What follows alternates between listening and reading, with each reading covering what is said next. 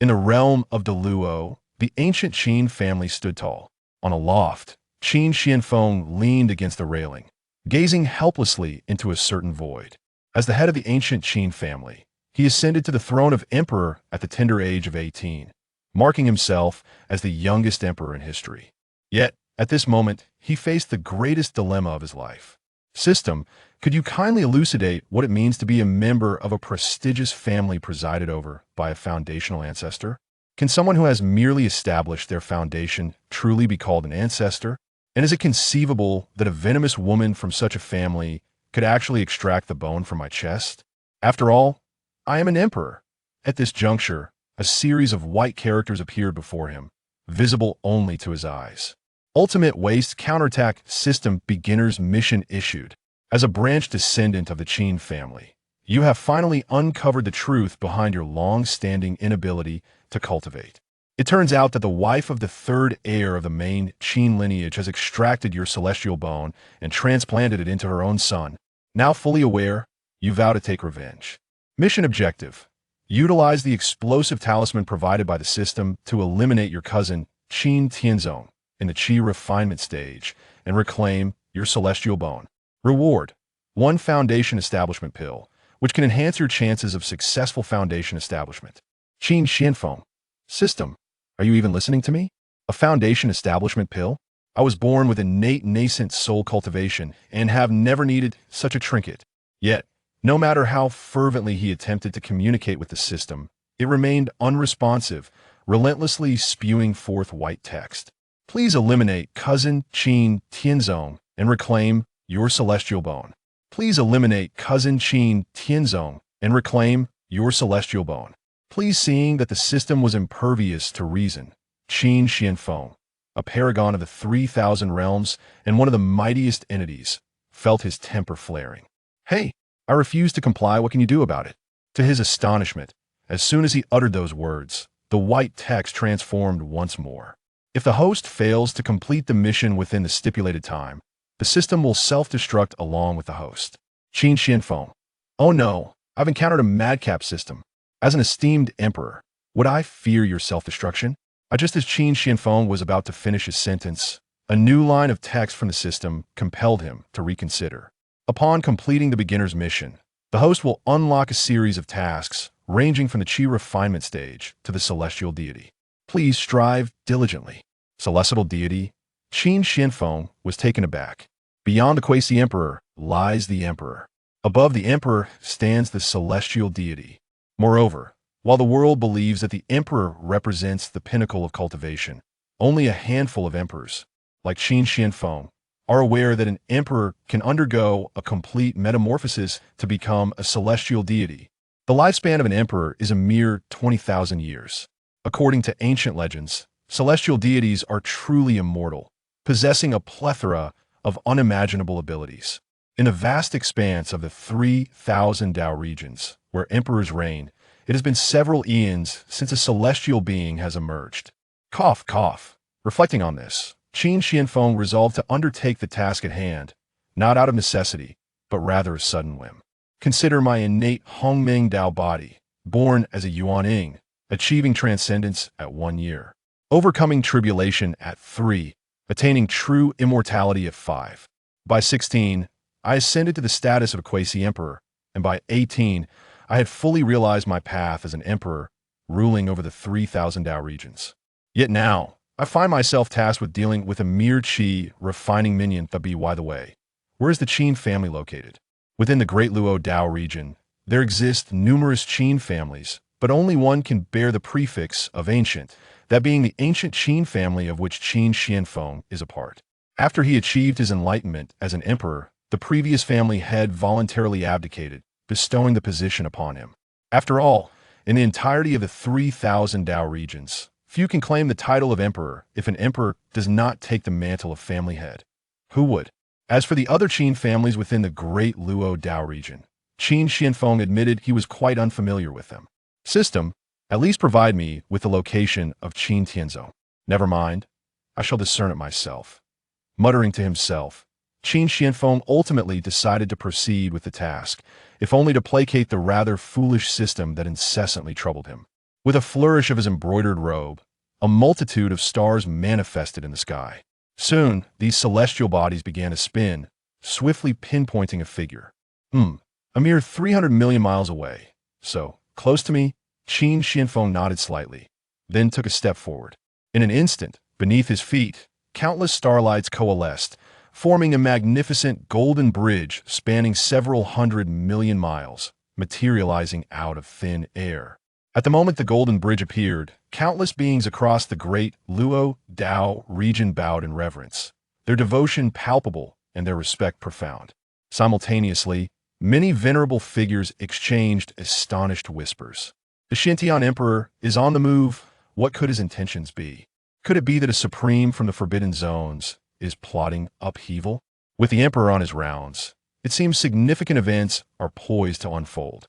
In the city of Lijiao within the great Luo Dao region, Qin Xuanfeng's figure flickered into existence outside the city. He gazed up at the modest city walls, barely 100 meters high, and a population just surpassing 10 million, shaking his head in disappointment.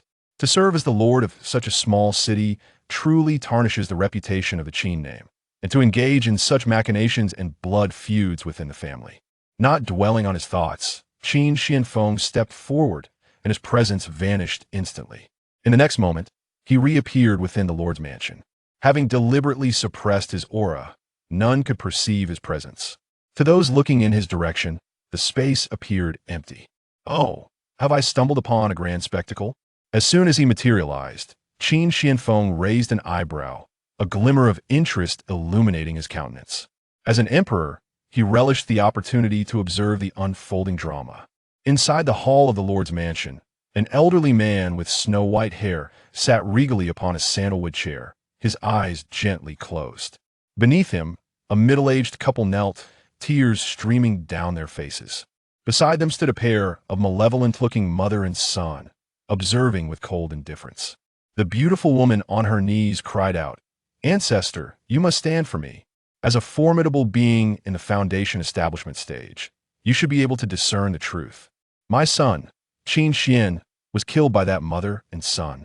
As she spoke, she pointed accusingly at the sinister pair, her voice trembling with grief.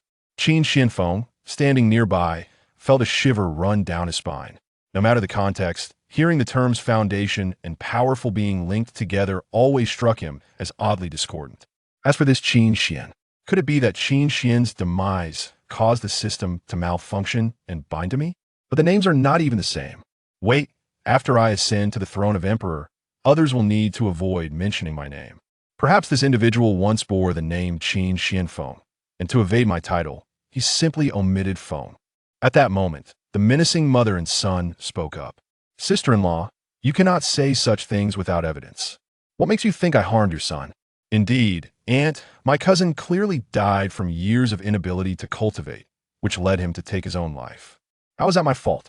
Upon hearing this, the middle-aged man on his knees raised his head, unable to contain his fury. "My son was born with celestial bones, destined to break through the foundation stage and become a golden core ancestor, perhaps even advancing to the nascent soul stage. 18 years ago, my wife and I entrusted him to your family while we dealt with a ferocious beast in the chi refinement stage. Upon our return, you claimed he had been robbed of his celestial bones by a demonic cultivator. Then there's you, Qin Tianzong, who was once a mere waste unable to break through the first layer of chi refinement. Yet in these 18 years, you have advanced rapidly to the 10th layer of chi refinement, on the verge of becoming our Qin family's second foundation establishment expert. Do you dare to say there's nothing amiss here?" Listening to the man's accusations, Qin Tianzong scoffed. "So you mean to imply that I extracted your son's celestial bones? Do you have any evidence?" As he spoke, his aura, potent from the 10th layer of chi refinement, surged forth, imposing and formidable. Clearly, to present evidence, one would need to dissect his chest to reveal the celestial bones. However, as a powerful figure in the 10th layer of chi refinement, second only to the established ancestor of the Qin family, who would dare approach him to perform such an examination? The middle-aged couple understood this predicament and felt utterly powerless, their expressions filled with profound grief and rage. Qin Xianfeng, observing from the side, sighed. As an emperor, He could easily discern that Qin Tianzong possessed a celestial bone that did not belong to him. Thus, he spoke with a calm demeanor. I possess evidence. Chapter 2. The Pursuit of the Emperor in the Foundation Establishment Period. Are you mad? As Qin Xianfeng uttered these words, the gathering in the hall instinctively turned their gazes toward him. Qin Tianzong furrowed his brows, his tone laced with hostility as he inquired, "Who are you?" Qin Xianfeng replied nonchalantly, "A mere passerby." Upon hearing this, Qin Tianzong's frown deepened, and he directed his spiritual sense toward Qin Xianfeng. Upon realizing the absence of any spiritual energy emanating from him, he felt a sense of relief, swiftly followed by a surge of murderous intent. Where does this mortal come from, daring to meddle in the affairs of the Qin family? Seeking death, are we? This declaration momentarily stunned Qin Xianfeng. How dare he speak to me in such a manner? Even the other esteemed emperors from the 3,000 realms treat me with utmost respect. Ah, right. After ascending to the realm of the emperor, the spiritual energy within me is transformed into imperial essence. He must have failed to detect any spiritual fluctuations and assumed I was a mere mortal. With this thought in mind, Qin Xianfeng stepped forward. Boom. Instantly, an indescribable pressure, akin to mountains and seas, erupted forth. Qin Tianzong, who was poised to reprimand, found himself frozen in place. His eyes widened in terror as he gazed at Qin Xianfeng, tremblingly exclaiming, "Such pressure, could it be a golden core expert?" Qin Xianfeng retorted, "Who are you calling a golden core? You are the golden core. Your entire family is golden core. Oh wait, it seems your family comprises only foundation establishment and qi refinement practitioners." Of course, to avoid prematurely eliminating his target before completing his task, Qin Xianfeng had merely released a wisp of his imperial might, leading to the misunderstanding.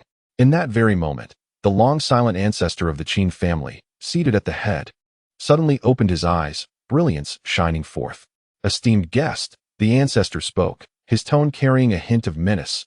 "Our Qin family, as a foundation establishment celestial lineage, serves the Magic Flame sect. Even if you are a golden core expert, please do not overestimate yourself." Qin Xianfeng inquired curiously, "Magic Flame sect?" As he traversed through Lizhou City earlier, it seemed he had passed by a sect, unaware that it belonged to the demonic path. Contemplating this, Qin Xianfeng casually conjured a luminous screen. Within the screen was a grand mountain, hollowed out and shrouded in rolling blood mist, infused with demonic energy. Numerous demonic cultivators flitted about within. Then, with a confirming tone, Qin Xianfeng stated, "Is this the Magic Flame sect you speak of?" The ancestor of the Qin family nodded, a satisfied expression gracing his face. "Since you are aware of the Magic Flame sect, I implore you not to interfere in our Qin family's matters. Otherwise, should I fail to gather infants born on the Yin year, Yin month, and Yin day for the Magic Flame sect, you shall bear the consequences." Unexpectedly, as he spoke halfway, Qin Xianfeng raised a finger and casually pressed it against the luminous screen. Boom! The heavens and earth trembled. Through the grand hall, the crowd beheld in astonishment a colossal finger-like apparition, soaring high into the heavens, akin to a monumental pillar of support. Without hesitation, this ethereal finger descended upon a distant mountain, precisely where the Demon Flame sect resided. Boom! The earth trembled once more as the immense spectral digit obliterated the Demon Flame sect along with the entire Demon Mountain. Instantly, the onlookers turned to Qin Xianfeng, their gazes filled with disbelief. A mere finger could eradicate a sect guarded by formidable mid-golden core elders? Who, pray tell, was this individual? In the next moment, Qin Xianfeng retracted his finger, his expression remaining as tranquil as before. "It is done. Your support has vanished." The patriarch of the Qin family, steeped in terror, quaked in fear, poised to offer some form of justification. Yet, as if recalling something, Qin Xianfeng remarked, "Oh, right, you cannot remain either." With a resounding bang, the patriarch of the Qin family was instantly reduced to nothingness. Witnessing this, Qin Tianzong could no longer suppress his overwhelming dread and fell to his knees, tears streaming down his face as he pleaded, "Senior, spare me. It was solely my ancestor who engaged in collecting infants for the Demon Flame sect. I had no involvement." Qin Xianfeng smiled softly. "Fear not, my purpose here was never this."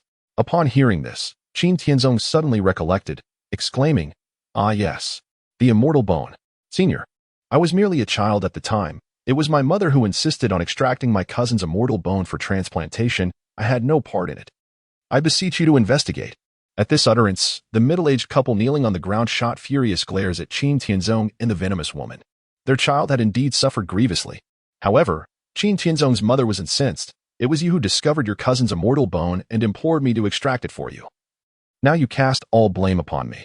How could I bear such a wretched offspring? Feeling a headache coming on, Qin Xianfeng advanced and grasped forward. With the might of an emperor, Qin Tianzong could not withstand it. A sharp pain shot through his chest as the immortal bone was extracted. Qin Xianfeng examined the bone in his hand, finding nothing remarkable, and promptly returned it to the couple. Just as he prepared to depart, he suddenly realized that his task was yet unfinished. What was amiss? Ah, yes, the explosive flame talisman. The system had required him to use the talisman to eliminate Qin Tianzong, a detail he had nearly forgotten. Instantly, Qin Xianfeng flipped his palm and produced the explosive flame talisman bestowed by the system, hurling it towards Qin Tianzong. Already unconscious, Qin Tianzong was incapable of resistance. With a deafening roar, flames erupted, engulfing him and reducing him to mere ashes. Ding! Beginner's task completed. Foundation Establishment Pill has been issued. With the system task accomplished, a faint smile finally graced Qin Xuanfeng's face. He casually handed the foundational elixir to the middle-aged couple, deeming it unnecessary for himself. Immediately, amidst their astonished and deeply grateful gazes, he stepped forward and vanished within the Qin family hall. As for that venomous woman, Qin Xianfeng chose to disregard her, confident that the middle-aged couple would handle the situation themselves. Have you heard? The Demon Flame sect has faced divine retribution. It was obliterated by a mysterious powerhouse with but a single finger. Indeed, just yesterday, I witnessed it with my own eyes. Following the destruction of the Demon Flame sect, the infants concealed within Thunder State City were rescued, many of whom had gone missing just days prior. It is said that the Qin family has also appointed a new family head. Truly, the recent times have been tumultuous. Within a mere day and night, Qin Xianfeng, aimlessly wandering the streets of Thunder State City, had overheard a myriad of discussions in various taverns and tea houses, even witnessing the rumors grow increasingly absurd. The reason he had not rushed to leave Thunder State City was due to his next mission. Contemplating this, Qin Xianfeng cast his gaze toward a certain point in the void. The most powerful wastes counterattack system, having reclaimed your celestial bones. Your cultivation has soared to the 10th level of Qi refinement, and you unexpectedly obtained a supreme foundational elixir.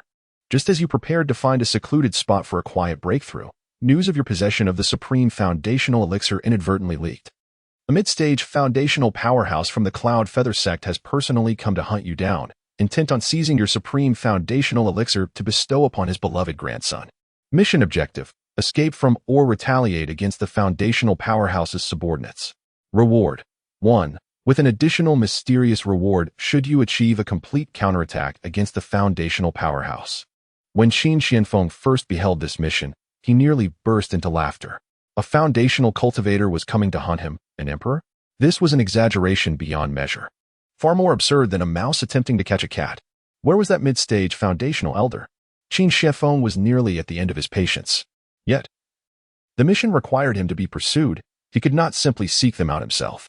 Suddenly, a sinister voice echoed from behind him. Kid, hand over the supreme foundational elixir, and I might leave your corpse intact. Chapter 3. You think you can protect me? Upon hearing this, Qin Xuanfeng's spirit instantly revitalized. It had arrived. That mid-stage foundational lackey, nay, foundational powerhouse had finally come. Wait, did the system specify if he was mid-stage or late-stage? Qin Xianfeng steadied himself, not bothering to dwell on it. It made little difference to him.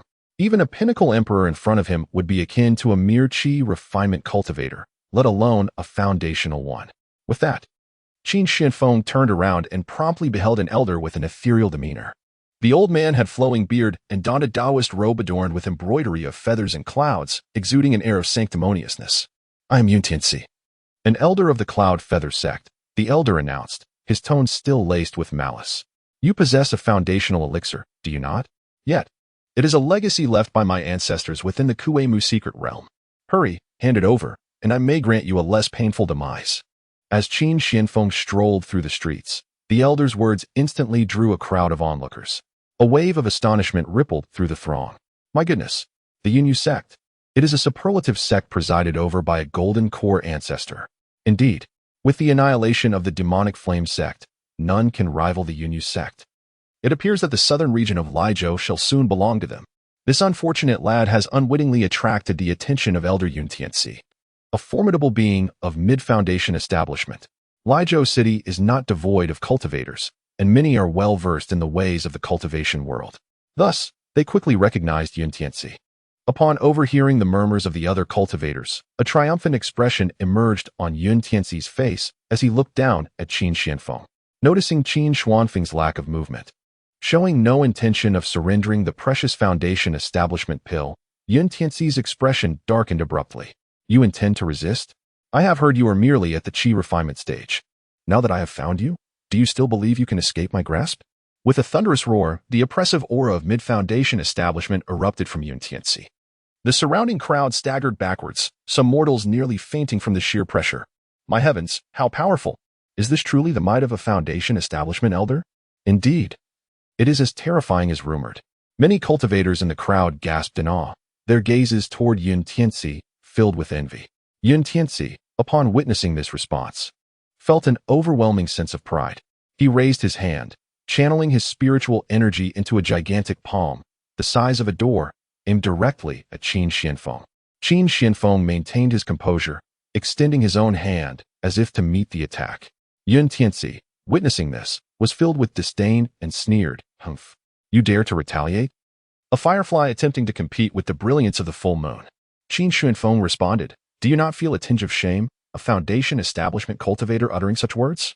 In the next moment, Yun Tianxi's colossal palm of spiritual energy collided with Qin Xuanfeng's hand, which gleamed like white jade. In an instant, before the crowd could react, Yun Tianxi was violently shattered into a mist of blood. Silence enveloped the scene. After several breaths, the crowd erupted into chaos. What did I just witness? A mid-foundation establishment elder was instantaneously vanquished by this youth's palm? My heavens! Could this lad be an extraordinary being of perfected foundation establishment, playing with the world? No. He might even be a golden core ancestor. All eyes turned to Qin Xianfeng, filled with disbelief and profound reverence, some individuals nearly bowing in respect. Among the crowd, only a scruffy yet adorable girl with sparkling eyes stared intently at Qin Xianfeng. Emotionless, Qin Xianfeng retracted his hand and scanned the crowd. Moments ago, it seemed someone had called him a golden core cultivator.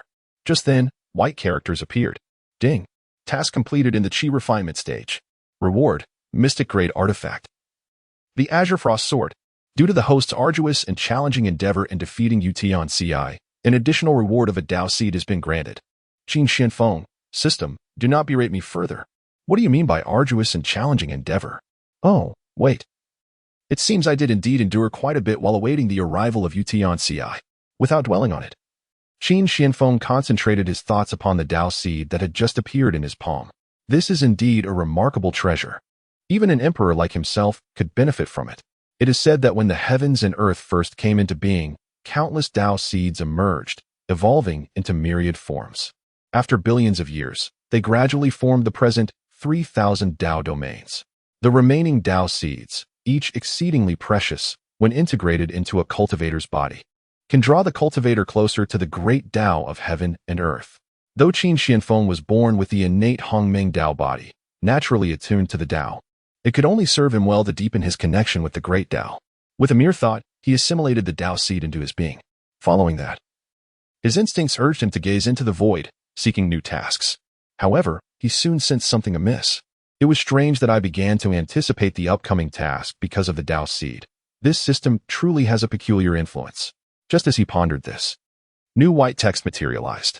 The Ultimate Waste Counterattack System Foundation Establishment Stage Task. After eliminating Utian Ci, you have successfully broken through, becoming a Foundation Establishment Cultivator. Just as you prepare to seek opportunities for advancing to the Golden Core stage, you unexpectedly encounter a girl disguised as a beggar. The girl hails from a prestigious sect with a nascent soul ancestor overseeing it, having fled to avoid an arranged marriage imposed by her family.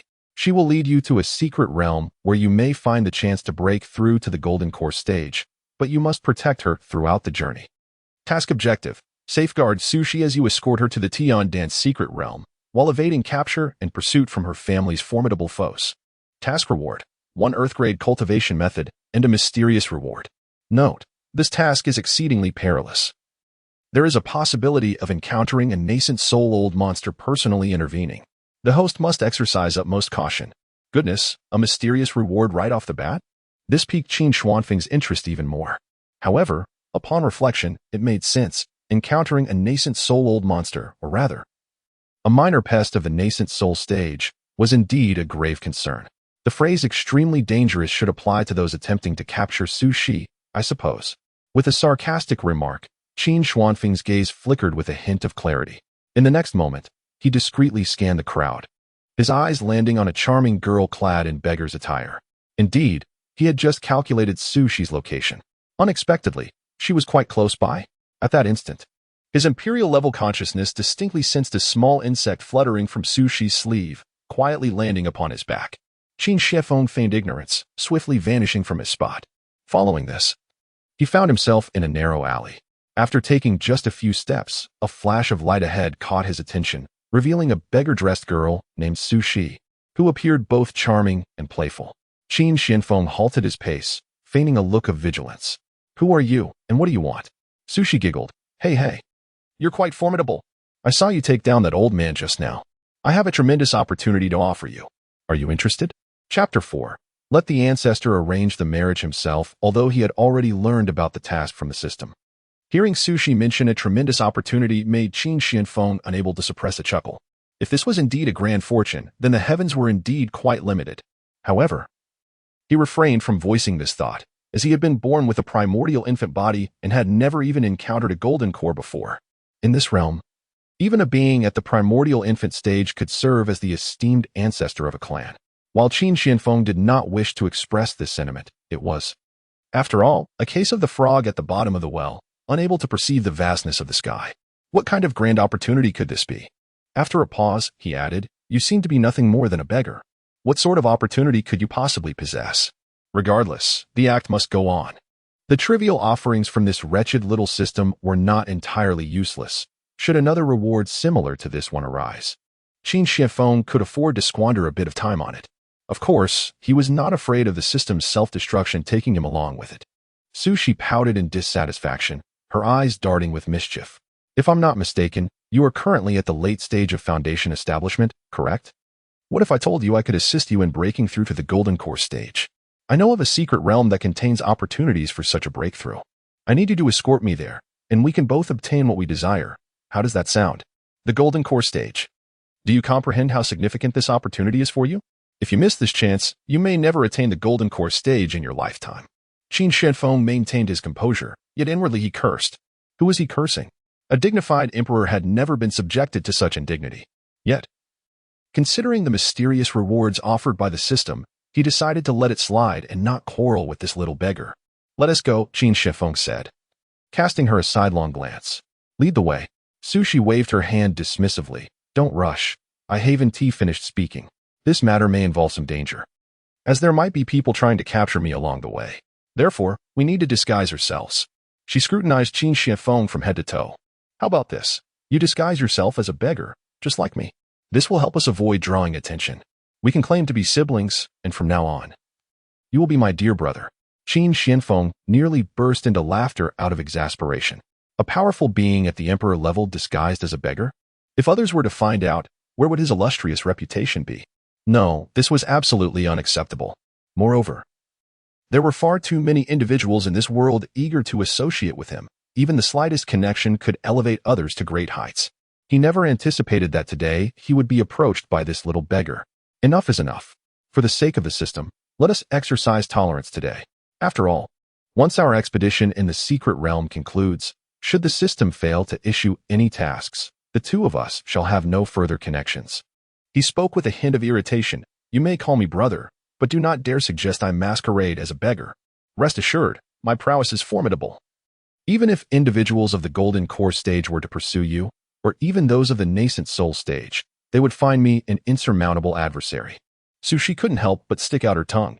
"You certainly know how to boast," without a hint of embarrassment. She found herself in a quandary. This individual seemed utterly unreliable. Yet, at that moment, she could not conceive of a better alternative and, with a stomp of her foot, reluctantly acquiesced. Qin Xuanfeng, uninterested in her hesitations, asked, "Where is the Heavenly Dan's secret realm? Just give me a direction, and I'll lead you there directly." Su Shi's mouth fell open in astonishment. "How do you know I intend to take you to the Heavenly Dan's secret realm?" Qin Xuanfeng replied dismissively, "What does it matter how I know? Just point the way." Su Shi hesitated. This man hardly exuded the aura of a benevolent soul. Could he be someone dispatched by her family? No, that would not make sense. If he were indeed sent by her family, they would have seized her immediately. She touched the jade pendant around her neck, feeling a modicum of reassurance. Even if he harbored nefarious intentions, she was more than capable of safeguarding herself. With that jade pendant, not even a nascent soul practitioner would dare to capture her. Sushi promptly divulged the address, and in the next moment, Qin Shifeng strode forward, seizing her shoulder. Ah! Sushi's startled cry echoed through the heavens as she realized that the world around her was blurring past at an alarming speed. The velocity of their flight rendered her unable to discern the scenery ahead. However, this disorienting experience lasted but a fleeting moment. When she regained her senses, she found herself standing before the heavenly Dan's secret realm. Gasping slightly, her astonished gaze fell upon Qin Xianfeng. According to her initial calculations, their journey would take at least 3 months.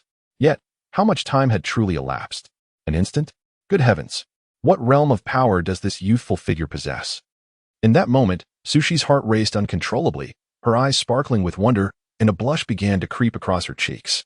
Meanwhile, Qin Xianfeng frowned slightly as he observed the secret realm ahead, puzzled as to why the system's rewards had yet to arrive.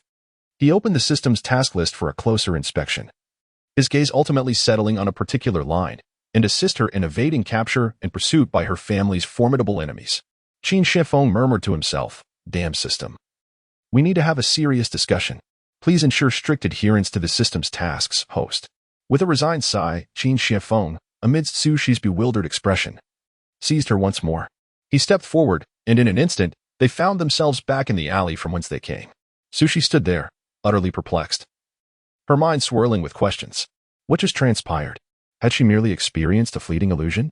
However, her heart raced rapidly. How could this possibly be an illusion? The good brother. Sushi quickly turned to Qin Xianfeng. Did we not just? Qin Xianfeng cast a glance at her. Silence.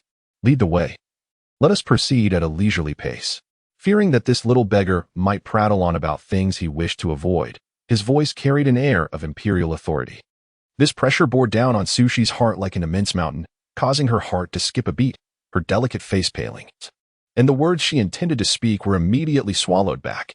Though she could not voice her thoughts, she could not help but secretly disparage him in her heart. Could this seemingly formidable young man possibly be mentally unhinged? The two walked in silence, and as they passed through a small forest, they were met with the sound of rustling footsteps. Soon, a group of individuals clad in black encircled them. The leader, a steward, stepped forward, his gaze fixed menacingly on Sushi. "Miss, please return with us. Do not resist. The ancestor is quite displeased with your unauthorized departure. Should you refuse to return this time, the ancestor will personally come to escort you back next time." Sushi's body trembled, instinctively retreating closer to Qin Xianfeng, hiding behind him. His tall and imposing figure provided her with a semblance of security. "I have no intention of returning. I do not like that person at all. If the ancestor believes him to be so admirable, then let the ancestor wed him herself." Chapter 5. Even a spit could kill you. Qin Xianfeng had intended to act immediately, but upon hearing her words, he halted his movement. He looked down, his gaze playfully resting on Sushi, unexpectedly amused by the sharp tongue of this little girl. The group surrounding them fumed with indignation, unable to vent their frustrations on their own mistress, and the steward's discerning eyes shifted to Qin Xianfeng, not sensing any fluctuation of spiritual energy from him. He assumed Qin Xianfeng was merely a mortal, and a mocking smile crept onto his lips. "Miss, your reluctance to return is not merely due to this pretty boy, is it? He is indeed handsome, but no amount of good looks can substitute for substance. One must possess a sense of self-awareness." As the conflict escalated, Qin Xianfeng finally deigned to cast a disdainful glance at the steward. When did such lowly beings of the foundation building stage dare to confront him? It was well known that such individuals had never even qualified to meet him before. Oh, wait. It seemed that the ancient Qin family had never entertained such low-tier individuals. However, this lad did possess a degree of discernment. He was indeed handsome. Seeing that Qin Xianfeng paid him no heed, instead appearing quite satisfied, the steward's expression darkened. He lifted his chin slightly, pride radiating from his countenance. "Young man, you likely have no knowledge of my mistress's esteemed identity. My lady hails from the illustrious Su family of Lijiao, a lineage guarded by an ancestor of the nascent soul stage. Such a connection is far beyond the reach of a mere pretty boy like you." The young master who is to wed Our Lady is from the renowned Lei family, equally esteemed with his own ancestor of the same formidable stage. You are aware of what a nascent soul ancestor signifies, are you not? With but a spit, they could extinguish your life. If you possess any sense, you should depart swiftly. Otherwise, this very place shall become your final resting ground. Qin Shifeng found himself enlightened. He had never encountered a family with an ancestor of the nascent soul stage before, and yet today he learned of two. If such a being could be deemed an ancestor, did it not imply that he himself was, from the moment of his birth, an ancestor to countless others? Observing Qin Xuanfeng's lack of intention to retreat, the steward's expression began to falter. What was the meaning of this? Did he not comprehend the urgency of the situation? It had been stated clearly that a mighty being of the nascent soul was present, yet he remained unmoved. Did he truly believe his countenance could secure him a position within the Su family? Su Shi let out a cold snort, indignantly retorting, "What young master? You dare utter such words?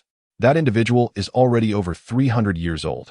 By status, he could very well be my father. You wish to solidify ties with the Lei family, yet you seek to cast me into this inferno. By what right?"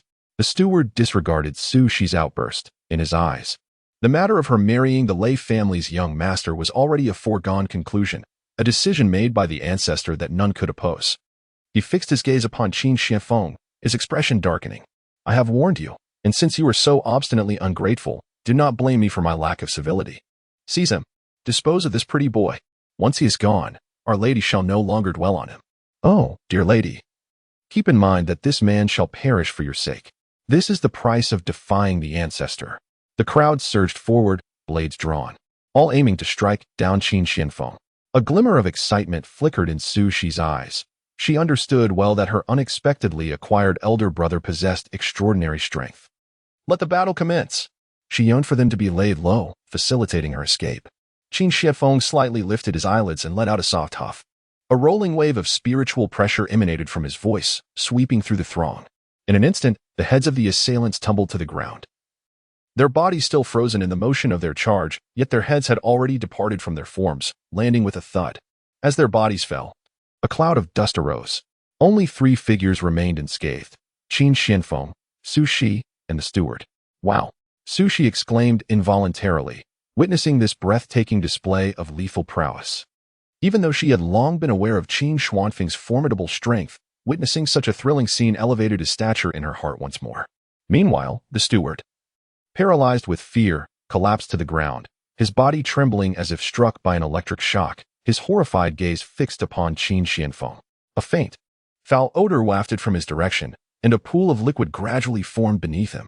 Su Shi, clutching Qin Xuanfeng's garment, felt an overwhelming sense of security at that moment. Big brother, what realm do you truly belong to? Could it possibly be the strength of the nascent soul stage?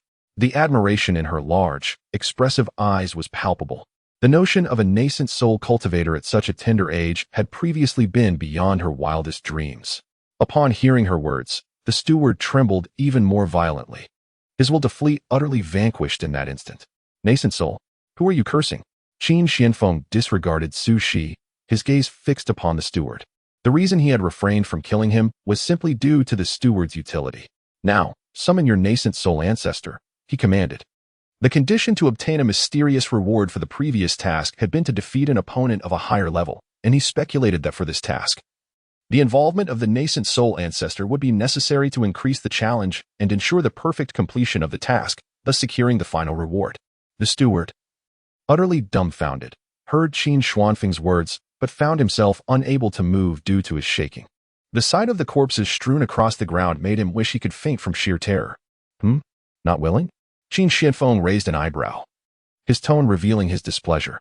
With a slight snort, he added, "Since you are unwilling, it seems I must take matters into my own hands." The shadow of death loomed over the steward, finally snapping him back to reality. He hastily raised the token in his hand, declaring, "I am willing. I shall contact our family's nascent soul ancestor immediately." Trembling, he began to channel his spiritual energy to transmit a message, his voice tinged with an unmistakable sob. "Ancestor, help us. We were ordered to bring back the young lady, but she is protected by a powerful individual who appears to be at the nascent soul stage. We are no match for him, and we implore the ancestor for assistance." An ancient voice emanated through the token. What a bunch of useless fools. Unable to handle such a trivial matter, There are only so many nascent souls in Lijo. How could this ancestor be unaware of any others at that stage? Chapter 6. Upon meeting the nascent soul, why not bow? In the grand hall of the Su family estate, two individuals were seated. One was an elderly man with white hair and beard, his countenance sagging and his gaze clouded. This individual was Su Qi, the Su family's nascent soul ancestor. The other was a middle-aged man, corpulent and with darkened eye sockets, visibly in poor health. This man was Lei Tianyu, the one who was to be wed to Su Qi. Su Qi sighed. Ah, Lei Ji, do not take offense at Su Qi's childishness. I have already dispatched someone to capture him. He will undoubtedly be brought back. Our union must unfold as planned. Lei Tianyu, the son of the venerable ancestor of the Lei family, though somewhat older and lacking in exceptional talent, still possesses the advantage of his distinguished lineage. With such a father, Lei Tianyu can command respect across the continent. For Su Qi to marry him is indeed a remarkable fortune. As Lei Tianyu caressed his teacup, thoughts of Su Qi's enchanting eyes ignited a fervent longing within him. Your words, esteemed ancestor, are reassuring. I naturally place my trust in you. Thus, I shall instruct our Lei family to proceed with the wedding preparations. On the day of our union, I shall ensure that the elixir promised by my father is delivered to you in earnest. A glimmer of ambition sparked in Su Qi's eyes. With that elixir, his power might ascend further, and his lifespan could be extended by decades. After sending Lei Tianyu on his way, Su Qi's identity token suddenly flickered, followed by the quavering voice of the steward. To such absurdity, Su Qi could only scoff. In this vast land, how many true Yuaning ancestors are there? Each one is an ancient being, and he knows precisely who they are and what they do. Who could possibly go to rescue Su Qi? Yet, to err on the side of caution, he resolved to venture out himself. With that thought, he summoned his flying vessel and sped toward the direction indicated by the steward. The steward, having stowed away the identity token, turned to Qin Xianfeng with a sycophantic smile. Esteemed senior, I have acted according to your orders. Our family's Yuaning ancestor will arrive shortly, likely within the time it takes to brew a cup of tea. A hint of smugness flickered in the steward's heart. This young man may be a potential Yuaning powerhouse, but there are varying tiers within that realm. He appeared quite youthful, likely at the early stages of Yuaning, while their Su family's ancestor is a formidable late-stage Yuaning. Once the ancestor arrives, his safety will be assured. Qin Xianfeng nodded, acknowledging the information. Then you may meet your end. The moment those words fell, the steward's head rolled to the ground. Let us return to the city, Qin Xianfeng said, leading Su Qi back. Curiously, Su Qi inquired, what shall we do upon our return? Are we not to wait for the ancestor here? She held little trepidation concerning her family's ancestor. In her eyes, a Yuaning ancestor was already a pinnacle existence within hundreds of thousands of miles. She believed it was highly unlikely that Qin Xianfeng could defeat her ancestor. Moreover, once her ancestor learns of her formidable brother, she was certain he would cease pressing her towards the union. Stealing a glance at Qin Xuanfeng's tall figure, her heart raced uncontrollably. Qin Xianfeng gazed at her with a mixture of exasperation and disbelief. I will take you to purchase an entire outfit. Who do you intend to impress with this beggar's appearance? In all his time as the emperor of the Xiantian, he had never encountered a beggar by his side. Should this matter become public, others might presume he was bankrupt. Su Qi touched her face, ultimately choosing silence. Upon entering a boutique, she emerged with a hint of shyness glimmering in her eyes. The young maiden possessed a graceful figure, fair complexion, and her large eyes sparkled with an enchanting vitality that was simply irresistible. Qin Xianfeng cast a fleeting glance her way, yet his heart remained unmoved. Although Su Yang's beauty was commendable, he had beheld far too many exquisite women, placing her in the realm of the above average. Noticing the lack of expression on Qin Xianfeng's face, a flicker of disappointment crossed Su Yang's eyes. At that moment, a thunderous reprimand echoed from above, shaking the air and causing a deafening buzz in the ears of the onlookers. Many of the less powerful individuals cried out in pain, blood oozing from their orifices as they collapsed to the ground. Which scoundrel dares to abduct a disciple of the Su family? Surrender at once. Su Qi's figure appeared in the sky, his piercing gaze sweeping over the crowd until it locked onto Qin Xianfeng and Su Qi. Gasps of astonishment rippled through the crowd. Good heavens, it's the esteemed ancestor of the Su family. To behold an ancestor at the nascent soul stage in my lifetime, I shall have no regrets. This ancestor is truly formidable. Even his voice is unbearable. What? Someone dares to take a disciple of the Su family? They must be courting death. The cacophony of discussions, laced with awe, fell upon Su Qi, filling him with satisfaction.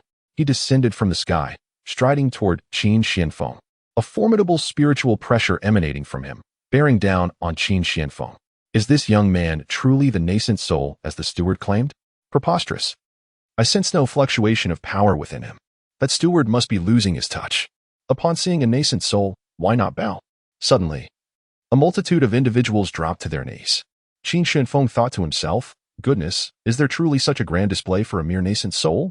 It surpasses even my own imperial presence. Upon noticing that Qin Xianfeng not only withstood his spiritual pressure, but also maintained an unflinching expression, Su Qi's eyes narrowed with suspicion. Could this individual hail from an esteemed family? Did he possess some form of defensive artifact? The notion of Qin Xianfeng being a nascent soul never crossed his mind. How could someone so young possibly be at that stage? A glimmer of greed flickered in his gaze. Young man, obediently present your treasures and sever ties with Su Qi. And I, the ancestor, may spare your life. A nascent soul offering mercy to an emperor? Qin Xianfeng smirked, an enigmatic smile playing on his lips.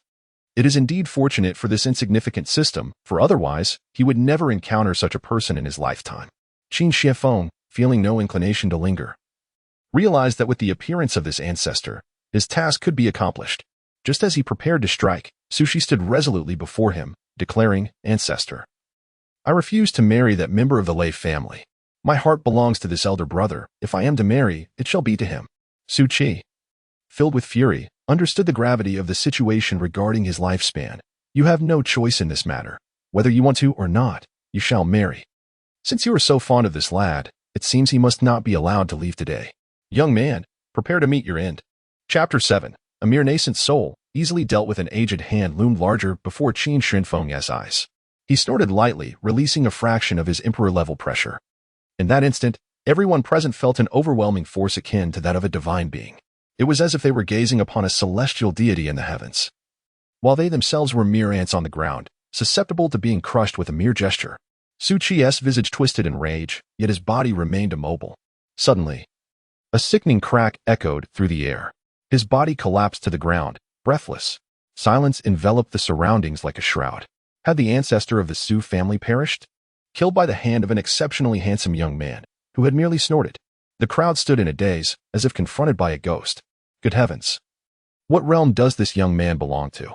Su Qi remained frozen, glancing between Qin Xianfeng and Su Qi, the terror in her eyes gradually sharpening. The demise of her ancestor overwhelmed the astonishment brought forth by Qin Xianfeng. Elder brother, you have killed our ancestral figure? Qin Xianfeng, seemingly indifferent, replied, Is there a problem? Tears streamed down Su Qi's face like a broken string of pearls. It's over. It's over. The ancestor is dead. I am the sinner of the Su family. With the ancestor gone, our family is doomed. The Lei family will surely retaliate against us, and I will undoubtedly be captured and returned by them. Despite her disdain for the ancestor's insistence on a marriage alliance, she recognized the ancestor's immense significance to the Su family, akin to a stabilizing force. The ancestor could not perish. Qin Xianfeng furrowed his brow. Is this all? He looked down at Su Qi, seeing her in such a pitiful state. Sighing, he thought to himself, since she has called him brother for so long, he could not allow her to be forced into another marriage. Enough of your tears. Relying on trees may lead to them falling, and relying on mountains may result in their collapse. Only by strengthening your own power can you protect yourself. So what if it's a nascent soul? How difficult can it be? He placed a hand on Su Qi's shoulder, channeling the surrounding spiritual energy into her being. Su Qi felt a tremor coursing through her body as an overwhelmingly potent force surged within her, effortlessly shattering the shackles that bound her. The long stagnant energy within her began to fluctuate wildly at that moment, allowing her to seamlessly transcend the Foundation Establishment stage. Foundation Establishment Intermediate, Foundation Establishment Late, and finally, Foundation Establishment Perfection. With a resounding crack, a golden core coalesced within her. Golden core stage. The aura surrounding her continued to ascend. After reaching the golden core stage, this newfound power did not wane. The golden core spun energetically within her. Waves of spiritual energy flowed into it, and before Su Qi's eyes, the golden core gradually transformed into a nascent soul. Nascent soul stage. A formidable pressure emanated from Su Qi, radiating outward. The crowd, still reeling from the earlier events, stood dumbfounded as they sensed the aura surrounding her. Yet, even after reaching the nascent soul stage, Su Qi's momentum did not cease. It continued to rise. Nascent soul early, nascent soul intermediate, nascent soul late, and ultimately, nascent soul perfection. At that moment, the frenzied ascent of her aura finally came to a halt, gradually dissipating into nothingness. Qin Xianfeng withdrew his hand, declaring, "All right, you have attained nascent soul perfection. This power should be sufficient for you to assert control over the Su family. No one can compel you into a marriage alliance any longer. Are you satisfied with this strength?" Su Shi remained rooted in place, utterly stunned, unable to comprehend how effortlessly she had ascended to the nascent soul stage. Furthermore, the nascent soul within her was remarkably solid, not at all resembling something artificially hastened, but rather as if it had been painstakingly cultivated. Not only that, her foundation was exceptionally stable, ensuring no detriment to her future cultivation. She blinked, turning her gaze toward Qin Xianfeng, gradually regaining her senses, and stammered, "Big brother, you just elevated my realm from the Qi refinement stage to the nascent soul stage? And it took only 10 breaths?" With a sudden exclamation, Su Shi's words ignited a fervor akin to hot oil splattering in a pan, causing the surrounding crowd to erupt in astonishment. All eyes turned to Qin Xianfeng, as if he were a deity. My heavens, she has personally acknowledged it. She truly has reached the nascent soul stage? Impossible. Absolutely impossible. I must still be inebriated. How could I witness such an outrageous event? With a mere wave of his hand, he elevated someone from the Qi refinement stage to the nascent soul stage. Where did this young man come from? And what realm did he occupy? Observing Su Shi's expression, Qin Xianfeng waved his hand dismissively. "It seems you are somewhat satisfied. If that is the case, let us depart." He grasped Su Shi's hand, and in the blink of an eye, they found themselves before the celestial pill's secret realm. Ding. Foundation establishment task completed. Reward: a low-tier cultivation manual. Due to the host's arduous efforts in escaping the pursuit of the ancient ancestor in the nascent soul stage with Su Shi, a fortune seed has been rewarded. Qin Xianfeng, this trashy little system, can it even be trusted? What does it mean by escaping the pursuit? Clearly, he was the one who turned the tables. Nevertheless, considering the mysterious reward, I shall let it slide. It appears that my previous conjecture was correct. To obtain the enigmatic rewards, one must flawlessly complete the tasks. He extracted the fortune seed, revealing a small orb of light, no larger than a grain of rice, emanating a soft golden glow. Upon this fortune seed, he sensed a profound aura of luck. The fortune seed, once implanted within the body, can continuously absorb the dissipated luck from the heavens and earth, thriving and growing until it ultimately evolves into a golden dragon of fortune, commanding the luck of all realms. Qin Xuanfeng's eyes sparkled. This truly is a remarkable treasure. Luck is elusive yet indispensable. Each individual possesses a unique fortune, and for him to ascend to the status of an emperor, his fortune must only increase. However, the total amount of luck available on the continent is finite. He possesses luck, as do others, including several other mighty emperors whose fortunes are no less formidable than his own. Yet, with his fortune seed in hand, he can gradually absorb the residual luck from the cosmos, augmenting his own fortune. Ultimately, he might surpass those emperors, emerging as the strongest wielder of luck among the 3,000 domains, which holds tremendous potential for him.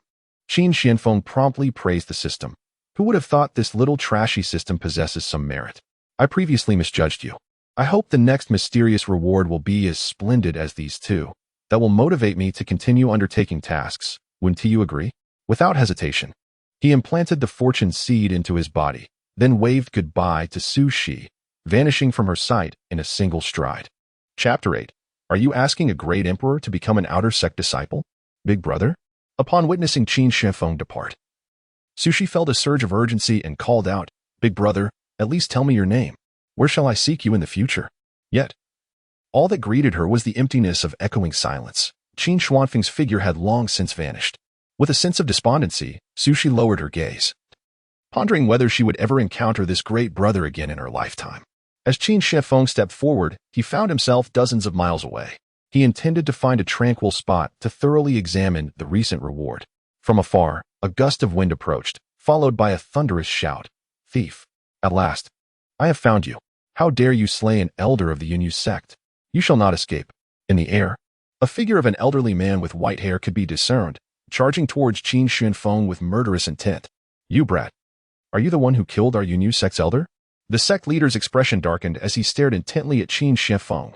"You have not only pilfered our exquisite foundation establishment pills, but you have also employed despicable tactics to assassinate an elder of our sect.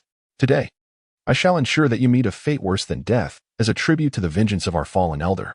Qin Shifeng cast a languid glance in his direction, remaining unmoved, patiently awaiting the system to issue a task. Based on past experiences, the system should announce a task at this juncture. At that moment, a graceful woman clad in yellow soared through the air. Upon hearing the commotion below, she frowned slightly. Her divine sense swept across the scene, and she couldn't help but chuckle inwardly. This young man in white emitted not a trace of spiritual energy, clearly a mere mortal devoid of cultivation. How could he possibly slay a formidable practitioner at the Foundation establishment stage? It seemed the prized Foundation establishment pills mentioned by this sect leader were indeed the crux of the issue, revealing the leader's shameless intent to seize the treasures of others. Truly, a lack of decorum. The woman in yellow held him in disdain, yet she had no intention of intervening. However, as she flew ahead and beheld Qin Xuanfeng's visage, she was momentarily taken aback. Could there truly exist such a strikingly handsome man in this world? Tall and upright, with an extraordinary countenance. Such a gentleman could hardly be the type to commit murder for treasure. A sense of admiration blossomed within her heart. And upon witnessing the sect leader preparing to unleash an attack upon the young man in white, she hesitated not to draw her sword. The sect leader of Yunyu observed Qin Shifeng standing there, motionless in the face of his impending assault, a flicker of delight crossing his mind. Yet, just as his attack was about to strike, an unexpected figure emerged from thin air, intercepting him with ease. Accompanied by a commanding voice, a woman declared, "Cheng Lanhui of Tianshan sect is here. Who dares to act recklessly?" The sect leader of Yunyu was taken aback by her words. The Tianshan sect, a renowned power on this continent. As a golden core cultivator, he could ascend to the position of sect leader in Yunyu, yet within Tianshan, a golden core cultivator merely served as an intersect steward. In Tianshan, golden core cultivators were commonplace. Such a formidable force was beyond his capacity to provoke. Upon noticing the token in Cheng Lanhui's hand, he broke out in a cold sweat. I was unaware of the esteemed presence of a senior from Tianshan sect. I apologize for any offense caused. I hope for your forgiveness. Cheng Lanhui cast a cold glance at him. This young man in white is clearly a mere mortal devoid of cultivation. How could he possibly slay a practitioner at the Foundation establishment stage? Your intentions are all too obvious. To commit murder for treasure is a disgrace to our kind. You should leave at once. The Yunyu sect leader hastily replied, "Senior, you misunderstand. Every word I speak is the truth. His lack of cultivation is merely a guise. He openly killed our sect's elder at the Foundation establishment stage. And hundreds can attest to this." Cheng Lanhui turned her gaze to Qin Shifeng, her tone softening considerably. "Young sir, is what he says true?" Qin Shifeng smiled gently. "If he says so, then it must be true." He typically regarded such trivial matters with indifference, but now he was incessantly pulling at the system panel, puzzled. What was happening? Was the little system malfunctioning? Why has the task not yet been released? As the thought crossed his mind, a line of white text suddenly appeared. The ultimate underdog reversal system, ding. You have triggered a temporary task. Having completed the escort mission, you prepare to find a location to meticulously study the Earth-level techniques. But your act of killing the Foundation stage disciple of the Yunyu sect has been exposed. Drawing the pursuit of the mid-stage Golden Core sect master of Yunyu sect. Under the sect master's relentless chase, your life hangs by a thread. And you are unexpectedly rescued by an inner disciple of the Tianshan sect. In gratitude for your salvation, you decide to enter the Tianshan sect as an outer disciple. Task objective: join the Tianshan sect and become an outer disciple. Reward: 100 spirit stones. System marketplace unlocked. Upon seeing this reward, Qin Shifeng furrowed his brow slightly. What is this? Why is there no mysterious reward? A mere 100 spirit stones. Are you insulting me? Throughout his life, he has never lacked spirit stones. From the moment of his birth, they have flowed abundantly around him, easily in the hundreds of billions. To this day, he has long lost count of how many spirit stones he possesses. For him, they are merely a number. And what is this system marketplace? Marketplace? Could it be that one can purchase items within? The system marketplace contains all items of this system. To purchase items, reversal points are required, which can be earned through completing tasks after the marketplace is unlocked. I will not undertake this task. I, a dignified emperor, lack for nothing. Why would I covet the meager offerings of your marketplace? Moreover, to have an emperor like me become an outer disciple of a minor sect, if this were to spread, where would my dignity reside? The system marketplace includes innate purple chi, primordial chaos chi, mysterious yellow chi, seeds of the tree of enlightenment, Bodhi seeds, and more. Qin Xuanfeng's tone shifted dramatically. Why didn't you say so earlier? Had I known, I would have accepted the task without hesitation. Becoming just an outer disciple is a trifling matter for me, easily within my grasp. Qin Xianfeng communicated with the system in his mind, while his earlier slight frown led Chang Lanhui to misunderstand. In her eyes, Qin Xuanfeng's expression was one of helplessness, a sentiment she could not clarify. Threatened by words and stained with the infamy of murder and treasure theft, yet unable to explain. One could only imagine the sorrow in the heart of this man in white. Chang Lanhui's sense of justice flared up, and she rebuked the sect master of Yunyu's sect. You better leave at once. Under Chang Lanhui's threat, even though the Yunyu sect master was reluctant, he could only depart in disgrace. However, before leaving, he cast a fierce glare at Qin Xianfeng. This time, the brat was lucky. But Cheng Lanhui would not follow him forever. Once he was alone, he would ensure to capture him and exact his revenge. Chapter 9. This emperor has a disciple named Qin Xian. Cheng Lanhui approached Qin Xianfeng with a tone of concern. Little brother, where are you planning to go? Do you need me to escort you? The rogue surely harbors unrelenting malice, perhaps lurking in the shadows, poised to strike once I depart. It is indeed perilous for you to remain here alone. Qin Xianfeng, suppressing a smile, contemplated how a dignified emperor could possibly fear a mere gold-core cultivator. The reason he spared this individual's life was to see if it would trigger any future system tasks. After all, given the nature of this counterattack system, it was likely that there would be tasks related to the Yunyu sect in the days to come. However, since the other party had spoken thus, he cast a fleeting glance ahead and replied, I appreciate your concern, fair maiden, but to be candid, I am on my way to the Tianxin sect to seek mentorship. He calculated swiftly, realizing that the Tianxin sect would commence enrollment in a month, and the woman before him was indeed a member of that very sect. Cheng Lanhui's eyes sparkled with delight as she reached into her storage pouch and retrieved 5 spirit stones. The distance to the Tianxin sect is considerable, and traveling alone is fraught with danger. It would be wise to use the teleportation array. I have pressing matters to attend to and cannot accompany you directly, but I can escort you to the nearest city where a teleportation array is located. These 5 spirit stones will facilitate your journey to the Tianxin sect. Qin Xianfeng gazed at the 5 spirit stones, hesitating. What manner of absurdity was this? Here he was, an emperor, yet he required assistance in the form of 5 spirit stones? If the ancient ones of the Deluo domain were to learn of this, it would undoubtedly cause a seismic uproar. He graciously declined. I am grateful for your kindness, but I possess spirit stones. Cheng Lanhui's expression turned skeptical. Observing his noble demeanor and righteous countenance, she surmised that perhaps he was merely reluctant to part with his own spirit stones. She promptly inquired, Oh, you have spirit stones? Then kindly show them to me. Qin Xianfeng fell into silence, for he truly could not produce such lowly items. As an emperor, he had long since dispensed with spirit stones, utilizing instead primordial spirit crystals, which were several grades superior. One primordial spirit crystal was worth 10 billion spirit stones. Curse this wretched system, he thought, wishing he could chastise it. Cheng Lanhui, displaying understanding, spoke gently. Please accept them. These spirit stones are not a gift without reason. I'm an inner disciple of the Tianxin sect, and we shall be fellow disciples henceforth. When you receive your offerings, you may return the spirit stones to me. Now, do not refuse. Allow me to escort you to the nearby city. Qin Xianfeng understood that if he did not accept the spirit stones, this woman would likely not depart. Reluctantly, he pocketed the stones, mentally convincing himself that this was all the system's fault. Fortunately, no one here knew him, so he felt no shame. After the two departed, the sect master of Yunyu's sect emerged from the distance, his expression darkened as he observed them. This enmity had been established.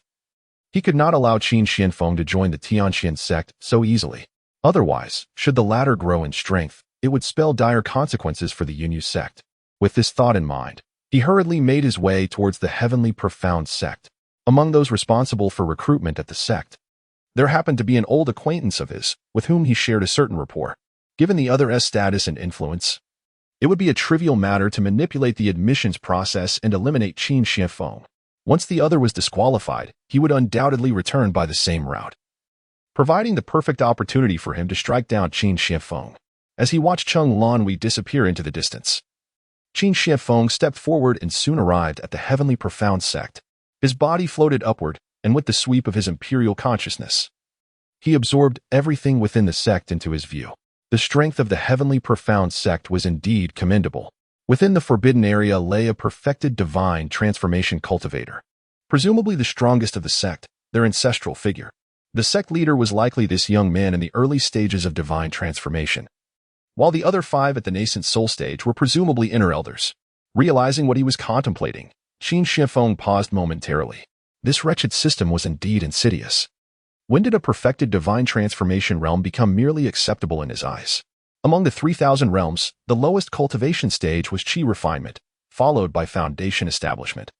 Golden core, nascent soul, divine transformation, void refinement, and integration, each stage further divided into 4 minor realms: early, middle, late, and perfected. The divine transformation stage seemed utterly inadequate in his perception. Even a mere janitor in the ancient Qin clan possessed at least the cultivation of integration. Yet here, even a foundation establishment cultivator could ascend to the status of an ancestral figure, prompting Qin Xianfeng to shake his head in disbelief. According to the tendencies of this insipid system, since he had joined the heavenly profound sect, it was likely he would remain there for a considerable time. Qin Xianfeng was never one to suffer in silence. With a flash of his body, he descended into the forbidden area. The ancestral figure of the heavenly profound sect lay in slumber. He had been stuck at the perfected divine transformation stage for a long while.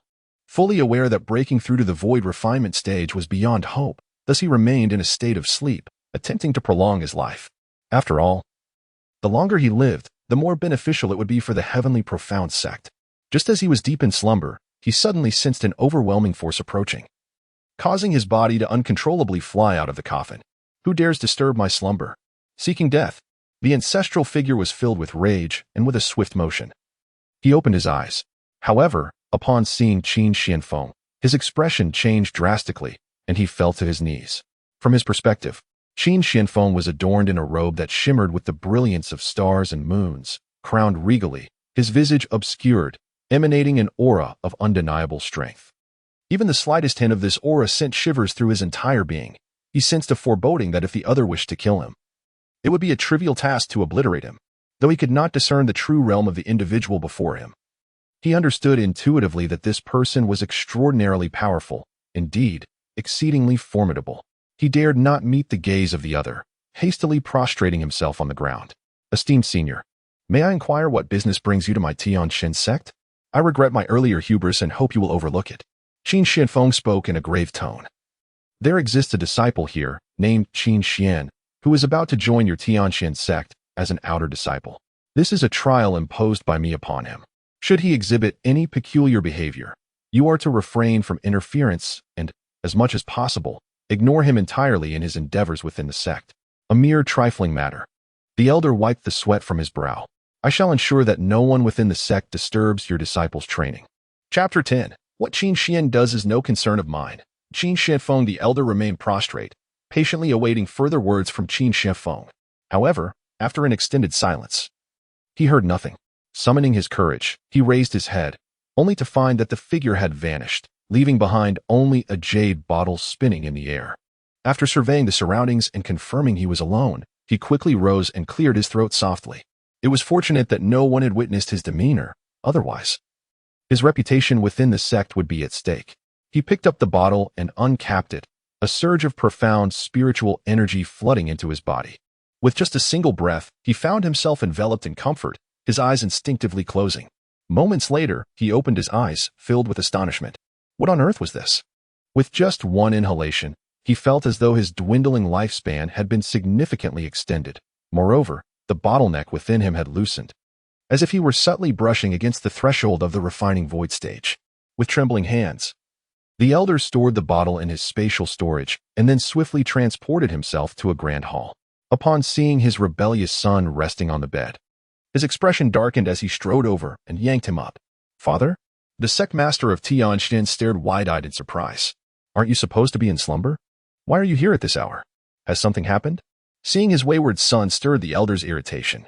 From his earlier conversation with the esteemed senior, he understood that the senior wished for the sect members to refrain from paying excessive attention to Qin Xian and to treat him no differently than others. With this in mind, the elder succinctly informed his son about Qin Xian. The sect master scrutinized his father with suspicion, muttering, "How can what you say be so enigmatic? How can a being of such power, whose identity you do not even know, possibly exist? Could it be that Qin Xian is your illegitimate child?"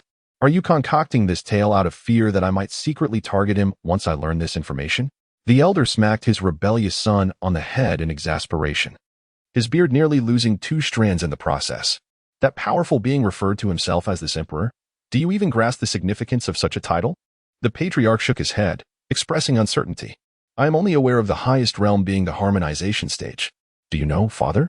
The ancestral elder, with a grave countenance, also shook his head in ignorance.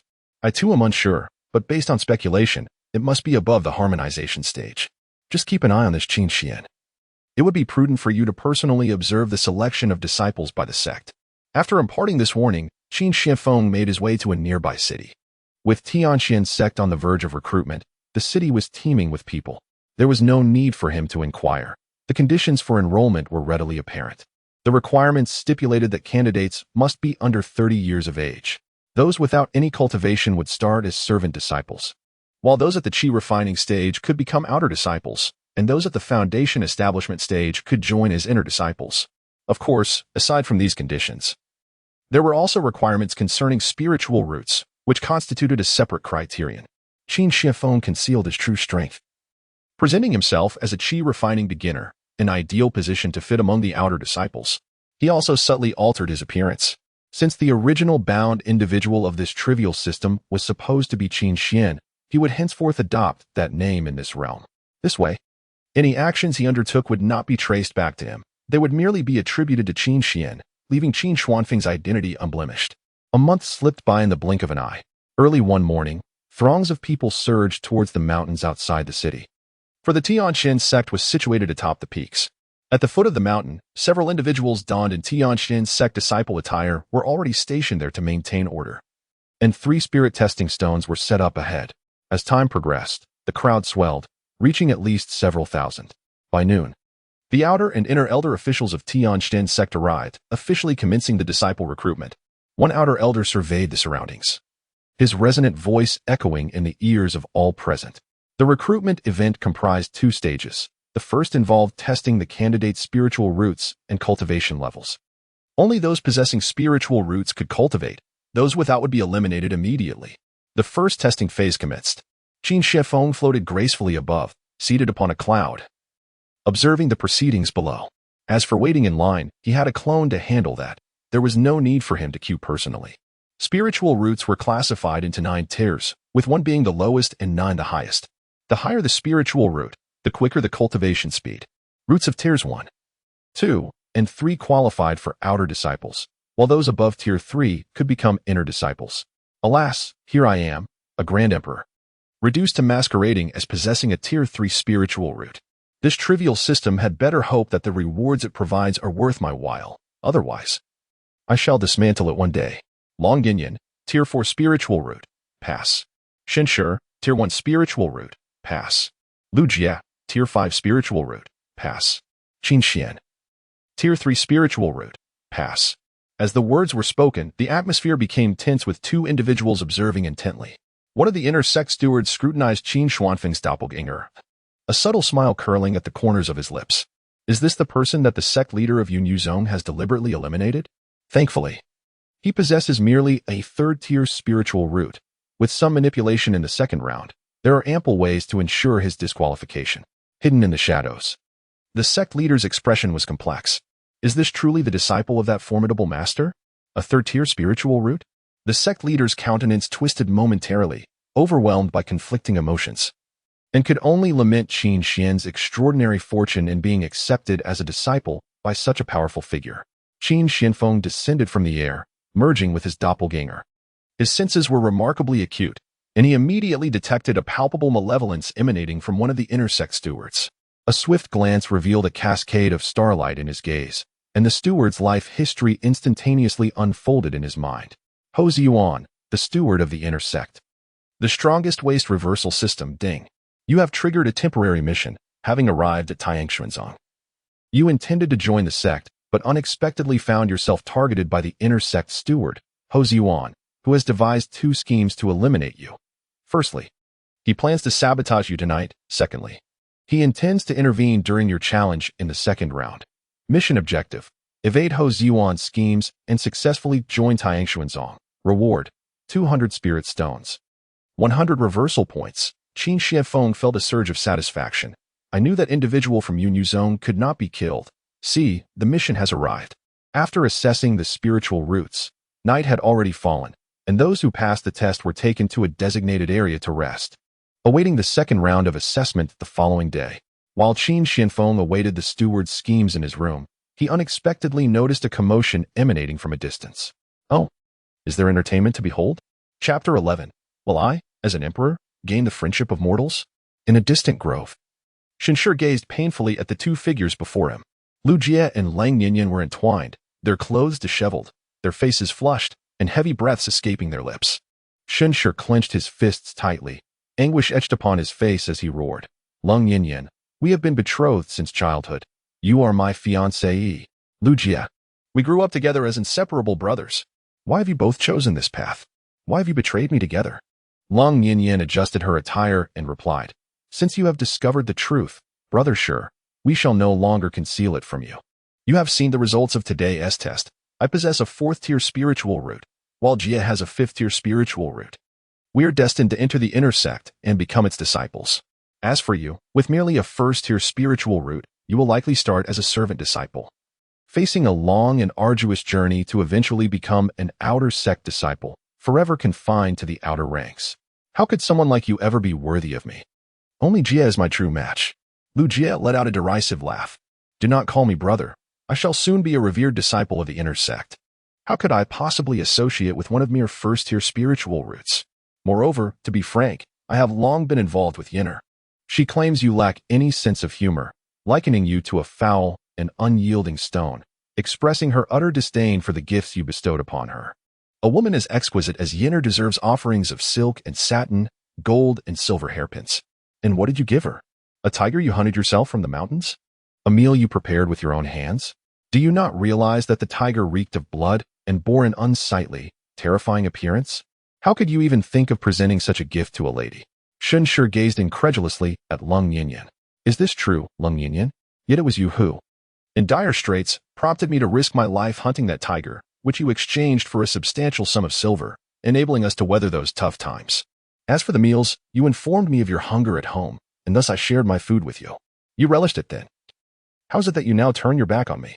Lang Nianyan's expression grew awkward, tinged with anger. Shenshi, it has been so long since those events transpired. Are you now seeking to leverage past favors for your gain? Consider that silver as my debt to you, and I shall repay it now. With that, she produced a spiritual stone from her belongings and tossed it to Shenshi, her tone imbued with an air of superiority. Surely you know what a spiritual stone is. I doubt you have ever seen one. This was a gift from the outer sect elder who sought to curry favor with us. This small stone is worth 100 taels of silver, more than sufficient to settle your debt. Let us part ways completely and sever any connection. Do not think to invoke the past to bind me to you again. Shenshi hurled the spiritual stone back, his youthful face ablaze with indignation. Who would covet your spiritual stone? Lang Nianyan, heed my words. 30 years in the east, 30 years in the west. Do not belittle the impoverished youth. You have chosen to betray me today, but rest assured, regret will come knocking at your door. Lu Jie burst into laughter. With your 1st-tier spiritual root, are you attempting to amuse me to death? Shenshi fell silent, merely absently tracing his fingers. At that moment, a black ring adorned his finger, its ancient and grimy appearance inconspicuous in any setting. Yet, Qin Shianfeng immediately discerned that within the ring resided an immensely powerful soul. It seemed this lad, Shenshi, possessed remarkable fortune. Indeed, there would come a time when those two would rue their choices. He stepped out from the shadows and placed a hand on Shenshi's shoulder. Brother, what good does it do to speak thus? Why not confront them directly? After all, you are still untrained, mere mortals. Since you managed to hunt a tiger, your skills must be quite formidable. It should be more than sufficient to deal with these two. You may refrain from striking now, but the opportunity may elude you in the future. Furthermore, once you enter the sect, it is strictly forbidden for disciples to engage in mutual harm. So when will you be able to exact your vengeance? The expressions of Lang Nianyan and Lu Jie turned pale for a moment as they glared fiercely at Qin Shianfeng, demanding to know where he had emerged from. I advise you to refrain from meddling in affairs that do not concern you. During the collection of spirit stones that evening, the two had not encountered Qin Shianfeng, indicating that his spiritual root was below the 4th tier. Lu Jie scoffed, "Ha! You will merely be an outer disciple in the future. To dare to act against us now means you shall not escape our wrath once we ascend to enter disciples. Shenshi fell silent for a moment before raising his fist and striking at the two, who cried out in distress, fleeing with bruised faces. Observing their disheveled retreat, Shenshi exhaled, feeling a significant release of the pent-up frustration within him. He turned to Qin Xianfeng. Brother, I am grateful to you. Had it not been for your timely warning today, those two would have departed unscathed. Delivering that beating indeed alleviated much of my frustration. I am Shenshi, a first-tier spiritual root. Qin Xianfeng, a third-tier spiritual root. Ding, congratulations, you have earned the friendship of the fortunate child. Luck 1, reversal value 10. Please continue to strive and gain more friendships with the fortunate child. Despite having heard it countless times, Qin Xianfeng still found it somewhat absurd. How could an emperor like himself attain the friendship of a mere mortal? Even if this mortal were the fortunate child, destined for extraordinary fate, he would still pale in comparison to him. His status and position were something Shenshi could only aspire to throughout his life. Qin Xianfeng dismissed the notion, regarding the meager reward with disdain. He decided to forego this friendship. With a wave of his hand, he retreated to his chamber. In the dim darkness, someone stealthily entered Qin Xuanfeng's room, applying a powder to his clothing. Pretending to be oblivious, he waited until the intruder departed before picking up his garments.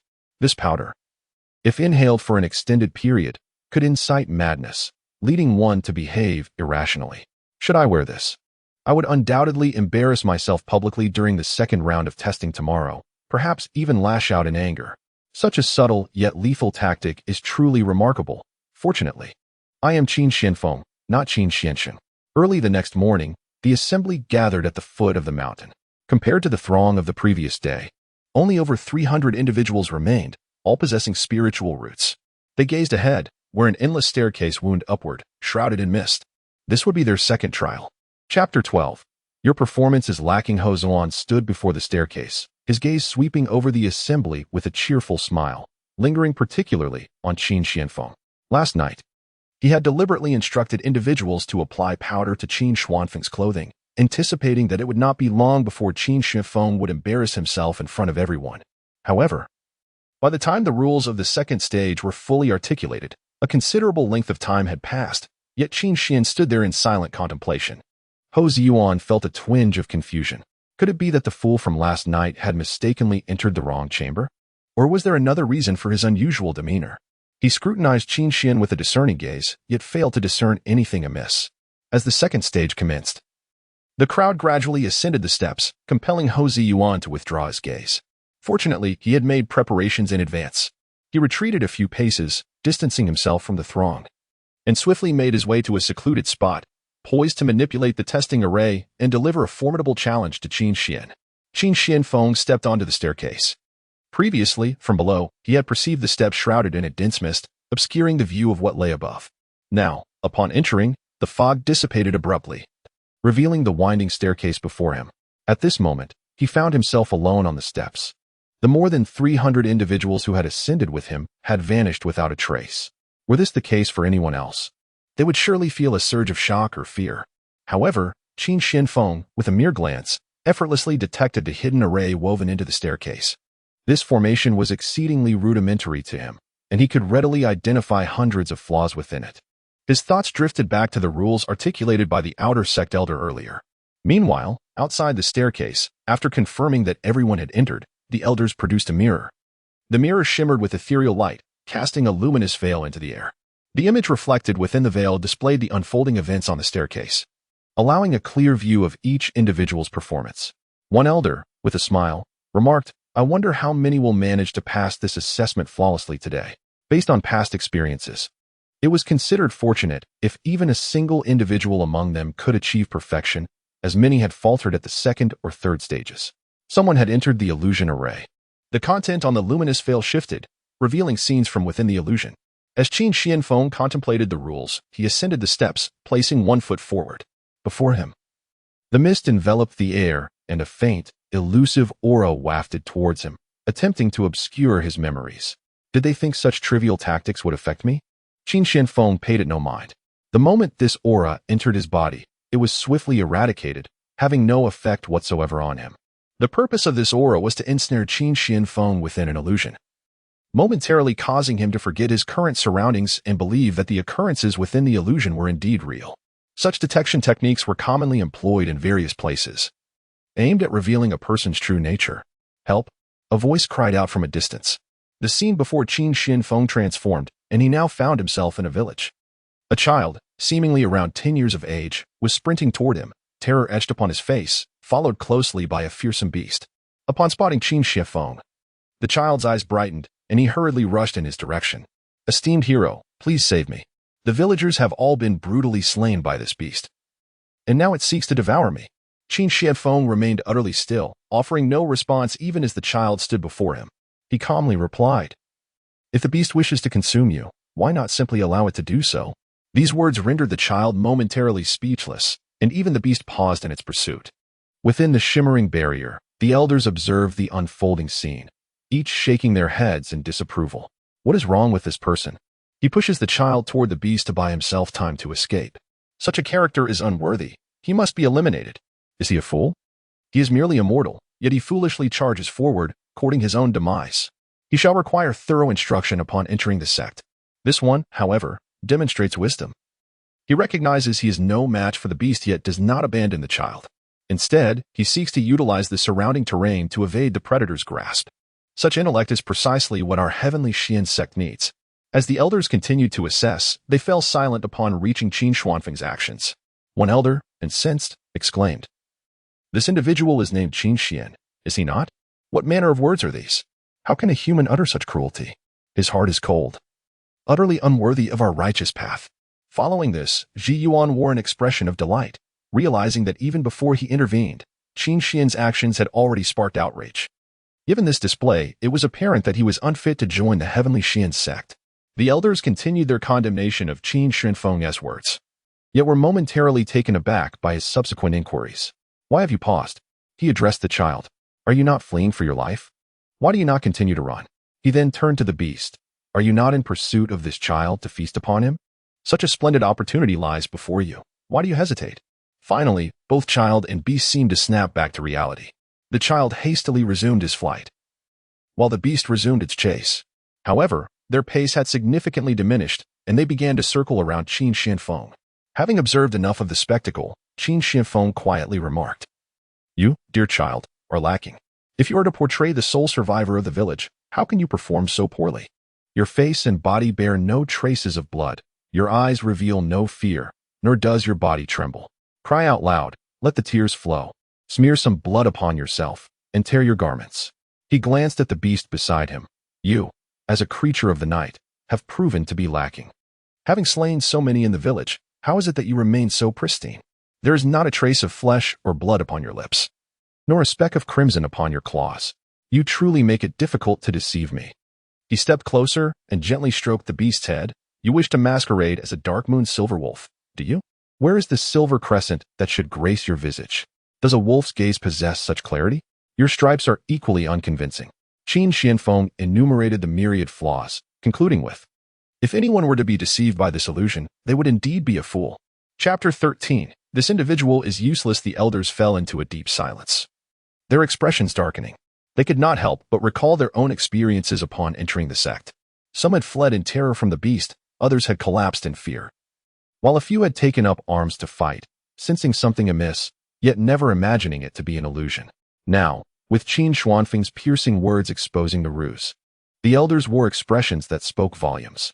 After a prolonged silence, one finally broke the stillness. "It appears we have misjudged Qin Xian. Who would have thought this young man possessed such keen observational skills? He discerned so many details with but a single glance. This individual, with his meticulous mind and calm demeanor in the face of danger, is truly a person of worth. If he maintains this disposition, he is destined to become a formidable force in the future." Ji Yuan's face contorted momentarily. He had not anticipated Qin Xian's fortuitous insight. Following this incident, Qin Xian would undoubtedly become the focus of the elders' attention, complicating Ji Yuan's schemes. He realized he must devise an alternative plan within the illusion. Due to Qin Xuanfeng's remarks, both the man and the beast ceased their actions. Since Qin Xianfeng had seen through their charade, they no longer feigned. A curious child inquired, "What should a true fugitive look like? Explain it to me." "First, one must bear wounds, correct?" A knife appeared in the child's hand, and with a swift motion, he slashed at himself, smearing the flowing blood across his body. Fearing that one wound might not suffice, he inflicted several more and then asked, "How about now? Are these wounds sufficient?" Qin Shiafeng replied quietly, "You are being pursued by a beast. Hence, your body ought to bear the marks of its claws. What use is it to inflict wounds upon yourself with a knife? Are the scars left by a beast's claws the same as those made by your own hand? Do the marks left by another's assault resemble those you create yourself?" The child fell silent for a moment before erupting in frustration. "Why didn't you say so earlier? Why wait until I had cut myself several times before speaking?" Qin Xianfeng feigned innocence. "You did not ask me." The nearby beast approached with a swift motion, its claws glinting as it inflicted several wounds upon the child. Displaying the gashes on his skin, the child declared, "Is this sufficient now?" "Indeed." Qin Xianfeng nodded in affirmation. "Next, you must weep. Your tears must convey not only sorrow but also a palpable fear. Once you behold me, I shall be your sole savior. Your eyes must radiate a glimmer of hope, venerating me as a deity. Moreover, the layout of this village requires modification." Under Qin Xuanfeng's guidance, the illusion began to morph, taking on an increasingly vivid realism. Had the scenario been this way from the outset, even Qin Xianfeng might have been momentarily entranced. The child laughed heartily. All right. This illusion is sufficiently authentic now. Just wait and see how I deal with those newcomers in the next competition." He then turned to Qin Xianfeng with a look of appreciation, saying, "You are quite remarkable. I am the spirit of the array controlling the Tianxin sex formations. And let me tell you," the elders observing from outside stiffened, hastily manipulating the illusionary array to expel Qin Xianfeng. "This spirit truly cannot keep its mouth shut." Qin Xianfeng, unperturbed by his ejection, continued onward, soon finding himself once again enveloped within another formation. Upon spotting Qin Xianfeng, the spirit's face lit up with joy, eager to reveal itself. It had not encountered someone so engaging in a long time, and at that moment, Qin Xianfeng appeared exceedingly pleasing to its eyes. However, just as it took a step forward, it felt a sudden force restraining it in place. The spirit erupted in a torrent of curses. "Tianxin sect, you old fossils. How dare you control your own ancestor? Believe it or not, I shall go on strike." The elders exchanged glances, witnessing the spirit's increasingly foul language and its inclination to strike, prompting the sect leader to intervene personally. After much persuasion, they managed to placate the spirit, promising that once Qin Xianfeng entered the sect, it could freely visit him, thus calming its ire. Qin Xianfeng surveyed the illusion before him. This time, he found himself at the edge of a cliff, accompanied by two figures. One was clad in rough, coarse garments, yet her exquisite figure and striking features could not be concealed. The other was unmistakably a bandit, his face marred by scars. The bandit gripped the woman's neck, pushing her perilously close to the cliff's edge, and menaced Qin Xianfeng, "Hand over the white lotus, or I will hurl your wife over the edge. Choose between your wife and the white lotus." Qin Xianfeng glanced at his hand, where a faintly glowing white lotus rested. The narrative unfolded within his mind. He comprehended that the individual at the cliff's edge was his wife, Lin Yang.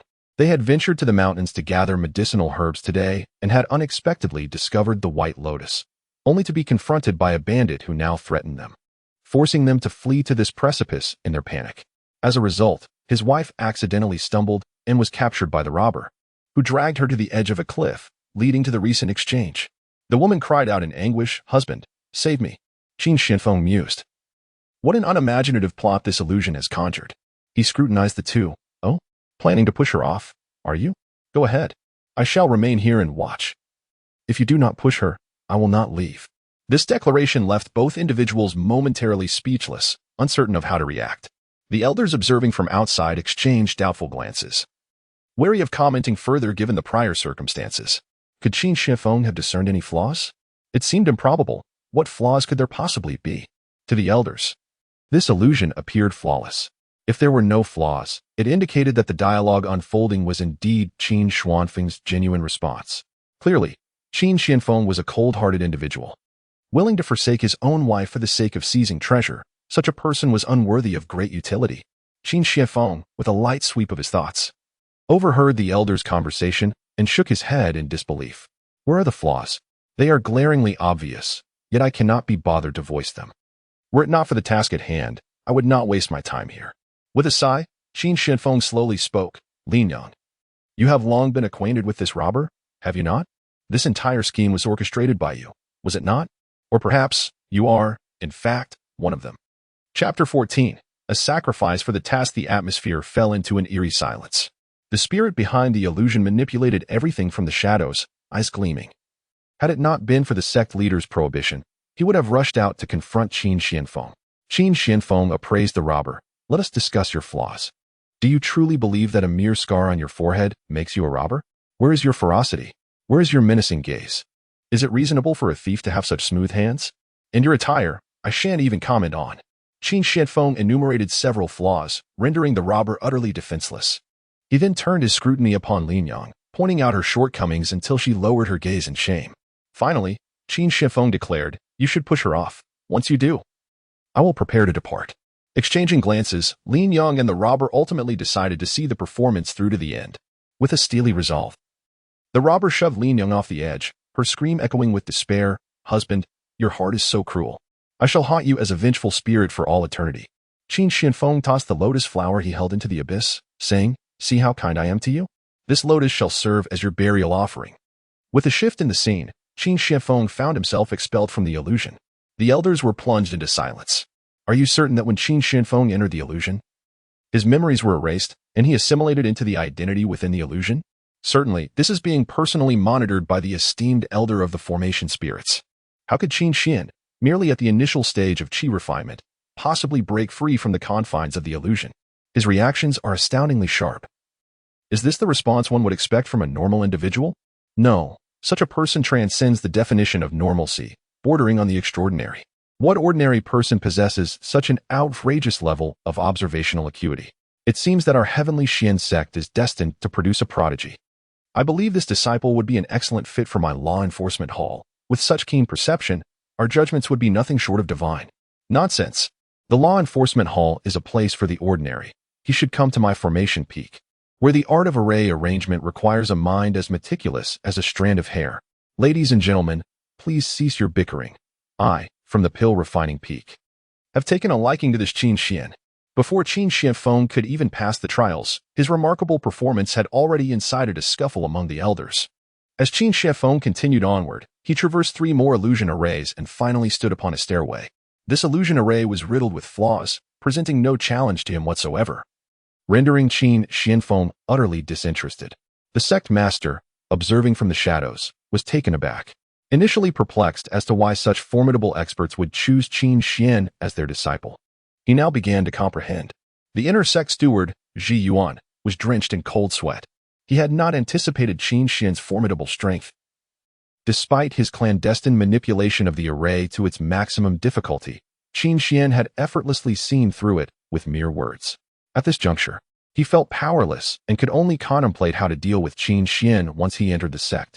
Standing atop the stairway, Qin Xianfeng gazed upward. This time, the stairway was unimpeded by clouds, reaching straight into the heavens, where a grand gate loomed in the distance. This was the final barrier. In truth, those who had passed the previous 2 trials were already akin to entering the sect. This last challenge would determine the benefits and privileges afforded thereafter. Without hesitation, as he prepared to take that final step, another figure ascended the stairway. It was none other than the child of destiny, Shenshi. He appeared breathless, his complexion pale. Clearly not in optimal condition, yet he was the second person to reach this point, proving his status as the child of destiny. "Brother Qin, I did not expect your pace to surpass mine," Shenshi remarked, admiration evident in his eyes.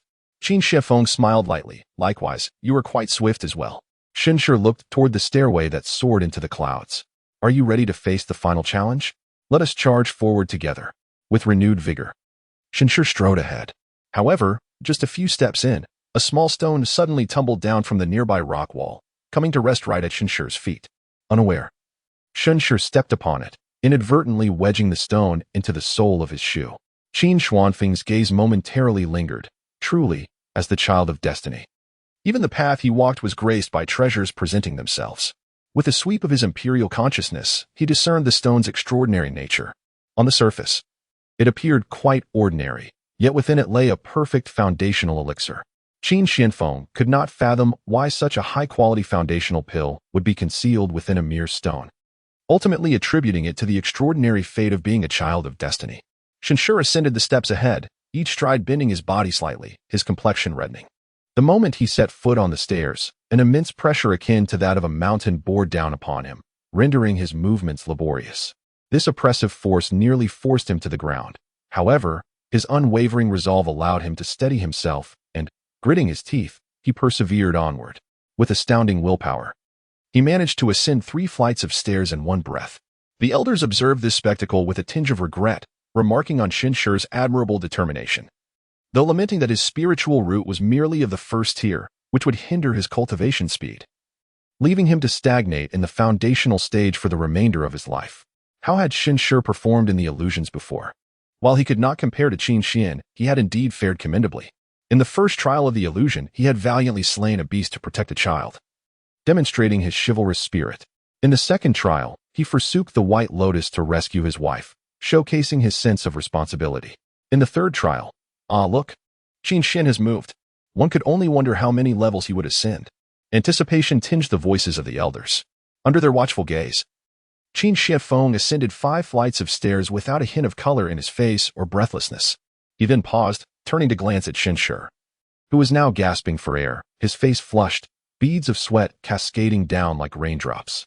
This sight plunged Qin Xianfeng into a dilemma: should he surge ahead or mimic Shinshir's demeanor? Ultimately, he decided to sacrifice a bit of himself for the sake of the task. Rubbing his hands together, he cast an illusionary array around him. Maintaining his composure, he continued forward. Yet to the observers, it appeared as if Qin Xianfeng had suddenly bent under the weight of the mountainous pressure. Not only did his complexion redden, but large droplets of sweat poured down, even more rapidly than Shinshir's. Chapter 15. I can't go on. This display relieved the gathered elders, who had been taken aback by Qin Xuanfeng's earlier effortless ascent of 5 flights, their expressions akin to witnessing a ghost. One elder had nearly jumped, suspecting that the gravity array on the steps had malfunctioned. How could it possibly fail? Had they not seen Shinshir's condition? It was likely that Qin Xian had merely been forcing himself to ascend, and now that his endurance had waned, he had reverted to his natural state. Behold the sweat trickling down his forehead. It is evident that he is feeling the weight of pressure. The sound of Qin Xianfeng gasping for breath fills the air. I cannot go on, he exclaims, his face flushed and veins protruding. With his remarkable illusionary skills, he has successfully deceived everyone present without revealing a single flaw. Yet, in the next moment, he takes 2 more steps forward. I truly cannot continue, he insists, pushing himself to take 3 more steps. Exhaustion overwhelms him, and he feels utterly spent. Still, he trudges onward, taking yet another 3 steps. I cannot move any further, he laments, but manages to advance 5 more steps. Oh, I feel as though I might perish here today, he cries as he takes another step forward. This determination leaves the elders astonished, their faces reflecting a mixture of admiration and appreciation. It has been a long time since we have witnessed such unwavering willpower in a disciple of the Tianshan sect. Even in such a state, he continues to forge ahead, demonstrating the steadfastness of his resolve. Though his spiritual root is merely of the 3rd tier, I believe he deserves special consideration to become an inner disciple. What do you all think? We concur, they respond. Throughout this arduous journey, the elders have keenly observed Qin Xuanfeng's performance, and each one of them feels a profound sense of satisfaction with him. As he ascends the steps, his body nearly collapses against the stairs, yet his eyes remain filled with determination. He is resolved to crawl onward, relying solely on sheer willpower. His hands are bloodied, and he has coughed up blood, yet his feet do not cease their movement. The elders watch this grim spectacle with deep sighs, and some of the female elders, more emotionally inclined, find their eyes brimming with tears. The sect leader, observing discreetly, shakes his head. He is incomparable. Truly, he is the disciple of a formidable master. Such willpower puts even me to shame. Meanwhile, Shinshir struggles forward, feeling he has reached his limit, convinced that he cannot take another step. However, when he raises his gaze, he is shocked to see that Qin Xianfeng is now several dozen meters ahead of him, clearly unable to stand. Qin Xianfeng is crawling on the steps, leaving a trail of blood in his wake. Shinshir stands frozen in disbelief. An overwhelming sensation washes over him, filling his being with renewed strength. If Brother Qin is striving so hard, how can I give up? What Brother Qin can achieve, I can too. Even if I must crawl, I will follow in Brother Qin's footsteps. Determination shines in Shinshir's eyes as he takes another bold step forward. Observing Shinshir's actions, Qin Xuanfeng's expression reveals a hint of subtlety. Have I become the benefactor of fate? He cast another glance at the scene he had conjured, letting out a deep sigh. Fortunately, no one else knows that this is me. Otherwise, my lifelong reputation would be tarnished in an instant. This wretched little system has utterly ruined my face. As Qin Shifeng painstakingly ascended to the pinnacle, an elder rushed forward to offer him a medicinal pill. The elder's weathered visage seemed to bloom with wrinkles, his gaze towards Qin Shifeng replete with satisfaction. As the elder reached for his hand, Qin Shifeng shuddered and discreetly retreated a few paces. Indeed, being an exceptionally talented man can also be a burden when venturing out. An outstanding man ought to take good care of himself. After waiting atop the platform for a while, those below had grown too weary to continue climbing. The elder waved his sleeve, bringing everyone up and commencing the announcement of the results. Naturally, this outcome brought joy to some and dismay to others. Shenshi, you are admitted to the outer sect as an outer disciple. Qin Xian, you are admitted to the inner sect as an inner disciple. Qin Shifeng was momentarily taken aback and hastily interjected, Elder, have you perhaps made a mistake? According to the regulations, with my third-tier spiritual root, I should be an outer disciple. The elder, with a benevolent expression, replied, Indeed, there is no mistake, though you possess only a third-tier spiritual root. Your keen observation and remarkable willpower merit your elevation to an inner disciple. Thus, we have made an exception. As he spoke, the elder looked expectantly at Qin Shifeng, eager to witness the delight on his face. Meanwhile, the surrounding individuals cast envious glances at him. Qin Shifeng perched at the summit, while they languished at the bottom, utterly unaware of his circumstances. This lad is truly fortunate. If I could become an inner disciple, I would be overjoyed. Why isn't he expressing his gratitude? What gives him the right to be an inner disciple, merely because of his good looks? Many were indignant, particularly Lu Jie and Lang Yanyan, who scowled in discontent. Their previous encounters had led them to harbor resentment towards Qin Shifeng, and they had intended to teach him and Shenshi a lesson once they became inner disciples. Little did they expect that Qin Shifeng would actually become an inner disciple. This posed quite a dilemma for them. Before their thoughts could settle, Qin Shifeng spoke again. I thank the elder for your kindness, but I am a third-tier spiritual root.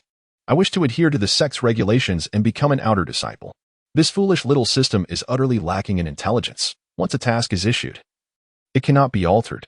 Since the task stated that I am to be an outer disciple, then I can only become an outer disciple. A murmur of astonishment erupted around him. Is this lad foolish? He is willingly foregoing the opportunity to be an inner disciple to become an outer disciple? Does he not realize the benefits that come with being an inner disciple? I desire that position. Elder, perhaps you might consider me as well. I also possess a third-tier spiritual root, and I am not unappealing. The crowd turned to look in response, then hastily averted their gaze, fearful of blinding themselves with their own eyes. Indeed, appearances are not lacking. One can merely discern that the other is a person. The elder stood frozen, taken aback by Qin Xuanfeng's unexpected refusal. He hastily urged, yet before Qin could utter a word, he received a transmission from the sect leader, forcing him to retract his subsequent words. With a peculiar expression, he glanced at Qin Shifeng and conceded, Very well, since you insist on becoming an outer disciple, let us commence your journey from that position. Chapter 16. The main quest commences upon hearing the final verdict. Qin Shifeng discreetly sighed in relief. He had not anticipated that his seemingly ordinary demeanor would garner such high praise. Given his recent performance, he would not have even qualified for a cleaning position in the ancient Qin family. Lu Jie was elated, casting a scornful glare at Qin Shifeng. What a fool you are. I was initially concerned about how to deal with you, but you have chosen to lower your status. In that case, I shall hold nothing back from here on. The announcements continued to resonate throughout the venue. Lu Jie, outer disciple. Lang Yanyan, outer disciple. What? Both Lu Jie and Lang Yanyan were taken aback, bewilderedly surveying their surroundings, questioning whether there existed someone else in the crowd sharing their names. However, as the steward placed the identity tokens into their hands, they were compelled to accept the reality that they were indeed outer disciples, which ignited an uproar. Elder, have you made a mistake? I possess a fifth-tier spiritual root. I ought to be an inner disciple, not an outer disciple. Long Ninian hastily interjected. The elder remained impassive, though internally he pondered. Based on their spiritual roots, they should indeed qualify as inner disciples. However, the sect leader had issued a specific command to demote them to outer disciples, a directive he could not contravene. He could only speculate on what offenses had warranted their displeasure from the sect leader. With a stoic demeanor, the elder replied, Our decision to classify you as outer disciples is based on our own considerations. Reflect upon your actions. To become inner disciples, one must possess impeccable character, virtue, and strength. Given your dispositions, it is imperative that you endure further refinement within the outer sect.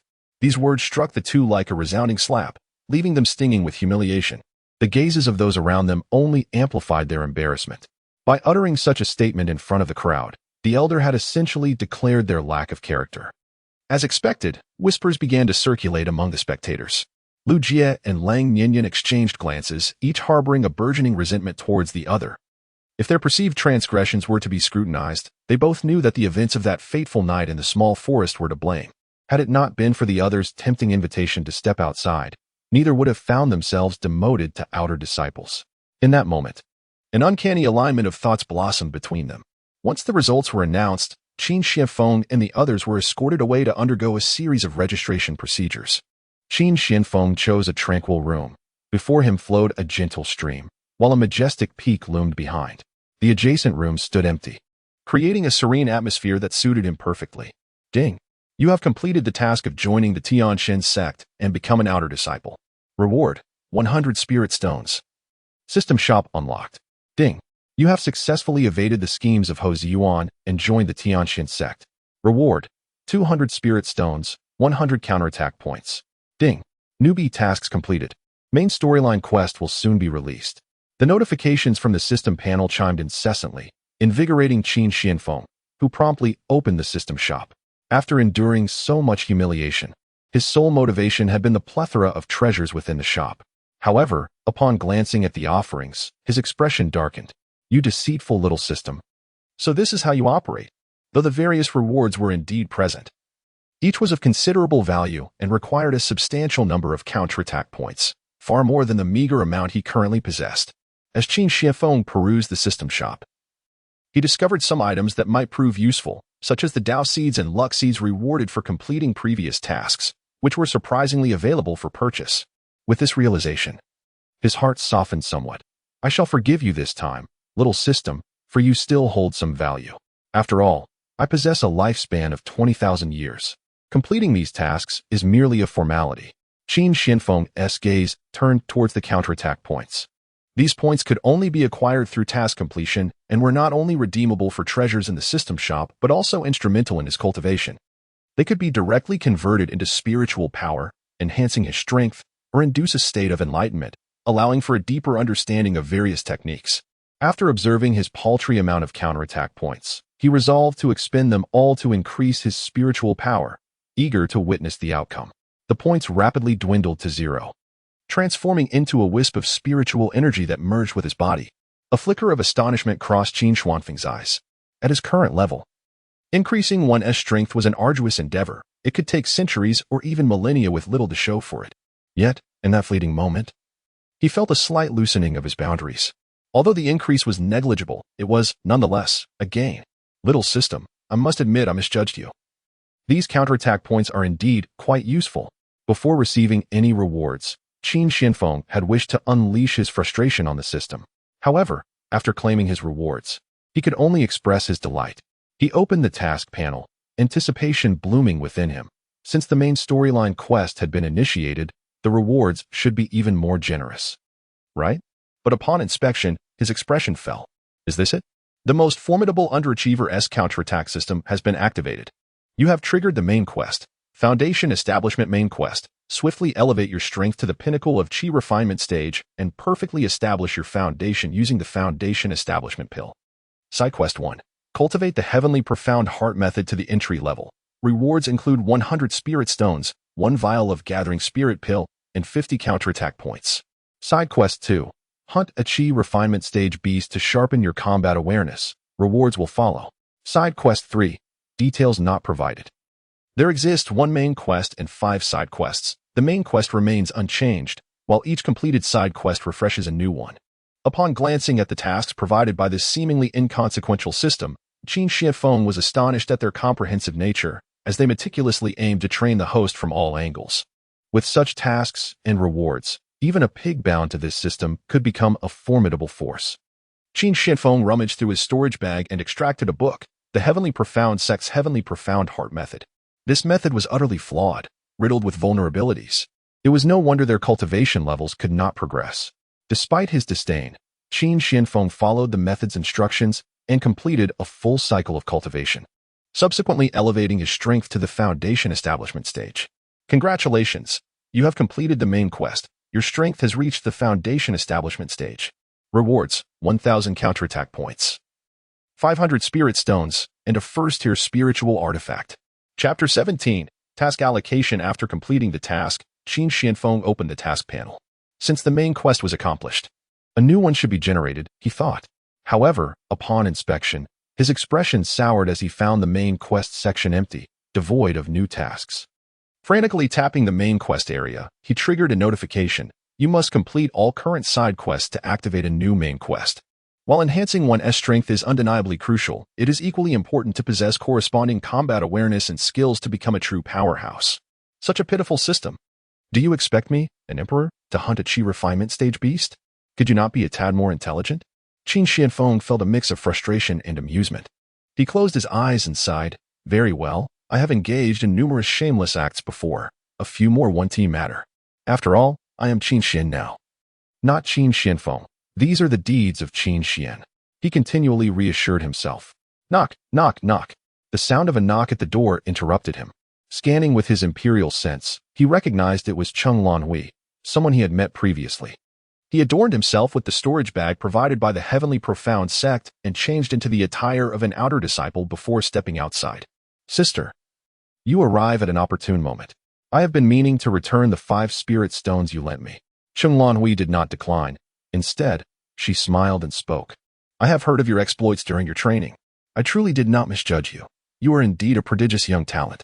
You have just arrived at Taixuanzong, and there are likely many things you do not understand.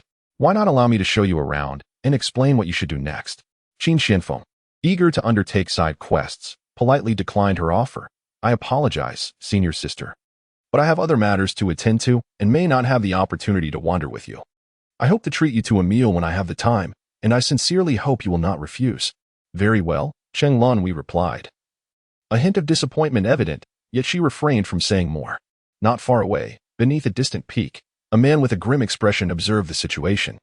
This individual was an inner sect disciple of Taixuanzong, quite distinguished within the inner circle, named Ochinen. I suspected that after completing her task, Cheng Lanhui hurried to the outer sect to meet her young suitor. He mused. Qin Xianfeng, with a third-tier spirit root, Ochinen had long regarded Cheng Lanhui as his own, and witnessing such a scene naturally ignited his fury. Unfortunately, due to sect regulations, he, as an inner sect disciple, could not directly confront an outer sect disciple. However, he had ample means to torment an outer sect member. After watching Cheng Lanhui depart, Qin Xianfeng swiftly engaged in his tasks. He closed his eyes, his consciousness sweeping outward, reaching the back mountain. Upon discovering the target beast, he had a thought, and the beast was instantly obliterated. His consciousness continued to expand, arriving at the refining peak. In a secluded corner of the refining peak, some refining materials unexpectedly appeared, which then began to forge themselves into a weapon without any assistance. In mere seconds, Qin Xianfeng had completed all the side quests. The side quest refreshed. He glanced at them and proceeded with the same methodical approach. Ding! All side quests for the Qi refinement stage have been successfully completed. The main quest for the Golden Core stage is now available. Golden Core Main Quest. Elevate your strength to the Great Perfection stage of Foundation Establishment and break through to the Golden Core stage. Side Quest 1. With your Foundation Establishment cultivation, you are now eligible to enter the Inner Sect and become an Inner Sect disciple. Quest description. Participate in the sect's grand competition, enter the Inner Sect, and become an Inner Sect disciple. Rewards will vary based on your ranking. Side Quest 2. Spar with fellow disciples. Upon seeing these 2 tasks, even though Qin Xianfeng was already familiar with the quirks of this trivial system, he could not help but feel speechless. You want me, a dignified emperor-level powerhouse, to bully a group of Foundation Establishment juniors? Fine, fine. I am Qin. What does Qin's actions have to do with me, Qin Xianfeng? While Qin Xianfeng reviewed the system tasks, Ochinen had already gathered all information regarding Qin Xianfeng and swiftly arrived at the Outer Sect's mission hall. The Outer Sect disciples were scheduled to uniformly accept tasks in various mountain peaks in 3 days. Some are tending to the spirit fields on the peak of spiritual herbs, while others are laboring in the mines. There are those transporting various refining materials on the peak of artifact forging. These tasks range from the leisurely to the arduous, and the assignments are entirely determined by the steward of the task hall. At this moment, Steward Wang was filled with joy within the task hall. Each time new disciples entered, it marked a significant increase in his earnings. These fresh initiates, eager to secure themselves a more comfortable task, often offered him generous gifts. In return, he would assign them to different task areas based on the value of their offerings. Those who contributed more would be allocated to the easier assignments, while those who gave less or nothing at all would find themselves in the more demanding locations. Despite his seemingly modest position within the outer sect, his role was undoubtedly among the top 3 in terms of profitability. Steward Wang was approached directly by O Chinen. Instantly, he concealed his smile. "Senior Brother O, may I inquire as to the purpose of your visit? Is there perhaps a new disciple with a connection to you, prompting your special request?" A cold glint flickered in O Chunen's eyes. "You are aware of Qin Xian, are you not?" Steward Wang's heart stirred with curiosity. Why was Qin Xian so sought after? Previously, Cheng Lan Wei from the inner sect had come to him specifically requesting an easy task for Qin Xian, and now O Chinen appeared as well? However, upon hearing O Chunen's words, he realized his assumptions were mistaken. Without hesitation, Steward Wang resolved to heed O Chunen's wishes, for he was the son of the 3rd elder of the inner sect. As for what might transpire once Cheng Lan Wei learned of this, that was a matter for her to address with O Chunen. 3 days later, the new disciples gathered at the task hall, awaiting Steward Wang's assignment of tasks. Lu Jie, attend to the spirit herbs on the peak of spiritual herbs.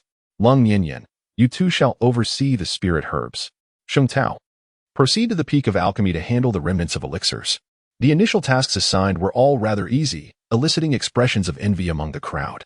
Having been at Tiangshuanzong for 3 days, they were no longer entirely naive newcomers. The peak of spiritual herbs was the most relaxed, followed by the peak of alchemy.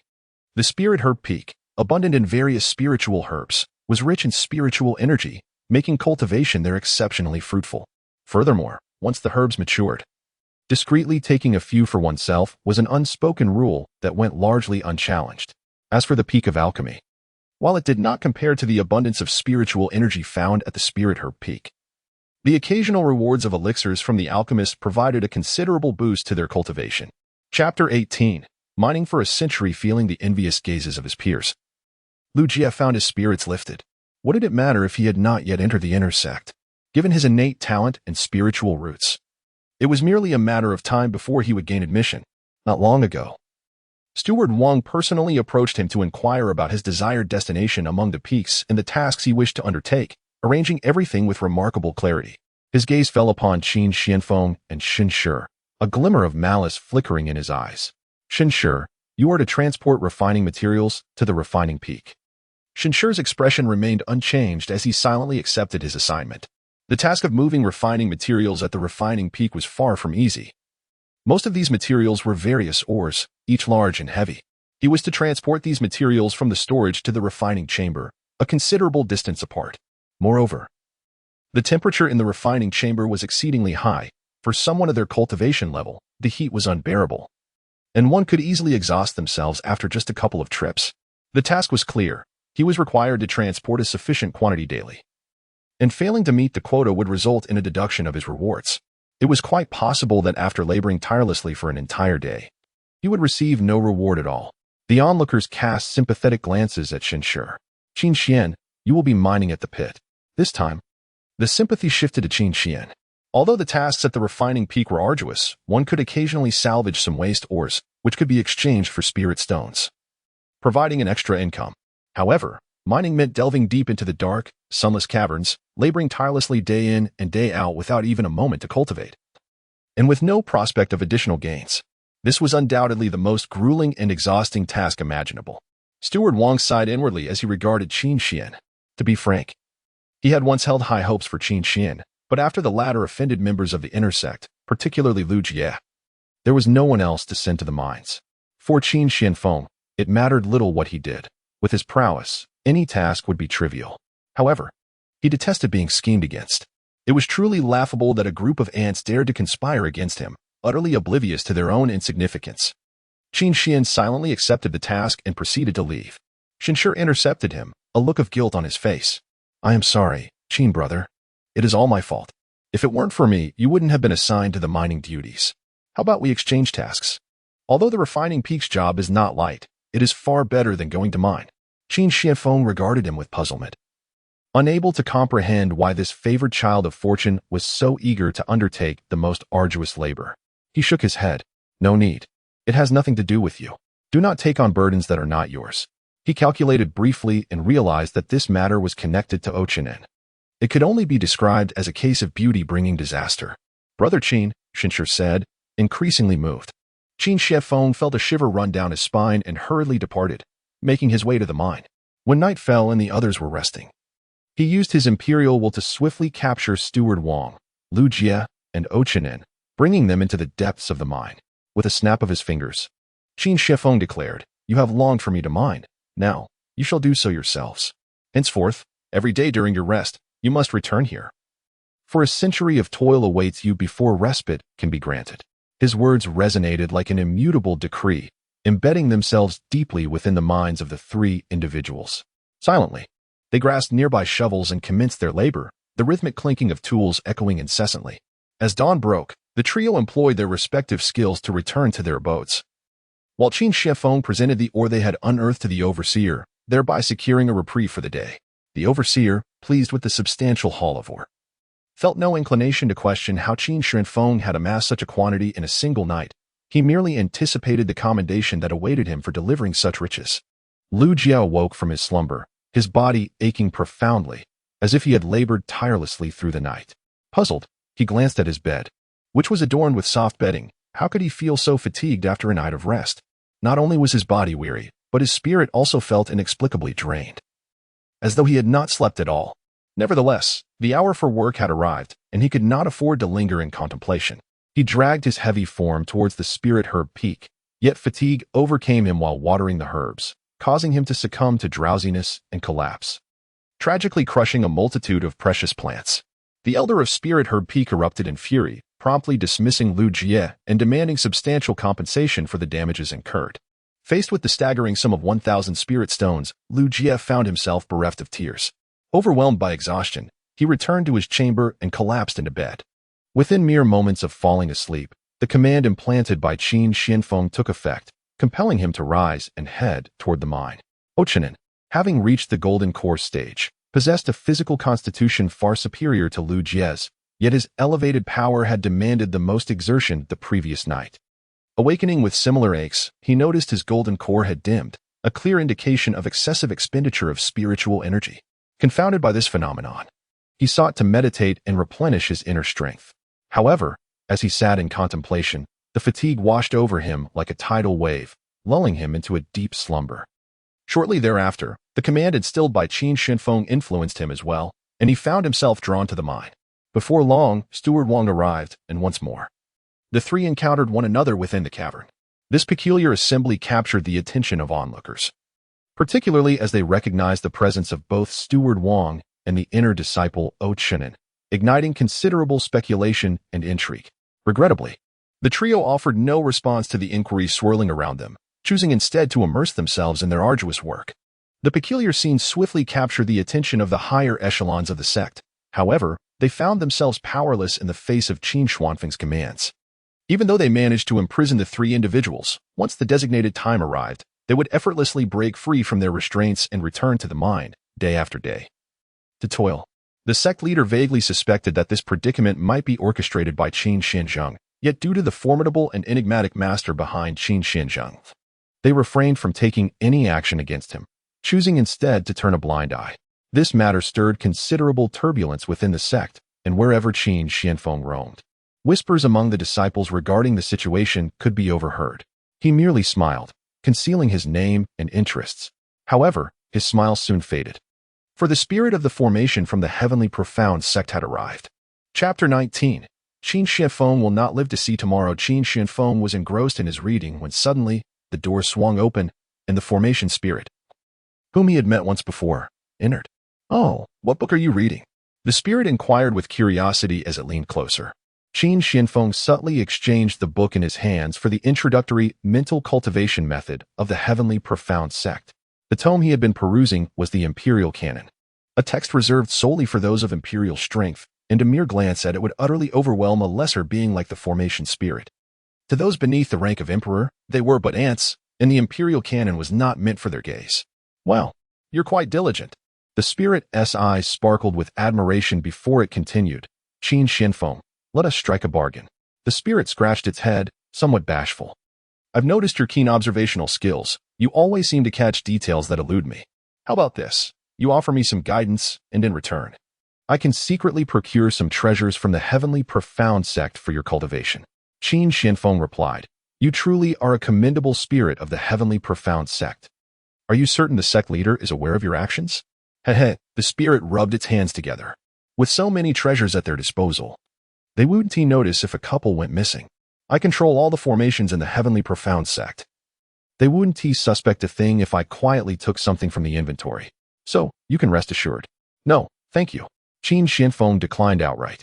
The items within the heavenly profound sect held no value for him. They were mere refuse.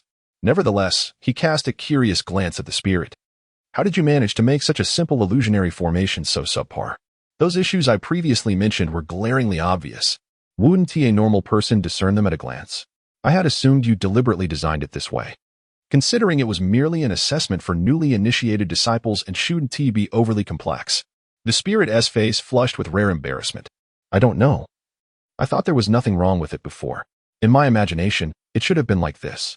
Wait, Qin Xianfeng detected a clue. In your imagination, have you never seen it in person? The array spirit shook its head, stating, no, I was born within the heavenly mystery sect. Due to my limited realm, I cannot venture beyond its confines. Moreover, the sect prohibits disciples from engaging in life or death battles. I have never witnessed such confrontations. Qin Xianfeng, with a hand upon his forehead, understood the situation. With little else to occupy his time, he slowly began. I frequently venture outside and have encountered various experiences. Since this is the case, I shall share some insights with you. As Qin Xianfeng recounted his tales, the array spirit regarded him with increasing admiration.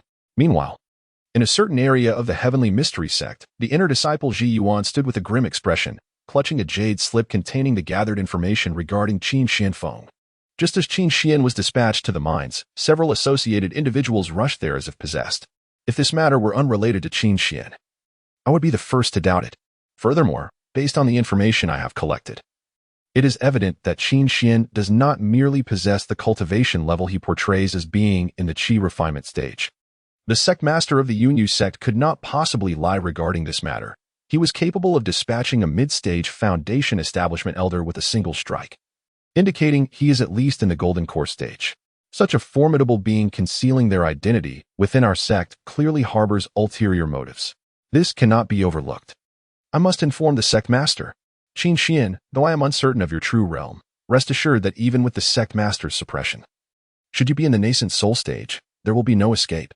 Ji Yuan promptly sought out the sect master to present his suspicions. Sect master, I believe Qin Xian is evidently a spy dispatched by another sect, potentially seeking to seize a treasure from within ours. Therefore, I recommend that we immediately apprehend him, subject him to severe interrogation, and execute him. Today, the victims were merely an outer disciple and an inner disciple. If we allow him to continue his audacity, there will surely be more casualties among our inner disciples in the future. Ji Yuan lowered his gaze to express his thoughts, unaware of the peculiar expression on the sect master's face. The sect master rubbed his temples, appearing somewhat helpless. However, given the involvement of that formidable individual, he could not casually disclose the matter to others. Enough. I have previously stated that this matter is to be put to rest. No one is to investigate further. The misfortunes of those three are of their own making. Furthermore, they currently face no life-threatening danger, so there is no need for excessive concern. This is an opportune moment to temper their character. Sect Master, Ji Yuan exclaimed in disbelief, struggling to comprehend why the sect master would choose to shield Qin Xian despite the apparent evidence. Considering Qin Xian's age, a bold hypothesis crossed his mind. Sect master, could it be that Qin Xian is your illegitimate son from outside? Silence. The sect master was taken aback, casting a fierce glare at him. He still wishes to preserve his life. Such matters must not be spoken of lightly. Enough. I have already stated that this issue need not be scrutinized further. You may withdraw. Do not trouble me over this matter in the future. Despite his inner reluctance, at this moment, Ho Ziyuan could do nothing but retreat helplessly. After exiting the grand hall, he pondered for a moment before proceeding in another direction. Meanwhile, in another hall atop a different mountain, the third elder of the inner sect, O Qinxue, gazed mournfully at his child, O Chenin. In just a few short days, O Chunin had become utterly worn out, a mere shadow of his former self. Gaunt and frail. The golden core within him dimmed, and it faintly exhibited signs of impending fracture. At this moment, O Chunin was shackled to a pillar by several heavy iron chains. Exhaustion weighed heavily upon him, yet he dared not rest. Should he allow himself to do so? His body would act independently and make its way to the mines to toil. The mere thought of the events that had transpired during this time caused him to feel a darkness encroach upon his vision. My son, quickly drink this medicinal broth to replenish your energy, O Chinchue urged, presenting a bowl of tonic. Once the concoction was consumed, O Chunin appeared revitalized. His expression twisted with rage as he exclaimed, Father, this matter must be connected to that Qin Xian. Father, you must kill him. Perhaps once he is gone, I can return to normal. O Chinchue nodded, rest assured, my son. Qin Xian shall not see the dawn of tomorrow. Chapter 20. What prisoner exhibits such eagerness? Third Elder. The inner sect steward, Ho Ziyuan, seeks an audience. A voice called from outside. O Chinchue set aside his bowl and stepped out. Ho Ziyuan wasted no time. I presume the third elder is aware that this matter pertains to Qin Xian. What are your thoughts? O Chinchue's countenance darkened. What thoughts could I possibly have? Qin Xian is but an outer sect disciple of our Tianxin sect. As an inner sect elder, I cannot act against an outer disciple without breaching sect rules. Though he had long been prepared to take action against Qin Xian, he certainly would not foolishly express such intentions at this juncture. Ho Ziyuan clenched his teeth, realizing that unless he articulated a reasonable explanation, the third elder would not take him seriously. He promptly divulged everything he had done. I, too, am fearful. Qin Xian is exceedingly enigmatic. Should he discover that I have previously interfered with him, his vindictive nature would undoubtedly seek retribution against me. Thus, I am willing to serve the third elder, hoping you will discreetly eliminate Qin Xian. O Chinchue scrutinized Ho Ziyuan in silence. Ho Ziyuan continued, as far as I know, Qin Xian possesses a perfect quality foundational pill. I have also heard of O Chinin's recent plight. It is certain that his golden core cannot withstand much longer and is on the verge of shattering. Given the circumstances, it would be prudent to disperse the foundational elixirs and begin anew. With this flawless quality foundational pill in hand, one could achieve a perfect foundation, undoubtedly advancing to greater heights in the future. Ho Ziyuan's heart was bleeding. He had originally intended to keep this perfect foundational pill for himself. Yet now he could no longer remain silent about it. By the way, the younger generation has some conjectures regarding Qin Xian's identity. It is highly likely that Qin Xian is the illegitimate child of the sect leader, which explains why the sect leader has turned a blind eye to Qin Xian's actions and refrained from pursuing the matter. O Chinchue's expression changed dramatically. Is that truly the case? Ho Ziyuan pondered the sect leader's demeanor from earlier, which resembled the anger and humiliation of having the truth exposed, and immediately nodded affirmatively. I am 80% certain. Furious, O Chinchue crushed the bowl in his hand, his rage surging. Very well. How could you, sect leader? As the third elder of the inner sect, I have always been diligent for the Tianxian sect, yet I never imagined that in order to protect his own child, he would allow my son to suffer such unwarranted misfortune. In that case, this elder shall not hold back. After a moment of careful thought, O Chinchue realized that the sect was under the surveillance of the array spirit, making it impossible to act against him without detection. However, this elder was well versed in formations and knew of a flaw within the array that could render the array spirit into a slumber, albeit for only the duration of a stick of incense. That time should suffice to eliminate Qin Xian. I shall go seek the array spirit at once. Ho Ziyuan, heed this elder's command and prepare to strike against Qin Xian at any moment. A look of delight appeared on Ho Ziyuan's face. Yes, at that moment, the array spirit had returned to its dwelling. The conversation with Qin Xianfeng had proven to be immensely beneficial, prompting it to begin studying the formation under its control. In this study, it discovered several flaws that it had previously overlooked. Attacking here could indeed cause this array spirit to fall into slumber. Shall I revise it? There is a gap here, through which one could silently infiltrate the Tianxin sect. I must modify this. There is another flaw here. The array spirit became engrossed in fervent modifications when, at a certain moment, it sensed that someone was tampering with its formation. Is it the third elder O Chinchue? What could he be planning? Fortunately, the array spirit had already revised the formation in that area. Otherwise, a direct attack would have caused it to fall into slumber. The array spirit's eyes darted, instinctively sensing that O Chinchue was up to no good. If that is the case, then I shall turn the tables on him. Ho Ziyuan located Qin Xuanfeng's quarters. Although Qin Shifeng had been dispatched to the mines, he managed to extract a considerable amount of ore each night, enough to offset his daily mining quota. Consequently, he had not set foot in the mines even once during this period. This situation further substantiated Ho Ziyuan's suspicions. This place is quite tranquil, making it an ideal setting for the steward to take action. Now, all that remains is for the third elder to issue the command. Ho Ziyuan patiently concealed himself. Before long, he received a message from the third elder through his identity token. After careful contemplation, he realized that the traces of the formation had indeed vanished, indicating that the formation spirit had fallen into slumber. A sinister smile crept onto his face as he bellowed, "Qin Xian, meet your demise." He sprang forth from the underbrush, hurtling towards Qin Xian's chamber, while simultaneously channeling a surge of spiritual energy, intent on delivering a fatal blow. Inside the room, Qin Shifeng glanced ahead. With a mere casual look, the space surrounding Ho Ziyuan instantly froze. Then, with a resounding explosion, his body erupted. Flesh and blood splattering in all directions, swept away by a gust of wind, leaving no trace around Qin Shifeng's chamber. The death of the inner door steward sent shockwaves throughout the Tianshan sect. Disciples from the law enforcement hall rapped on Qin Xuanfeng's door. The leader glaring coldly as he addressed him, "Junior brother Qin, you must accompany us to the law enforcement hall.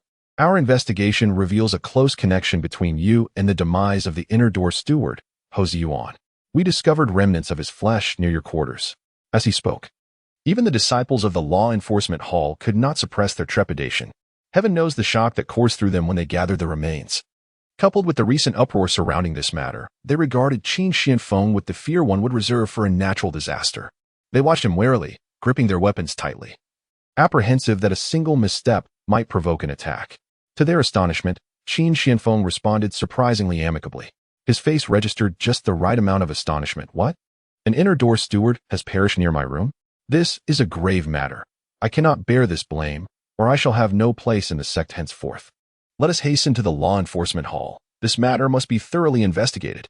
With that, Qin Shifeng stood up decisively and began walking towards the law enforcement hall. He turned back to the others. "What are you waiting for? Hurry up." The law enforcement disciples were momentarily taken aback, uncertainty etched on their faces. Could it be that they had wronged Qin Shifeng? What criminal would be so eager to comply? In Chapter 21, the atmosphere was tense within the outer door law enforcement hall, where several elders had gathered. This was merely the surface. Several inner door elders were also observing closely from within, as the incident involved an inner door steward and warranted their utmost attention. Outside the law enforcement hall, numerous disciples had congregated, curious about the unfolding spectacle. When Qin Shifeng strode in, a momentary silence enveloped the room. The head of the law enforcement hall looked on with a hint of regret in his eyes. Originally, during the assessment, he observed Qin Xuanfeng's extraordinary talent and contemplated bringing him into the enforcement hall. However, it was surprising how swiftly Qin Shifeng became embroiled in such a significant case. With the many inner elders of the enforcement hall watching closely, he felt an immense pressure, and his demeanor turned serious. "Qin Xian, do you acknowledge your crimes?" A look of bewilderment crossed Qin Xuanfeng's face. "Disciple is unaware. May I inquire what transgression I have committed?" The head of the enforcement hall snorted coldly. "Are you truly oblivious to your actions? Speak quickly. How did you kill the inner sect steward, Ho Ziyuan?"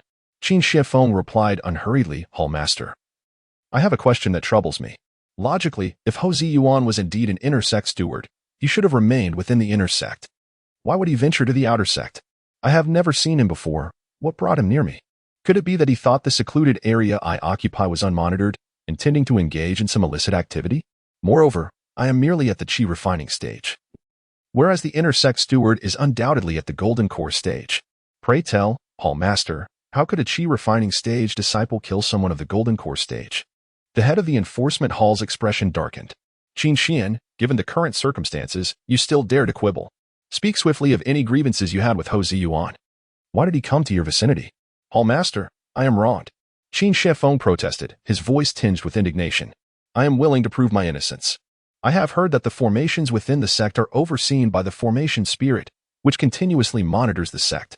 If anything were to occur within the sect, the formation spirit would certainly be aware. Thus, I request that the formation spirit testify to my innocence." "Ha!" The Hall Master scoffed. "What esteemed being is the formation spirit? Would it deign to concern itself with such trivial matters? I lack the authority to summon the formation spirit. Only the sect master possesses such capability. Before the hall master could finish speaking, a commanding voice suddenly echoed, "Who dares summon this formation spirit?" Before the assembled crowd, a remarkably youthful figure appeared, revealing itself to be the formation spirit of the Tianxin sect. Despite appearing amiable before Qin Xianfeng, the spirit held an exalted status within the sect, nearly on par with that of the sect master. The sect master would need to treat the spirit with utmost respect to summon it. The moment the spirit manifested, a profound silence enveloped the room. Whispers arose among the disciples outside. Didn't the hall master just say that only the sect master could summon the formation spirit? How has it suddenly appeared now? It seems that Qin Xian's words prompted the formation spirit to show itself. Are you implying that it was Qin Xian who summoned the formation spirit? Is that even possible? In my view, this matter likely pertains to the inner sect and is of significant consequence, which is why the formation spirit has chosen to appear. The master of the law enforcement hall and the numerous elders were momentarily taken aback. Qinshue felt an inexplicable sense of unease. Yet his heart calmed somewhat upon recalling that he had put the array spirit into a deep slumber before the operation. How utterly incompetent is Hou Ziyuan, unable to accomplish even a simple task. And what realm does this Qin Xian truly belong to? Even from the perspective of his own nascent soul cultivation, Qin Xian seemed merely at the qi refining stage. Unless he possessed some extraordinary treasures capable of vanquishing Golden Core experts, it was unlikely. If he could indeed eliminate Golden Core practitioners, perhaps he could also contend against nascent soul ones. A flicker of greed crossed Qinshue's eyes. Such treasures would surely entice even him. The array spirit's gaze settled upon Qin Xianfeng, its expression visibly softening. Qin Xian, for what purpose have you summoned this array spirit? The onlookers slowly widened their eyes in astonishment. Goodness! So it was indeed Qin Xian who had summoned the esteemed array spirit. The master of the law enforcement hall felt an intense embarrassment wash over him. Why did the array spirit choose to appear only after he had made that statement? With a tone tinged with grievance, Qin Xianfeng recounted the events in detail. I do not acknowledge this matter. I implore the esteemed array spirit to restore my innocence. Well said, the array spirit replied, waving its hand. An luminous screen materialized before them. Upon seeing this screen, Qinshue sprang to his feet, his hands trembling slightly. How could this be? Wasn't the array spirit supposed to be in slumber at that moment? Why was it still able to monitor the happenings within the sect? The crowd gazed at the screen, clearly witnessing Hou Ziyuan stealthily avoiding the throngs and approaching Qin Xuanfeng's quarters. He lay concealed amidst the grass, seemingly awaiting someone's arrival. Moments later, his identity token flickered. And after checking the message within, he launched an assault on Qin Xuanfeng's chamber. His expression was ferocious, and his words resonated clearly through the screen. Qin Xian, meet your end. Then, the spectators observed Hou Ziyuan's body freeze in place, before, with a resounding thud, it disintegrated into blood and flesh. All while Qin Xuanfeng's figure remained absent. The array spirit cleared its throat, according to sect regulations. An inner sect steward who dares to attack a disciple deserves the death penalty. Thus, I shall execute the sentence on your behalf. Do any of you have objections? Gradually, the crowd regained their composure, still reeling from the earlier bizarre scene. But upon hearing that the array spirit had taken action, they collectively sighed in relief. If it was indeed the esteemed array spirit who acted, then it was entirely reasonable for Hou Ziyuan to be annihilated. With the presence of this luminous screen, Qin Xianfeng had been absolved of all suspicion. Moreover, he was now recognized as a complete victim. The master of the law enforcement hall's expression softened considerably. Qin Xian, we have wronged you in this matter. You may return now. We will continue our investigation. Behind Hou Ziyuan, it is evident that someone is pulling the strings. The individual capable of commanding Hou Ziyuan, an inner sect steward, must undoubtedly be associated with the inner sect. Given the involvement of the inner sect, continuing the investigation in the outer sect becomes impractical. Chapter 22. This emperor shall lend you a helping hand. Generally speaking, when matters reach this stage, the outer sect disciple would typically choose to withdraw and avoid further conflict. However, Qin Xianfeng, akin to a naive youth, did not retreat. Instead, he boldly exclaimed, Hall Master, it is clear that there are others behind Hou Ziyuan. Why not seize the opportunity while Elder Zhenling is still present to unveil that individual? I too wish to uncover who harbors such malevolent intent against me, determined to take my life. I have only been in the sect for a few days and have not offended anyone, so who could possibly wish to see me dead? Today, that person dared to brazenly attempt my assassination. Will they next feel empowered to openly target others? If this continues, what safety can we outer sect disciples hope for? Upon hearing these words, the remaining outer sect disciples were taken aback, effectively swayed by Qin Xuanfeng's fervor. Indeed, Hall Master, what junior brother Qin says is reasonable. I do not wish to meet an untimely and inexplicable demise. We implore you to investigate thoroughly. Yes, we must unmask that hidden figure. Witnessing the fervor of the outer sect disciples, the Hall Master of the Law Enforcement Hall felt a bead of cold sweat trickle down his brow. Matters concerning the inner sect were beyond his jurisdiction. Yet, given the current fervor of the disciples, he could not simply dismiss the issue. Otherwise, the authority of the Law Enforcement Hall would be irrevocably tarnished. Qin Shifeng pressed on. Identifying the culprit is quite simple. You must possess Ho Ziyuan's identity token, correct? A quick examination of who sent messages to him should reveal the truth. The Hall Master of the Law Enforcement Hall quickly interjected. The identity token has been reduced to ashes.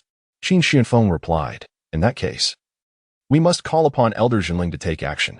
With a wave of his sleeve, the array spirit altered the shimmering light before them. Wait, the Hall Master exclaimed. An apparition appeared on the light screen, and before the crowd could scrutinize it, they felt an overwhelming pressure envelop them, followed by a tremendous force that propelled them out of the Law Enforcement Hall. The voice of the third elder of the inner sect, Ochinshui, resonated.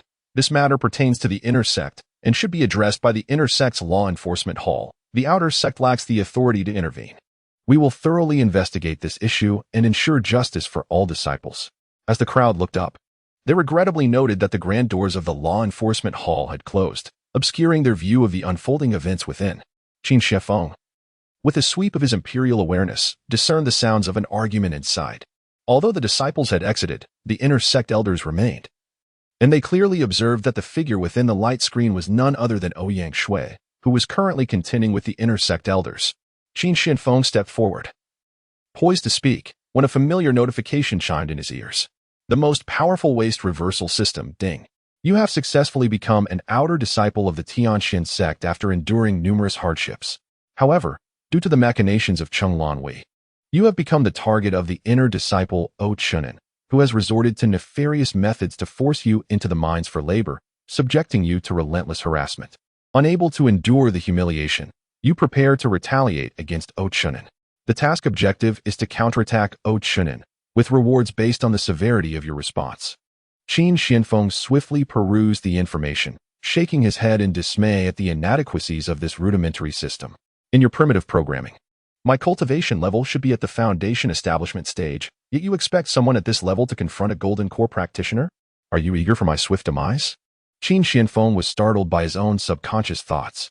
This rudimentary system indeed had its flaws. In such a short span of time, he had acclimated to the identity of Qin Xian and was even contemplating matters from that perspective. His gaze fell upon the task, and with a sweep of his consciousness, he discerned O Chunin's location. Oh, is he truly bound by chains to avoid the mines? Fascinating. And he frequently consumes tonics, does he? In that case, allow me to lend you a hand. After managing to placate the elders, O Chunin returned to his peak, utterly exhausted. Upon entering, he was taken aback. My son, what are you doing? There stood O Chunin, frantically gnawing at the chains that had been specially crafted to restrain him, preventing any escape, an endeavor far beyond his capabilities. His teeth shattered, his mouth stained with blood, he was nonetheless driven by an uncontrollable urge to consume the very chains that bound him. Tears and blood streamed down his face as he sobbed, yet he could not cease his futile efforts. In a moment of urgency, O Chunin's blood yanked at the chains. But the next instant, O Chunin lunged at him, sinking his teeth into his flesh. The hall descended into chaos, a veritable frenzy. The following day, news from the Law Enforcement Hall was released. The inner sect steward, Ji Yuan, had maliciously targeted the outer disciple Qin Xian, but fortunately, the elder array spirit detected the malice, resulting in Ji Yuan's immediate demise, thereby averting graver consequences. The sect decided to compensate Qin Xian with 1,000 spirit stones and several medicinal pills. Steward Wang from the task hall was found accepting bribes and failing to fairly allocate tasks to the disciples, resulting in his dismissal and demotion to an outer disciple. The task hall would select a new steward, and all newly assigned disciples could now reselect their tasks. The method of task selection would be by drawing lots, with tasks rotating monthly to ensure fairness and justice. O Chunin's interference in outer sect affairs, indicating the outer steward to target Qin Xian, violated sect regulations. resulting in a fine of 1,000 spirit stones and 3 months of solitary reflection in the Great Hall. This revelation ignited fervor throughout the outer sect. Many outer disciples rejoiced, astonished that the law enforcement hall had indeed punished an inner disciple for the sake of an outer disciple, even going so far as to penalize an outer steward.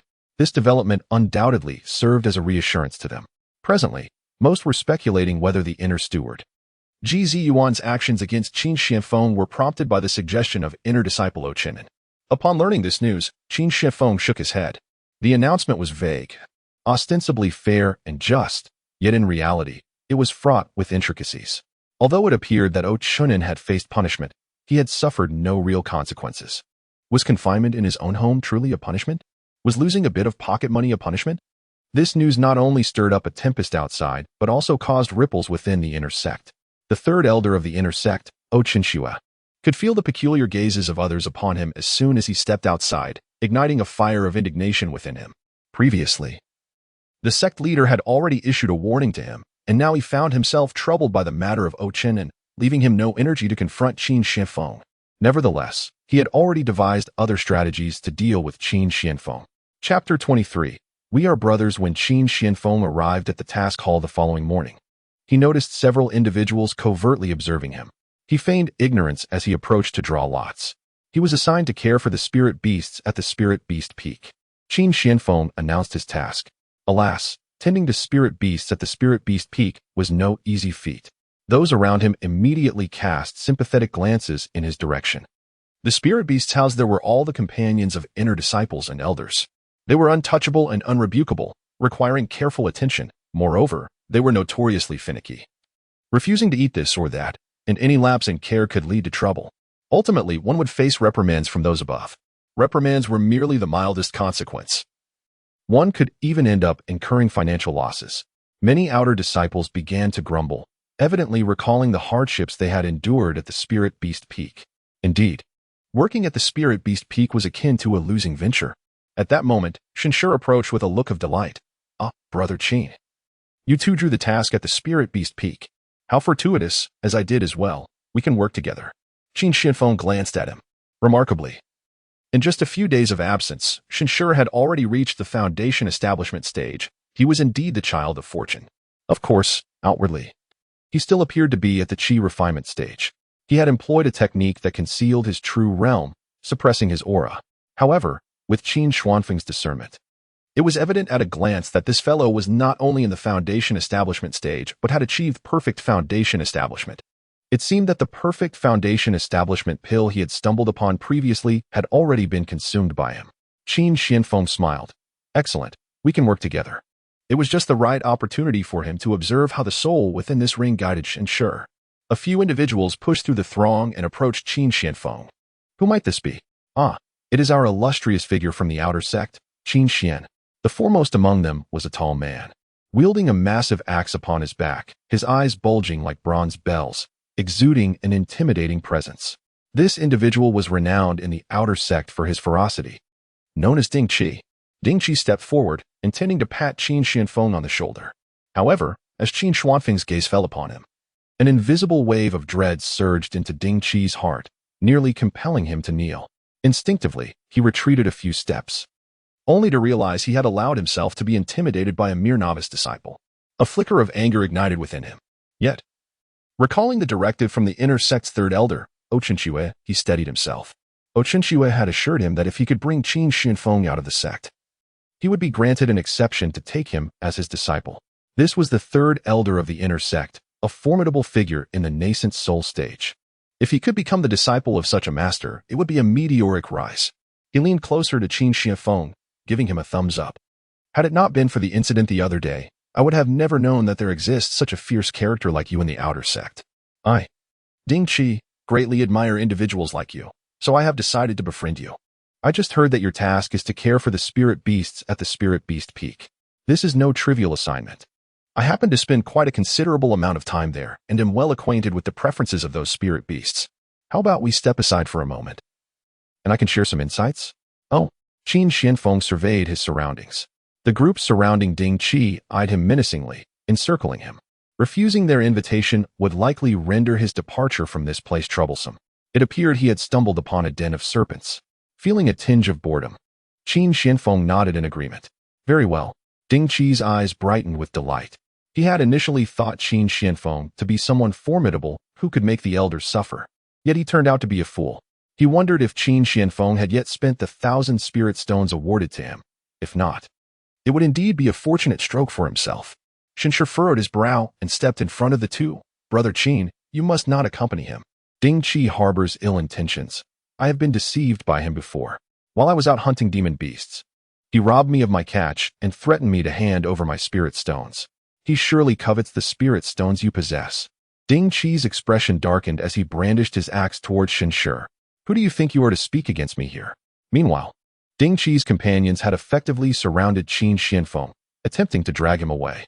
Shenshi hesitated, contemplating whether to reveal his capabilities before the watchful eyes of the crowd. A voice echoed from within his ring. Do not worry, just take action. I suspect that the individual named Qin Xian has discerned your disguise. He is no ordinary person. And even I find him inscrutable. The voice emanating from the ring bore a hint of confusion. Before his demise, he possessed the cultivation level of a quasi-emperor, merely a step away from ascending to the realm of the great emperor. It is precisely because he has touched upon this echelon that he can vaguely sense the profound and mysterious power within Qin Xian. It is unfathomable, evoking a sense of reverence that one cannot help but bow before. Very well, Elder Han. Shenshi hesitated no longer and prepared to strike. Just then, a figure interposed himself before him, delivering a resounding slap directly to Ding Qi. The sound was exceedingly loud. Ding Qi was instantly sent flying, his face swelling dramatically. Qin Xianfeng shook his hand, a look of regret on his face. Brother Ding, I understand you regard me as a comrade, but do not go easy on me. Those unaware might think your strength is lacking, that even I could best you. Ding Qi attempted to speak, but as he opened his mouth, a few teeth fell out. He trembled in pain, glaring furiously at Qin Xianfeng. Had his gaze possessed lethal power, Qin Xianfeng would have surely perished countless times. Qin Xianfeng approached him step by step. Or perhaps, Brother Ding, your previous words were mere fabrications, and you never truly considered me a brother? Ding Qi quickly glanced around at the onlookers, uttering a string of incoherent words. What are you doing? Why aren't you stopping him? The crowd, however, was utterly bewildered by Ding Qi's utterances. What is happening? Was Qin Xianfeng just surrounded by them? How did he vanish in the blink of an eye and deliver a slap to Ding Qi? Despite their inability to comprehend Ding Qi's words, upon witnessing Qin Xuanfeng's actions, they dutifully positioned themselves in front of Ding Qi. Qin Xianfeng showed no leniency. He delivered a slap to each of them in turn. In that instant, the 5 or 6 individuals were sent sprawling, crashing directly onto Ding Qi. He held in agony, nearly unable to catch his breath under their weight. He glared intently at Qin Xianfeng, stammering incomprehensibly, though it was certain that his words were far from kind. Qin Xianfeng wore a benevolent smile. Brother, do not look at me that way. I am doing this for your own good. Since you regard me as a brother, I shall reciprocate. My actions are merely to prevent you from erring. Do not commit any further transgressions in my presence, or I shall continue to remind you. Qin Xianfeng flicked the sleeves of his garments and strode past Ding Qi and his companions. The onlookers regarded Qin Xianfeng with awe in their eyes, filled with reverence. Ding Qi, emboldened by his strength, had been tyrannizing the outer sect, having robbed numerous disciples in the past. At last, someone has given Ding Qi a thorough beating, providing a sense of relief to them, alleviating their grievances. Simultaneously, they have gained a newfound understanding. It appears that Qin Xian is an even more formidable character than Ding Qi. From now on, offending Ding Qi may be permissible, but crossing Qin Xian is out of the question. Shenshi cast a glance at the few individuals sprawled on the ground, unable to rise, and hurriedly pursued Qin Xianfeng. The two companions arrived at Spirit Beast Peak, where they promptly located their designated spirit beasts according to the numbers they held. Upon reaching his assigned area, Qin Xianfeng chanced upon a young woman quietly weeping. Startled by his presence, she hastily wiped her tears and offered him an embarrassed smile. Clad in a gown of yellow, her delicate features were accentuated by her swollen eyes from crying, lending her an air of fragility. The woman approached Qin Xianfeng, glanced at the token in his hand, and her face lit up with joy. Esteemed Junior, you must be the newcomer here to take over my duties at Spirit Beast Peak. Come, let me guide you through and introduce you to the spirit beasts, as well as share some important points to note. Qin Xianfeng nodded in acknowledgement. Thank you for your assistance, senior sister. He chose not to delve into the reason behind her earlier tears. The woman led him inside. Upon entry, An overwhelmingly foul odor assailed them, causing Qin Shifeng to involuntarily wrinkle his brow. The woman remained unfazed, seemingly accustomed to the circumstances. There were not many spirit beasts here. Only 10 in total, most of which were asleep, with only 2 or 3 exhibiting lively behavior. The source of the unpleasant stench emanated from a particular monkey. Upon noticing their arrival, the monkey's eyes darted around before it seized a handful of excrement from the ground and hurled it at the pair. Qin Shifeng and the woman swiftly dodged. The woman spoke. This junior brother, the monkey, is known as the diamond ape, a spirit beast belonging to the intersect brother. Oh Chinen. Typically, every other day, Brother O would take his spirit beast for a stroll, but it seems something has occurred recently, as he has not visited for some time. Consequently, the diamond ape has been cooped up for far too long, resulting in a rather irritable temperament. Please exercise caution while caring for it. Having spent an extended period tending to the spirit beast at spirit beast peak without any interaction with the outside world, the woman was oblivious to the latest rumors. Ah, I understand now. Thank you for the warning, senior sister, Qin Shifeng replied with a faint smile. Oh Chinen, you say? He cast a long, penetrating glance at the diamond ape before turning away. Under Qin Xuanfeng's intense gaze, the diamond ape inexplicably felt an overwhelming surge of fear, accompanied by an unsettling sense of foreboding, as if something dreadfully terrifying were about to transpire. The young woman led Qin Shifeng to visit other spirit beasts, briefly summarizing their conditions. Noticing Qin Xuanfeng's calm demeanor and polite behavior, her fondness for him grew. Before leaving, she hesitated for a moment, then lowered her voice to say, Junior brother, these spirit beasts are quite challenging to care for. I have a plan that can ensure their tranquility for a considerable time. Simply mix a sleep-inducing powder into their food, and they will slumber for most of the day. Should anyone come to collect them, you can just place mint grass under their noses, and they will awaken naturally. Others will merely assume these beasts are resting. I share this little trick with you alone. Please do not reveal my secret. Without waiting for Qin Xuanfeng's reply, she hurriedly departed. Once she was gone, Qin Shifeng used his identity token to seal the barrier in the area. He then approached the diamond ape, a gentle smile gracing his face. You enjoy throwing excrement at others, do you? Now, collect all of it and eat it. The diamond ape froze as a spirit beast of an inner disciple. It had never endured such humiliation. Previously, any disciple had treated it with utmost respect. What did you say? Repeat that. The diamond ape, having awakened its intelligence, could speak like a human. Infuriated by Qin Xuanfeng's words, it immediately sought to charge out of the spirit beast den to confront him. I said. Qin Shifeng fixed his gaze on the diamond ape, articulating each word deliberately. Collect the excrement you carelessly discarded and consume it. With the decree of the emperor, an invisible force bound the diamond ape, rendering it incapable of disobeying Qin Xuanfeng's command. Despite the anger in its eyes, its body moved against its will, approaching the nearest pile of excrement. As it realized its actions, fear crept across the diamond ape's face, yet it was powerless against Qin Xuanfeng's command. After the diamond ape had dealt with its task, Qin Shifeng issued further orders. Now, begin to feed these spirit beasts. For the next month, the responsibility of caring for them falls upon you. The diamond ape's eyes were filled with terror. Though it resisted internally, its body seemed to execute Qin Xuanfeng's commands as if programmed. The diamond ape fetched a bucket, drew clear water from a nearby well, and approached the golden lion, pouring the water into its vicinity. The golden lion sneezed and awoke with a start. Upon seeing the clear water, it erupted in anger. How many times must I tell you? I do not drink plain water. I demand spirit water. Chapter 25. The midnight howl. The golden-haired lion cast a glance at Qin Shifeng beside him and immediately recognized him as the one assigned to care for him. With a shake of his majestic fur, he imperiously declared, Human, this lion desires spirit water. Simply crush the gathering spirit pills and sprinkle them into the water.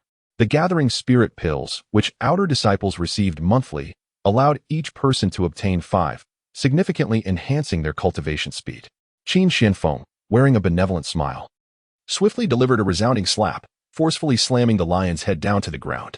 I did not quite catch that. What did you say you wanted to drink? Woo. You wretched human. How dare you lay a hand on me? You will pay for this.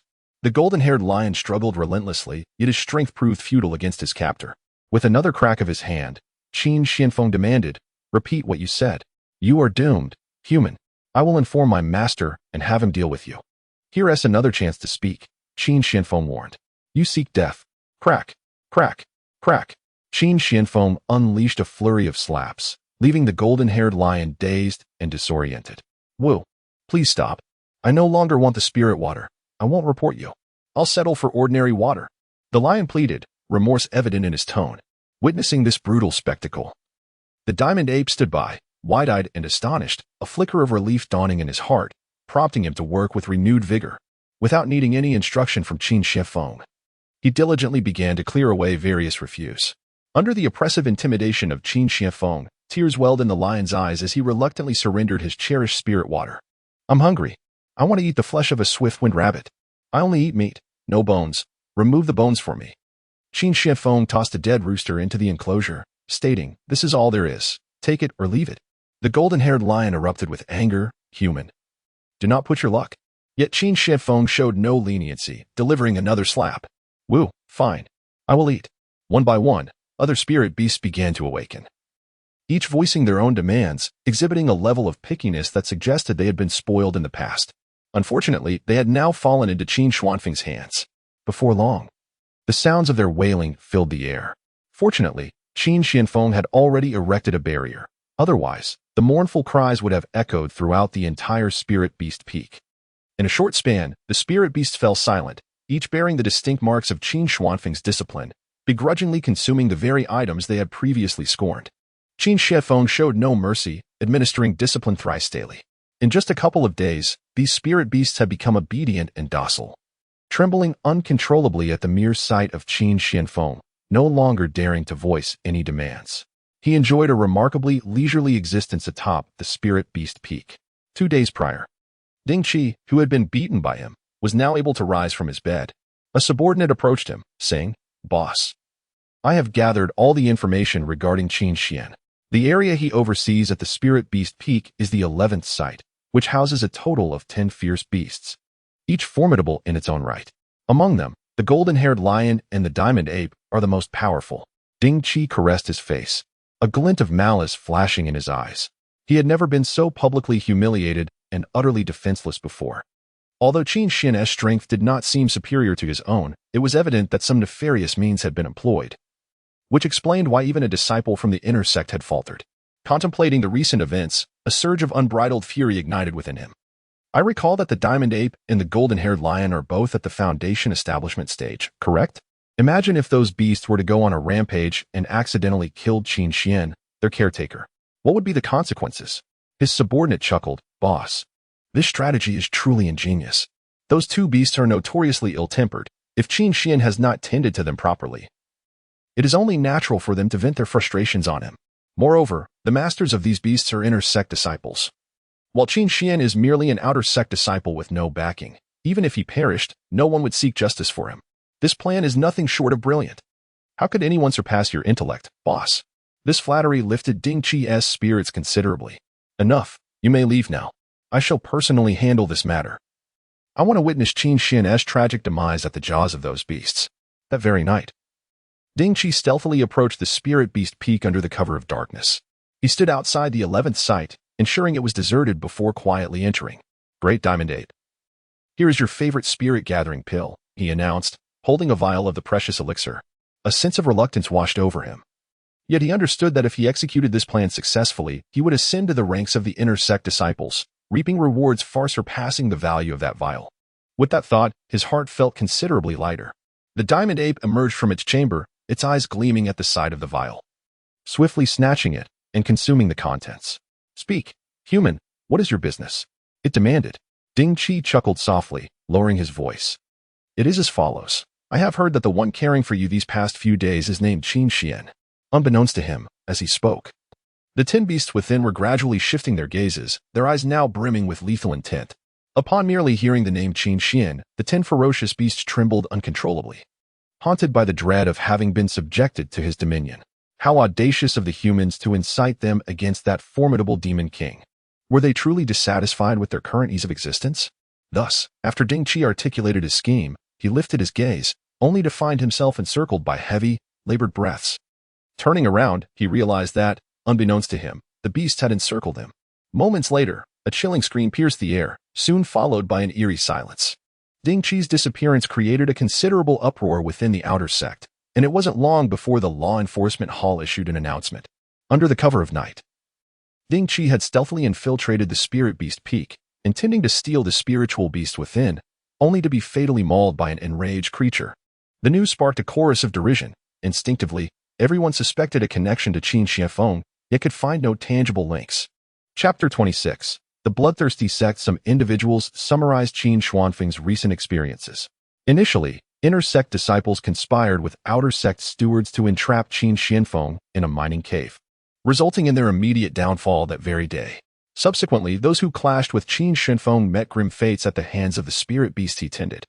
Although that fateful night, Qin Xianfeng had ample alibi, Ding Qi's nighttime trespass upon Spirit Beast Peak was indeed suspicious. It bore no direct relation to Qin Xianfeng, and even the law enforcement hall could not ascertain the truth. Nevertheless, deep down, the public instinctively felt that this incident must somehow involve Qin Xianfeng. In a fleeting moment, Qin Xuanfeng's reputation within the outer sect surged to unprecedented heights, eclipsing many seasoned outer sect disciples. The sect leader, meanwhile, found himself in a state of distress, viewing Qin Xianfeng as a veritable troublemaker. Not long had passed, and the sect had already suffered considerable losses. If such chaos continued unchecked, would there be anyone left in the sect? After a prolonged contemplation, the sect leader summoned the head of the outer sect law enforcement hall, inquire whether Qin Xian has any desire to join the inner sect. His rampant behavior in the outer sect surely stems from the insufficiency of the disciples' cultivation. Should he enter the inner sect? With the presence of these formidable disciples to impose order, he might temper his conduct, thus preventing further incidents. If he expresses interest, I am willing to extend a privilege, facilitating his swift ascension to inner sect status. The head of the law enforcement hall, eager to expedite Qin Xuanfeng's departure, felt his position had faced unprecedented challenges during this period. He approached Qin Xianfeng and conveyed this proposition. Qin Xianfeng responded promptly, "Elder, how did you discern my desire to become an inner sect disciple? I have already resolved to participate in the outer sect grand competition in 3 months. With my abilities, I am certain to achieve a commendable ranking, thereby securing my entry into the inner sect."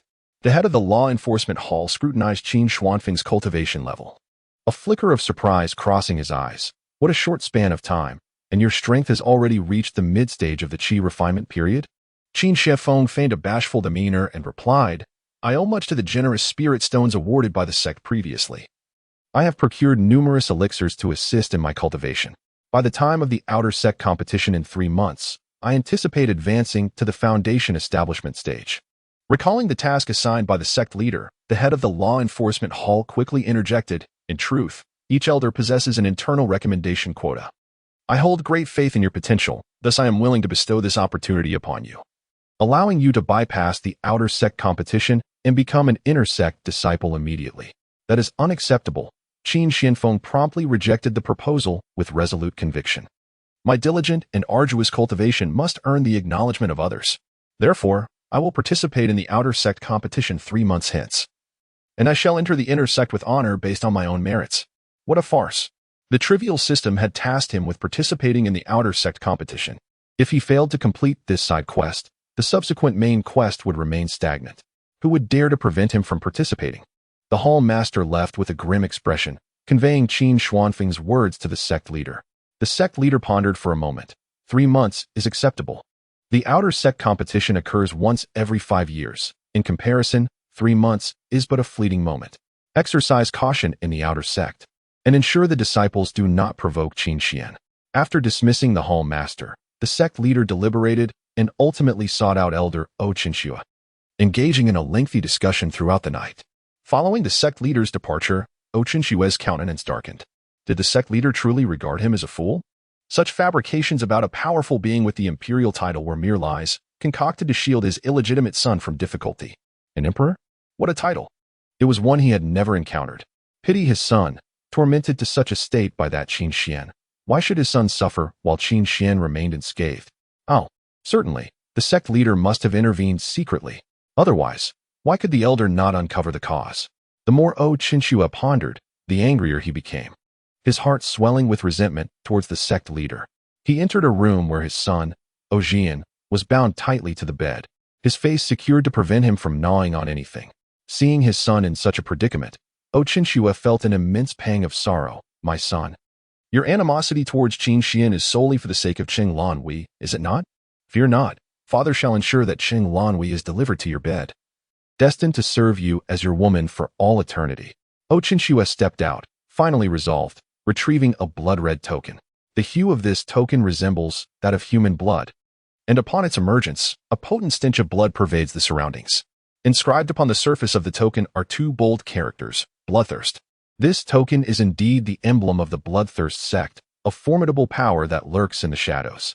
Unlike the righteous cultivators, who absorb spiritual energy for their cultivation, the Bloodthirst sect relies on the sanguine essence extracted from living beings. These beings may be either beasts or humans. It is said that long ago, an elder of the Bloodthirst sect, in pursuit of power, employed a formation to slaughter an entire city of over 100,000 souls, thus earning the sect its notorious reputation. From that moment on, the Bloodthirst sect became the archenemy of all humanity. Regrettably, the sect has remained deeply concealed, with no one aware of its true headquarters. Even if someone were to trace leads to the Bloodthirst sect's location, they would only uncover a mere branch, insignificant to the sect itself. Qinshue activated the token, and a raspy voice resonated from within. You have activated the token and initiated contact with me. It seems you have made your decision? Gritting his teeth, Qinshue replied, Indeed, I have resolved to collaborate with your Bloodthirst sect. I am willing to provide you with the formation diagrams of the Tianxin sect. In return, I require your assistance in eliminating the sect's leader, allowing me to ascend to the position of sect leader. From that point onward, the Tianxin sect shall willingly serve as a subordinate force to your Bloodthirst sect. A sinister chuckle echoed as the raspy voice responded, tinged with a hint of delight. I am pleased to see you have made such a choice. We shall demonstrate through action that your decision is prudent. The position of leader of the Tianxin sect is rightfully yours. Qinshue pressed. Once I deliver the formation to you, when will you act? We need to arrange our personnel. Half a year should suffice. The raspy voice gradually faded away. Chapter 27. Alas, slipped again. Qinshue meticulously reviewed the formations within the sect before transmitting the diagrams. Meanwhile, the formation spirit was diligently revising the sect's arrays. During this period, whenever he found the time, he would seek out Qin Xianfeng, whose discussions provided him with invaluable insights, revealing numerous flaws within the formations. Consequently, he undertook modifications with fervor. Presently, the formations had transformed into something unrecognizable, likely beyond the recognition of even the sect leader. Yet their potency had multiplied several-fold compared to before. He chuckled to himself.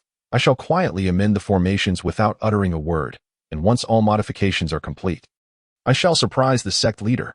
Surely, considering my diligent efforts, the sect leader will bestow upon me generous rewards. Puzzled, he mused. This area feels a bit off. Perhaps I should consult Qin Xian.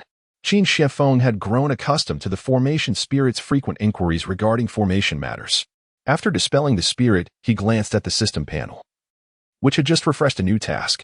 Ultimate Underdog Counterattack System, Alert. You have triggered a temporary task upon entering the sect. The inner disciple Qinin has been oppressing you. You must retaliate, causing him great distress. Cheng Lanhui is secretly aiding you, further enraging him. Qinin intends to target Cheng Lanhui and is currently dispatching people to pursue her. Task objective, protect Cheng Lanhui from her pursuers.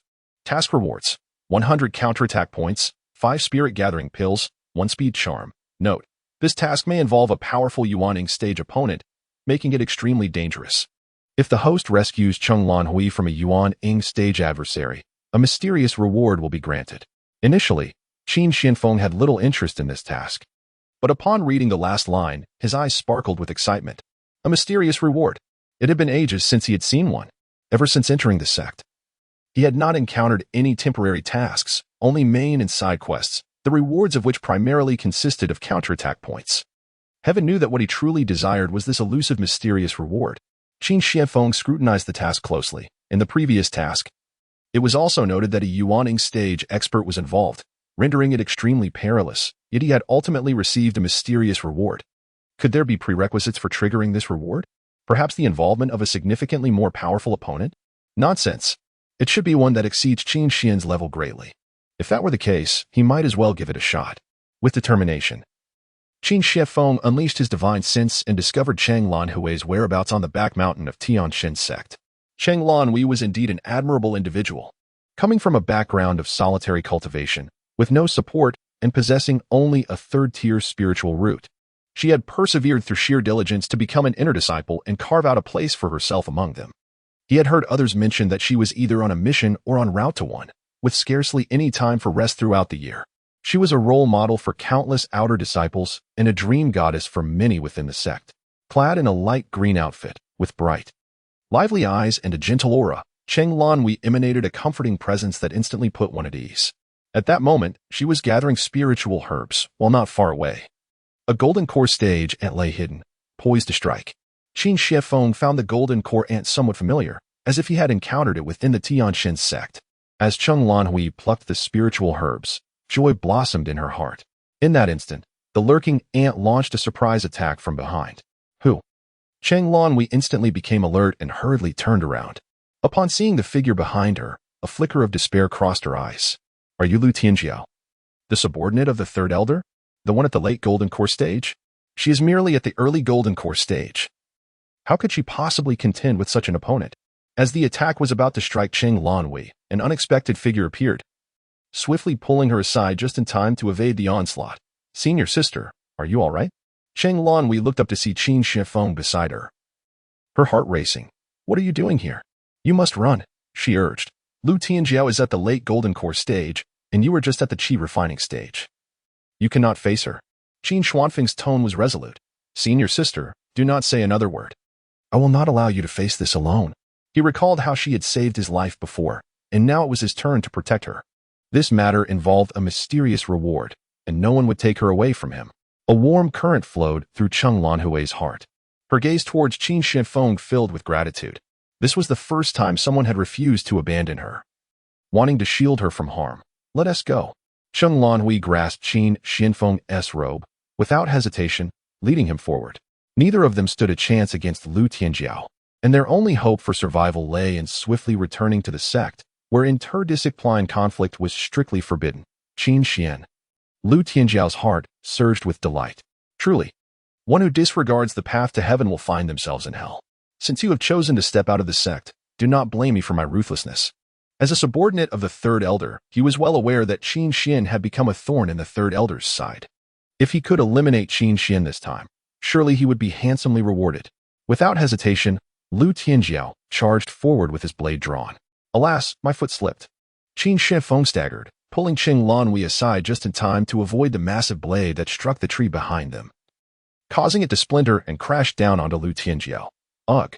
Lu Tianjiao spat out a branch, feeling a sharp pain coursing through his body. Had the tree become sentient? He had dodged, yet it still managed to strike him. Junior brother Qin, this way.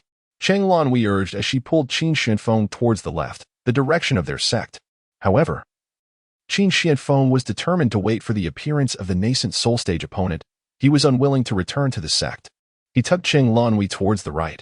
Senior sister, we cannot go left. Since Lu Tianjiao dares to attack you so brazenly here, there will surely be others blocking that path back. Cheng Lanhui was startled by his reasoning. You make a valid point, but why is your strength so great? How can I, at the early golden core stage, not manage to pull a mere qi refining stage Qin Xian? Take this. Lu Tianjiao shouted from behind, closing in. Oh no, my foot slipped again. Qin Shifeng exclaimed, his balance faltering as he narrowly evaded yet another attack. Chapter 28. I truly am overwhelmed. With a sudden jolt, I felt as if my legs were no longer under my command. What a disaster! Am I about to fall?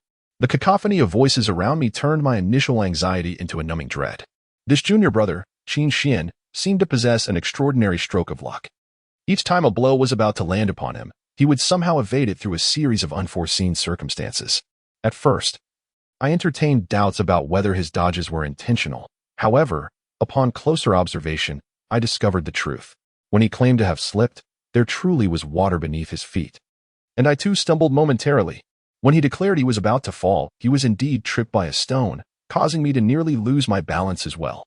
Through a myriad of unexpected occurrences, we consistently managed to evade the attacks that pursued us, leaving me feeling as though I were ensnared in a dream.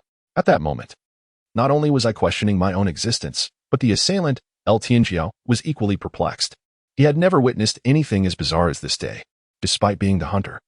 He found himself battered and bruised, while those he pursued remained unscathed.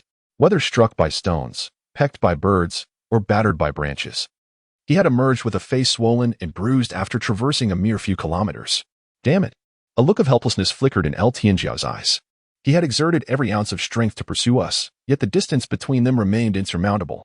In desperation, he produced his identity token and contacted the third elder, relaying the situation regarding Qin Xian. Although this might significantly diminish his potential rewards, at least he would earn some merit for alerting the elder, ensuring that he would not simply watch the prize slip from his grasp. What? Qin Xian dared to venture outside. Qinshui abruptly sprang to his feet, laughing boisterously.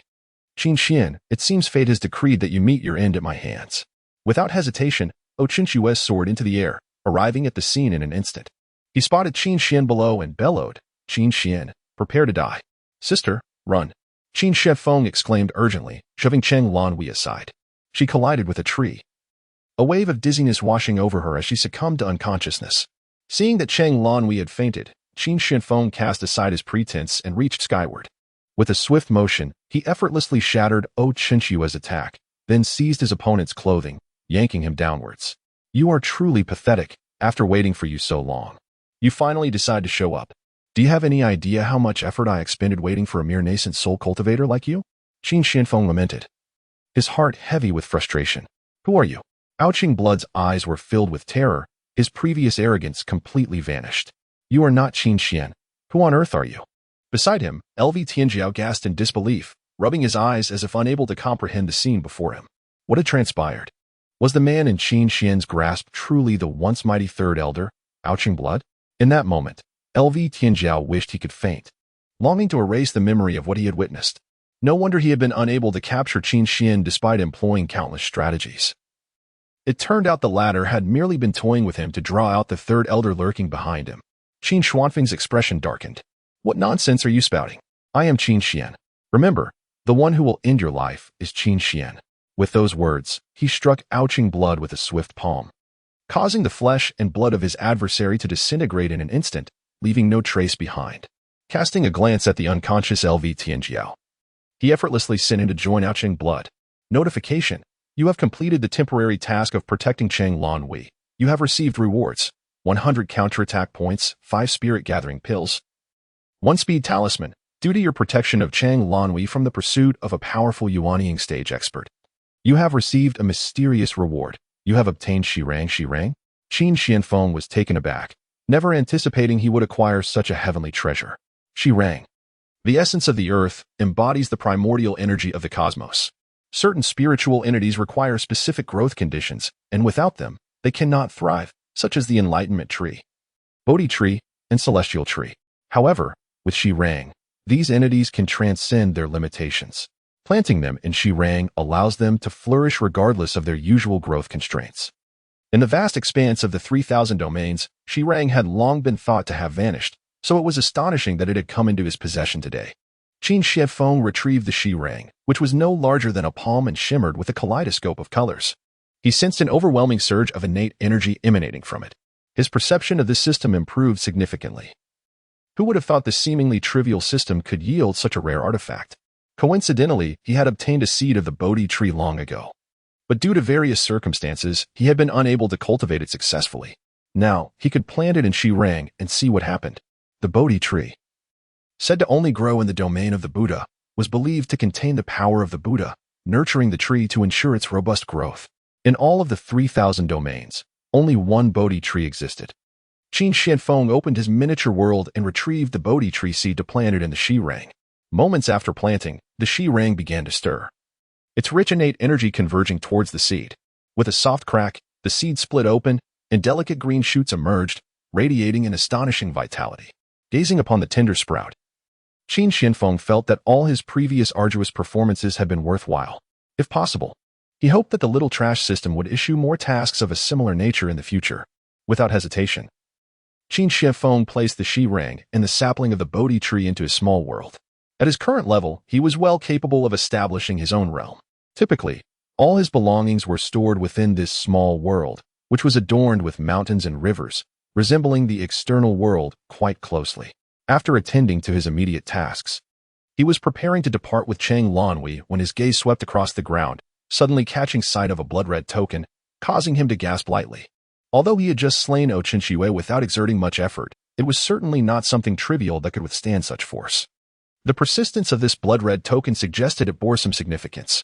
Chapter 29. Advancing and retreating with the Tianxin sect. Qin Shianfeng picked up the token, feeling an ominous aura emanating from it.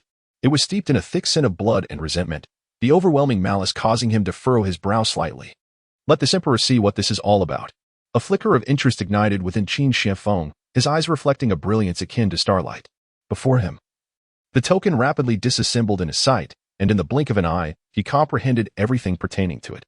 He not only discerned the token's structure and origin, but also gleaned the previous exchange of information between Qinshi and the members of the Bloodthirst sect. How ruthless! No wonder the token radiated such a blood-red hue. Within the Bloodthirst sect, there existed a treasure known as the Blood Pool, which, as its name implies, contained the blood of various beings, including both humans and beasts. They captured these entities and cast them into the blood pool. The sanguine water within gradually corroded their bodies while they helplessly watched their flesh dissolve, powerless to escape. In such circumstances, their resentment, fear, and myriad emotions reached a peak, becoming sustenance for the blood pool. The tokens were steeped in the blood pool, saturated by its sanguine waters, resulting in this blood-red artifact. It was no wonder it exuded such a potent aura of blood and resentment. Qin Shianfeng did not intend to meddle in affairs that did not concern him. Within the realm of 3,000 paths, each domain operated under its own set of rules. As an outsider, should he disrupt the functional order of this domain, he would inevitably bear the consequences, which would not bode well for him. Addressing the matters of the Bloodthirst sect was the responsibility of those within this domain, such as Shen Shi, the child of destiny. This was, after all, the purpose of their existence. Just as he was about to shatter the token, a familiar prompt echoed in his mind, and a line of white text flickered before him. The strongest waste reversal system, beep. You have triggered a temporary task. You have rescued Qing Lanwei, only to unexpectedly discover the involvement of the inner sect's third elder, Qinshi, with the bloodthirsty sect. As a disciple of the Tianxin sect, you must now make a choice. Choice 1. Expedite your departure from the Tianxin sect to avoid unwarranted calamity. Choice 2. Inform the Tianxin sect of this matter and share in its fate. Choice 3. Pretend to know nothing and take each step as it comes. Note, each choice corresponds to different rewards and will influence future tasks. Qin Shianfeng gazed at the task before him, a flicker of interest gleaming in his eyes. He never anticipated that this seemingly useless system would possess such functionality, allowing him to select his course of action. Previously, tasks had always been imposed upon him without choice. Departing was out of the question. The upcoming tasks were intertwined with the Tianxin sect. Furthermore, the token revealed that the bloodthirsty sect would not make their move for another 6 months, granting him the opportunity to linger here for that duration. Qin Shianfeng fell into contemplation. If the bloodthirsty sect aimed to engulf the Tianxin sect, they would undoubtedly dispatch formidable individuals to aid their cause. If my earlier conjectures hold true, then the greater the number of powerful adversaries they send, the higher my chances of obtaining a mysterious reward. With 6 months remaining, I could indeed validate my hypotheses. Thus, Qin Shianfeng opted for choice 2. As a disciple of the Tianxin sect, he felt compelled to stand with it through thick and thin. It was not merely for the sake of a mysterious reward. He grasped Qing Lanhui and escorted her to his chamber, then swiftly made his way to the forbidden grounds of the sect. The elder, who lay in slumber within the coffin, was roused once more by a familiar sensation. Having experienced this before, he naturally turned to look ahead and, indeed, beheld that familiar powerful figure. Though the elder's visage remained obscured, shrouded in a veil of mist, the overwhelming aura surrounding him remained unchanged. The elder immediately knelt. Unable to meet the figure's gaze, "May I inquire as to the purpose of your visit, esteemed elder? I assure you, we have had no involvement in matters concerning your disciple." Qin Shianfeng tossed a token to the elder and succinctly relayed the collusion between Qinshi and the bloodthirsty sect. What? The elder's countenance drained of color. The bloodthirsty sect was a name known to all, a nightmare for sects like theirs. To think that the bloodthirsty sect had set its sights on the Tianxin sect, and that Qinshi dared to conspire with them. The elder felt a surge of blood rush to his head, nearly overwhelming him with fury. The sect is doomed. The sect is doomed. Fortunately, the discovery was timely. There remained a chance for redemption. The elder knelt once more, expressing his gratitude. "Thank you, esteemed elder, for your guidance." When he lifted his head, he found that the elder had vanished without a trace. Without hesitation, he immediately set off to find his son. At this moment, the sect leader found himself within the grand hall. his brow furrowed and his expression grim. The stalwarts of the sect, the very backbone of its strength, each possessed a soul lamp. The instant one of them perished, the lamp would extinguish, promptly notifying the sect of their fate. Just moments ago, the sect leader received troubling news. The soul lamp of the third elder from the inner sect, O Qinshue, had gone dark, signifying that he had met his demise. The leader nearly suffered a cardiac arrest upon hearing this. O Qinshue was an elder of the nascent soul stage, a pivotal figure within the sect. What formidable power could possibly have slain O Qinshue, leaving him no opportunity to call for help? The loss of this nascent soul elder undoubtedly weakened the sect's influence. At this juncture, the sect leader inexplicably recalled Qin Xian, pondering whether O Qinshue's death had any connection to him, especially given the intense conflicts between the two of late. While he was deep in thought, a figure suddenly appeared before him, his father. Before he could utter a word, his father expounded upon all that had transpired. What? The sect leader could no longer remain seated. A surge of fury welled up within him, and he instinctively struck the table beside him. With a crash, the table disintegrated into dust.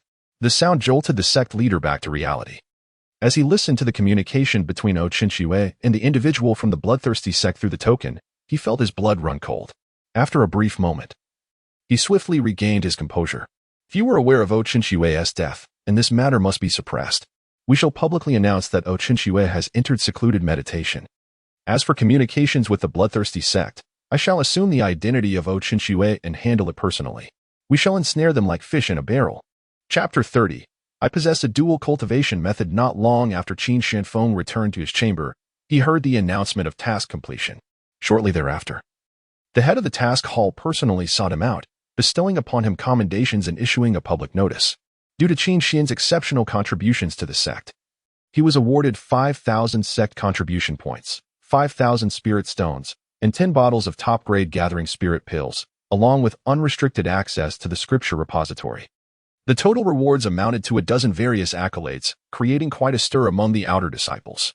5,000 sect contribution points and 5,000 spirit stones, these were treasures that many outer disciples would toil for 5 years to obtain. Numerous disciples began inquiring about the nature of Qin Xian's contributions, but alas, no one seemed to have the answers. Cheng Lanhui gradually awakened from her faint, her mind racing back to the events preceding her unconsciousness. She anxiously scanned her surroundings. She found herself lying on a bed, the door wide open, with sunlight streaming in and casting a warm glow upon Qin Shanfeng. Qin Shanfeng sat in a rocking chair, engrossed in a book, the tranquility of time bringing a sense of peace to Cheng Lanhui's heart. It seemed that only then did Qin Shanfeng notice that Cheng Lanhui had awakened, quickly turning towards her with a look of delight on his face.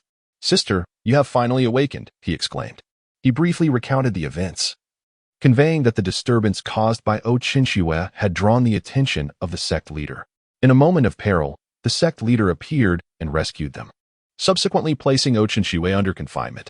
If you doubt my words, you may inquire within the sect. The current public narrative is that O Qinshue is in seclusion for cultivation. But in truth, he is imprisoned. Very few are privy to this truth, so please be discreet. Cheng Lanhui nodded eagerly, relieved to grasp their present circumstances. With only the two of them in the room, her heart raced, and a faint blush adorned her cheeks. "Thank you, Qin Shidi. Were it not for you, I would not have emerged unscathed from this ordeal. I am indebted to you for saving my life. I would willingly dedicate myself in gratitude," she began.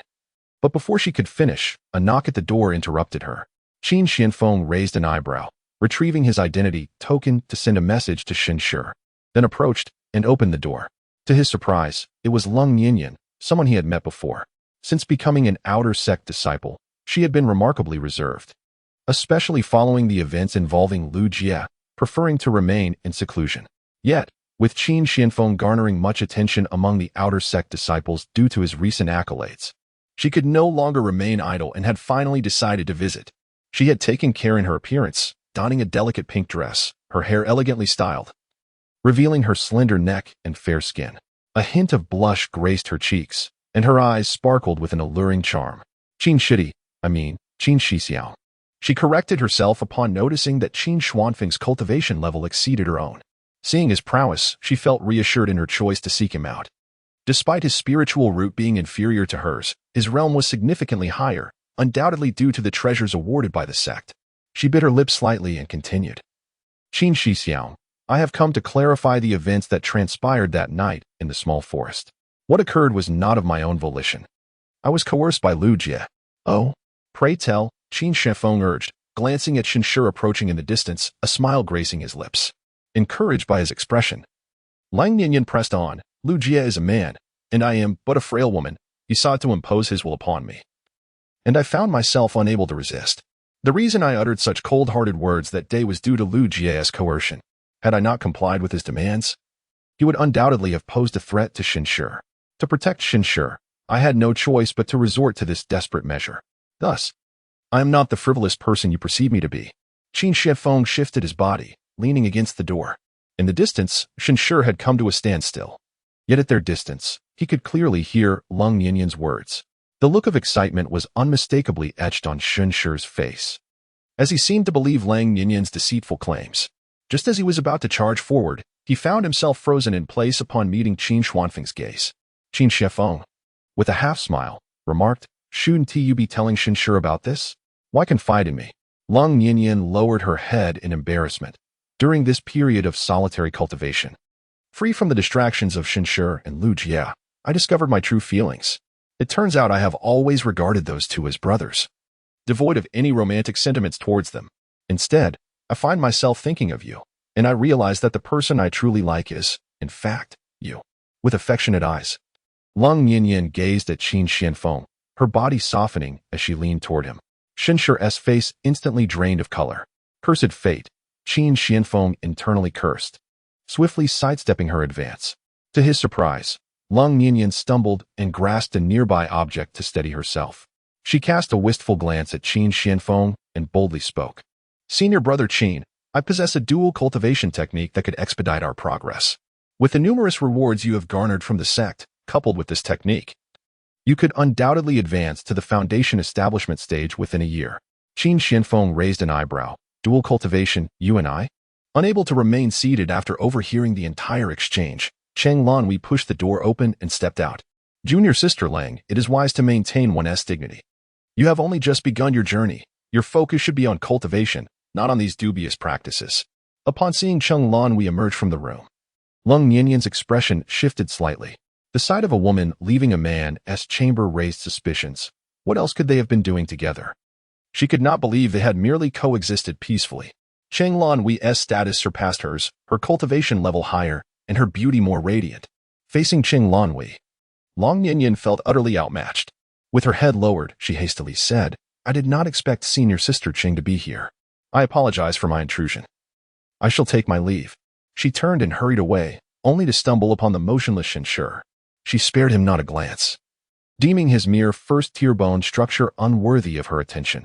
Chapter 31. The outer sect competition begins. Qin Shifeng turned to Cheng Lanwei. Cheng Lanwei's body suddenly stiffened. Although she had not finished her previous statement, it was evident that Qin Shifeng understood her implication. The atmosphere had been just right for her to muster the courage to voice such words, but now that courage had waned. "Senior sister." Qin Shifeng addressed her with a tone that was both polite and distant. "I believe you made a valid point. Our focus should indeed be on cultivation. Wouldn't you agree?" This blatant rejection caused Cheng Lanwei's complexion to pale, and she forced a smile. "You are right, junior brother Qin. I was indeed presumptuous. I hope my words did not cause you any distress. Now that I am awake, it would be inappropriate for me to linger here. Farewell, junior brother Qin." With that, she left without a backward glance. Qin Shifeng felt no turmoil within. They were simply not on the same level. To put it bluntly, a mere flicker of his aura would be enough to intimidate Cheng Lanwei into submission. To him, she was no more significant than an insect. Shenshi approached with a hesitant demeanor, his spirits visibly dampening. Qin Shifeng reclined in a rocking chair, pouring himself a cup of tea. "Did you hear that? Do you still hold any hope for that woman?" Shenshi managed a bitter smile and shook his head. The glance they had exchanged earlier, marked by Lang Nianyan's indifferent gaze, had pierced through him painfully. Human emotions tend to fade over time, and Lang Nianyan's repeated actions had nearly extinguished the feelings he once harbored. "Thank you, brother Qin. Had you not called me here today, I might still be ensnared in Lang Nianyan's deceit. A single tear from her might have softened my heart.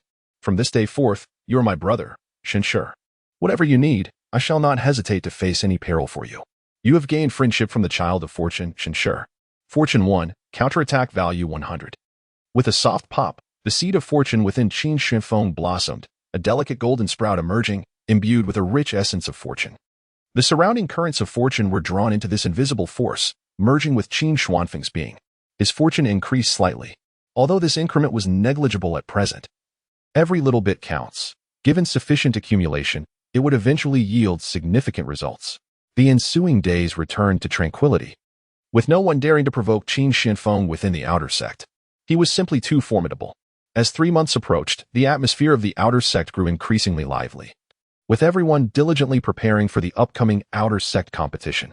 Not far from Tianxian sect, in a mountain range, 5 figures clad in blood-red robes were meditating within a cave. Their faces were obscured by crimson masks, rendering their features unrecognizable, yet their eyes betrayed an unrestrained ferocity. One individual licked his lips and spoke, expressing confusion over the elder's cautiousness. He questioned why they did not simply storm the Tianxian sect with their strength, instead of resorting to covert maneuvers. It was rumored that a venerable ancestor at the Tianxian sect was about to break through to the void refinement stage, which prompted the elder's apprehension. He inquired about the time remaining until the outer sect competition, revealing his impatience. In 10 days. The day of the outer sect competition will also be our day of action. Anticipation flickered in the eyes of the 5.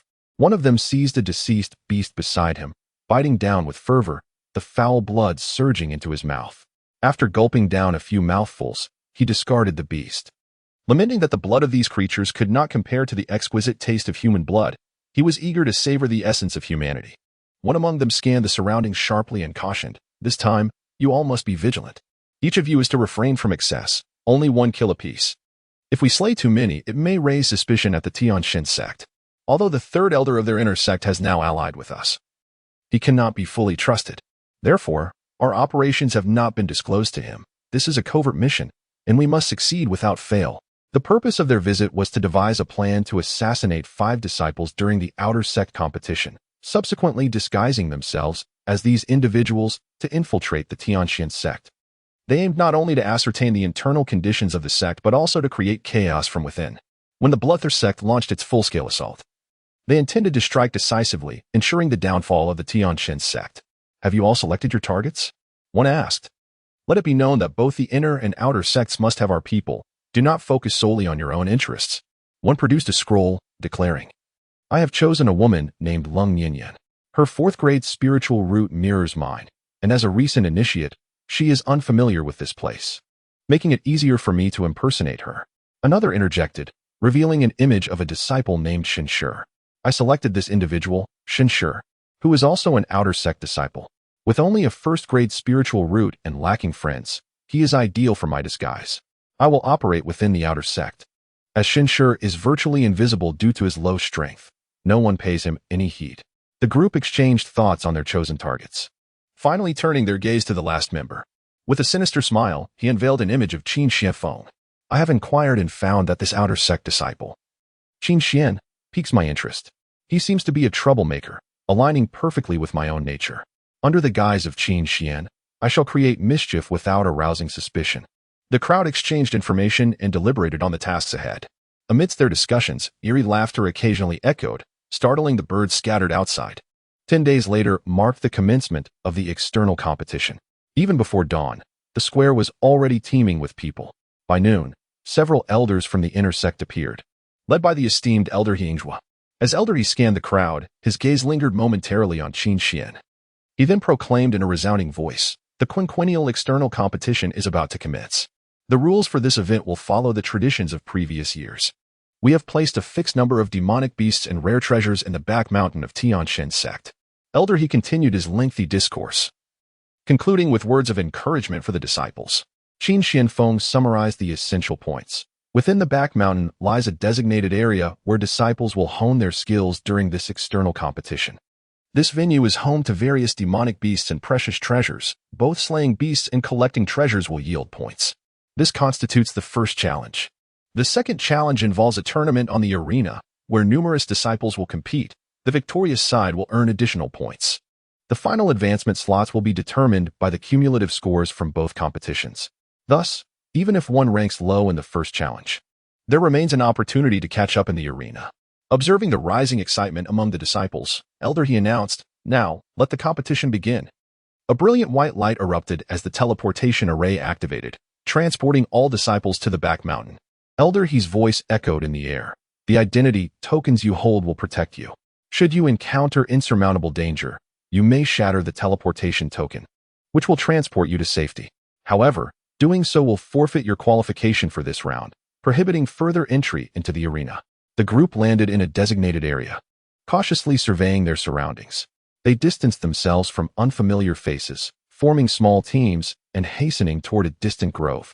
In such perilous circumstances, collaborating with a trustworthy companion was deemed safer. In the blink of an eye, only 3 or 4 individuals remained in the open space, standing solitary and unchosen. Among them were Shinshi and Qin Xianfeng. Shinshi turned to Qin Xianfeng and said, "Brother Qin, I shall take my leave first." With that, he swiftly retreated into the grove. Qin Xianfeng scanned the area before making his way toward the distant peak. In a few moments, he reached the summit and looked down, observing the disciples navigating through the grove below. Qin Xianfeng retrieved a rocking chair, a table, and some tea from his storage bag.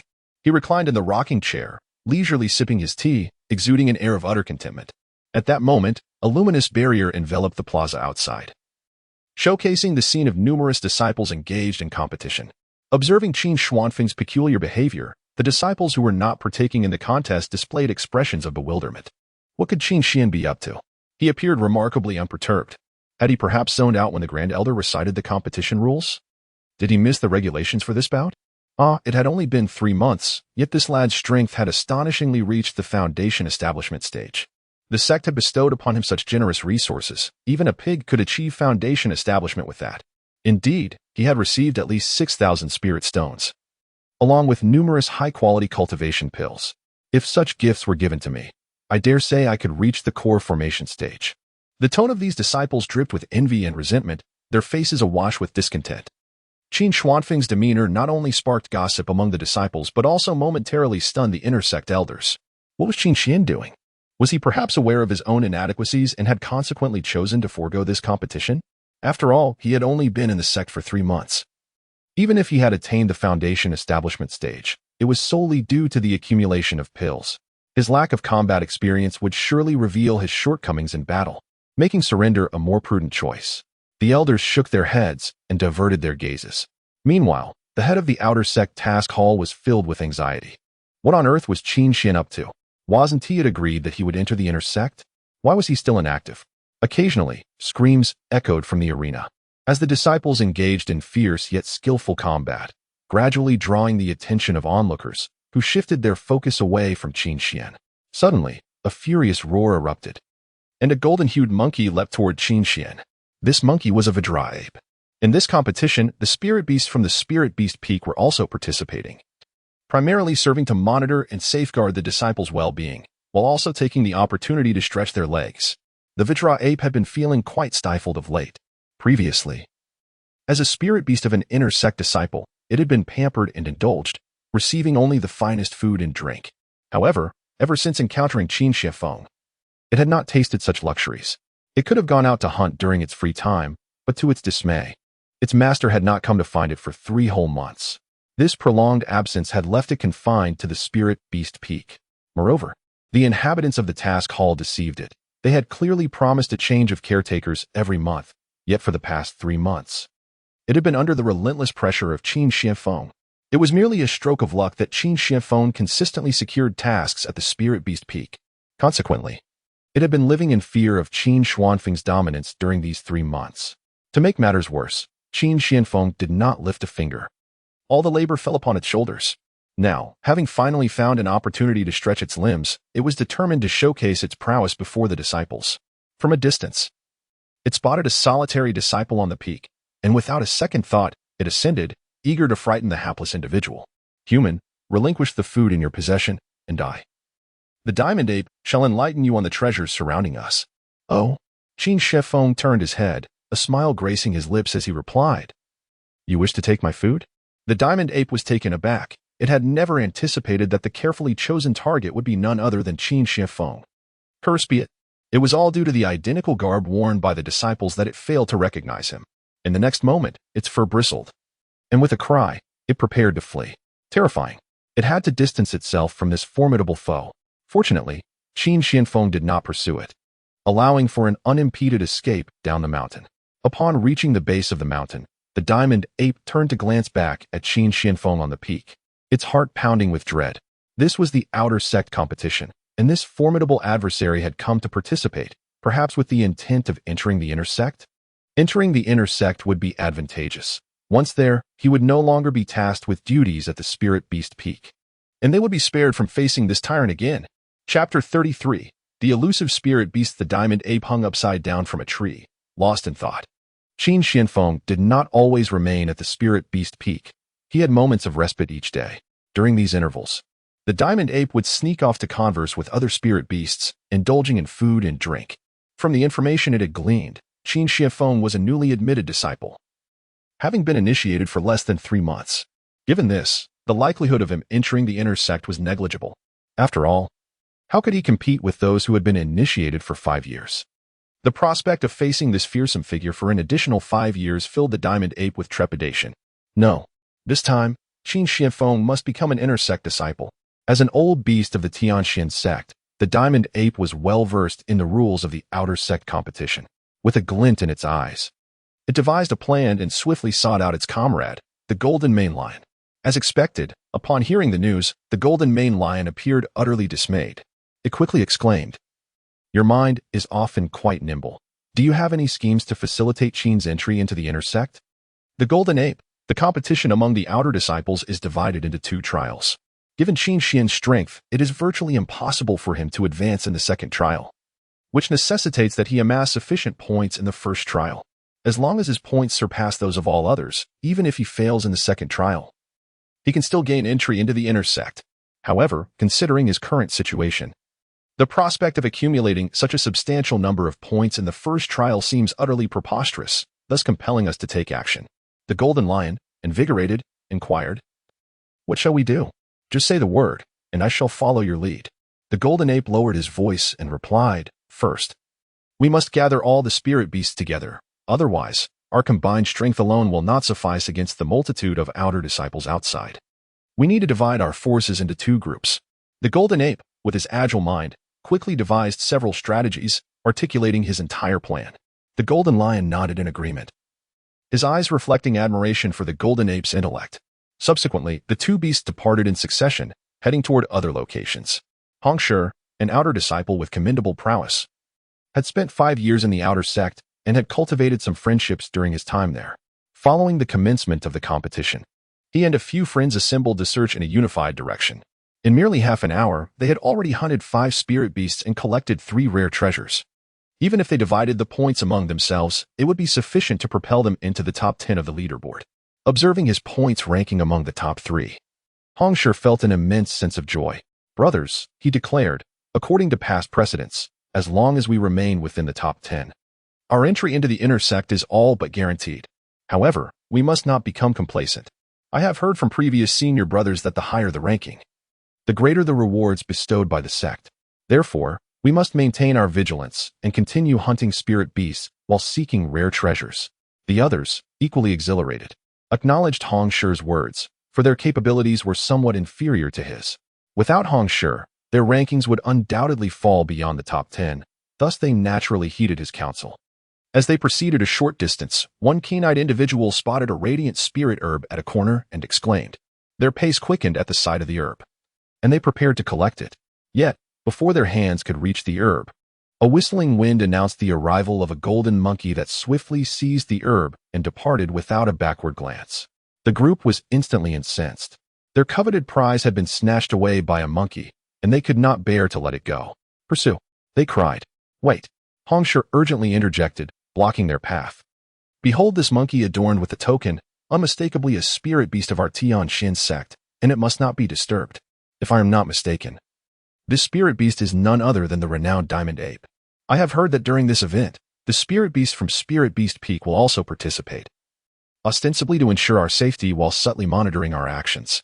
However, it is rather peculiar. According to my fellow disciples, these spirit beasts have seldom made an appearance, only emerging in times of life-threatening peril. Moreover, they have been cautioned not to disturb these precious resources. What could have prompted this anomaly?" A few were left perplexed.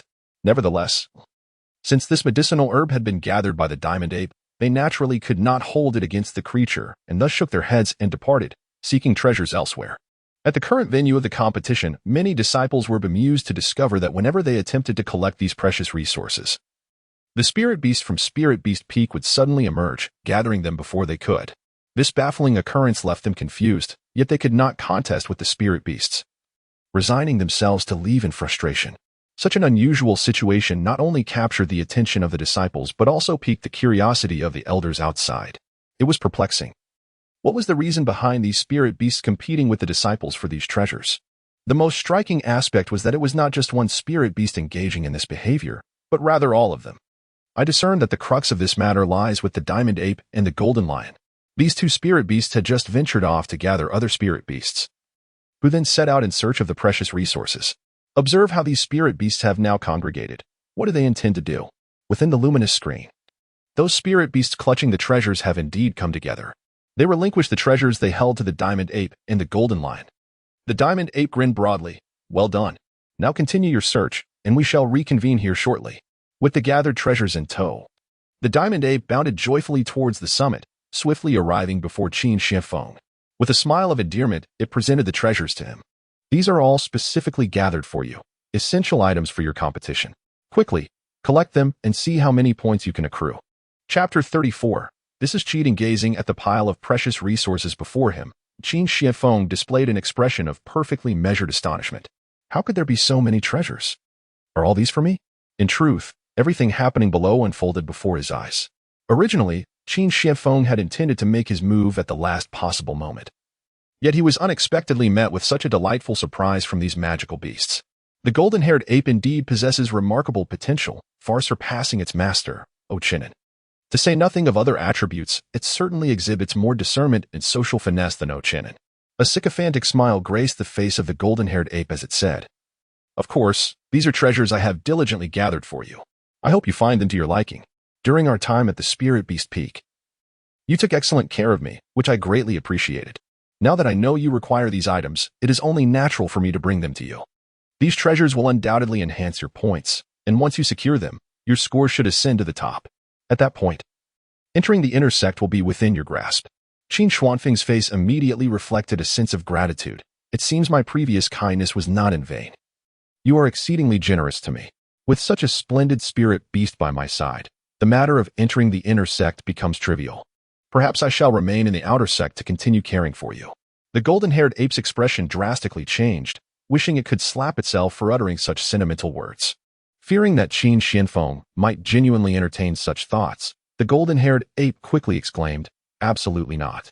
I am immensely grateful for all you have done for me, and I wish to give you nothing but the best. Only by becoming an inner disciple can your strength advance further, allowing you to care for me more effectively. These gifts are a token of my sincerity. You must accept them." With that, the golden-haired ape unceremoniously stuffed all the rare treasures into Qin Xuanfeng's embrace. Qin Shianfeng sighed regretfully. "Very well, since you insist, I shall not refuse." He stored the items within his identity token. In the next moment, the token began to shimmer with points, and in the blink of an eye, his score soared to the pinnacle, placing him in first position.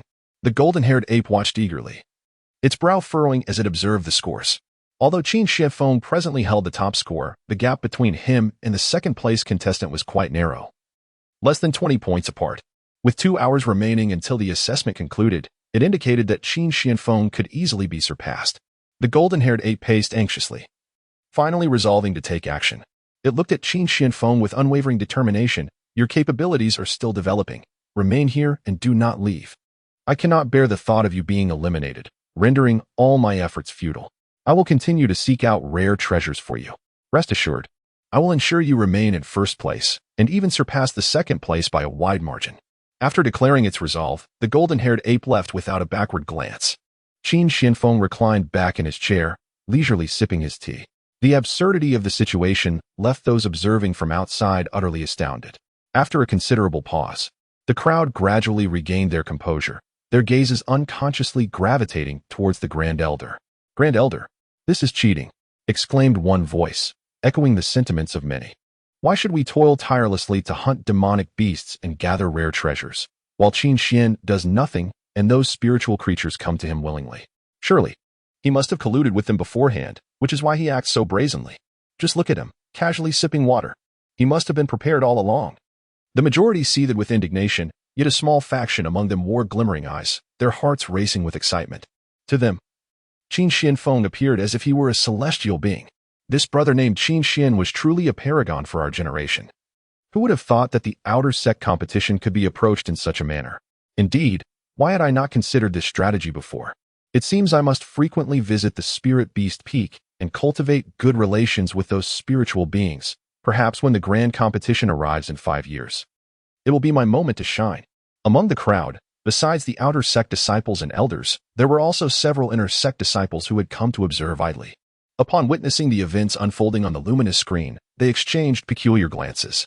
A young man clad in white, with a long sword slung across his back and sharp, striking features, snorted derisively. As cultivators of our caliber, we should exert our utmost efforts to earn the recognition of others. This Qin Xian employs such underhanded tactics. He will surely prove to be a duplicitous character in the future, unworthy of close association. Behind this white-clad youth, a group of admirers chimed in. Senior Brother Lin is right. We must steer clear of such a person. We cannot afford to be associated with such conduct. Nearby, a figure dressed in brown, wielding a hefty broadsword, scoffed at their remarks, rolling his eyes in disdain. What Qin Xian is doing is called cleverness. It demonstrates his ability to think strategically and leverage the relationships around him. In my opinion, those who fail to utilize such connections are the foolish ones. Why struggle when one can easily acquire what they desire through resourcefulness?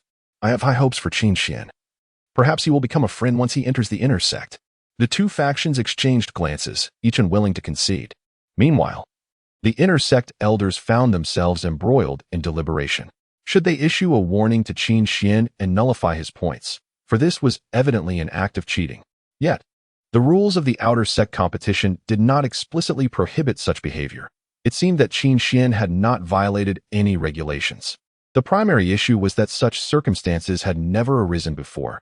Who could have anticipated that the spiritual beasts would behave in this manner? It was perplexing. Considering we had previously cautioned these creatures, why did they still choose to act so? I am particularly intrigued by how Qin Xian manages to care for the diamond ape, allowing it to perform such remarkable feats. Several inner sect elders engaged in animated discussions, and ultimately, the Grand Elder made a decisive pronouncement. Very well. This matter reflects our oversight and has no bearing on Qin Xian. His actions have merely illuminated a flaw in our system. We shall rectify this oversight during the next external competition. Chapter 35. To kill without restraint. The Grand Elder regarded Qin Xian within the luminous screen, his expression tinged with concern. Although he had never personally encountered Qin Xian, he had heard numerous rumors about him during this period. Upon hearing these accounts, his initial impression was that Qin Xian was a rebellious spirit, resistant to authority.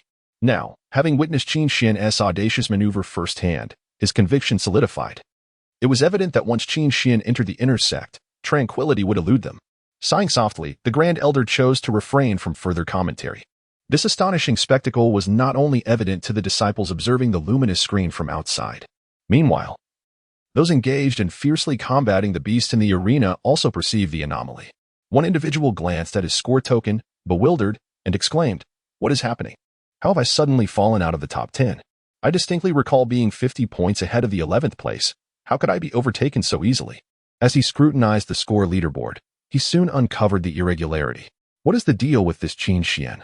How has he amassed so many points so suddenly? Claiming the top position? What? Others turned in astonishment, activating their identity tokens. Upon observing the leaderboard, they too were rendered speechless. I checked the token just a few minutes ago. At that time, there was no mention of Qin Xian among the top 50. I recall that Qin Xian was at the bottom. His score was 0. How could his points have surged by several hundred in an instant? The crowd gazed at the unfolding situation, utterly perplexed. They could not fathom the source of these points.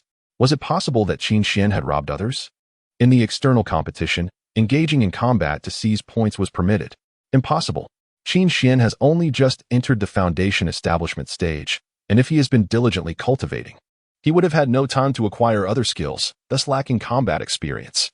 The prominent figures on the leaderboard are seasoned disciples, each boasting at least 5 years of battle experience. How could Qin Xian possibly outmatch them? Look at the leaderboard. Those individuals still hold their ranks, and their scores remain consistent. One person, I starting thoughtfully, suggested, In my view, we need not concern ourselves with the origins of Qin Xian's points.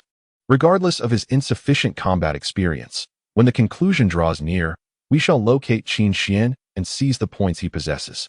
The greater his points, the more advantageous it shall be for us. The crowd's eyes brightened, and they nodded in agreement.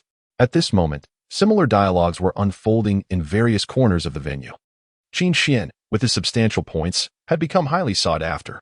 These individuals were deliberating on how to deal with him, oblivious to the ethereal beast that glided past them, eavesdropping on their conversation. Subsequently, these ethereal beings relayed their dialogue to the diamond ape. The diamond ape ground his teeth in fury. These individuals are utterly despicable. How could they conceive such a malicious scheme? Then, with a shift in his gaze, a plan began to form in his mind. I, the diamond ape, have always prided myself on my integrity, never once contemplating their points. However, since they have resorted to such underhanded tactics, I shall not hold back. Listen up, my minions. At the diamond ape's command, the ethereal beasts scattered purposefully in all directions. They not only sought after rare treasures but also began to pay heed to the various monstrous creatures surrounding them. Upon discovering these beasts, the ethereal beings commenced driving them towards the disciples. Not far away, a trio of disciples were engaged in hunting a monstrous creature. After much effort, they successfully vanquished one. Their faces alight with delight as they divided the points. Just then, a furious roar echoed from afar. They looked up to see a monstrous beast charging towards them. Joy illuminated their faces. It seems that the heavens are aiding us. If only the subsequent beasts would appear as readily as this one, we could save the time of searching for them. With glee, the trio resumed their onslaught against the monstrous creature. Just as they managed to slay this beast, another roar resounded in the distance, and yet another creature came rushing towards them. Could it be that my wish has come true? Ha ha ha. Am I the chosen one? One of them exclaimed with elation, feeling invigorated. If this continues, it won't be long before we secure a spot in the top 10 of the leaderboard. As a stick of incense burned down, monstrous creatures continued to approach. Half an hour passed, and the beasts came incessantly. An hour elapsed, and the onslaught showed no signs of abating. The trio, once full of excitement, now wore expressions of dazed exhaustion. While they had wished for a continuous stream of beasts, they longed for a moment of respite. It is worth noting that hunting these creatures is remarkably taxing on both physical and spiritual energy. An hour of relentless combat left them without a single breath to spare. Their internal spiritual energy had long been depleted, and their physical strength was rapidly waning. Had it not been for the numerous elixirs they had prepared for this competition, they would have already collapsed from exhaustion. A distant roar echoed, causing the three of them to shudder involuntarily. Quick, let us check our current rankings, they exclaimed. Having slain so many beasts, our scores must surely have surged into the top 5. If we have indeed broken into the top 5, we should retreat for now. Refrain from hunting any more beasts, and take a well-deserved rest. Hastily, they grasped their identity tokens, only to be met with dismay. After an hour of relentless hunting, their scores had indeed increased significantly, multiplying several times over compared to before. However, absurdly, all other scores had also multiplied by several times, resulting in no change to their overall ranking, which lingered around the 30th position. As for Qin Xian, who had previously held first place, he had now plummeted to the very bottom. What should we do? Shall we still rest? One pondered. Based on the leaderboard, it seems others must be experiencing the same relentless waves of beasts. Gritting their teeth, they displayed a fierce determination. Kill. If we cannot slay them, we shall fight to the bitter end. Chapter 36. Exposed and slaughtered. At that moment in the competition arena, similar dialogues erupted in various corners. These disciples appeared numb, devoid of the vigor and excitement they had previously exhibited.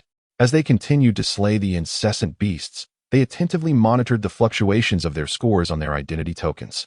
Why has Qin Xian's score remained stagnant? One questioned. Indeed, has he not encountered any beasts? Damn it, what on earth is happening in this competition? Such occurrences have never been reported before. Their discussions were overheard by onlookers outside, whose expressions turned peculiar. They glanced at the tirelessly engaged disciples and then at the leisurely Qin Xian, who was sipping tea, falling into a contemplative silence. After a long pause, one person finally spoke. What do you think will happen when these disciples emerge and discover that all of this is orchestrated by Qin Xian, who remains so relaxed inside? Let us not dwell on such matters for now. We should consider the fate awaiting these disciples. Upon hearing this, the crowd fell silent once more, their gazes shifting to the luminous barrier. Through it, they could clearly see that the spirit beasts from Ling Beast Peak had formed a surrounding encirclement, trapping the disciples within. Some spirit beasts were tasked with monitoring the inner situation, while others were responsible for driving the beasts inward, their roles distinctly defined. One could easily envision that as the trial neared its conclusion, and when the scores of these disciples reached a certain threshold, the spirit beasts would undoubtedly intervene, seizing their scores to present them to Qin Xian. A person sighed, reflecting that Qin Xian was, in fact, innocent in this matter. He had not commanded the spirit beasts to act as they did. Rather, these beasts had taken the initiative themselves. Initially, they had not intended to act so resolutely. It was merely that those individuals, intent on seizing Qin Xian's points at the last moment, were overheard by the spirit beasts, prompting them to mimic their actions. It could only be said that they brought this upon themselves, due to the relentless hunting of demonic beasts. The disciples had not ventured outward but remained clustered in one location. At that moment, within a cave at the edge, 5 members of the bloodthirst sect awaited. It was rather peculiar. At such a late hour, why had the disciples not yet arrived? According to the intelligence we had gathered, there should have been a considerable number of disciples exploring this area by now. Could it be that these disciples were utterly inept? The 5 exchanged glances, each harboring their own doubts. However, they dared not venture out of the cave, for it was certain that the elders were monitoring the area outside. They had set up a formation within the cave. When the disciples approached the vicinity, they could activate the formation to temporarily obscure the elders' surveillance. Only then could they proceed with their subsequent plans. Yet, now, due to the spirit beast's interference, the disciples had no time to explore, rendering their preparations fruitless. Their reluctance to venture out left them uninformed about the external circumstances. Perhaps it was simply that this batch of disciples was too incompetent. Let us wait a little longer. If those disciples have not arrived within another hour, we shall take the risk and venture out to investigate. Time passed swiftly, and before they knew it, an hour had elapsed. Yet, the cave remained eerily silent, devoid of any arrivals. One individual stood up and declared, "This is unacceptable. The competition time is nearing its end, and we cannot simply wait idly. I shall go out to scout. You stay here and await my return." With that, he produced a blood-red pill, gritted his teeth, and placed it in his mouth. Upon swallowing the pill, a look of agony contorted his face, and he let out a pained roar. Were it not for the formation cloaking the sound, his cry would have echoed throughout the entire mountain. Gradually, his visage transformed, and red fur began to sprout from his body. Ultimately, he morphed into the shape of a demonic beast. This was a secret elixir of the bloodthirst sect. Crafted from the blood and fur of demonic beasts, upon ingestion, it could transmute a human into the form of a beast. In the process, the individual had to endure considerable suffering. Once the transformation was complete, he did not linger, deftly controlling his newfound form as he swiftly exited the cave. Racing towards the inner sanctum of the testing grounds, he sprinted a considerable distance when he suddenly heard the distant sounds of scolding and fighting, which sent a jolt of curiosity through him, prompting him to rush over. Indeed, this cohort of disciples was exceedingly inept. After such an extended period, they had merely managed to explore this far. However, before he could approach, he noticed 5 ferocious beasts had encircled him from behind. These beasts bore the insignia of the Tianxian sect, clearly marking them as the spirit beasts of its disciples. Initially, these creatures were mere beasts, but they had been tamed and transformed into spirit beasts by human intervention. Distinguishing between a beast and a spirit beast is quite simple. A spirit beast is adorned with its master's emblem. While one may freely slay beasts, spirit beasts are off limits. To kill a spirit beast would surely invoke the wrath of its master. There was a stray beast that had slipped through the cracks. The aura of this creature was peculiar. Regardless, it was still a source of points. It was best to drive it over. The spirit beasts charged directly at this stray. Given that the disciples within were nearly exhausted, the spirit beasts kindly battered the stray beast into a state of severe injury. The unfortunate disciple of the bloodthirst sect, caught off guard, found himself besieged by the 5 spirit beasts and was left on the brink of collapse. Subsequently, he was hoisted and unceremoniously tossed before an outer sect disciple. The outer disciple, with a dazed expression, glanced at the 5 spirit beasts surrounding him and, without hesitation, delivered a fatal blow to the bloodthirst sect disciple. After 2 hours of relentless combat, the spirit beasts no longer concealed themselves and boldly emerged. At this moment, the outer disciples finally comprehended that the incessant influx of beasts had been driven by these spirit beasts. After slaying the stray beast, the outer disciple could no longer contain himself. In despair, he cried out, "I implore you, can you please stop bringing these beasts here? Let us rest. We truly just wish to recuperate. Points do not seem so significant anymore." The 5 spirit beasts, with solemn expressions, immediately rebuffed him. No, you must continue to kill. Remain here while we fetch more beasts for you. Despair flooded the eyes of the outer disciple. Chapter 37. Qin Xian, I shall fight you to the end. Within the cave, the other 4 disciples of the bloodthirst sect waited anxiously for news of their comrade. Growing impatient, one of them swallowed a pill and transformed into a beast, rushing out. I must see what is happening outside. However, he had not ventured far before he was intercepted by the wandering spirit beasts and, after enduring a brutal beating, was thrown before an outer disciple. Not long after, they captured a 3rd beast and then a 4th. Finally, only one person remained in the cave. Upon witnessing the silence and lack of news from the first 4 who had ventured out, he was gripped by trepidation, a sense of dread enveloping his heart. Why have those 4 individuals not yet returned? Could it be that they have met their demise? What manner of place is this celestial sect that it seems even more sinister than their bloodthirsty sect? It is no wonder that the elder did not act against the celestial sect immediately. Rather, he has been scheming for such an extended period, indicating that the celestial sect must possess some extraordinary traits. I cannot remain here any longer, for if the previous 4 have perished, the news cannot possibly be transmitted. I must escape and inform the elder of the issues regarding the celestial sect. A resolute determination sparkled in his eyes, and without hesitation, he swallowed a medicinal pill, transforming his body into that of a beast as he dashed toward the exit. However, shortly after he emerged from the cave, he was detected by the spirit beasts that were scouring the area. I told you we would find a beast here. The previous 4 creatures all came from this direction. And indeed, we have cornered one. The brothers charged forth. A multitude of spirit beasts surged forward, instantly leaving him dazed and disoriented. Before losing consciousness, a singular thought consumed him. The spirit beasts of the celestial sect have gone mad. Thus, the 5 disciples of the bloodthirsty sect fell, unable to even encounter a single outer disciple of the celestial sect. After dealing with him, the spirit beasts roamed the vicinity, yet this time, they found no other beasts. It seems all the creatures within have been driven away.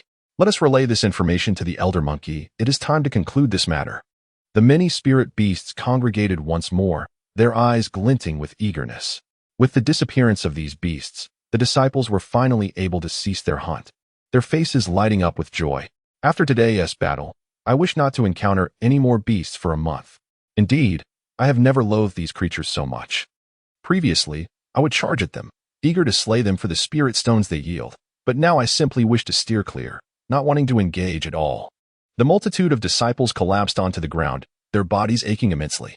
Yet, despite the exhaustion of the day, it was ultimately beneficial for them. After all, these points could be converted into contribution points upon their return, which could be exchanged for items within the sect. My points amount to at least 500 or 600 in contribution points, sufficient to purchase the medicinal pills I desire, thus enhancing my strength further. I, too, can finally acquire that spiritual artifact I have been eyeing. Gazing at the points in their hands, they suddenly felt that all the toil and fatigue had been worthwhile. A weary yet contented smile gracing their lips. However, in the next moment, their smiles froze. A flash of spiritual light appeared before them, and the identity tokens in their hands were forcibly snatched away. They turned their heads and beheld the lively spirit beasts. After seizing their identity tokens, the spirit beasts paid them no mind and sprinted towards a distant direction. Oh no, my token! Chase them! Many disciples hurriedly pursued. Such occurrences transpired in various corners of the venue. As these disciples chased in unison, they gradually converged. Their eyes met momentarily, confirming their shared plight as kindred souls in misfortune. After the spirit beasts had snatched the identity tokens, they did not linger, but hastened to the foot of the mountain, where they presented these tokens to the formidable golden-haired monkey. The golden-haired monkey displayed an anthropomorphic expression of joy as it ascended the mountain with the tokens, delivering them to Qin Xiafeng. With merely an incense stick's duration remaining, the competition was nearing its conclusion. Qin Xiafeng cast a glance down the mountain. Disciples were rushing toward the peak from various directions. However, after enduring several hours of relentless combat, their bodies were exceedingly fatigued, and their pace was considerably slow. By the time they caught up, the time was likely to be up. Ah, the thrill of unearned gains is truly delightful. Qin Xiafeng stretched languidly, a look of contentment gracing his face. He leisurely transferred the points from the identity tokens to his own. In an instant, his score surged to an astonishing figure, while the points of the other tokens dwindled to 0. I merely claimed the points and did not harm you. I am truly a benevolent person. Some disciples, Swift in their movements, circumvented the throng of spirit beasts below and reached the summit. Witnessing Qin Xuanfeng's actions, their eyes instantly reddening. Qin Xianfeng, halt. Do you comprehend the gravity of your actions? Qin Xianfeng regarded him with confusion. I am sitting here quite well, neither fainting nor injured. How could I possibly be unaware of my actions? He then chuckled. Thank you for your points. Ah, Qin Xianfeng, I shall not rest until we are at odds. To him, Qin Xuanfeng's smile appeared as a provocation. Watching helplessly as his points were siphoned away, he glared with fury, shouting, Qin Xianfeng, I shall fight you. He drew his weapon and charged at Qin Xianfeng. How dare you? Do you think this monkey is beneath you? The golden-haired monkey leapt forth and delivered a powerful kick to the disciple, sending him flying. As the competition was on the verge of concluding, reaching a critical juncture, the golden-haired monkey would not permit any disruption. This matter pertained to its happiness for the next 5 years. Anyone daring to confront Qin Xianfeng was challenging the golden-haired monkey itself. The golden-haired monkey guarded the entrance to the mountain, a lone warrior against 1,000 foes. In such a circumstance, the incense stick's duration ended in the blink of an eye. As the crowd witnessed a blinding flash of light, they were promptly transported to the outer gate square.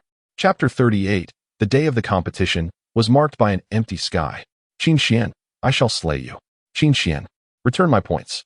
Brother Qin Xian, could you spare a few points for this humble girl? I am willing to visit your chamber tonight. The disciples, still reeling from their sudden transportation, instinctively shouted in protest. The square erupted into chaos, filled with the agitated voices of the enraged disciples. Enough. Look at the state you find yourselves in. The authoritative voice of Elder Heinzhua resonated, imbued with a potent spiritual pressure. As he passed by, the disciples felt a tightening in their chests, a prickling sensation that jolted them into clarity. It dawned on them that the competition had concluded, and they had been transported out. Realizing this, their eyes brimmed with indignation. They searched for Qin Xuanfeng's figure, voicing their grievances. Elder, Qin Xian has truly gone too far. Indeed, we have been severely deceived by Qin Xian. That scoundrel conspired with the spirit beasts from the Spirit Beast Peak to ensnare us. Elder Heinzhua surveyed the surroundings, his voice laced with reproach. Look at your current appearance. What a disgrace. Qin Xian's actions did not contravene the rules of the outer gate competition. Thus his conduct is justifiable, and his points are valid. As for you, did you not sense anything amiss in such an extraordinary situation? Not a single one of you thought to investigate? Fortunately, this was merely an outer gate competition. Had it occurred in the outside world, you would already be in grave peril. Consider this an invaluable lesson. Remember, in future endeavors, do not overlook even the slightest anomaly, for it may harbor the very crisis that could obliterate you. With Elder Heinzhua's admonition, the disciples' expressions shifted to one of shame. Indeed, how could they have failed to notice such irregularities? Had they been more vigilant, Qin Xian would not have succeeded. Despite acknowledging their own shortcomings, their anger towards Qin Xian remained unabated. Qin Xian is utterly detestable. Yet, one thought lingered. Where could Qin Xian have possibly gone? In such a throng, they had failed to spot him. At that moment, Qin Xianfeng sat concealed behind the head of the outer gate's law enforcement hall. Aware that the uproar surrounding Qin Xuanfeng's actions would be considerable, the hall master shielded him immediately upon his emergence, using his imposing figure to obscure Qin Xianfeng from view. Elder Heinzhua's gaze swept over Qin Xianfeng before he waved his hand, collecting the multitude of identity tokens from him. The crowd subsequently honed in on Qin Xuanfeng's position, their glares filled with fury. Heinzhua, now that the first competition has concluded, I shall announce the results. The victor of the contest is Qin Xian, with a score of 53,989. He paused momentarily, then continued, all other participants have a score of 0. Even though this outcome was anticipated, hearing it aloud still cast a pall of silence over the crowd. Heinzhua, very well. You have all labored diligently today and are undoubtedly fatigued. Thus, today's competition has drawn to a close. Take this day to rest, for the second contest will commence tomorrow. To those with a score of 0, do not despair. You shall have another opportunity to triumph. After a brief address, the outer disciples departed, heads hung low. Damn Qin Xian, I shall be the first to challenge him tomorrow. I must bring him to his knees. Indeed, I cannot rest until I see him defeated. Brother, take it easy on me. Grant me a chance. I too wish to strike him. I called dibs on first place. You all can line up behind me. Upon hearing their murmurs, Qin Xianfeng merely shrugged nonchalantly and sauntered back to his quarters. That night, the myriad spirit beasts of Spirit Beast Peak convened once more. The diamond ape, perched above, surveyed the gathering of spirit beasts and began to orchestrate their plans to ensure the success of our endeavor. And to guarantee that Qin Xian enters the inner gate without impediments, we must now execute our second phase of operation, under the Diamond Ape's direction. The spirit beasts paired off and stealthily descended from Spirit Beast Peak, infiltrating the residences of the outer disciples.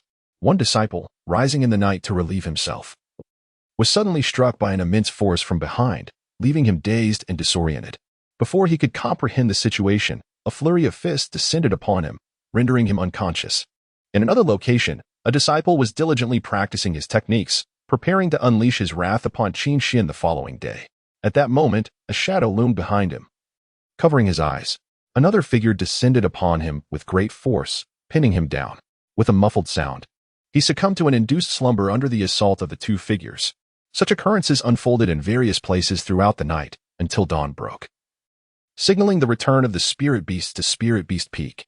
The following morning, Qin Xian arrived at the outer disciple square, only to be astonished to find that he was the sole occupant. As time progressed, all the inner elders gathered, yet not a single outer disciple appeared. He remained alone.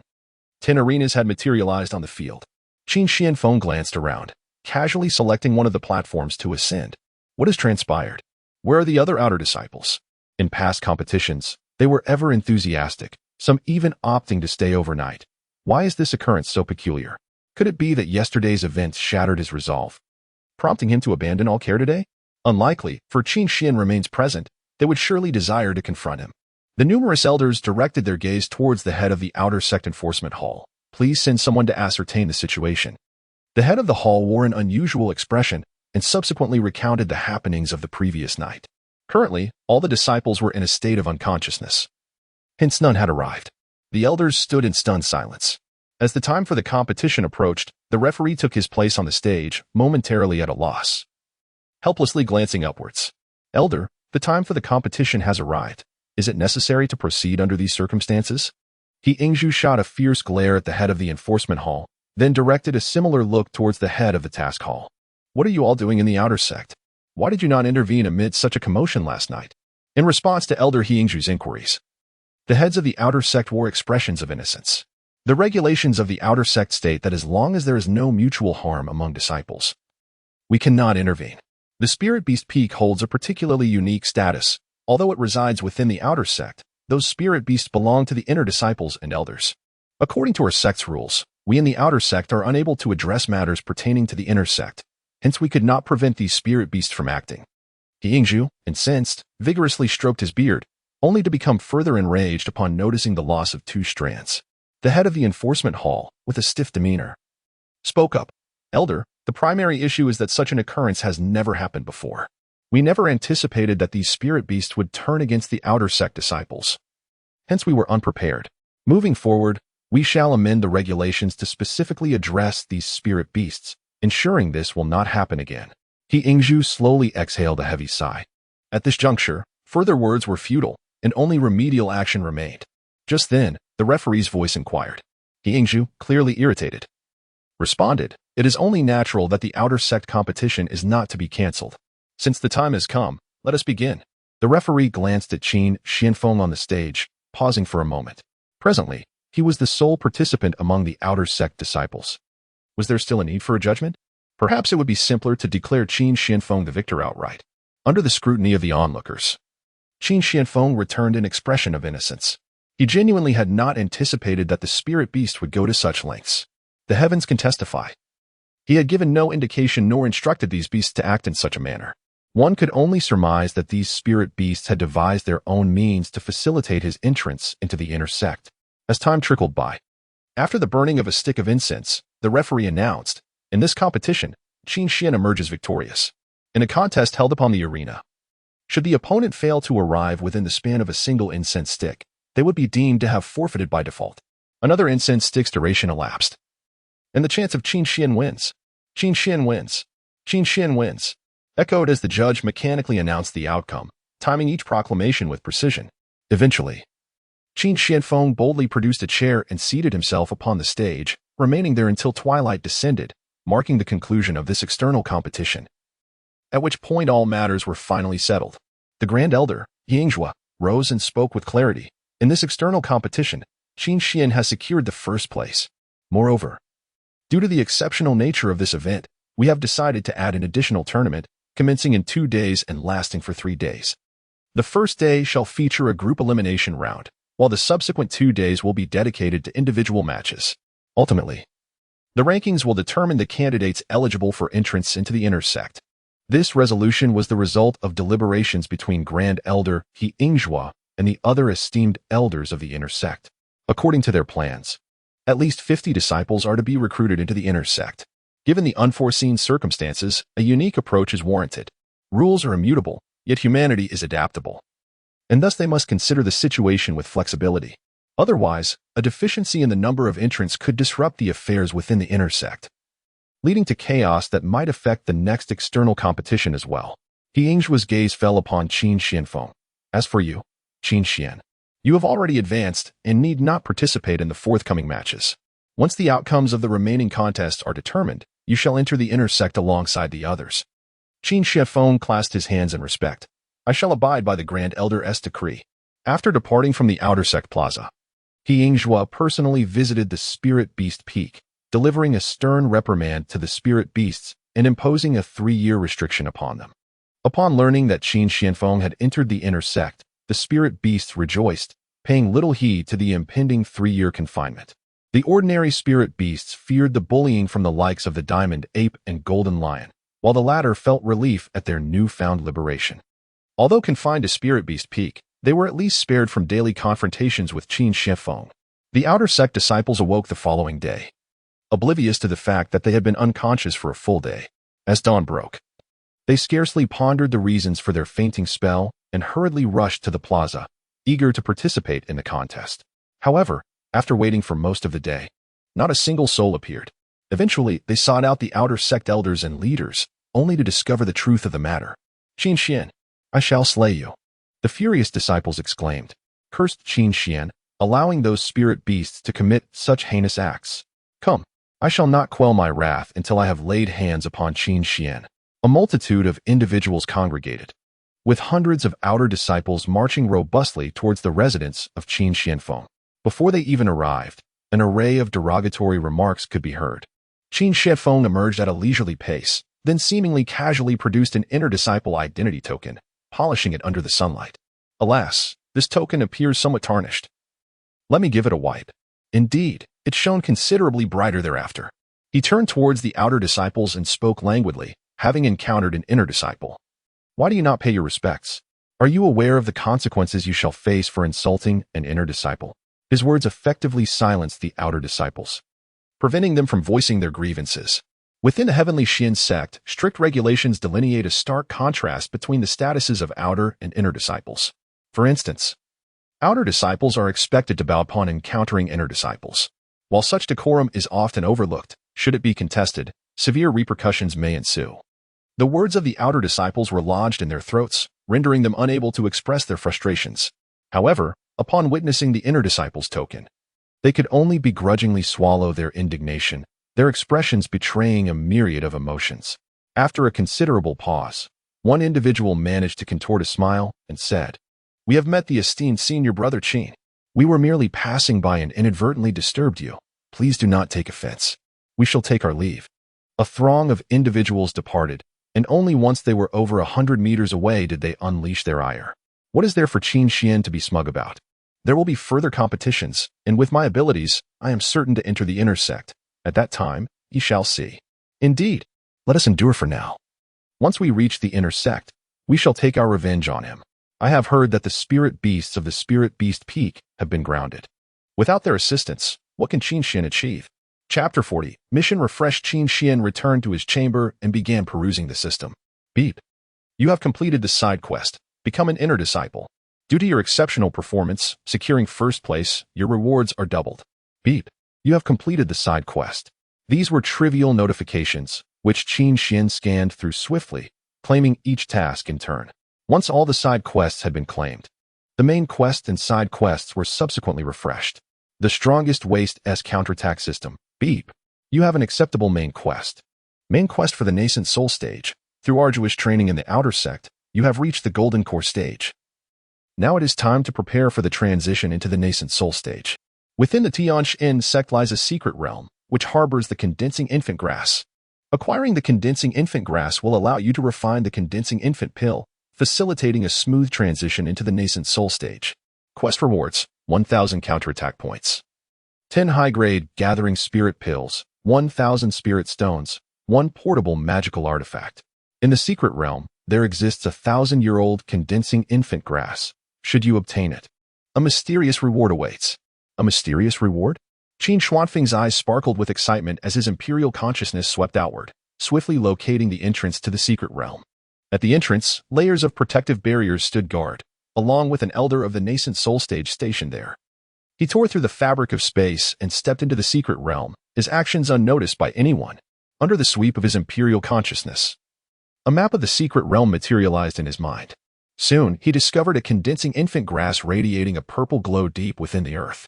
The grass bore 9 fruits, each the size of a fingernail, manifesting as miniature infant forms. This was the condensing infant grass.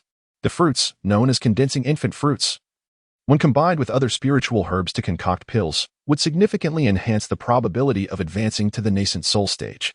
The condensing infant fruits appear once every 100 years.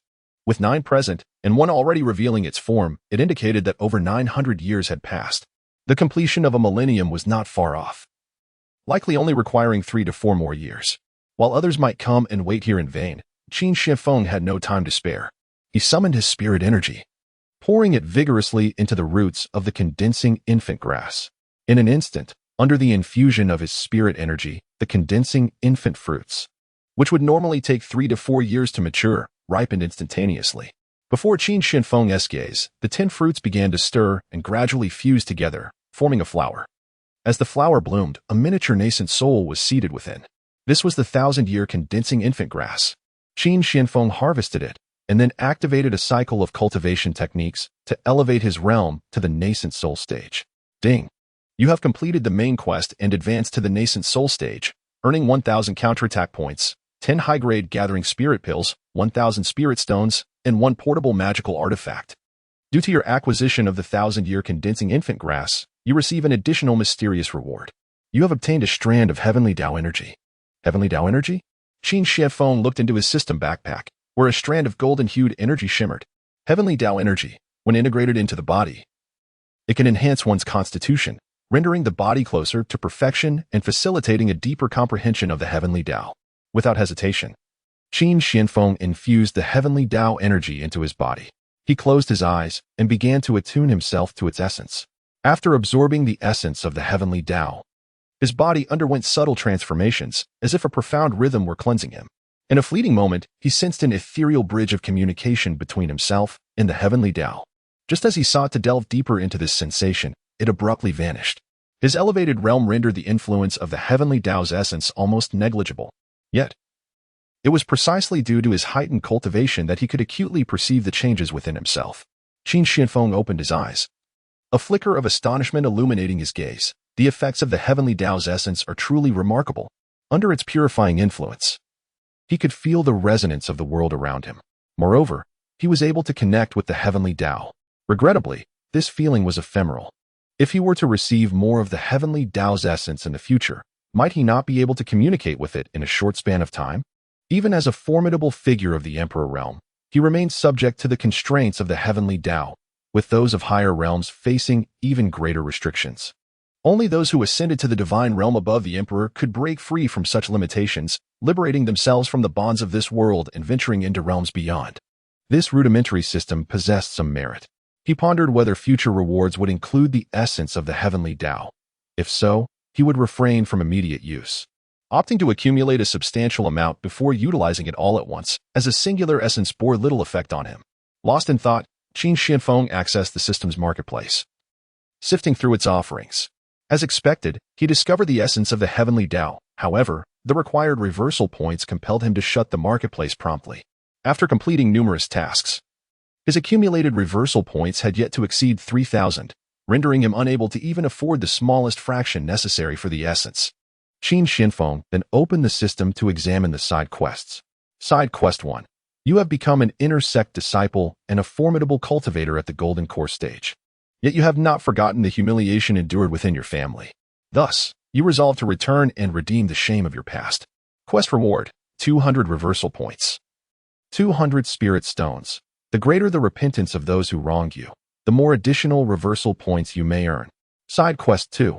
As an inner sect disciple, you can embark on tasks to broaden your horizons and experience the trials of the mortal world. Completing an external task will yield rewards based on the quest completion level. The more complex the task, the richer the rewards for higher completion levels. This side quest can be repeated. Side quest 3. Now that you are a golden core cultivator, it is time to enhance your overall strength. Spirit beasts can significantly augment your prowess in battle. Choose one to recognize you as its master to elevate your combat capabilities. The higher the grade of the spirit beast, the greater the rewards obtained. The remaining 2 side quests held lesser significance. Qin Xuanfeng's gaze traversed several tasks, and he pondered deeply. He glanced at the ancient nurturing essence herb in his hand, then buried it once more. This item held no value for him. Rather than gathering dust in his possession, it was better to leave it here for a more deserving individual to claim later. First, let us complete the 3rd task. The selection of spirit beasts. In that case, it is prudent to return to the Deluo Dao domain. Chapter 41. The Emperor collects spirit pets. The 3,000 Dao domains tremble in the Deluo Dao domain, the ancient Qin family. Observing the familiar starry pathway in the sky, the myriad beings of the Deluo Dao domain prostrated themselves upon the ground, welcoming the return of their sovereign. Master, you have finally returned. Upon seeing the familiar figure descend from the heavens, a woman clad in purple rushed forth. This woman in purple possessed an exquisitely perfect figure, her skin porcelain-like, and her large, expressive eyes radiated vitality. Her long hair was elegantly swept back, with a few strands cascading down, gently fluttering in the breeze, revealing her delicate neck. Her eyes, a captivating shade of purple, refracted dazzling beams of violet light. A blend of mystery, allure, and purity intertwined within her presence, inciting both awe and trepidation in those who beheld her. Qin Xianfeng strode forward, and upon recognizing this familiar figure, his expression softened slightly, revealing a gentle demeanor. Z bit her lip, her eyes glistening with a hint of grievance. Master, where have you been during this time? You didn't even inform Z of your whereabouts. Without Z by your side, who will take care of you? Qin Xuanfeng's heart skipped a beat. How could his actions be known to others? Contemplating this, his expression turned somewhat colder. Z, understand your position. Although you serve as my attendant, you have no right to inquire about my movements. Z was taken aback. Having cared for Qin Xianfeng since his youth, this was the first instance of him speaking sternly to her. The overwhelming aura emanating from Qin Xianfeng, that of a formidable emperor, instilled a sense of reverence. Z quickly lowered her head. I apologize, Master, it was inappropriate of me to speak. Z had consistently maintained the cleanliness of the Master's quarters, ensuring it was always ready for his return. Qin Xianfeng strode purposefully towards the interior. No need for that.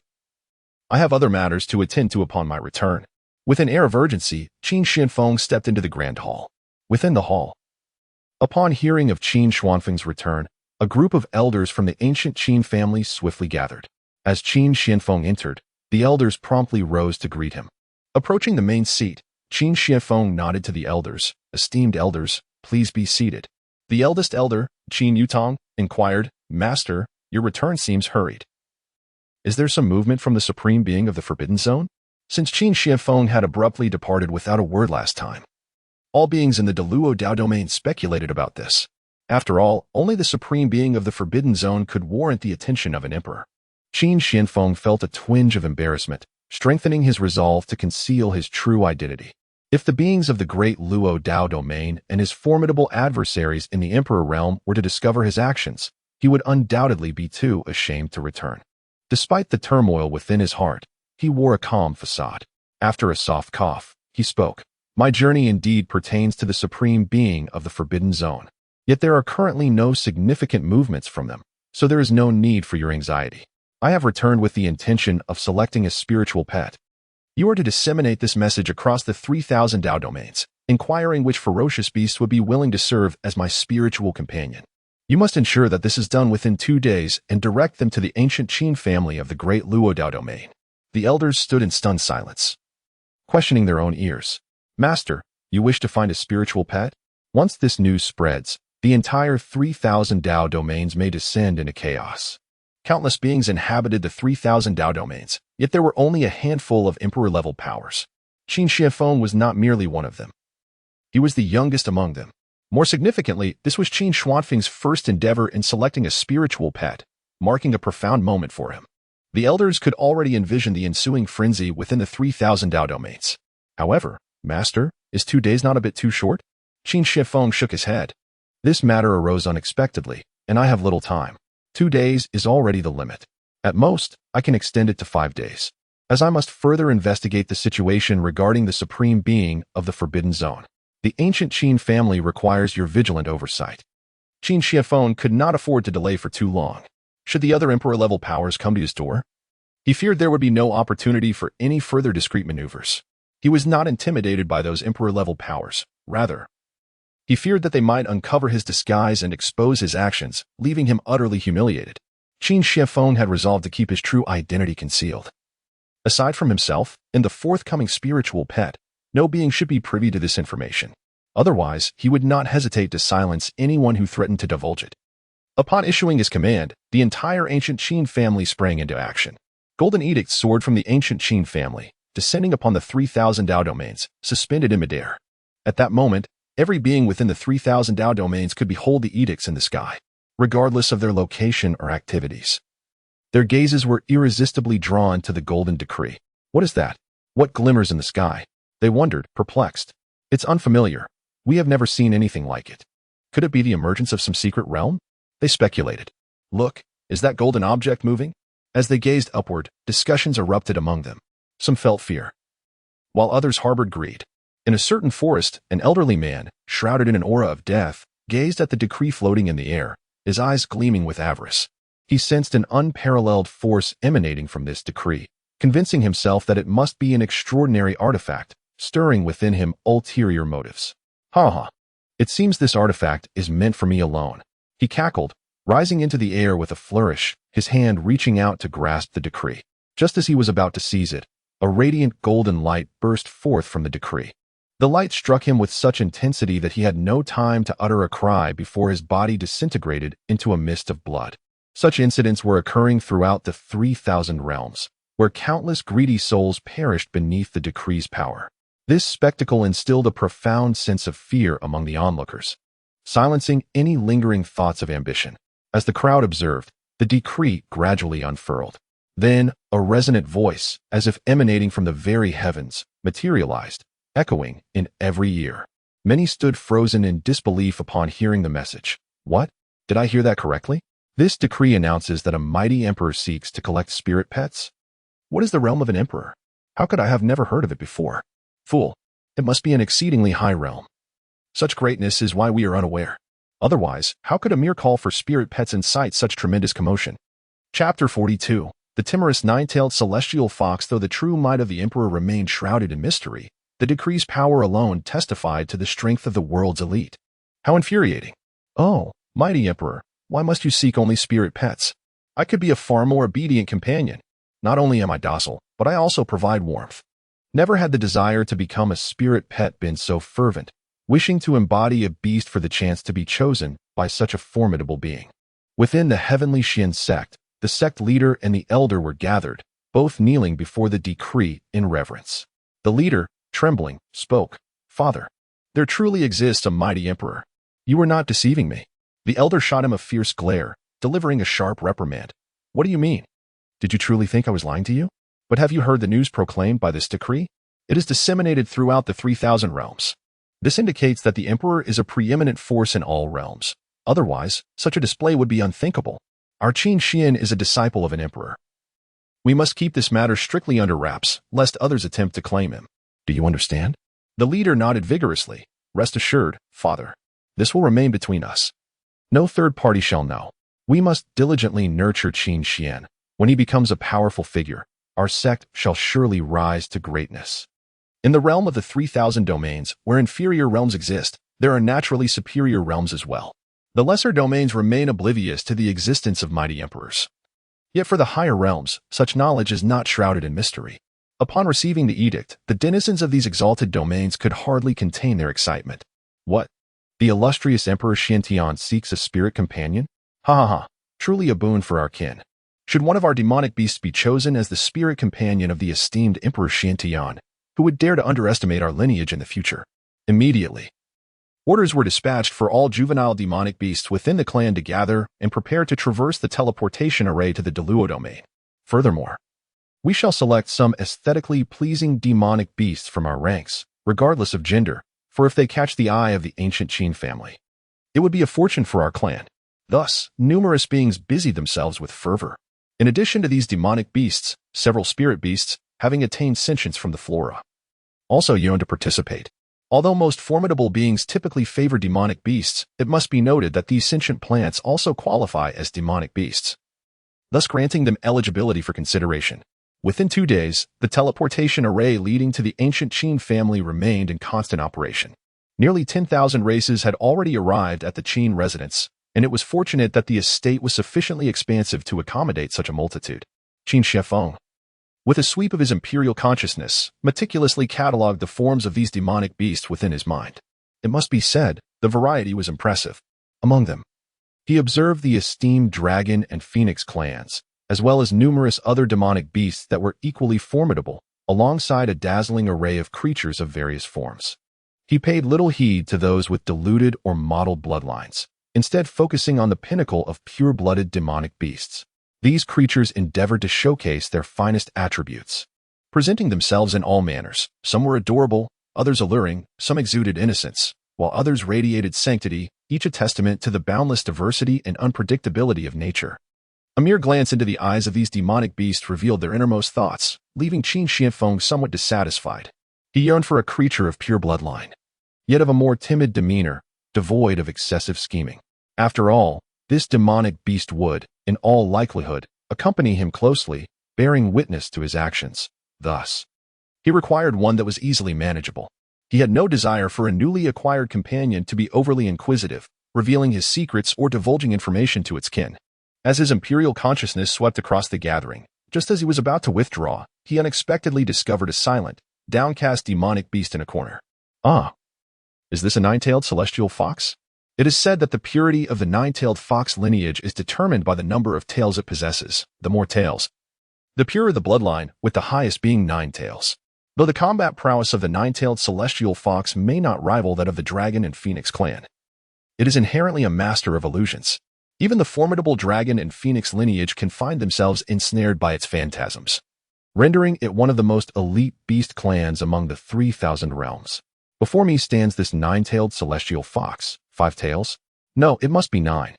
The other tails have been severed. Realizing this, Qin Shifeng felt a surge of astonishment. Given its status as a 9-tailed fox, its bloodline must be extraordinarily pure. A treasure among its kind. How could it allow its tails to be so callously removed? With this thought, he felt a flicker of determination and, in an instant, appeared before the 9-tailed celestial fox. Crouched in a corner, the fox appeared to be slumbering, yet upon closer inspection, he noticed traces of tears adorning its eyes. Qin Xuanfeng's arrival did not disturb it.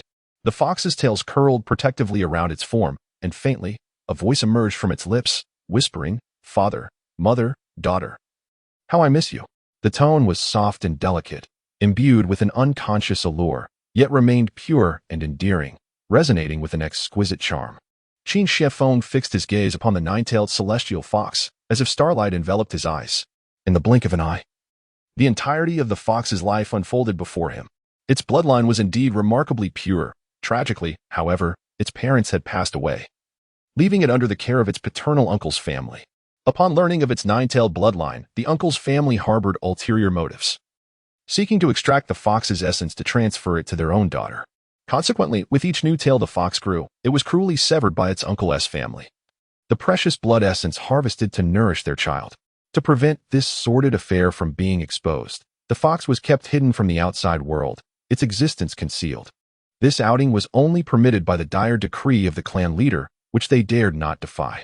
Having grasped the entirety of the situation, Qin Shifeng nodded in satisfaction. She was the one. Orphaned and subjected to the cruelty of relatives, she felt little sense of belonging to the 9-tailed fox clan. The prolonged abuse had rendered her timid, perfectly aligning with his needs. Chapter 43. Please bestow a name upon me. Having determined his choice, Qin Shifeng no longer hesitated. He summoned a drop of his blood, allowing it to fall upon the fox's brow. A formation flickered beneath them, binding master and servant in a contract. Qin Shianfeng sensed a faint connection within his consciousness, granting him effortless control over the nine-tailed celestial fox, enabling him to issue commands. As his spirit companion, the fox held no right to defy his orders. Ding! You have successfully completed the side quest. Due to your contract with one of the world's most illustrious spirit beasts, the nine-tailed fox, you are entitled to the highest rewards. You have received 30,000 counterattack points, 10,000 spirit stones, 100 exquisite spirit gathering pills, and 1 spirit beast gift pack. 30,000 counterattack points. What a delightful surprise. A glimmer of joy flickered in Qin Xuanfeng's eyes. However, what exactly is this spirit beast gift pack? Upon opening it, he was left unimpressed and tossed it aside. The contents were far too inferior for his standards. Even a mere trinket from his possession surpassed these trivial items by a considerable margin. His spirit beast naturally deserved the finest offerings. How could it possibly consume such inconsequential items? With the master-servant contract in effect, the nine-tailed fox gradually awakened. She gazed at Qin Shianfeng and sensed the contract within her. Immediately realizing what had transpired, a look of delight blossomed on her face. Though she was unaware of the identity of the person before her, she understood that she now had a master. From this moment forth, she could break free from her second uncle's household, no longer subjected to having her tail severed or enduring any form of mistreatment. As for whether she might fall from one den of wolves into another, her current mental capacity did not entertain such thoughts. Master, the nine-tailed fox flicked her tail, her form swiftly shrinking to the size of 2 palms. Before leaping onto Qin Xuanfeng's shoulder, "Are you taking me away from here?" "Not in haste," Qin Shianfeng replied with a smile. "Now that you have become my spirit beast, I shall naturally seek vengeance for you. Those who have harmed you shall pay a bloody price." "Master?" The nine-tailed fox stood frozen for a moment, then suddenly realized. "Could it be that you are the legendary Xiantian Emperor?" "My name is Qin Shianfeng," he replied. The nine-tailed fox's eyes sparkled with a unique brilliance, and she curled up obediently, no longer daring to act out. "Do you have a name?" She shook her head. "Please, grant me a name, Master." After a moment of contemplation, Qin Shianfeng said, "I see that your eyes are blue. Thus, your path ahead will be as vast as the sky. Henceforth, let us call you Blue Sky. As for your surname, I bestow upon you the surname Qin. From now on, you shall be known as Qin Lantian." A wave of joy surged within the nine-tailed fox. "Thank you, Master, for the name Qin Lantian." Qin Shianfeng, accompanied by Qin Lantian, made their way directly to the second uncle's household. The banquet at the ancient Qin family had not ceased since the arrival of various spirit beast clans, and at this moment, the second uncle's family was in attendance. The atmosphere of the banquet was incredibly lively. 10,000-year Iceling flower, 10,000-year crystal fruit, 10,000-year wood spirit herb. My heavens, I have never encountered such treasures of the earth and sky with a history of 10,000 years. I cannot believe I have witnessed so many here at the ancient Qin family. Indeed, even though our lineage is remarkably noble, ranking among the foremost beast clans across the 3,000 domains, we can never aspire to the opulence of the ancient Qin family. Our clan possesses a celestial treasure that has existed for over 10 millennia, yet it remains a sacred relic, known only by hearsay. For such esteemed artifacts are reserved solely for our clan leaders' eyes. Perhaps only a family that has birthed an emperor, like the ancient Qin family, could lay claim to so many treasures of such antiquity. Amidst the awe of the onlookers, Qin Shianfeng, accompanied by Qin Lantian, strode forward with purpose. "Greetings, esteemed head of the family." The Qin disciples, tasked with hosting the banquet, quickly bowed in reverence. The other magical beasts were taken aback. The head of the Qin family could only be the legendary Xiantian Emperor. They scarcely had time to raise their eyes to behold the visage of the emperor before hastily prostrating themselves, exclaiming, "We pay our respects to the Xiantian Emperor." As they watched Qin Xuanfeng's footsteps pass before them, halting before the nine-tailed fox clan, speculation arose within their hearts. Could it be that the Xiantian Emperor had taken a liking to one of the clan's young? The nine-tailed foxes were indeed fortunate. Surely, their future would be bright. A wave of envy washed over the multitude of beasts. In the next moment, a piercing scream reverberated, causing the beasts to shudder. Qin Shianfeng sneered. "Raise your heads and acknowledge my spirit companion, lest in the future, some unwitting fool offend my cherished pet." Perched upon Qin Shianfeng's shoulder was a five-tailed nine-tailed fox. Undoubtedly the spirit companion of the Xiantian Emperor. The assembly was taken aback. How could the Xiantian Emperor favor a mere five-tailed fox? Their gazes then lowered, where they beheld a woman lying at Qin Xuanfeng's feet, bloodied and battered, instantly recognizable as a transformed member of the Fox clan. Qin Xuanfeng's icy voice pierced the air. As a beast of the nine-tailed Fox clan, you dare to harm your own kin, stripping them of their bloodline in a misguided attempt to augment yourself? This is a forbidden act. You have taken 4 drops of my spirit companion's essence. Today, I shall reclaim them all. Should you dare to commit such transgressions against my companion again, I shall not hesitate to annihilate your clan. With a pointed gesture, Qin Xuanfeng's finger touched the woman's brow. Instantly, 4 crystalline drops of essence emerged from her forehead, merging into Qin Lantian's being. A faint luminescence enveloped Qin Lantian, and with Qin Xuanfeng's aid, the essence rapidly fused, healing the wounds upon her tail.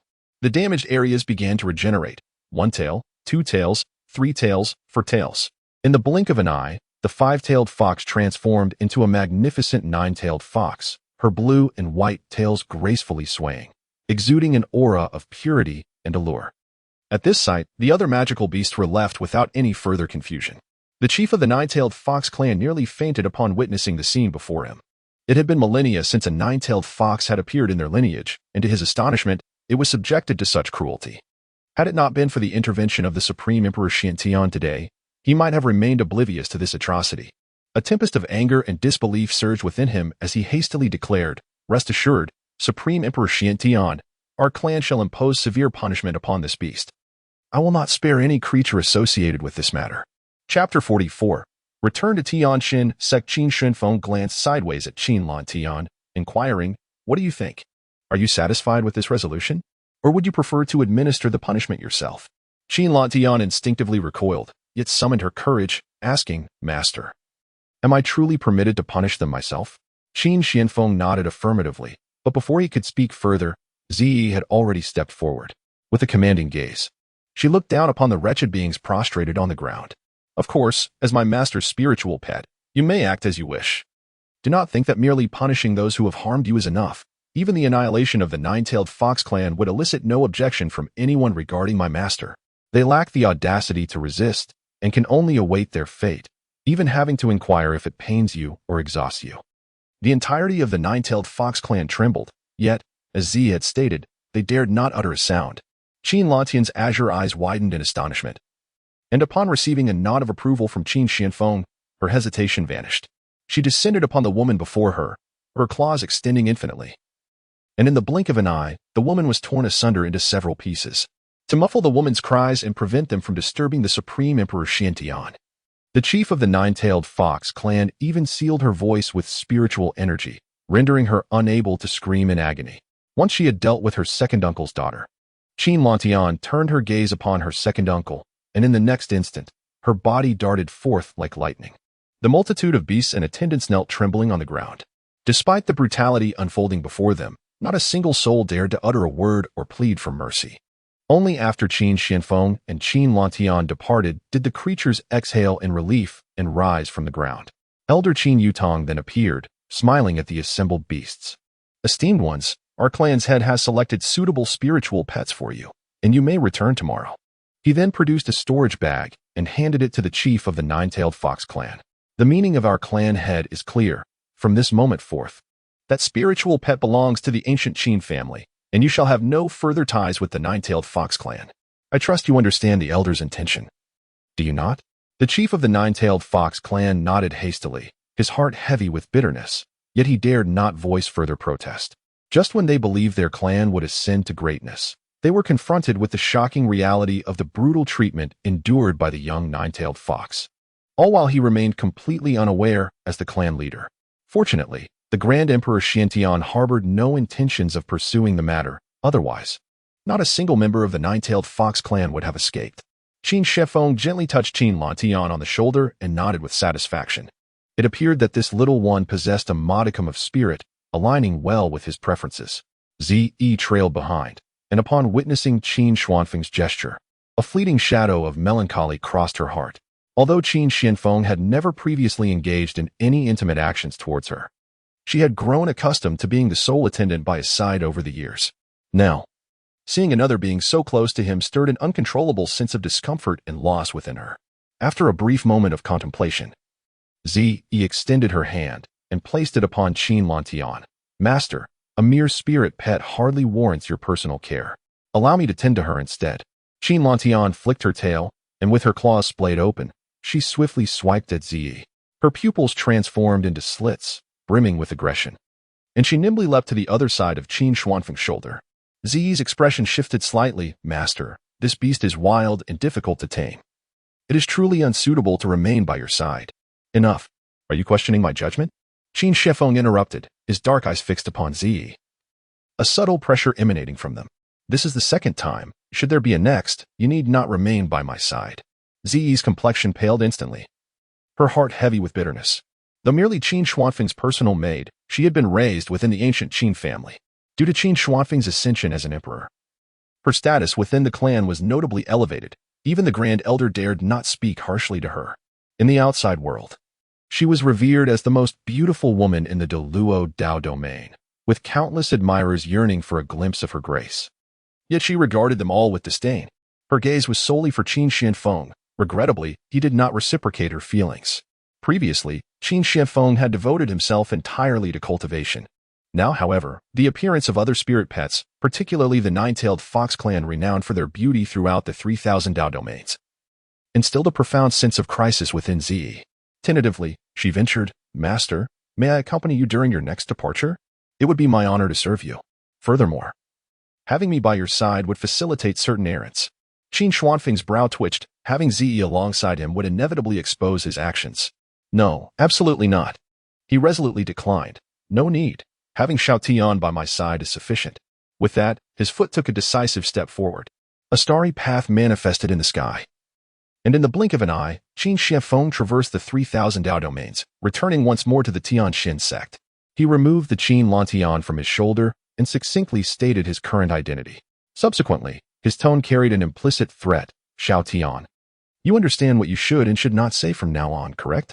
Qin Lantian nodded vigorously, expressing no doubt or inquiry regarding Qin Xuanfeng's situation. Her tail flicked swiftly, and in the blink of an eye, she underwent a transformation. Her tail merged into one. Her skin adopted a hue reminiscent of unkempt fur. Her azure eyes turned black, and even her cultivation was concealed. Now, she appeared as an ordinary fox, commonplace across the continent. Qin Shifeng was quite pleased with this development. What he required was a reticent beast. Had it been Ziyi accompanying him, she would have undoubtedly asked numerous questions. While Ziyi was certainly loyal, her penchant for curiosity was excessive, which was precisely why he preferred not to bring her along. Qin Lantian extended her delicate tongue and licked Qin Xuanfeng's finger. Her mouth slightly parted, and her voice emerged, now a husky tone devoid of previous allure and vivacity. Master, you saved me. You are my salvation. Whatever you do requires no explanation to Lantian. I will follow you for a lifetime. Chapter 45. The mysterious elder in the ring. Qin Shifeng took Qin Lantian for a stroll to help her acclimate to the surroundings. At this moment, the arena competition was underway, with most people gathered in the square. In times past, discussions in the square would revolve around which outer sect disciple was the strongest or who could enter the inner sect. However, now the conversation centered entirely on the decree from a few days prior. Even when Qin Shifeng arrived, the outer sect disciples merely cast him a glance without further acknowledgement. Previously, these disciples would have eagerly sought to confront him. You cannot imagine how that decree appeared like a streak of light from the sky, exuding immense pressure and intimidation. The moment that golden light shone upon me, I was compelled to kneel, feeling as if it could easily extinguish my life. Qin Xuanfeng's eyes reflected confusion. The decree was merely a notification. How could it bear such oppressive force? Unless the individual harbored ill intentions towards the decree, seeking to claim it for themselves. Only then would the decree act to suppress them. Exactly.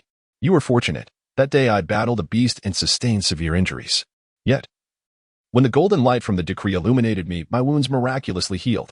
Qin Shifeng regarded the speaker, now understanding that they were merely boasting. What you experienced is trivial. While I was meditating in a cave, when the decree emerged, I witnessed those beasts kneeling in unison towards its direction. One beast, upon being illuminated by that decree, experienced a remarkable surge in power, breaking through several minor realms.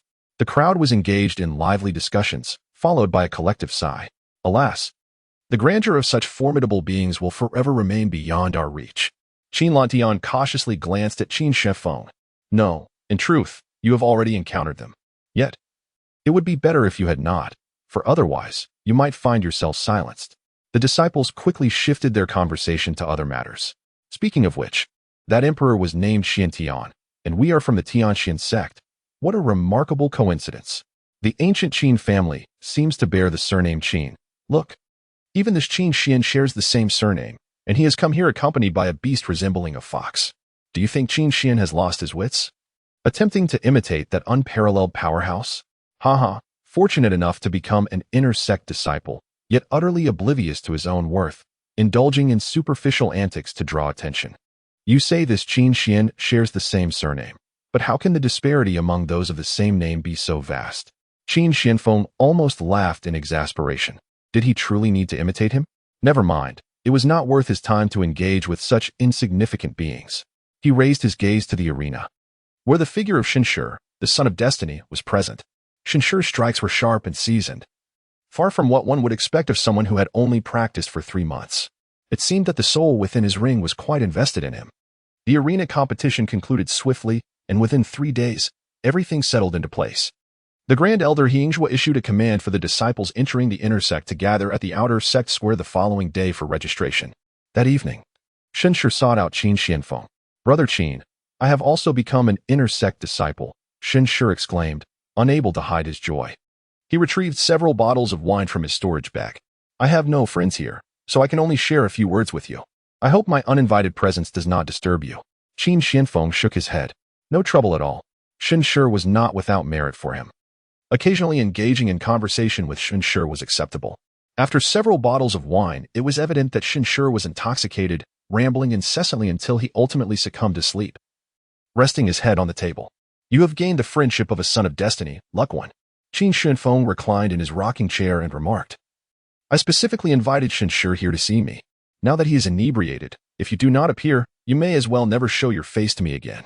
The ring in Shenshi's hand emitted a faint glow, and soon, a somewhat translucent soul appeared in the courtyard. Although the soul was not very solid, one could discern the general features of an elderly man with white hair and beard. As soon as the old man emerged, he bowed deeply to Qin Xianfeng. Junior Han Jingyang pays his respects to the senior. I humbly inquire, might you be a formidable being of the Emperor realm? Qin Xianfeng pondered carefully. Han Jingyang, I perceive that your soul embodies the essence of a quasi-emperor, a rarity among the 3,000 realms. Han Jingyang, are you not the individual who perished amidst the upheaval within the Forbidden Zone 3 millennia ago? 3,000 years prior, the Supreme of the Forbidden Zone initiated a cataclysm, drawing countless human powerhouses to quell the chaos. The battle wrought devastation, shaking the heavens and splitting the earth. Ultimately, the Supreme was successfully sealed, the turmoil subsided. Yet many human cultivators, including several of quasi-emperor stature, met their demise. Upon hearing Qin Xianfeng unveil his origins with a mere glance, Han Jingyang's demeanor turned profoundly respectful. Indeed, it is I, the junior. Although the other party refrained from explicitly acknowledging him, the self-reference as this emperor undeniably confirmed his identity. Despite his confusion as to why a being of imperial caliber would masquerade as a mere disciple, such actions were beyond his scope of questioning. Clearly, something within this realm had drawn the attention of this formidable entity, though his own meager strength rendered him incapable of perceiving it. I did indeed perish during the upheaval. Yet I possessed a particular artifact that allowed me to preserve a fragment of my soul within it just before my demise, which is how I managed to survive. Qin Xuanfeng's gaze fell upon the ring. Is this the item in question? Regrettably, the ring has since been damaged, barely maintaining your consciousness and failing to nurture your soul. Nevertheless, in light of your past contributions to humanity, feel free to pose any inquiries you may have today. Han Jingyang hastily spoke. I wish to inquire about the peculiarities within Shenshi's being. It appears there exists a binding seal within him. Alas, with only a fragment of my soul remaining, my strength pales in comparison to what it once was, rendering me unable to discern further. I possess a leaf from the enlightenment tree. I hope you will not disdain it. A leaf, no larger than a palm, shimmered with a verdant glow, emanating an intangible resonance that invigorated the surroundings upon contact. Chapter 46. I, the Emperor, have a multitude wishing to besiege me? Han Jingyang's eyes brimmed with anticipation and trepidation. Although the gap in cultivation between the two was merely a single step, that step loomed vast and formidable. The leaf from the enlightenment tree was a hard-earned treasure from his former life. Though but a single leaf, It was the most precious possession in his grasp. Would this esteemed elder deem it worthy? Qin Xianfeng glanced at it with a hint of disinterest. Had it been a seed from the enlightenment tree, he might have felt a flicker of intrigue, yet he was not lacking in leaves of this nature. His small world contained thousands, if not tens of thousands, of them. However, upon noticing the gluttonous gaze of the nine-tailed celestial fox nearby, he decided to accept it.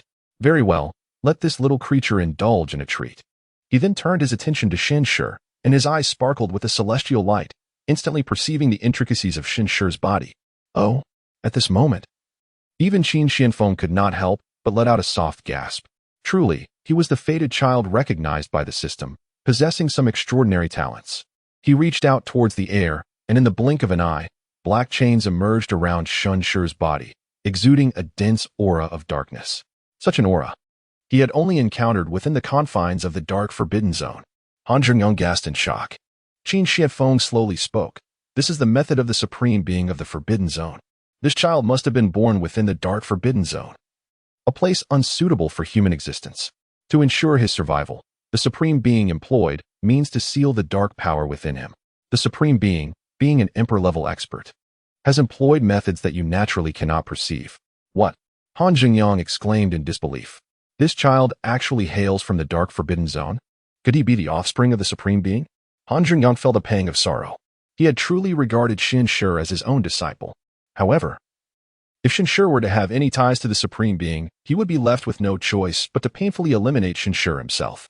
No. Qin Xianfeng shook his head. If he were the child of the supreme being, he would not fear the dark power.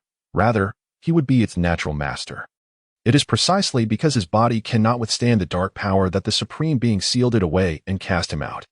Perhaps a powerful being among our human race was trapped in the dark forbidden zone and, by chance, gave birth to this child. One wonders what the supreme being was thinking to release this infant. It is also possible that the child's parents made some kind of transaction with the supreme being. Han Zhengyang then breathed a sigh of relief. In your esteemed opinion, how should I treat Shinshi? Qin Xianfeng pondered for a moment. The dark power has long been suppressed within him, and his body has subtly undergone changes. With proper guidance, he may learn to master the dark power and become a key asset in confronting the dark forbidden zone. Joy spread across Han Zhengyang's face. With the endorsement of Qin Xianfeng, a formidable emperor-level expert, it was as if Shinshi had already passed a crucial test. Even if his possession of dark power were to be inadvertently exposed in the future, he need not fear being hunted by the human race. Qin Xianfeng let out a light snort. You need not feign such an expression. You must have sensed it long ago. You came here today precisely for this affirmation from me. Han Zhengyang was taken aback, realizing the prowess of the emperor-level expert rendered his subtle schemes utterly ineffective. Qin Xianfeng waved his hand dismissively. Enough, you may leave. It is not a matter of great consequence. For me, as long as there is no turmoil instigated by the supreme being, it is of little concern. Han Zhengyang dared not linger further, transforming into a beam of light as he returned to his ring. He then used his spiritual power to guide Shinshi back with him. Qin Lantian leaped onto the table, her eyes fixated on the leaves of the enlightenment tree, an insatiable desire almost spilling forth from her gaze. Master, she croaked, her tail sweeping back and forth across Qin Xuanfeng's hand, her eyes brimming with hope and eagerness to please. Qin Xianfeng fell silent for a moment. Had Qin Lantian assumed her ethereal nine-tailed fox form, her actions would have undoubtedly been breathtaking. Unfortunately, at this moment, she was in her altered appearance, rendering her situation describable in 3 words: an eyesore. All right, take it, Qin Xianfeng said disdainfully, tossing the leaves to her. The following morning, a throng gathered in the outer gate square. Their gazes subtly gravitated towards Qin Xianfeng, glimmering with anticipation. Once the Grand Elder He Yingzhuo led them into the inner sanctum and registered their identities, they could no longer contain themselves and surrounded Qin Xianfeng. Qin Xian, just a few days ago, you flaunted your status as an inner sect disciple, leaving us feeling quite frustrated. Now that we are all inner sect disciples, let us see what tricks you have left. Brothers, while there are rules against fighting among disciples, there is no prohibition against sparring. As senior disciples, surely it is acceptable for us to offer guidance to junior brother Qin Xian? The others nodded vigorously, their faces contorted with barely contained malice. Their grievances against Qin Xianfeng had long simmered, and they were eager to unleash their pent-up frustration. Be careful, Qin. Among the crowd, Shinshi, too, felt a surge of urgency upon witnessing the unfolding scene and prepared to protect Qin Xianfeng. A number of inner sect disciples observed from a distance, refraining from intervening, their expressions betraying a sense of morbid curiosity. We have all witnessed how Qin Xian managed to enter the inner sect through underhanded tactics, his actual prowess being negligible. His use of such unrefined methods has incited widespread ire. If these newly inducted disciples are not allowed to vent their frustrations, it may lead to greater issues ahead. Fear not. Our junior brothers will surely exercise restraint. They would never inflict serious harm on junior brother Qin. However, sparring among fellow disciples may inevitably lead to some unrestrained exchanges. These onlookers reveled in the spectacle, as if they could already envision Qin Shifeng being overwhelmed. Yet, in the next moment, they were left dumbfounded. What is happening? Why is this occurring? Had they not intended to reprimand Qin Xian? How is it that they were now turning upon themselves? Oh, what is that person doing? Why is he taking off his clothes? And why is someone kneeling and calling another's father? What is the purpose of that posture? In broad daylight, under the clear sky, such disgraceful acts unfolded before them. A humiliation indeed. Chapter 47. I am the disciple of the fifth elder. The crowd stood agape, their faces flushed, unable to bear the sight before them. In their line of sight, the newly initiated inner disciples were originally poised to besiege Qin Shifeng. However, for reasons unknown, after uttering a single phrase, they suddenly turned upon one another in a chaotic frenzy. Some individuals clutched another tightly, kneeling before them, relentlessly slapping their own faces while uttering apologies, proclaiming, "Father, I was wrong to touch your concubine." Others seized hold of a different person, hastily beginning to strip them of their garments, murmuring phrases such as, "Chuya has been waiting so long." Even more astonishingly, some embraced a nearby tree, engaging in unspeakable acts. This bewildering spectacle left the onlookers utterly dumbfounded. With several female disciples blushing furiously at the scene, the disciples had completely succumbed to madness, leaving only Qin Xianfeng and Shunshi standing unaffected amidst the turmoil. Shunshi had been mid-sentence when he beheld this bizarre occurrence, rendering the latter half of his words utterly inexpressible. He cast a reverent glance at Qin Xianfeng. Realizing that his companion was indeed extraordinary, it was evident that Qin Xian had orchestrated this peculiar event. A gleam of pride shimmered in Qin Lantian's eyes as he communicated with Qin Xianfeng in their shared consciousness. "Master, while my illusionary arts may not be formidable, they are more than sufficient to deal with these petty minions. They dared to lay hands on you, surely. It would be no trouble for them to remain in the illusion for a day and night." Qin Xianfeng affectionately ruffled Qin Lantian's head, replying, "You have done well." Casting a sweeping gaze over the varied expressions of those around him, he proceeded towards the task hall. Now that he had become an inner disciple, he could finally undertake some external missions, liberating himself from the confines of the Tianjin sect. The disciples within the task hall had witnessed the entire spectacle and were taken aback as Qin Xianfeng entered. Many who had harbored ulterior motives were suddenly subdued, unwilling to engage in disgraceful conduct in such a public setting. Although they were unclear about Qin Xuanfen's involvement, they knew it was inextricably linked to him. "Junior brother Qin, have you come to accept a task?" Upon seeing Qin Xianfeng approach his window, Shi Tianyu quickly donned a smile. "I never expected you to be so diligent. Eager to accept tasks right after joining the inner circle. The elders will surely be pleased to hear of your enthusiasm." Qin Xianfeng ignored him, directing his attention towards the tasks displayed in the window. Shi Tianyu promptly refreshed the list. "Junior brother Qin, these tasks are relatively easy. All located near our Tianjin sect and quite manageable, ideal for a novice like you." Qin Xianfeng frowned. "Bring me the most difficult task." Shi Tianyu, taken aback, questioned whether he had misheard. "I said, bring me the most difficult task." "Oh, yes, understood," Shi Tianyu replied instinctively, complying with the request. He was uncertain about the circumstances. Yet at that moment, he sensed an overwhelming aura of authority emanating from Qin Xianfeng, rendering him incapable of dissent. Qin Xianfeng swiftly scanned the surroundings, ultimately accepting 3 tasks.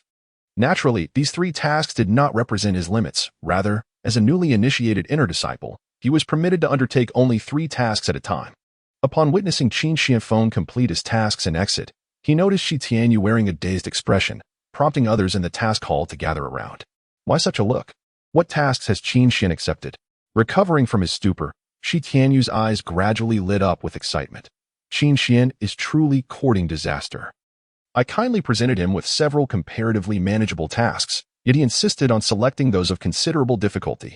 Look, he has now accepted these 3 tasks.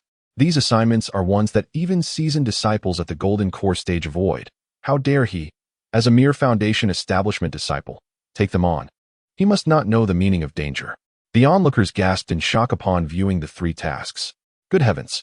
This task is clearly designated for those in the mid-golden core stage. How can he, at the foundation establishment stage, dare to accept it? Was the information unclear? This particular demonic beast is of the golden core stage, cunning and adept at concealment. Several golden core disciples have previously failed against it. Alas! I wonder if Qin Xian will become the beast's next meal. He appears to be overly confident, unaware of his own limitations, once he fails the task. The reality of his capabilities will dawn upon him. In this task, it concerns investigating the Bloodthirst sect's branch. Previously, 5 golden core disciples ventured as a group and barely managed to return. Though they escaped, they were left severely injured, requiring 3 months to recuperate. He, a mere foundation establishment disciple, dares to undertake such a task alone. Truly reckless youth. The collective conclusion among the disciples was that Qin Xian's fate was sealed. What a shame. I had heard of Qin Xian's exploits in the outer sect and anticipated a lively atmosphere in the inner sect upon his arrival. Yet it seems I was overly optimistic. As Qin Shifeng emerged from the task hall, prepared to embark on his missions, a young man clad in white, with a longsword slung across his back, obstructed his path. Qin Xian, is this behavior not excessively outrageous? The young man furrowed his brow, his face a portrait of disapproval. Though I am unaware of what machinations you have employed against these junior disciples, they are still your fellow sect members. How can you treat them thus? Release whatever hold you have over them. Who are you? Qin Shifeng found himself perplexed. The young man raised his chin slightly, a hint of superiority gracing his countenance. I am Lin Jiaqing, the esteemed disciple of the 5th elder of the inner sect, ranked 9th on the inner sect's leaderboard. Oh. Qin Shifeng responded with a hint of disdain. Are you blind? Did you not see that they were planning to make things difficult for me? While being blind is not your fault, your reckless behavior now certainly is. If you were so concerned for these newly initiated inner sect disciples, why not accompany them? Qin Shifeng found no merit in engaging with such a person. A fleeting glimmer of azure light flashed in Qin Lantian's eyes, and Lin Jiaqing immediately succumbed to an illusion. Upon seeing a familiar figure before him, Lin Jiaqing's face lit up with delight. Master's wife. This exclamation left the surrounding disciples momentarily stunned. Those who had intended to step forward now hesitated and silently pricked up their ears. Chapter 48. His fate is sealed aside from the onlooking disciples. The inner sect elders were also lurking in the shadows. They had previously observed Qin Xian's knack for stirring trouble, and their concealment was intended to prevent further chaos. After witnessing the disciples' predicament, they initially planned to intervene but were halted by the eldest elder, Yingjue. Subsequently, they noticed the 3 tasks Qin Shifeng had accepted, and they could no longer remain passive. Although they harbored discontent towards Qin Xian, he was still an inner sect disciple of their Tianxian sect. As inner sect elders, they could not simply stand by and watch their disciple walk to his doom. However, before they could act, Lin Jiaqing approached. What transpired next captured their full attention. The elders' gazes fell silently upon the 5th elder, whose complexion fluctuated between shades of pale and crimson. Oblivious to the fact that he had shattered his teacup in his grip, with a face ashen with rage, he forced out a statement through clenched teeth. No one is to obstruct Qin Xian. I intend to see what dealings this rebellious disciple has with his master's wife. Before the gathered crowd, Lin Jiaqing removed his outer garments and embraced a nearby tree. His face was etched with concern as he lamented, Master's wife.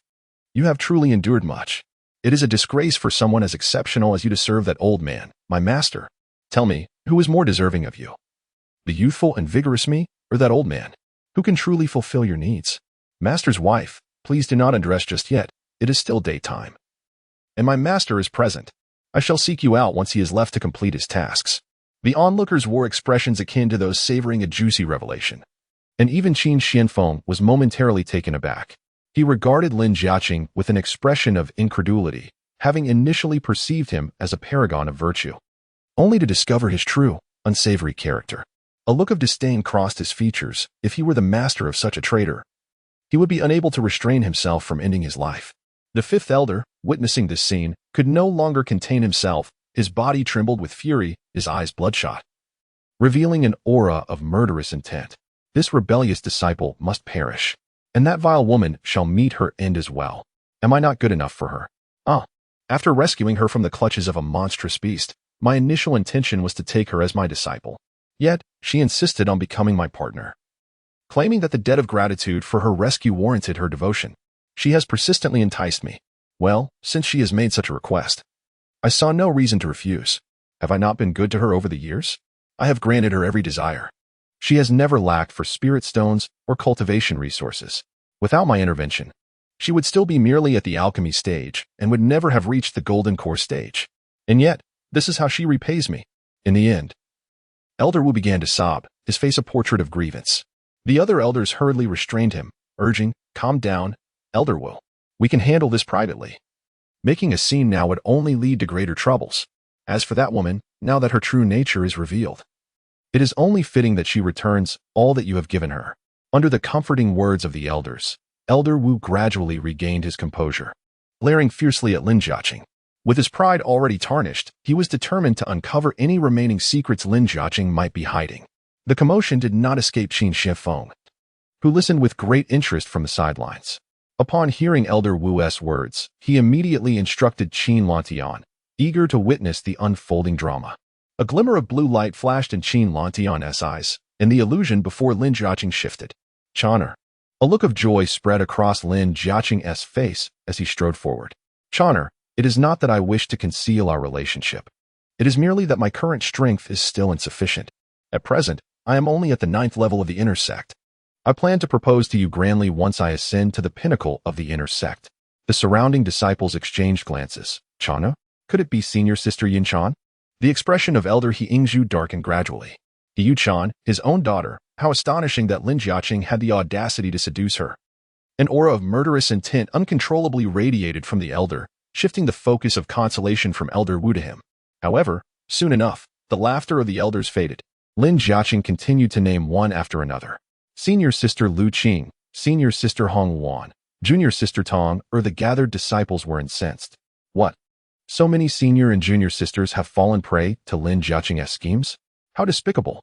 He pretends to be virtuous, acting like a good person, yet behind the scenes, he reveals his true nature. How strange. Do those senior and junior sisters truly favor such hypocrites? Should I also adopt a facade henceforth? Have you noticed that these senior and junior sisters are either the disciples of the inner sect elders or their daughters? Indeed. It is no wonder that Lin Jiaqing's cultivation speed is so remarkable. Although I have seldom witnessed him undertaking numerous tasks, his resources for cultivation have never run dry. It appears he has secretly aligned himself with so many senior and junior sisters. Qin Shifeng, too, was astounded. To navigate life to such an extent as Lin Jiaqing has is a skill in itself. Noticing the concealed killing intent emanating from the elders lurking in the shadows, he was disinclined to linger and departed with Qin Lantian. However, before leaving, he kindly allowed Qin Lantian to dispel Lin Jiaqing's illusion. As Lin Jiaqing's vision gradually cleared, his expression turned pale. Although the illusion had dissipated, the memories of what had transpired lingered in his mind. Observing the exuberance of the surrounding disciples and recalling his earlier words, Lin Jiaqing felt darkness envelop him, realizing that he likely could not recover from this debacle. Qin Xian. He lowered his head, clenched his fists, and gritted his teeth. After laboriously maintaining his facade for so long, he had never anticipated that encountering Qin Xian would lead to his immediate unmasking. Qin Xian, I shall make it my mission to eliminate you. Not long after Qin Shifeng took a few steps, another figure emerged ahead. This individual donned a gray garb, wielding a large blade across his back, with a rugged visage. Upon his arrival, he erupted into hearty laughter. Qin Xian, you truly astonish me. What you have done today is immensely gratifying. I have long held disdain for that hypocrite Lin Jiaqing. He pretends to exhibit noble virtue while engaging in despicable deeds, which is utterly repugnant. Allow me to introduce myself. I am Kuang Dao. Chapter 49. Oh, Emperor, do you suggest I am of unsound mind? Qin Shifeng offered a slight nod to Kuang Dao, choosing not to elaborate further. Noticing this, Kuang Dao remained unperturbed and, with curiosity, approached to scrutinize the identity token in Qin Xuanfeng's hand. I just saw you emerge from the task hall. What mission did you undertake? As a newly initiated disciple, some tasks may prove challenging for you. Since I have some free time on my hands, perhaps I could accompany you. Qin Shifeng revealed several of his tasks. Kuang Dao was momentarily stunned, then swiftly regained composure, his face contorting with anger. Junior brother Qin. Have you been deceived? Those scoundrels in the task hall, seeing you as a newcomer, dared to cheat you so brazenly. These tasks are beyond your current capabilities. You must abandon them at once. and we shall report this matter to the head of the law enforcement hall. He will surely impose severe punishment." Qin Shifeng shook his head. "No, these tasks are ones I voluntarily accepted. The individuals in the task hall recommended only simple tasks to me, which I found far too easy and lacking in challenge, so I opted for these instead. Whether they are foundational or golden core tasks, they present no difficulty for me. I can resolve them with a mere wave of my hand. Had it not been for this trivial system issuing a task, he would never have demeaned himself to undertake such actions." Huang Dao fell into silence. Wasn't Qin Xian merely at the foundation stage? How audacious to voluntarily accept such a mission. Truly, a lack of awareness regarding one's own mortality. Moreover, his counsel had proven ineffective. Never mind. Huang Dao shook his head. If this is what you desire, then proceed. Previously, Qin Xian's actions had aligned well with his own inclinations. He had contemplated forging an alliance, drawing the other into his faction. However, now he thought better of it. He had prided himself on his audacity. Yet it now seemed he fell short in comparison to Qin Xian. No, the latter was not merely audacious. He appeared to be somewhat unhinged. Huang Dao shook his head again and swiftly departed from the scene. "Master, what do you think Huang Dao is pondering?" Qin Lantian inquired, blinking with curiosity. The expression on the other's face suggested he was mulling something ominous. Qin Shifeng shook his head. There is no need to concern oneself with the thoughts of others. It is merely self-inflicted turmoil. Ever since he had bound himself to this trivial system, he had learned to disregard many matters. If he were to heed everyone's thoughts, what tasks could he possibly undertake? He took a step forward, and in the blink of an eye, his form floated gracefully into the air. Gazing downward, his eyes sparkled as if filled with starlight, and in an instant, 3 scenes materialized before him. One depicted the silhouette of a demonic beast. The task was to hunt this creature. The second revealed a human figure. The mission was to eliminate this individual. The third showcased a palace, hidden amidst the mountains. The palace appeared unremarkable from the outside, yet Qin Shifeng sensed a suffocating aura of blood emanating from within. This bloodlust hinted that countless lives had been ruthlessly extinguished within its walls. Prominently inscribed on a plaque at the palace's forefront were the words "Bloodthirsty Sect Branch," marking one of his objectives. After identifying these 3 targets, Qin Xian felt no inclination to ponder further. He executed a hand seal. This seal struck the 3 luminous screens, shattering the scenes within them in an instant. Simultaneously, the 3 locations underwent alarming transformations.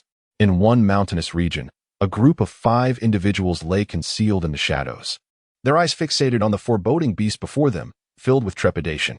They had not anticipated the creature's remarkable ability to conceal itself and its cunning nature, leading to multiple failed attempts at tracking it. Fortunately, they had ultimately outmaneuvered it, overcoming numerous obstacles to finally locate the beast. Should they succeed in slaying it, they would be rewarded with nearly 1,000 spirit stones, sufficient for half a month's sustenance. The group began strategizing their forthcoming actions, determined that this mission must succeed without fail. Just as the 5 individuals prepared to take action, a translucent handprint descended from the heavens, materializing out of thin air and striking the beast with a singular blow. The creature had no time to react and was instantaneously deprived of its vitality. The expression in its eyes and the look on its face suggested that it remained oblivious to the impending danger until its very last breath. Subsequently, the onlookers watched in disbelief as the beast's form vanished from their sight. They rubbed their eyes, momentarily questioning whether they were experiencing an illusion, casting doubt upon their own perceptions. The entire occurrence unfolded with such astonishing swiftness that it transpired in less than a breath's time. Had they not been fixated on that spot, they might have entirely overlooked the incident. What just transpired? Did we misinterpret what we saw? Is there truly no beast here? Goodness, what was that translucent handprint? How could it be so terrifying? Quick, someone pinch me to confirm whether I am dreaming. Meanwhile, a slender man, resembling a bamboo pole, concealed himself amidst the crowd.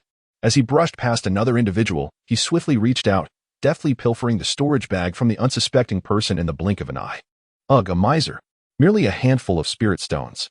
Upon inspecting the contents of the storage bag, disdain crossed the man's features. Alas, even the smallest morsel is still sustenance. No sooner had he uttered these words than a translucent golden handprint appeared above his head. The handprint struck down, and the man promptly lost consciousness, his breath fading away. In the blink of an eye, he too vanished without a trace.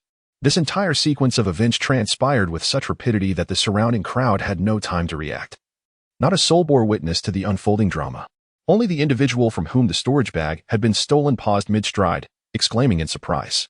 He patted his person and turned to find his storage bag inexplicably lying on the ground. How curious. It was securely fastened to my waist. How could it have fallen? Scratching his head in bewilderment, he felt fortunate that his storage bag had not been lost. Nestled within the mountain stood a colossal palace constructed from black stone. At this moment, two individuals clad in the garb of the Bloodthirst sect cautiously navigated its interior. Damn it, brother. Where do you suppose the Bloodthirst sect has imprisoned those captured individuals? We've scoured every corner and still found nothing. How would I know? I've never been here before, came the retort. Rather than bickering, we should continue searching meticulously. The two proceeded with utmost caution, and as they rounded a corner, they suddenly collided with another person. Chapter 50. A new spectacle awaits. The figure before them was clad in the garb of a disciple of the Bloodthirst sect. Yet the hue of his attire was distinctly darker than that of the two individuals, indicating a rank superior to theirs. A chill ran down their spines, and a sense of unease settled in their hearts. Fortunately, all members of the Bloodthirst sect were required to wear masks. Thus this individual was oblivious to the changes in their expressions. He cast a glance at them. What brings you two here? Sneaking about? Present your identification tokens for my inspection. By the way, to which squad do you belong? The Bloodthirst sect, often targeted by rival sects, had grown highly vigilant, as members frequently disguised themselves to infiltrate their ranks. Thus, the two were immediately discerned as suspicious. Their eyes were too clear, their aura too pure, suggesting they did not hail from the Bloodthirst sect, but rather from another faction. Once the seed of doubt took root, the gaze of the steward grew increasingly menacing. The two felt a tightening in their chests, rendered speechless. How could they possibly know to which squad they belonged? They had merely slain two members of the Bloodthirst sect outside and donned their garments to infiltrate. The steward's expression shifted, his tone laced with a hint of murderous intent. Ah, another pair of you so-called righteous individuals. You deserve to die. A surge of violent spiritual energy erupted from the steward, plunging the two into despair. It was over. He was in the late Golden Core stage, while they were merely in the initial stage. Their demise seemed inevitable. As the steward's attack was about to descend upon them, the ground beneath them trembled violently. Before they could comprehend the unfolding chaos, a deafening roar filled their ears. Various debris cascaded from above, striking them. Fortunately, these were lifeless objects, posing minimal danger. In their frantic attempts to evade, they managed to escape being struck. When the dust finally settled, they gazed around in bewilderment, discovering that the palace had been reduced to ruins. Corpses littered the ground, unmistakably those of Bloodthirst sect members, evidently slain in a single blow. What is this? One exclaimed, eyeing the deep impressions on the ground. Does it resemble a pillar? No, wait, there's more, the other noted, spotting additional marks. They exchanged a glance, surveying their surroundings before arriving at a startling conclusion. This is a handprint. How is it possible? Could a mere handprint have obliterated this palace and killed so many in an instant? It is peculiar, is it not? Why is it that all the members of the Bloodthirst sect have perished, yet we remain unscathed? Could it be that this palm print possesses the ability to discern between good and evil? Is this truly the appropriate moment to deliberate on such matters? Are you not at all intrigued by the terrifying entity capable of extinguishing so many lives with merely a single slap? The two exchanged glances, fear evident in their eyes. Their legs grew weak at the thought of having nearly become victims themselves, causing their bodies to tremble uncontrollably. Help! Someone! Please save us! At that moment, faint cries for assistance echoed from the depths of the palace. The two exchanged another glance and hurriedly made their way inside, where they discovered fellow disciples imprisoned within a black iron cage. It was precisely the presence of this cage that had shielded them from the collapsing structures above. Overjoyed, they rushed to liberate their comrades. In the sky, Qin Xianfeng extended his hand, summoning the body of a person and a beast before him. Were it not for the mission's requirement to retrieve the corpses, he would have little interest in these two entities. Qin Xuanfeng's gaze drifted towards the southern region of Lizhou. With the completion of these three tasks, it was time to embark on another side quest. Contemplating this new endeavor brought him some distress. Qin Xian had met his demise, and in order for the Qin family to feel regret, he pondered what identity he should assume upon his return. Never mind. He decided to address that quandary upon reaching the Qin estate. As Qin Xianfeng stepped forth, he found himself at the entrance of the Qin family manor. To his astonishment, the estate appeared more desolate than before. Previously, while the Qin family lacked strength after all, a clan with a foundation stage member as its ancestor was hardly formidable, they had been bustling with activity, with hundreds of servants bustling about. Now, however, Those servants had vanished without a trace, and the number of inhabitants within the estate had dwindled dramatically, leaving a suffocating atmosphere. With a sweep of his imperial consciousness, Qin Shifeng pinpointed a location and took a stride, arriving in a grand hall. At that moment, a tribunal was in session. His gaze fell upon two familiar figures, Qin Xian's father and mother, bound with ropes and kneeling on the floor. Seated at the front of the hall were several elder members of the Qin family. To his surprise, he found himself in the midst of yet another intriguing spectacle. Raising an eyebrow, Qin Shifeng boldly seated himself on a chair nearby, yet none in the vicinity seemed to notice his presence. The grand elder, Qin Chenhua, surveyed the individuals before him, his eyes gleaming with greed, though his tone betrayed a sense of sorrow. Qin Ing, it is not that I, as your elder, am unwilling to assist you. Rather, you have incited the wrath of the many. Had it not been for your incessant quarrels, our esteemed ancestor of the Foundation establishment stage would not have met his demise because of you two. The death of our ancestor has stripped our family of its protection, leading to our rapid decline and our current predicament. Thus, you and your spouse are the culprits of our family's downfall. Is this not true? As Qin Chenghua's words echoed in the air, the other members of the Qin family cast furious glances towards Qin Ing and his wife. Indeed, it was due to these two that our family had suffered such a decline. They are the principal architects of our misfortune. They ought to be expelled from the Qin family. Furthermore, they are the ones responsible for the death of our ancestor. They deserve a blood sacrifice for their crimes. Out of fear of the enigmatic and powerful figure who had once aided them, they could only vent their frustrations on Qin Ing and his wife. Chapter 51. Summon the family law. Qin Lantian's eyes widened, revealing a look of confusion and disbelief. Master, did I hear correctly? Did those individuals just refer to the Foundation establishment stage as ancestor, and claim that the ancestor's fall led to the family's decline? Qin Lantian was bewildered, as her experience could not reconcile the terms Foundation establishment and ancestor. Seeing Qin Lantian's befuddled expression brought Qin Shifeng a sense of relief. At last, someone shared his initial sentiments. He grasped Qin Lantian's furry paw and spoke slowly, "You shall become accustomed to it." He then turned his attention to the shameless proclamations of those individuals. Qin Lantian flicked her tail and nestled into Qin Xuanfeng's embrace, finding a comfortable position to witness the unfolding drama together. Qin Ing, with a sorrowful countenance, surveyed the gathering. "You are all uncles and elders who have watched me grow. You witnessed the events of that day. It was they who seized my son's celestial bone. And our ancestor, lacking discernment, was the one who unjustly intervened on behalf of my son." Qin Chenghua's expression darkened. "Lacking discernment? Are you implying that our ancestor was deserving of death?" Qin Ing fell silent, harboring resentment toward the deceased ancestor, secretly agreeing with the thought. However, he understood that voicing such sentiments would leave no refuge for him and his wife within the Qin family, rendering them outcasts. Yet, while he remained silent, his wife, Wang Rong, was known for her fiery temper. She raised her chin defiantly and declared, "What right does a person who cannot distinguish right from wrong and favors others have to be called an ancestor? I say he deserved to die. And as for all of you, you are equally incapable of discernment. Unable to seek vengeance against that powerful figure, you can only vent your anger on us. With individuals like you, the Qin family is doomed to perish." As these words fell, the remaining members of the Qin family were utterly enraged.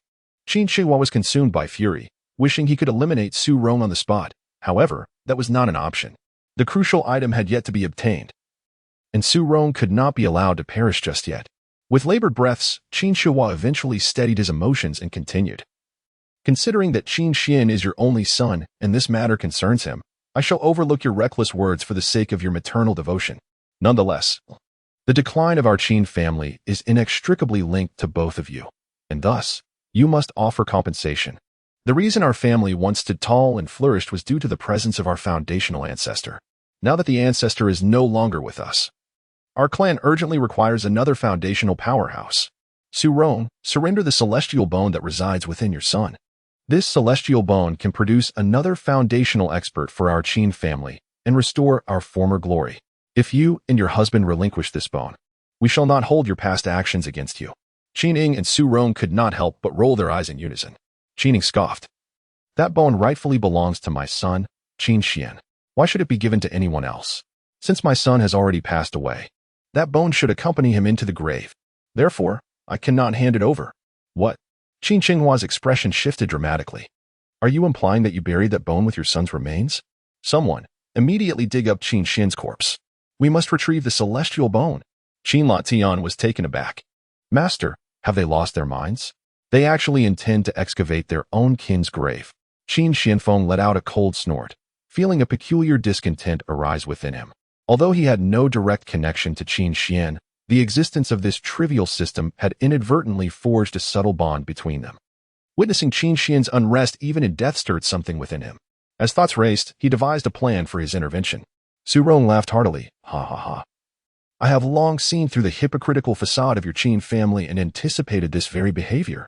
Thus, I have already ground the celestial bone into powder and fused it with my son. What? Qin Chenghua was seething with fury. As the eldest elder of the Qin family, second only to the foundational ancestor in strength, he had envisioned that once the celestial bone was retrieved, he would utilize it to achieve foundation establishment himself. At that moment, he would be the formidable foundational ancestor, earning the respect and fear of all in Liuzhou City. He had long regarded the celestial bone as his own possession. But upon hearing such dreadful news, he was filled with an overwhelming desire to strike Su Rong dead. With that thought in mind, he proceeded to do just that. The formidable power of the great perfection of qi refinement surged forth as Qin Shenhua exerted tremendous force with this strike. Su Rong, being merely at the mid-stage of qi refinement, stood no chance against such an assault. This attack would leave her either dead or severely injured. Ronga! Qin Ying exclaimed in shock, but he was bound and unable to move, rendered powerless to rescue her. With his son already lost to the Qin family and his wife now facing a similar fate, Qin Ying's heart was consumed by despair. He resolved to follow his wife in death once she succumbed. As the attack loomed perilously close to Su Rong, an unexpected figure suddenly materialized, seizing Qin Shenhua's hand. The sight of this figure left everyone in stunned silence. Qin Xian, are you not already dead? My heavens, a resurrection! Qin Shenhua's face contorted in disbelief. Instinctively, he attempted to retract his hand, only to discover that, regardless of the effort he exerted, he could not budge an inch. Qin Xuanfeng's gaze was as cold as ice as he fixed his eyes on him. Qin Shenhua, how audacious you are. To covet my celestial bone and attempt to coerce my parents into death without consulting me, Qin Xian, is sheer folly. With that, he delivered a resounding slap. The force of the blow sent Qin Shenhua hurtling backwards, crashing into the surrounding wall, stuck fast. Furthermore, he expelled a white substance from his mouth, clearly, his teeth. At that moment, the others from the Qin family began to regain their senses. The second elder stepped forward, indignantly exclaiming, Qin Xian, what are you doing? We are indeed overjoyed that you are alive, but that is the grand elder, your senior. How can you act so recklessly? Assaulting an elder warrants severe punishment. Bring forth the family law. Chapter 52. He enjoys those who can trigger tasks. Qin Xuanfeng's gaze shifted to the second elder. I nearly forgot about you, old man. Though you remain silent, your silence implies complicity, making you an accomplice as well. As such, you too shall face punishment. With that, he struck again. The second elder, stricken with horror, realized that despite his own late-stage qi refinement cultivation, he was utterly unable to evade Qin Xian's attack. Moreover, he could not discern Qin Xian's cultivation level at all. What realm was Qin Xian in? With a resounding crash, the second elder was sent flying. Crashing beside the grand elder, their bodies embedded deeply into the wooden structure, immovable. Qin Xianfeng then turned his gaze to the others, declaring, you are all accomplices. As the words left his lips, he struck once more. Bang, bang, bang. One after another, the sounds echoed as everyone in the hall, save for Qin Ying and Su Rong, found their bodies deeply embedded in the wood, unable to extricate themselves. Moreover, with a single strike, all the teeth from their mouths had fallen out. Qin Xianfeng blew on his hand and remarked, I am well aware that nothing commendable can emerge from your vile mouths. I have no desire to hear your words, so I took the liberty of assisting you by extracting your teeth. No need for gratitude. The crowd glared at Qin Xianfeng with fury, yet the loss of their teeth coupled with the blood in their throats rendered them voiceless. Their faces burned with pain. Not only their faces ached, but their entire bodies throbbed, to the point where they felt compelled to weep, to scream. Yet they could neither cry nor shout, only struggle in vain to free themselves from the wooden restraints. With these individuals silenced, the hall grew markedly quieter. Qin Xianfeng turned, his gaze settling upon Qin Ying and Su Rong. He hesitated, uncertain of how to address them. Should he call them his parents? How absurd. They were hardly deserving of such a title. Besides, he was an emperor. His parents could not be just anyone. The moment he uttered such a name, these two might succumb to the weight of karmic retribution and perish instantly. Fortunately, his internal conflict was short-lived. as he noticed the lack of any excitement in the eyes of Qin Ning and his wife. Their expressions conveyed a singular message: "You are not my son." A sense of relief washed over Qin Xianfeng. It was good that they were perceptive. He assisted them to their feet. "Let us depart from this place and discuss matters in the courtyard." The 3 humans and 1 beast returned to the courtyard. Due to the incident involving Qin Xian, the couple had faced continuous ostracism within the Qin family. Their once decent dwelling had been relegated to a remote corner, now dilapidated and constructed of thatch. Creaking ominously in the wind, Qin Ning grasped Su Rong's hand, and together they knelt on the ground, exclaiming, "We are grateful, esteemed senior, for your willingness to intervene. Might you be the same noble figure who spoke out on our behalf last time?" "Indeed, that is I," Qin Xianfeng nodded. "On my previous passage through this region, I fortuitously discovered your plight, which prompted me to act. Now, as I prepare to return after completing my business, I find myself once more encountering your situation. It seems we are fated to cross paths. Therefore, I shall lend you my assistance." The couple expressed their heartfelt gratitude repeatedly. Qin Xianfeng continued, "I am an elder of the Tianxin sect, and within the sect, there exists a disciple named Qin Xian, who is an orphan. I have devised a suitable identity for him. Ensure you spread this information. The last time I passed through, I discovered that Qin Xian had not completely perished and still possessed a breath of life, so I took him back to the Tianxin sect as my disciple. Henceforth, you may declare that the inner disciple of the Tianxin sect, Qin Xian, is your son. Do you understand? This way, no one will dare to bully you again." With that, Qin Xianfeng produced the token of the Tianxin sect. The token radiated a jade-like luster, with the words Tianxian Zong inscribed upon it in a particularly majestic manner. At first glance, Qin Ning and his wife were convinced by Qin Xianfeng's words. They expressed their gratitude to the elder for his benevolence. Upon realizing that this individual hailed from Tianxian Zong, the couple harbored no further doubts. Although Leizhou City was rather remote and lacked formidable warriors, where even those at the foundation establishment stage could reign supreme, they were not oblivious to the powers that be on the continent. Tianxian Zong was a name that resonated widely. It was said that within Tianxian Zong, those at the foundation establishment stage were deemed insignificant, merely the lowest tier of existence. The sect was home to numerous nascent soul experts. And there were even beings beyond that realm, levels unattainable for mere chi refinement practitioners like themselves. The fact that such a powerful figure originated from Tianxian Zong naturally commanded their utmost respect. The couple, filled with trepidation, inquired, "Senior, what should we do next?" "Beep. You have triggered a temporary quest. You have successfully cultivated, returning to the Qin family, only to discover that your parents are in dire straits. Filled with sorrow, you decide to assist your parents in overcoming their current predicament. Quest reward: 300 reversal points, 10 high-grade gathering elixirs, 100 spirit stones." Upon seeing the quest, Qin Xianfeng's eyes sparkled, and his gaze toward Qin Ning and his wife softened considerably. He relished individuals capable of triggering quests. After a moment of contemplation, he mused, "Now that I am Qin Xian, and you are the parents of Qin Xian, you shall have free reign within the Qin family. Given the internal decay of the Qin family, it seems unnecessary for it to continue existing. Why not expel those individuals entirely? Henceforth, you shall be the rightful heirs of the Qin family. As for your cultivation level, do not fret. I possess elixirs that can swiftly elevate you to the foundation establishment stage."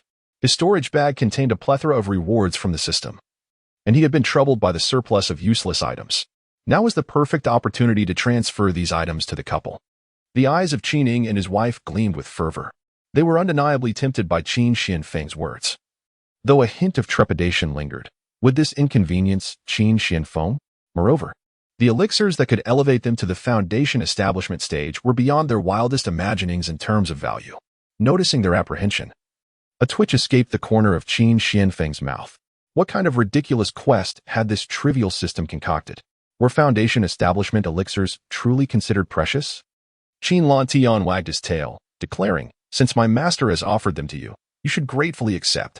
I wouldn't even bother to glance at such worthless elixirs." Chapter 53. The unfaithful, the unjust, and the unfilial. As Qin Lantian spoke, Qin Ning and his wife were momentarily stunned. A spirit beast capable of speech? My heavens! What realm could it possibly belong to? Surely, he must at least be at the foundation establishment stage, right? No. Judging by the disdainful remarks of this esteemed spirit pet, he must be at the golden core stage or above. The two gazed intently at Qin Lantian. their eyes filled with profound respect. Qin Lantian's body froze. Who dares to label her as merely at the Golden Core stage? Though she had endured mistreatment from her second uncle's family within her clan, she is a nine-tailed celestial fox, possessing an extraordinary bloodline. For her, cultivating is as effortless as quenching one's thirst. A mere Golden Core cultivator does not even qualify to behold her. In fact, prior to accompanying Qin Xianfeng to this place, she had never encountered anyone at the Foundation establishment or Golden Core stages in her lifetime. Observing Qin Lantian's expression, Qin Xianfeng felt a sense of satisfaction. He waved his hand, declaring, "Enough. Ensure that this matter is publicized. We shall convene in the hall tomorrow morning. Inform the others of the Qin family to come forth. Should others fail to arrive, the consequences will not merely involve being confined to a wooden block." With that, Qin Xianfeng stepped forward and vanished from sight. The objective of this side quest was to instill a sense of regret within the Qin family members, with greater regret yielding greater rewards for him. Hence, it was imperative to execute this in the presence of the entire Qin family. However, he needed to mentally prepare himself. He had never before given away such trifling items. In fact, prior to being bound by this pitiful system, he had never encountered so many inexpensive goods. The thought of presenting such worthless items before the crowd left him both amused and exasperated. If word of this were to spread, revealing that he, a dignified emperor, had bestowed upon others a collection of items meant for Foundation establishment practitioners, his reputation would surely be tarnished. Sigh. Qin Xianfeng sighed deeply. At least he was not alone in this embarrassment. He had the little nine-tailed fox accompanying him. The events unfolding within the Qin family hall were hardly a secret. The initial cries and sounds of conflict were dismissed by the other members of the Qin family, as they believed the purpose of the day was to coerce the couple, Qin Ying and her husband, into surrendering the immortal bones, assuming those were their cries. However, upon seeing the intact Qin Ying couple moving about within the Qin household, they quickly realized something was amiss. They rushed into the hall and extracted those individuals from the wooden confines. Upon hearing the rumors that Qin Xianfeng had instructed to spread, Qin Shuhua and the others wore expressions of astonishment. Damn, how is it that that brat Qin Xuanjia's life is so resilient? Despite everything, he had not perished and had even been accepted into the Taiyangxuanzong. Moreover, he is now an inner sect disciple. It is said that inner sect disciples of the Taiyangxuanzong are at least at the Foundation establishment stage. How is this possible? It has barely been half a year, and that brat Qin Xuanjia has advanced from the Qi refinement stage to the Foundation establishment stage? The Grand Elder, during our previous confrontation with Qin Xian, we were utterly powerless, even you. Thus, it is evident that Qin Xian has indeed reached the Foundation establishment stage. A profound silence enveloped the crowd, each face betraying a myriad of emotions: regret, resentment, fear, and terror, yet none bore the mark of joy. Under ordinary circumstances, the emergence of such a young Foundation establishment expert within the Qin family would have elicited immense delight, for it signified the impending rise of the entire clan, bringing benefits to all. Yet alas, that individual is Qin Xian, the very Qin Xian from whom the celestial bones were extracted, the one who was slain by members of the Qin family, the one who witnessed firsthand how they forced the couple, Qin Ying and his wife, into submission. In such circumstances, how could Qin Xian possibly let them off so easily? A servant, having mustered his courage, spoke up. Elder, there are messages from Qin Ying and his wife. They insist that all members of the Qin family must gather in the hall by tomorrow morning without exception. They cannot guarantee what may transpire for those who fail to comply, stating that this matter was commanded by Qin Xian. Qin Shenhua could no longer contain his fury, slamming his hand down on the nearby table with a resounding crash.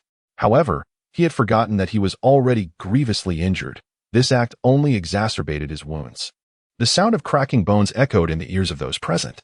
Qin Shenhua's complexion instantly turned a deep shade of purple, and had it not been for the presence of so many witnesses, he would have undoubtedly cried out in pain. The others, in a tacit agreement, feigned ignorance and vociferously expressed their indignation.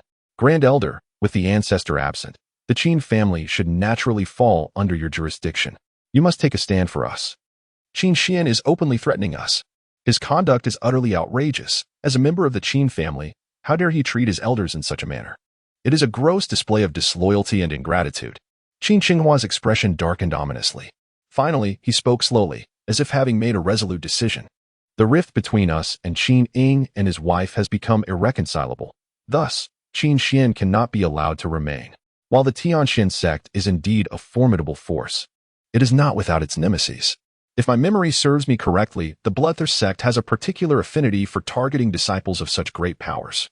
Should they become aware that a lone inner disciple from the Tianxin sect has ventured here, do you not think they would take action? The others' eyes lit up in unison, their voices rising in praise. Indeed, the Grand Elder is astute in his foresight. Regardless of Qin Xian's strength, he is ultimately alone. How could he possibly evade the Bloodthirst sect's pursuit? Once they capture Qin Xian, we shall have no further concerns. Afterward, we can discreetly deal with Qin Ning and his wife. Qin Shuhua caressed his face. The hatred in his heart had solidified into something tangible. Yet his tone was tinged with regret. As a disciple of the Qin family, Qin Xian was naturally a talent that the elder cherished. He had never intended to act in such a manner. The fault lay solely with Qin Xian, who, in his arrogance, believed that joining the Tianxin sect granted him the liberty to disregard all propriety, treating the elders of the family with such disrespect. To eliminate the scourge that was Qin Xian, the elders saw no alternative but to resort to these measures. Qin Shifeng sat above, listening intently to the sounds below. He pondered deeply. Was there not a long-term mission in the sect to hunt down the bloodthirsty sect? To his surprise, he had done nothing. And yet the mission had presented itself unbidden. He recalled that after annihilating the branch of the bloodthirsty sect, he had seemingly forgotten to collect the corpses. Chapter 54. My hands itch again. When he had obliterated that branch with a single strike, Qin Shifeng had not thought much of it. Only now did he realize the loss. Without hesitation, he activated the luminous screen, which displayed the scene within that branch. The individuals previously trapped in cages had all been rescued and were now moving about the premises. The members of the bloodthirsty sect, unaware of their own demise, had unwittingly benefited the captives. They were greedily scavenging the treasures within, paying no mind to the corpses. This was fortuitous for Qin Shifeng, who reached out with a hand towards the luminous screen, effortlessly retrieving all the bodies from thousands of miles away. Just then, an individual exited a room and witnessed the corpses suddenly levitating before his eyes, soaring into the sky, vanishing in the blink of an eye, leaving him agape in astonishment. He recalled something and hurriedly surveyed his surroundings. Sure enough, all the corpses had vanished. There were more than 50 in total. Observing the rows of floating corpses, Qin Shifeng waved his hand grandly, collecting them all into his storage bag. Side quests could be repeatedly undertaken, and for him, these tasks represented a means of counterattack. He found himself viewing the Qin family members below with newfound benevolence. Had it not been for their scheming this evening, he might have forgotten about it altogether. Under Qin Xuanfeng's deliberate neglect, the members of the Qin family divulged his whereabouts to the bloodthirsty sect. Upon hearing this news, the sect's steward's eyes gleamed with excitement. This location was remote, with most individuals lingering at the Qi refinement stage, few reaching the foundation establishment stage, and even rarer to find those at the golden core stage. As for the nascent soul stage, only a scant few could be counted. Consequently, this branch suffered from a scarcity of resources. Every decade, the bloodthirsty sect conducted a reckoning, and this branch had consistently ranked at the bottom. Being last meant that the resources allocated by the headquarters dwindled further, leading to a vicious cycle that rendered their situation increasingly dire. However, the situation has changed. If we can capture Qin Xian and seize the members of the Heavenly Xuan Zone, perhaps they can escape from the last position and ascend to the second to last, significantly improving their circumstances. Indeed, your information arrives at a most opportune moment. The steward gazed at Qin Shuhua with satisfaction. Once we apprehend Qin Xian and verify the truth of your claims, the foundational elixir I promised you shall be yours. Qin Shuhua was overjoyed. All his efforts were aimed at obtaining the foundational elixir to successfully establish himself as a foundational ancestor. At last, an opportunity had presented itself. The mere thought of the carefree life awaiting him in the foundational stage left Qin Shuhua elated. He eagerly inquired, "May I ask, esteemed elder, when will you take action?" The steward pondered for a moment. "Tomorrow evening, I believe. As you mentioned, Qin Xian is an inner disciple of the Heavenly Xuan Zone, a sect not to be underestimated. We must first ascertain his identity and strength to minimize our losses. Tomorrow, ensure you keep a close watch on Qin Xian. He must not return to the Heavenly Xuan Zone. He must remain within the Qin family." Watching Qin Xinghua depart, the steward scoffed, thinking, what a fool to believe he could obtain the foundational elixir from him. After eliminating Qin Xian tomorrow night, perhaps he would also annihilate the Qin family. He hurried back to the main hall, eager to gather more information about the Heavenly Xuan Zone. It wasn't long before he uncovered news regarding the sect. It seems the elders had long been plotting against the heavenly Xuanzong, having laid the groundwork several months prior. Perfect. Once I capture Qin Xian, I need not fear retribution from the heavenly Xuanzong. This Qin Xian possesses merely a third-tier spirit root and is but an outer disciple, just recently admitted to the inner sect. There is nothing to fear. The steward felt he had grasped the entirety of the situation and could not help but feel a swell of pride, as if he could already envision the moment he would capture Qin Xian. The following day, as dawn broke, a considerable gathering had assembled in the Qin family hall. The elders of the Qin family, having been humiliated the previous day, were anxious to avoid further disgrace at the hands of Qin Xianfeng, thus they arrived promptly. Meanwhile, the ordinary disciples of the Qin family had also come, eager to witness the prowess of Qin Xianfeng after hearing the news from the previous day. They were certainly aware of the matter concerning the celestial bones, yet it bore no relevance to them, and thus they felt no fear. However, as the crowd waited for an extended period, impatience began to set in, particularly among the elders, whose expressions grew increasingly irate. What is the meaning of this delay with Qin Xian? Does he not regard us, these venerable elders? How audacious! With elders present, he dares to keep them waiting. Such disrespect towards his elders disqualifies him from being a member of the Qin family. Upon his arrival, he shall surely face the family's disciplinary measures. Qin Shenghua slammed the table, seizing the moment in Qin Xuanfeng's absence to express his anger, attempting to reclaim his dignity in front of the assembly. However, the crowd below wore peculiar expressions. They had already heard of the events that transpired in the hall the previous day. Aware that the elders had been rendered incapable of extricating themselves from the wooden structure, as they listened to the elder speak in such a manner, they found it difficult to suppress their laughter, though they dared not show it. The elders remained, and despite any inner thoughts, the others did not dare to leave. The group stood awkwardly in the parlor for the entire morning, and it was only around noon that Qin Xianfeng's figure finally made a leisurely appearance. The thought of the bloodthirsty sect's impending actions that evening stirred Qin Shenghua's impatience. He exclaimed in outrage, "Qin Xian, do you truly disregard us elders? We are your seniors. Yet you have kept us waiting for so long. If you do not provide us with an explanation today, we shall resort to family law." Qin Xianfeng, with a sardonic smile, raised his hand, saying, "My hand suddenly feels a bit itchy. It seems I did not have my fill yesterday." With that, he struck out with a swift motion. A resounding thud echoed as the elder was sent flying, deeply embedded into the wood. An unprecedented silence engulfed the scene, as many awestruck gazes fell upon Qin Xianfeng. Indeed, Qin Xian was not holding back. It was recalled that his temper had not always been so volatile. He had been quite taciturn. Perhaps he had been pushed to this point by the elders. Had they not heard? If not for Qin Xian's timely arrival yesterday, his parents might have been slain by the elders. The audacity of the elders was astonishing, to act so against their junior for the sake of the immortal bone. Chapter 55. We are all your kin under the collective scrutiny.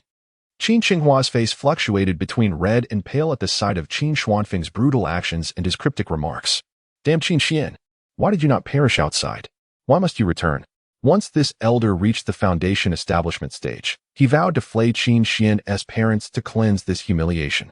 The disciples currently murmuring among themselves would also be subjected to family law. Having witnessed Qin Shenghua's lesson, the other elders dared not speak further. Instead, they instinctively took a step back, granting Qin Xianfeng space. Qin Xianfeng strode confidently forward, taking the seat reserved for the ancestral head of the Qin family. With a sweeping glance, he casually beckoned several individuals. "You few, step forward." The selected individuals exchanged bewildered glances, their faces reflecting confusion.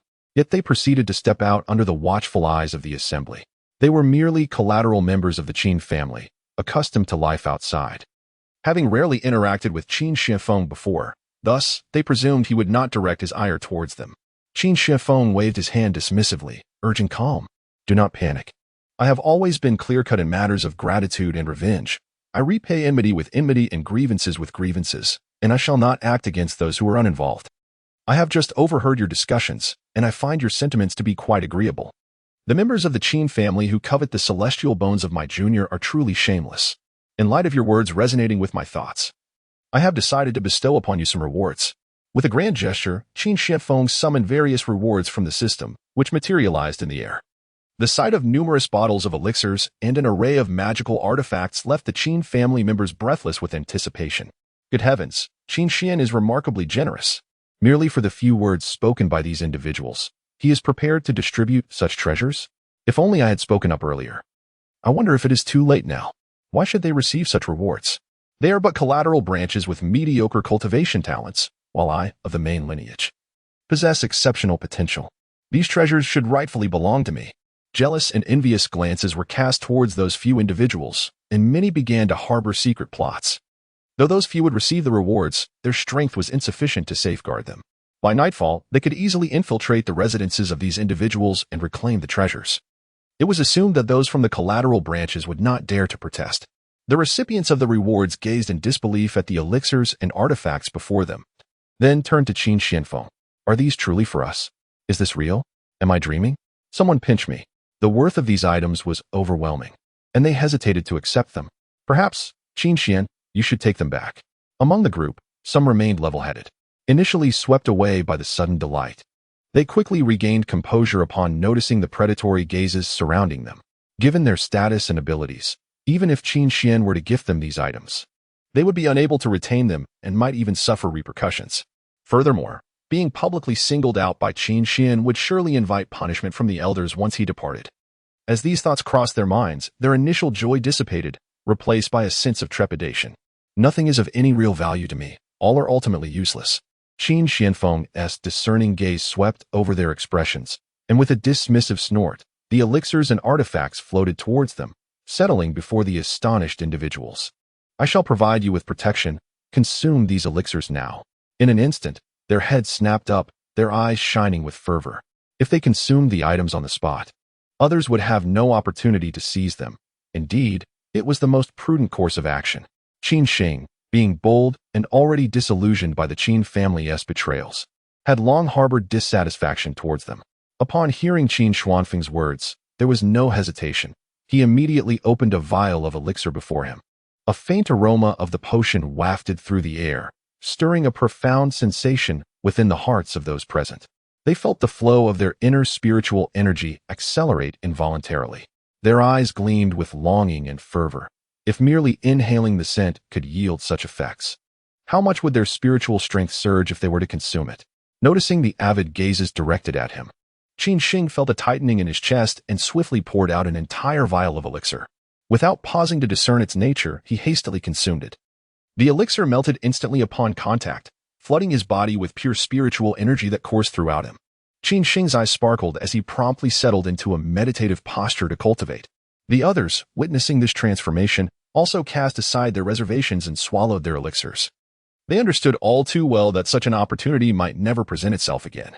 The onlookers' breaths quickened in anticipation. Did you see that elixir? It was a high-grade gathering spirit pill. My goodness, we usually consider ourselves fortunate to acquire a low-grade gathering spirit pill in a month. Yet they can consume 7 or 8 high-grade ones in one go. Are these elixirs truly from the Tianxian sect? The Tianxian sect is indeed affluent. Qin Sheng has broken through. Before everyone's eyes, the fluctuations of his spiritual energy surged from the early stage of qi refinement to the mid-stage. He then opened his eyes and seized another vial of elixir, pouring it into his mouth.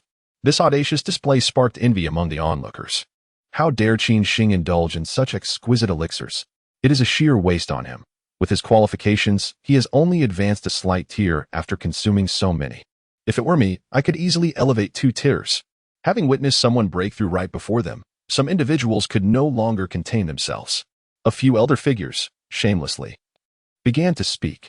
Qin Xian, we are your uncles and relatives, having watched you grow since childhood. We are your kin. While these individuals are merely distant relatives with no true connection to you, why not bestow the elixirs upon us instead? Indeed, by granting us these elixirs, once our strengths are enhanced, we would be better equipped to protect you. Qin Xianfeng felt somewhat speechless. The Qin family truly expanded his horizons. He had never encountered such unabashed individuals before. The audacity of the Qin family left him astounded. If they desired those elixirs, it was not impossible. However, they must kneel and offer sincere apologies until I am satisfied. Chapter 56. It feels like a dream upon hearing Qin Xuanfeng's words. The expressions of those few individuals turned ashen. They grimaced, attempting to leverage their elder status to threaten him. Qin Xian, how could you speak to your elders in such a manner? Have you forgotten that it was our Qin family that provided for you throughout your upbringing? Now that you have achieved success, you are unwilling to repay your family, are you? Hand over those items, as elders of the Qin family. It is our rightful duty to safeguard them.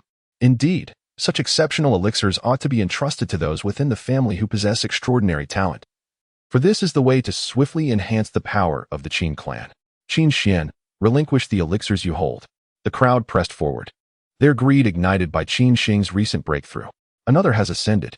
Good heavens, the efficacy of these elixirs is astonishing, rivaling my years of cultivation. How wonderful it would be to consume these. A myriad of avaricious gazes fixated on the elixirs, and the rationality of the onlookers vanished amidst the fervor of those who had just succeeded. Charge forth. Seize the elixirs. We are all members of the Qin family. Does Qin Xian dare to retaliate against us? He is merely at the foundation establishment stage. Even if he can contend against 10, he cannot face 100 of us. With so many at the Qi refinement stage, how could we possibly fail to subdue him? Those with envy among the crowd incited further greed, and hands reached out toward the elixirs and magical artifacts, eager to snatch them away. Even uncles and elders could not resist mingling in the throng, hoping to benefit from the chaos. For them, these elixirs represented their hope for advancement to the foundation establishment stage. Huh? Qin Xianfeng scoffed, his tone chilling. Do you truly believe I am powerless? A terrifying wave of spiritual energy emanated from him. Those who attempted to seize the elixirs felt as though they were struck by an immense force, uncontrollably propelled backward.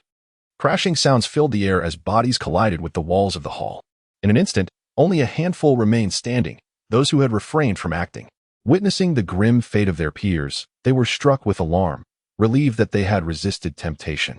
Qin Xuanfeng's gaze fell upon them, and with a wave of his hand, several vials of elixirs flew toward them. You should all sit and cultivate. The eyes of the dozen brightened. Thank you, Qin Xian. Qin Xianfeng produced several more vials, placing them before Qin Ying and Su Rong. These contain top-quality gathering spirit pills. You too should consume them. Top-quality gathering spirit pills? The crowd gasped in astonishment. Even Qin Ying and Su Rong's hands trembled. Since when have such superior elixirs appeared in abundance? Is the Tianqin sect truly so affluent? How could Qin Xian, having only recently joined, possess such a wealth of top-tier elixirs? The couple, Qin Ying and his wife, are truly fortunate. They were originally at the mid-stage of Qi refinement, and with such an abundance of exceptional elixirs, it is likely they will break through to the foundation establishment stage. A sense of foreboding filled the hearts of those present. It seemed the fortunes of the Qin family were about to change dramatically. With trembling hands, Qin Ying and his wife retrieved the elixirs and promptly consumed them. A torrent of spiritual energy surged into their bodies, and Qin Ying immediately felt the long-standing bottleneck within him shatter. His aura surged upward, and in the blink of an eye, he advanced to the late stage of Qi refinement. Su Rong, standing beside him, experienced a similar transformation. Those who had been cast aside were now filled with regret. Had they known better, they would not have intervened. Had they chosen inaction, those exquisite elixirs would have been theirs to claim. Alas, their bodies were now immobilized, and a mouthful of fresh blood lodged in their throats rendered them incapable of uttering a coherent word, only able to produce incoherent sounds. Regrettably, the others were entirely engrossed in their cultivation, with Qin Xianfeng standing aloof, not even sparing them a glance. An afternoon slipped away in an instant. With everyone immersed in their training, they perceived the elixirs before them as seemingly inexhaustible, consuming one vial only to find another waiting. They needed only to focus on their cultivation. It was a sensation they had never before experienced. By the end of the afternoon, everyone had made significant progress in their abilities. Qin Ying and Su Rong, empowered by the exceptional gathering spirit pills, had forcefully advanced from the mid-stage of Qi refinement to the late stage of foundation establishment.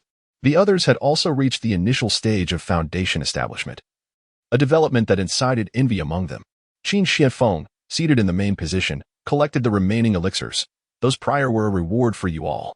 Now, it is time to address matters of importance. The others rose, respectfully lowering their heads, demonstrating their deference to Qin Xianfeng. His gaze swept over the assembly as he casually declared, "The elders, in collusion with others, have abused their power within the Qin family, ruthlessly slaughtering its disciples. They are no longer worthy of their positions as elders or overseers. What say you?"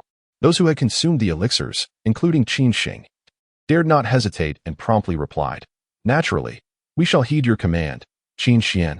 Indeed, these individuals are unworthy of being elders, let alone leaders of the clan." Qin Xianfeng nodded in satisfaction, Had these individuals consumed his elixirs only to betray him, he would have had to cleanse the ranks.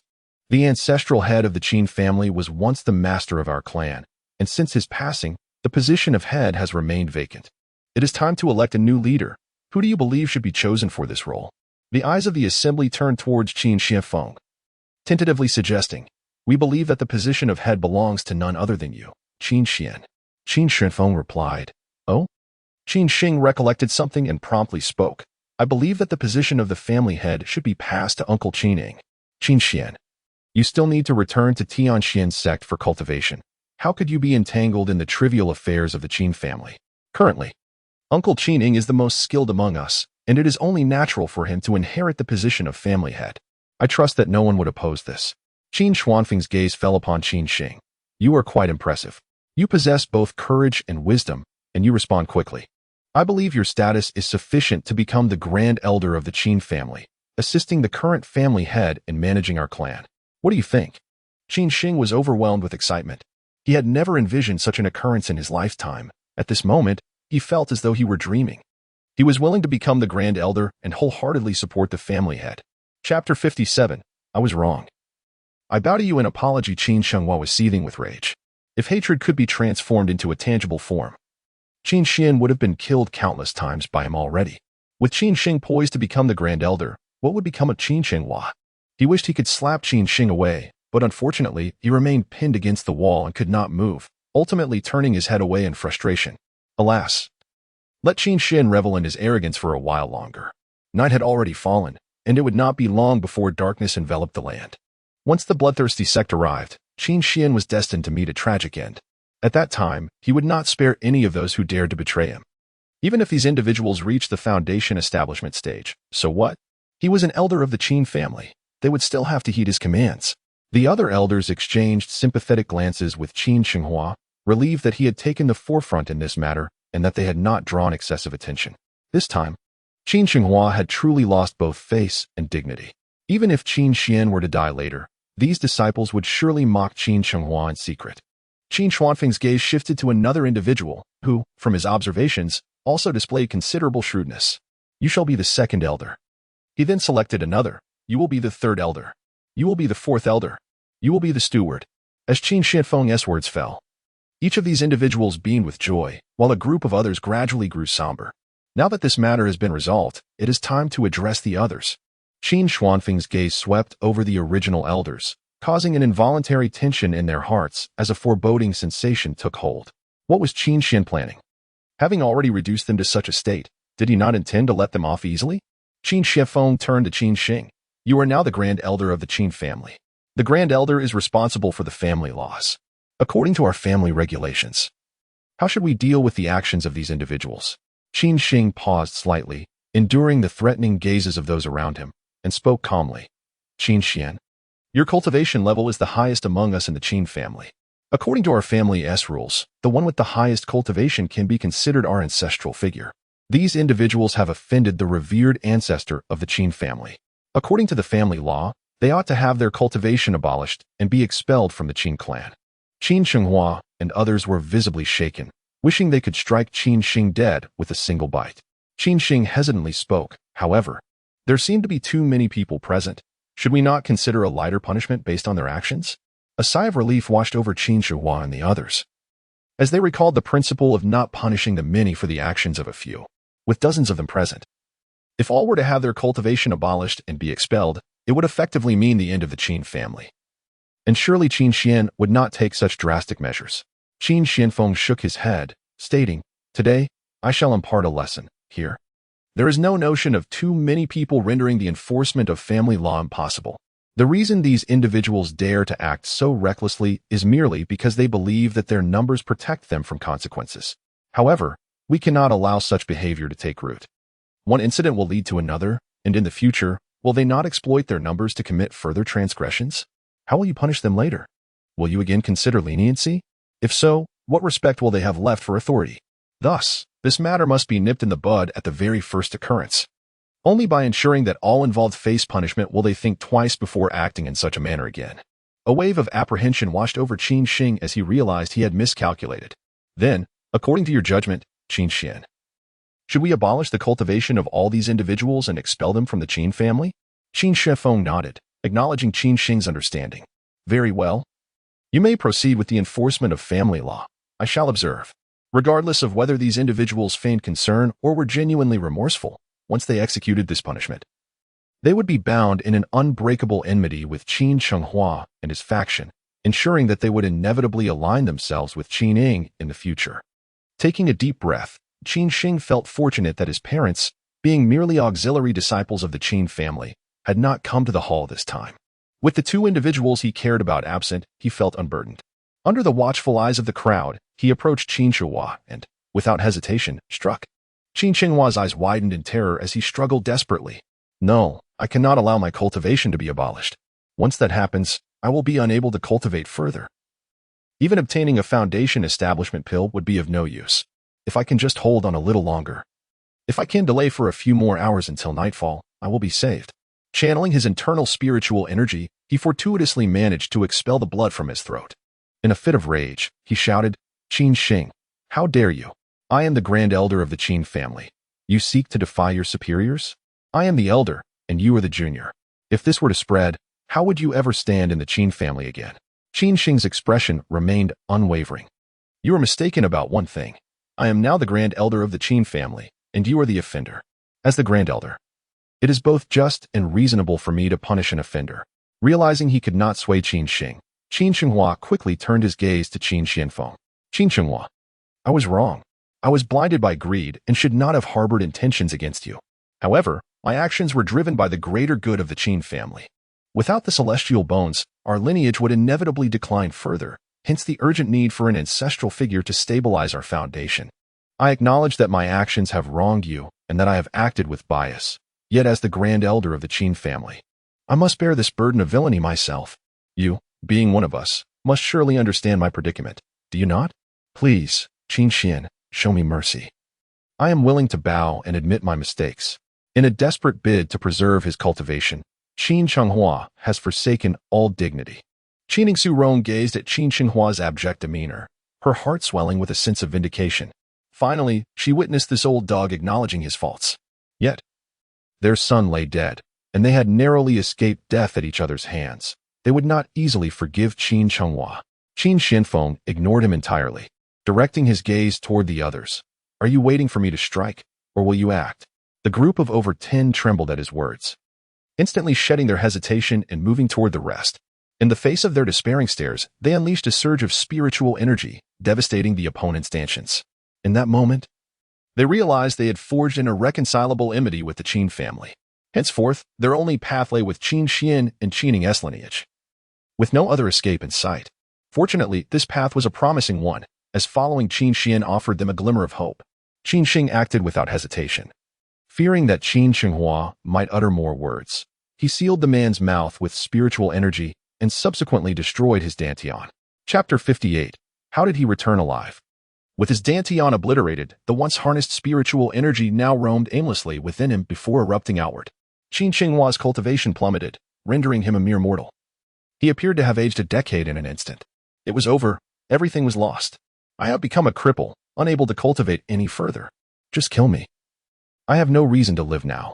Qin Shenghua's spirit was utterly shattered as he gazed blankly at Qin Shing. In my life, for I am now a useless being without the ability to cultivate.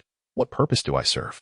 His eyes shifted to Qin Shifeng, and upon meeting the latter's indifferent gaze, an unmistakable terror gripped his heart. Regret washed over him. He truly regretted his actions. Had he not acted in such a manner, he might have received those elixirs upon Qin Xian's return and successfully advanced to the foundational stage. Yet, it seemed that soon enough, Qin Xian would accompany him on the road to the underworld. Ha ha. Qin Shuhua laughed heartily, then with a fierce glare. His breath gradually faded as he chose to end his own life.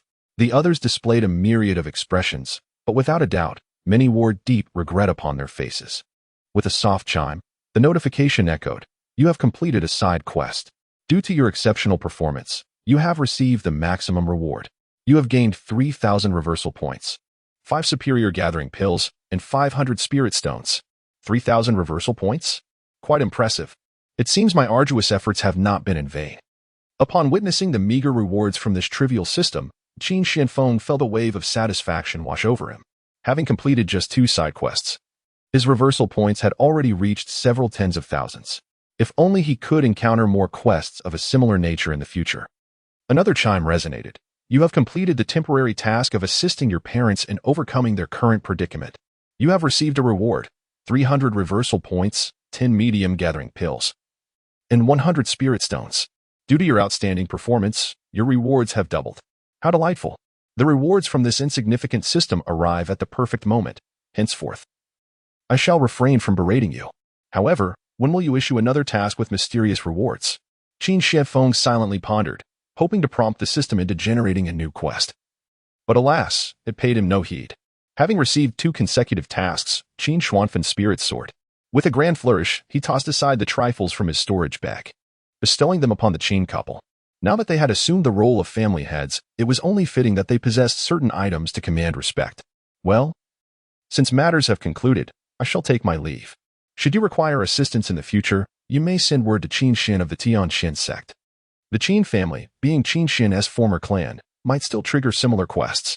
With a heart full of anticipation, Qin Xinfeng turned to depart. Before leaving, he did not forget the bloodthirsty sect members brought by Qin Shuhua. His imperial will swept forth, locating the presence of the bloodthirsty sect's branch within the nearby mountains. With a single strike, he obliterated them, subsequently collecting their remains. Accompanied by Qin Lantian, he took a single step and reappeared at the foot of the Tianxin sect's mountain gate. Upon seeing Qin Xuanfeng's figure materialize at the entrance of the task hall, numerous disciples rubbed their eyes in disbelief, questioning whether they had misjudged the situation. What is happening? How did Qin Xin return so swiftly? Oh, wait. How did he survive? Could it be that he realized the task's difficulty and chose to return to cancel it? With this possibility in mind, many faces displayed a smirk of schadenfreude as they stealthily approached the task hall, eager to witness the unfolding drama. Arriving at the window, Qin Shifeng encountered none other than Shi Tianyu. Upon seeing Qin Shifeng, Shi Tianyu's mind immediately echoed the thoughts of the other disciples.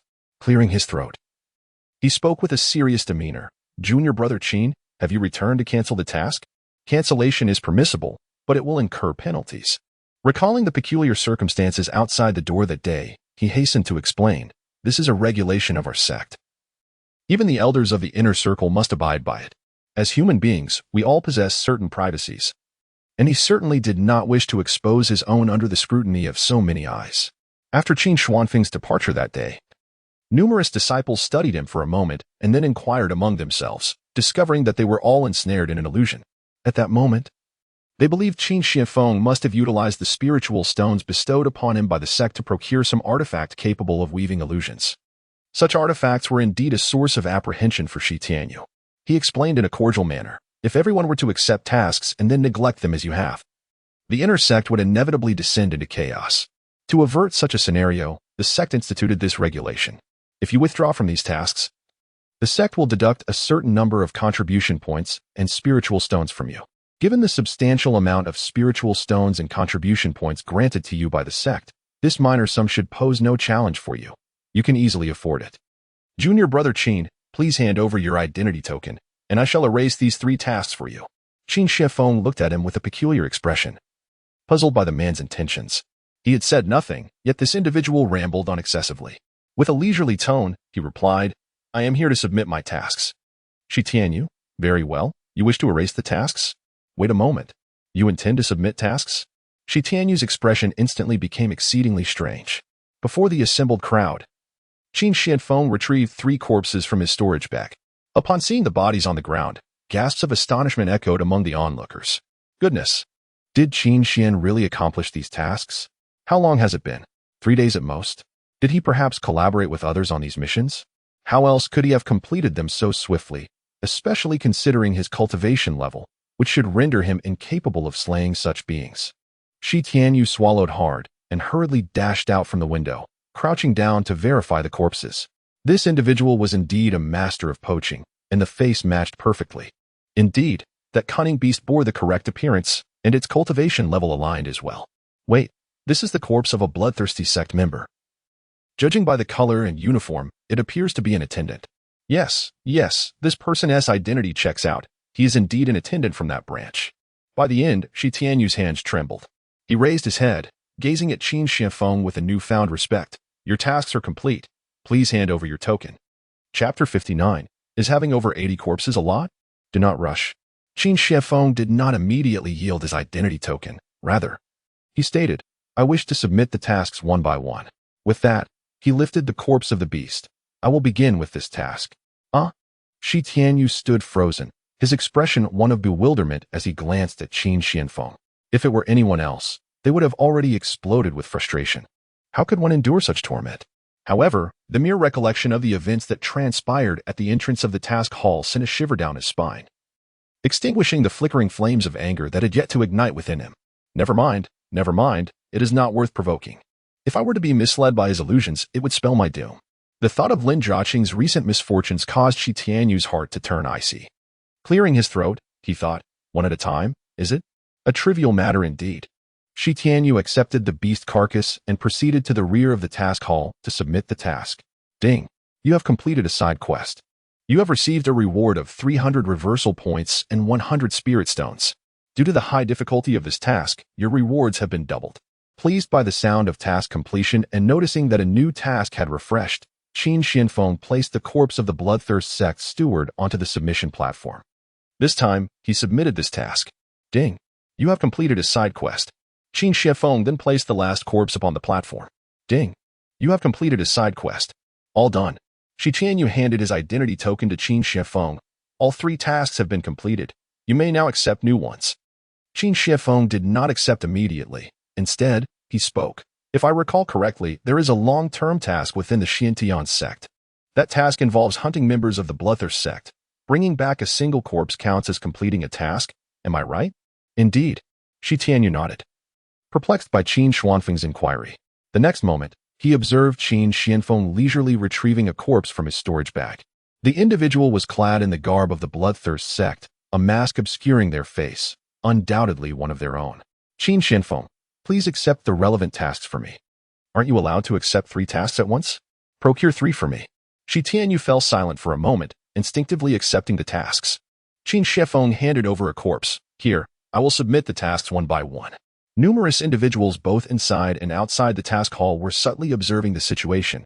How peculiar! How could Qin Shifeng possess so many corpses?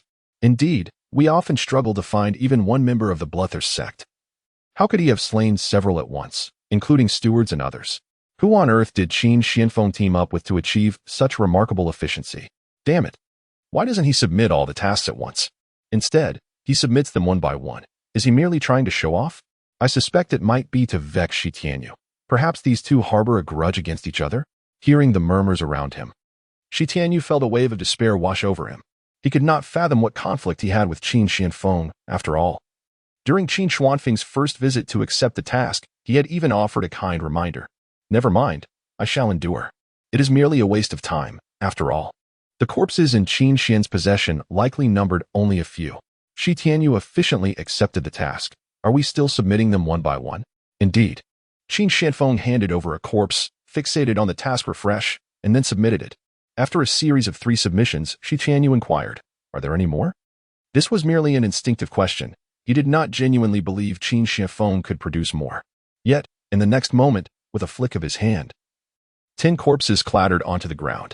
An immediate silence enveloped the scene, as all eyes fixated on the lifeless bodies, their expressions frozen in disbelief. Moments later, a cacophony of discussions erupted. Am I seeing things? How could I find over a dozen corpses of Bloodthirst sect members here? How did Qin Xian manage to acquire so many Bloodthirst sect members and slay them all? Goodness. This multitude equates to nearly half the number of personnel in a Bloodthirst sect division. Could it be that Qin Xian simply gathered random corpses, dressed them in Bloodthirst sect attire and masks, deliberately masquerading to earn task contribution points? But Qin Xian is merely in the foundation establishment stage. How did he accomplish this? Is this world mad, or am I losing my sanity? A daring individual cautiously approached one of the corpses and proceeded to remove the mask. The Bloodthirst sect members, due to their prolonged reliance on blood absorption for cultivation, exhibited skin and eye characteristics distinct from ordinary people.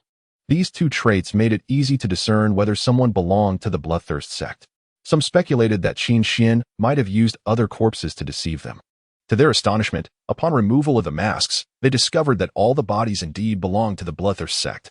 Shi Tianyu abruptly stood up. while others at the task hall momentarily ceased accepting tasks, all drawn to the side of the corpses.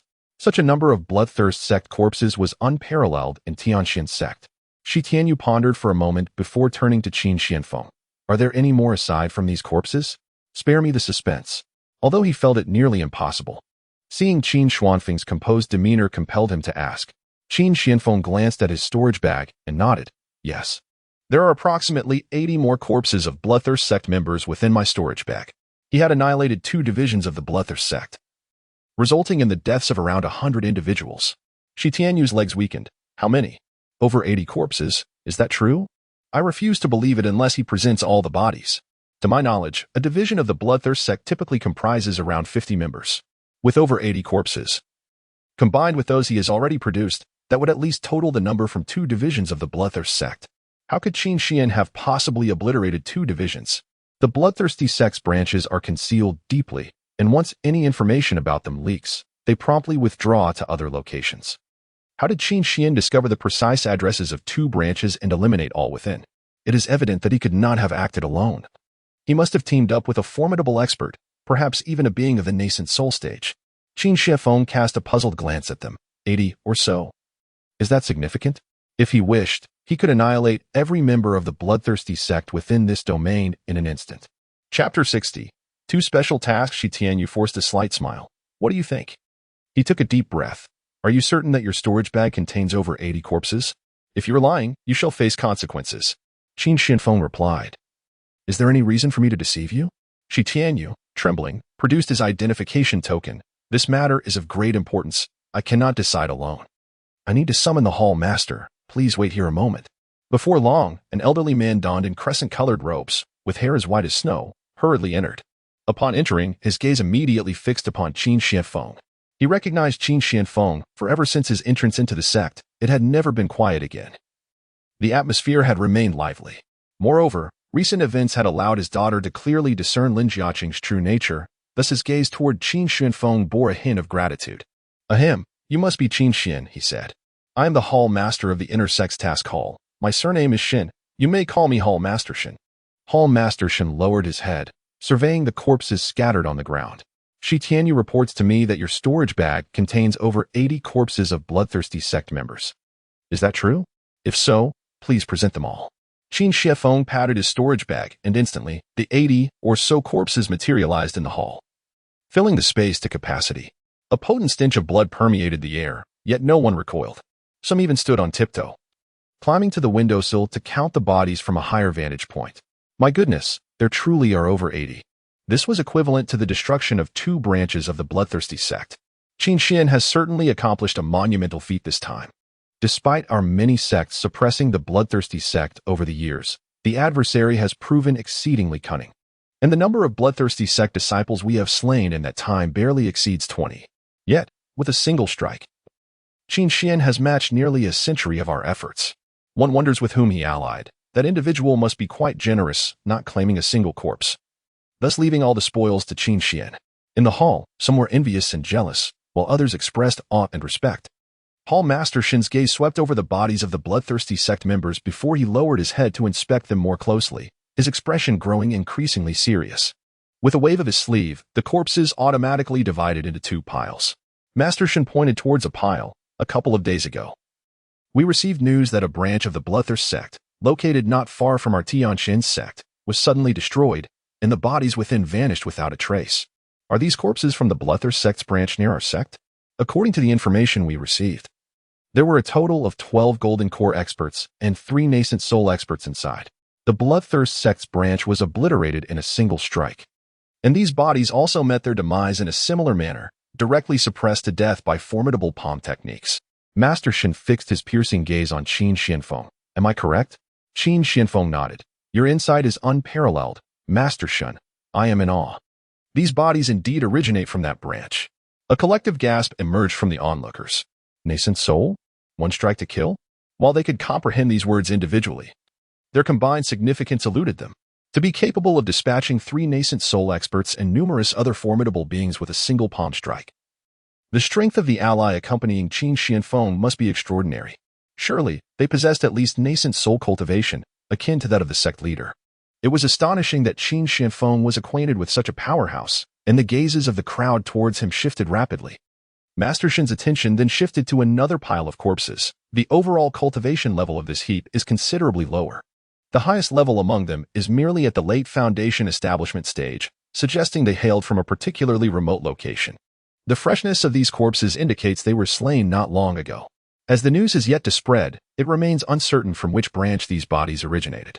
Master Shin's gaze subtly flickered towards Qin Xianfeng, clearly awaiting an explanation.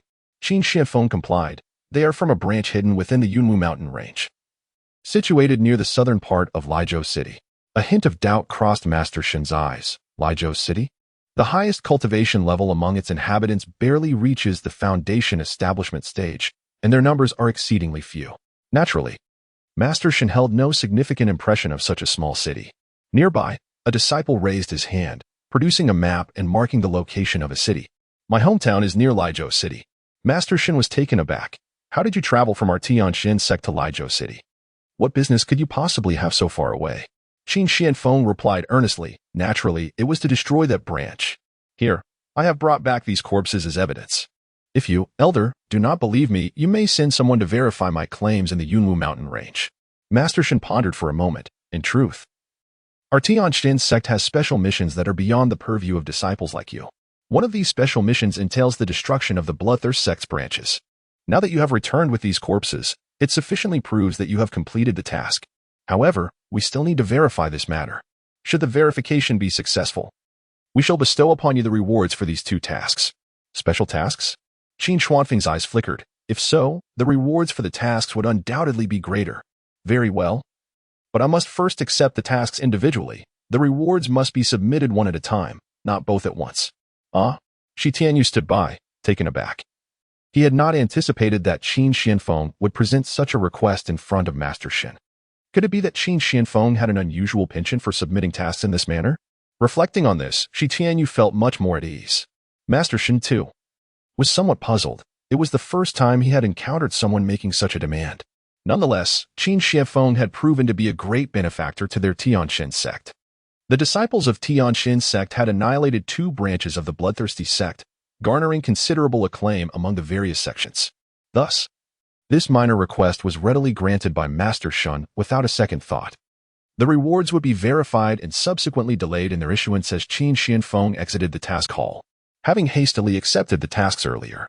He had yet to visit his new cave dwelling. Now is the perfect opportunity to do so. Junior brother Qin. Outside the task hall, a lady awaited Qin Xuanfeng's emergence, and upon seeing him, she approached with grace. Chapter 61. He and Qin Xianfeng looked up to see a woman clad in a purple dress, her figure slender and graceful, with eyes resembling autumn waters. The delicate purple silk accentuated her waist, which seemed barely graspable. Merely standing there, she appeared to be a splendid vista. As she moved closer, her voice rang clear and melodious. Junior brother Qin, I have come primarily to express my gratitude. Qin Xianfeng, bewildered, replied, May I inquire who you are? Numerous disciples observing from the shadows clenched their fists. What was Qin Xianfeng doing? Was he intentionally trying to draw senior sister Chana's attention? He Yunchan was momentarily taken aback. She had not expected someone within the inner sect to be unfamiliar with her. However, she quickly regained her composure, her smile growing ever more gentle. That is indeed my oversight. I forgot that junior brother Qin has only recently entered the inner sect and may not recognize me. I am Yunchan, the biological daughter of the Grand Elder of the inner sect.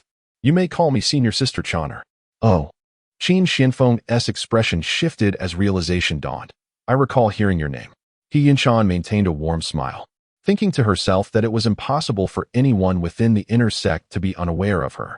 Qin Xianfeng continued. Previously, someone named Lin fell into an illusion and mentioned a multitude of women's names, among which was yours. So, you two were deceived by this Lin? He Yunchan's smile faltered momentarily, but she quickly regained her composure and shook her head with a smile. That incident is now a thing of the past.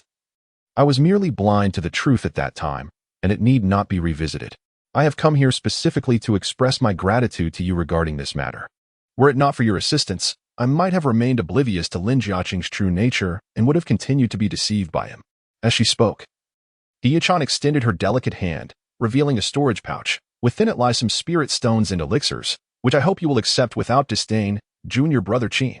Her gaze then fell upon Qin Lantian perched upon Qin Xuanfeng's shoulder, yet she refrained from commenting on his current appearance. Is this your newly acquired spirit pet? It is quite adorable. The storage pouch also contains some treats specifically for spirit pets and other items. I trust your companion will enjoy them. Moreover, He Yunchan paused slightly. Although she had been outside the mission hall, she had observed the events occurring within with clarity. At this moment, her curiosity about Qin Shinfeng was piqued. He truly is an enigmatic figure. After a moment's contemplation, she produced another storage pouch. As you have only just entered the sect and subsequently ventured out on a mission, it is likely that your dwelling remains unadorned. I possess some superior spirit herb and spirit flower seeds. If you plant them around your abode, they shall gather the surrounding spiritual energy. I shall procure some spirit plants for you later to enhance your dwelling's arrangement. Naturally, Qin Shinfeng would not decline the offerings of another. He personally found no inclination to engage in such matters, for to him, his residence was merely adequate. No matter how splendidly arranged, it could never compare to the grandeur of his ancestral home, the ancient Qin clan. To him, even the finest embellishments held little value. However, he could distinctly sense the joy emanating from Qin Lantian's heart. It is said that the nine-tailed fox clan holds a deep fondness for beautiful things, especially regarding their living spaces, which they meticulously tend to. Since this little creature takes pleasure in it, I shall graciously accept. Thank you, senior sister. It is no trouble at all. He Yuchan waved her hand dismissively. Are you heading back to your dwelling now, junior brother Qin? Coincidentally, I have no pressing matters. Why not allow me to accompany you and assist in planting these spirit flower and herb seeds? Observing the duo depart together, countless disciples gritted their teeth. Their fists clenched tightly. Had gazes the power to kill, Qin Shinfeng would have been slain by their stares long ago. He Yunchan, the dream of countless inner disciples, exuded grace and charm, with extraordinary talent and an esteemed status. Unfortunately, she had previously maintained a cool demeanor towards others, reserving her special regard solely for Lin Jiaqing. Now that Lin Jiaqing was no more, they believed they had a chance, only to be taken aback by the sight of their goddess smiling at Qin Shinfeng. Not only did she smile, but she also generously bestowed upon him numerous fine gifts. Moreover, she offered to assist him in arranging his dwelling, a privilege that Lin Jiaqing had never extended. Although Qin Shinfeng had accomplished significant feats since entering the sect, he had merely just reached the foundation establishment stage and had only been a member for a few months. What merit did he possess to deserve such treatment? Many individuals harbored feelings of discontent, hesitant to affirm whether He Yunchan would indeed assist Qin Shinfeng in tidying up the cave dwelling, thus discreetly trailing behind. After all, the cave abodes of the inner disciples were predominantly situated in a singular location, making their following seem somewhat justifiable. Even if discovered, they could easily claim they were merely returning to their own quarters.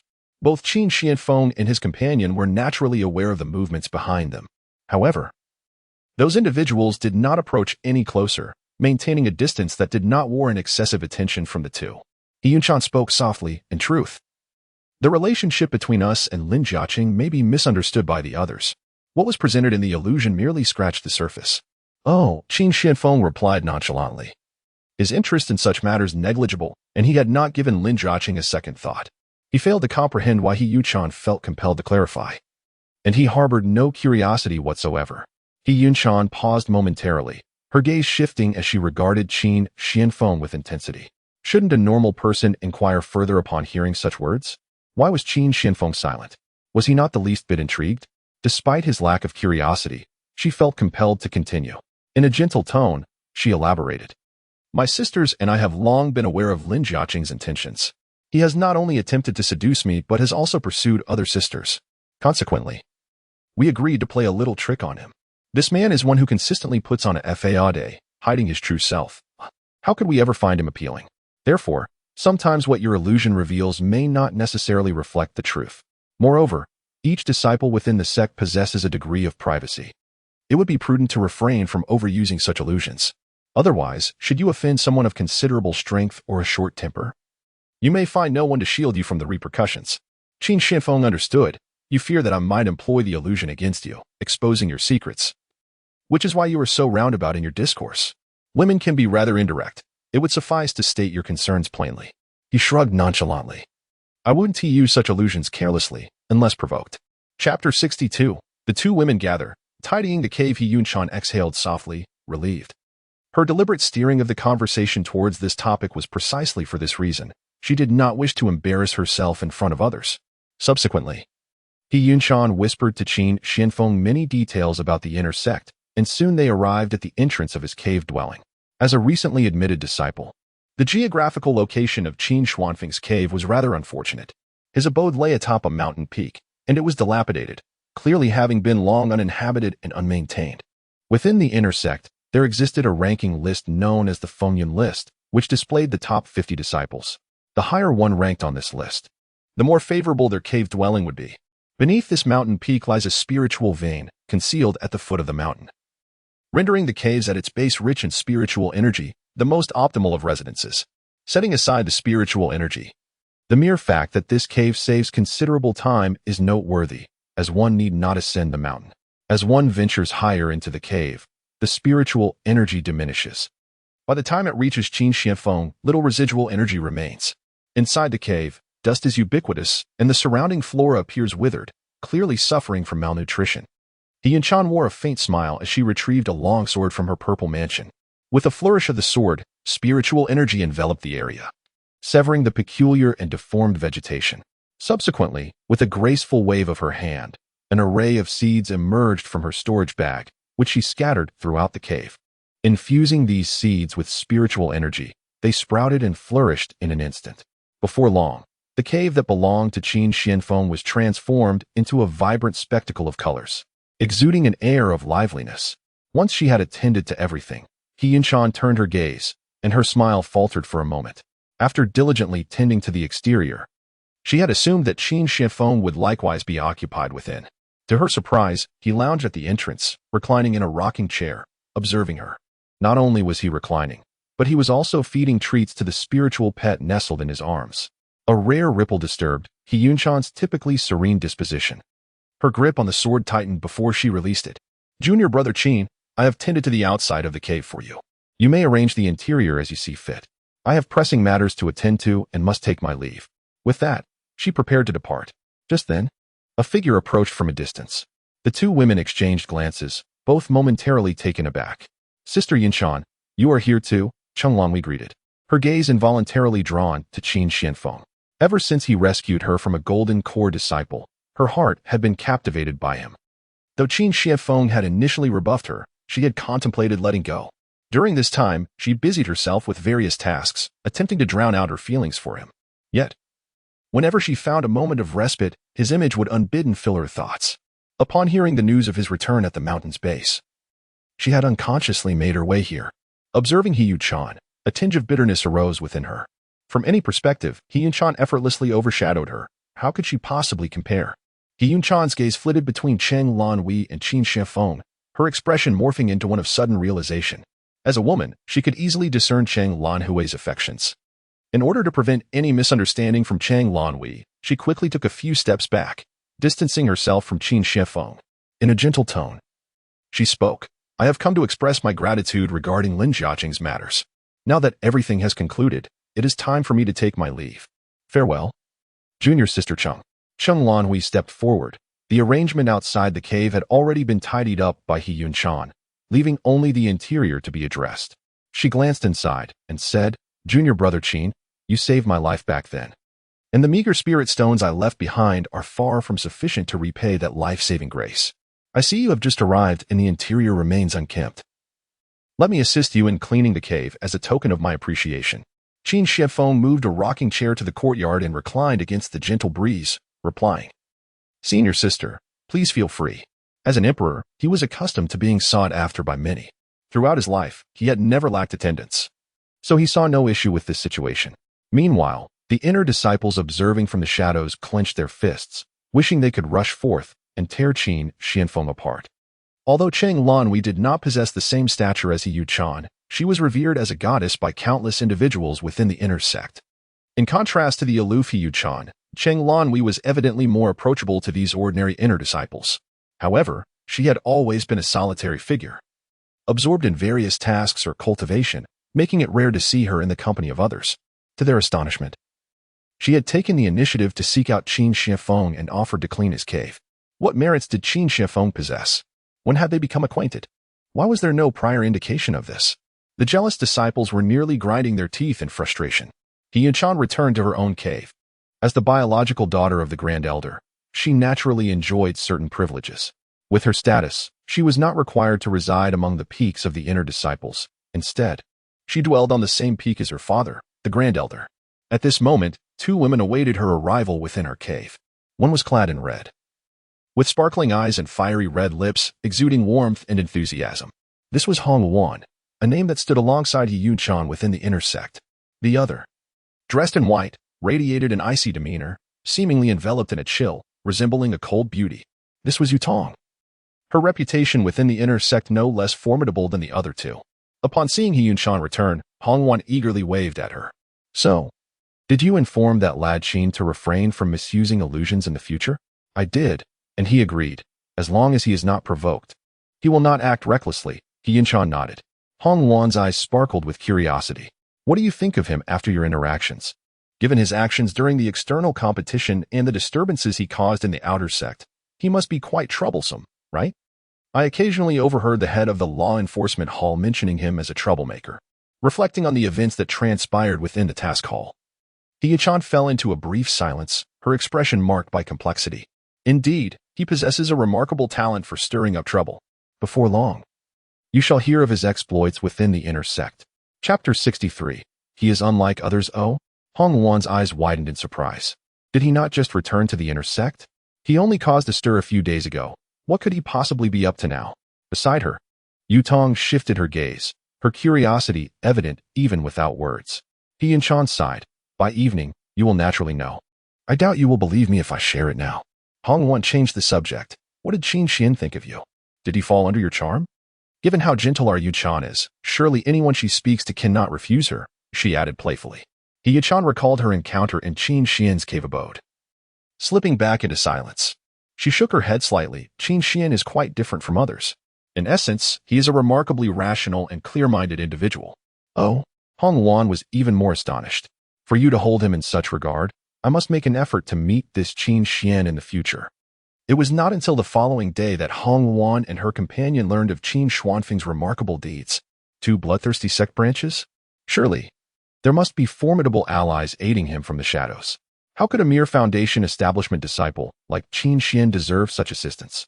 By the end of the night, word of the previous evening's happenings in the task hall had spread throughout the entire inner sect, capturing the attention of countless onlookers. Everyone marveled at Qin Xuanfeng's extraordinary fortune. During the outer sect competition, he had not lifted a finger yet found himself elevated to the top position by the spirit beasts. Now, without any effort, he had fortuitously acquired 2 exceptional tasks, an opportunity that truly incited envy. When Kuang Dao heard this news, he stood frozen in place for a long while. Then, he slapped his forehead in realization. Goodness, the fool was me all along. It made sense now why Qin Xian could accept numerous tasks without a hint of concern, and why he did not abandon them when others urged him to. It appeared he had formidable allies backing him. However, upon recalling his earnest attempts to dissuade Qin Xian, Kuang Dao couldn't help but shake his head and chuckle bitterly. It seemed that Qin Xian was not a fool seeking his own demise. If that were the case, perhaps it would be wise to forge a friendship with him. With such powerful mentors guiding Qin Xian's skills, he likely would not be a hindrance in collaboration. The events of the task hall continued to gain momentum, not only spreading throughout the Tianxian sect, but also reaching nearby sects, propelling Qin Xian's name to fame. Yet, the public's focus was less on Qin Xianfeng himself, and more on the formidable figure lurking in the shadows, whose presence remained entirely concealed. That individual was at least of the transformation stage. The formidable presence surrounding this locale has already reached the pinnacle of power, and the existence of such individuals is sufficient to alter the balance of influence in the area. Given that they have chosen to assist Qin Xianfeng, one must ponder whether they will also lend their support to the heavenly profound sect, or perhaps they are, in fact, affiliated with it from the outset. Countless individuals have commenced clandestine inquiries. However, despite their relentless probing, they have been unable to unearth the identity of the formidable figure backing Qin Xianfeng. Within the Bloodthirst sect, the second elder, clad in deep crimson robes and adorned with a golden mask, seethed with rage upon receiving the news contained within the jade slip. With a forceful grip, he shattered the slip in a swift motion. A bunch of fools. Having suffered the destruction of 2 branches consecutively, they have not even managed to ascertain the opponent's name or uncover anything of value. What use are you to me? Below him, a trembling disciple knelt in fear, his body shaking even more violently as the second elder's words echoed in the air. The elder's countenance fluctuated between dark and light. He had previously devised a plan to strike against the heavenly profound sect in a few months. Yet, the emergence of this mysterious figure instilled a sense of trepidation within him, compelling him to alter his course of action. By the way, I had instructed 5 individuals to infiltrate the heavenly profound sect and incite turmoil from within. Have those 5 succeeded in their mission? What are their current identities? The disciple swallowed hard, fear evident in his voice as he replied, Second Elder, we have lost all contact with the 5. I suspect they may have perished in their endeavor. The elder's voice grew somber. Did I not instruct them to seize the opportunity during the outer sect competition of the heavenly profound sect? At that time, they would be facing mere outer disciples, the highest of whom are only at the foundation establishment stage. How could they possibly fail? Were they discovered by those elders? Truly a pack of imbeciles. The disciple hastily interjected, reporting to the elder, they indeed infiltrated during the outer sect competition. However, unforeseen complications arose during the event. The disciple succinctly recounted the events that transpired, explaining that the disturbances caused by the spirit beasts led to significant alterations in the competition venue. Consequently, the heavenly profound sect had made adjustments to the area, preventing our people from entering to investigate, leaving us unaware of the true circumstances. The second elder snorted disdainfully. Qin Xian, once again it is Qin Xian. Is this Qin Xian set on opposing my bloodthirst sect? I am eager to ascertain the true nature of this Qin Xian. The plans against the heavenly profound sect are hereby suspended. I shall personally infiltrate the heavenly profound sect to investigate and uncover the identity of the figure behind Qin Xian. With a swift motion, the second elder vanished from the bloodthirst sect, reappearing atop a mountain 1,000 meters away. He removed his mask, ingested a medicinal pill, and his appearance underwent a remarkable transformation. Before long, a man of unremarkable appearance appeared here. He extracted several items from his storage bag, which were none other than the inner sect robes and tokens of the Tianqian sect. The second elder of the bloodthirsty sect transformed into an inner sect disciple of the Tianqian sect. Meanwhile, within the bloodthirsty sect, the third elder was also probing into information regarding Qin Xianfeng. After a moment of contemplation, she made the same choice as the second elder, morphing into a strikingly beautiful woman. With the identity of an inner sect disciple, she boldly made her way into the Tianqian sect. Qin Xianfeng was reclining in a rocking chair, when suddenly, the voice of the system echoed in his ears. A line of white text flashed before him, prompting him to sit up straight. Ding. You have triggered a temporary mission. Due to your actions disrupting the bloodthirsty sect's plans, they now harbor animosity towards you, currently. 2 individuals are disguising themselves and heading towards the Tianqian sect. Locate these 2 disguised individuals and capture them. Reward: 1,000 counterattack points, 500 spirit stones. 1 life rebirth pill. This mission is extremely perilous. If the host completes it flawlessly, the rewards will be doubled, and a mysterious reward will be granted. Chapter 64. Would you care to visit the Senior Sister's cave dwelling? Mysterious rewards. Qin Xuanfeng's gaze fell upon the mission rewards, instantly dispelling his fatigue. Having undertaken numerous tasks, he understood that mysterious rewards invariably yielded valuable items, those sold in the system's marketplace, which he currently could not afford. Observing the rewards, he couldn't help but develop a certain fondness for the bloodthirsty sect. To him, anyone capable of refreshing tasks and providing rewards was a good person. Rubbing his chin, Qin Xianfeng mused, the rewards from routine tasks are truly meager. Temporary missions not only offer greater rewards, but also possess a substantial chance of yielding mysterious rewards. Thus, I must engage in more temporary missions. However, how does one trigger such missions? Various scenarios since acquiring the system flashed through his mind, and soon he had a revelation. It seems I shall need to occasionally oppose others, particularly those with status and background who can attract formidable ancestors. Qin Xuanfeng's gaze drifted below, speaking of which. The disciples at the foot of the mountain all possess commendable backgrounds. The previous individual, O Chunin, had provided me with numerous tasks. Should I descend and confront these fellows? Qin Xianfeng pondered earnestly the feasibility of taking advantage of the weak. After undertaking so many missions, his mindset had undergone a transformation. Previously, he felt a modicum of shame. Now, he had completely discarded such sentiments. What purpose does shame serve? Can it assist him in completing tasks? Can it help him gain rewards? After all, he is now Qin Xian, not Qin Xianfeng. Even if he employs the might of the strong against the weak, it is Qin Xian's doing, and has no relation to Qin Xianfeng. Thus, in this moment, Qin Xianfeng feels no burden whatsoever.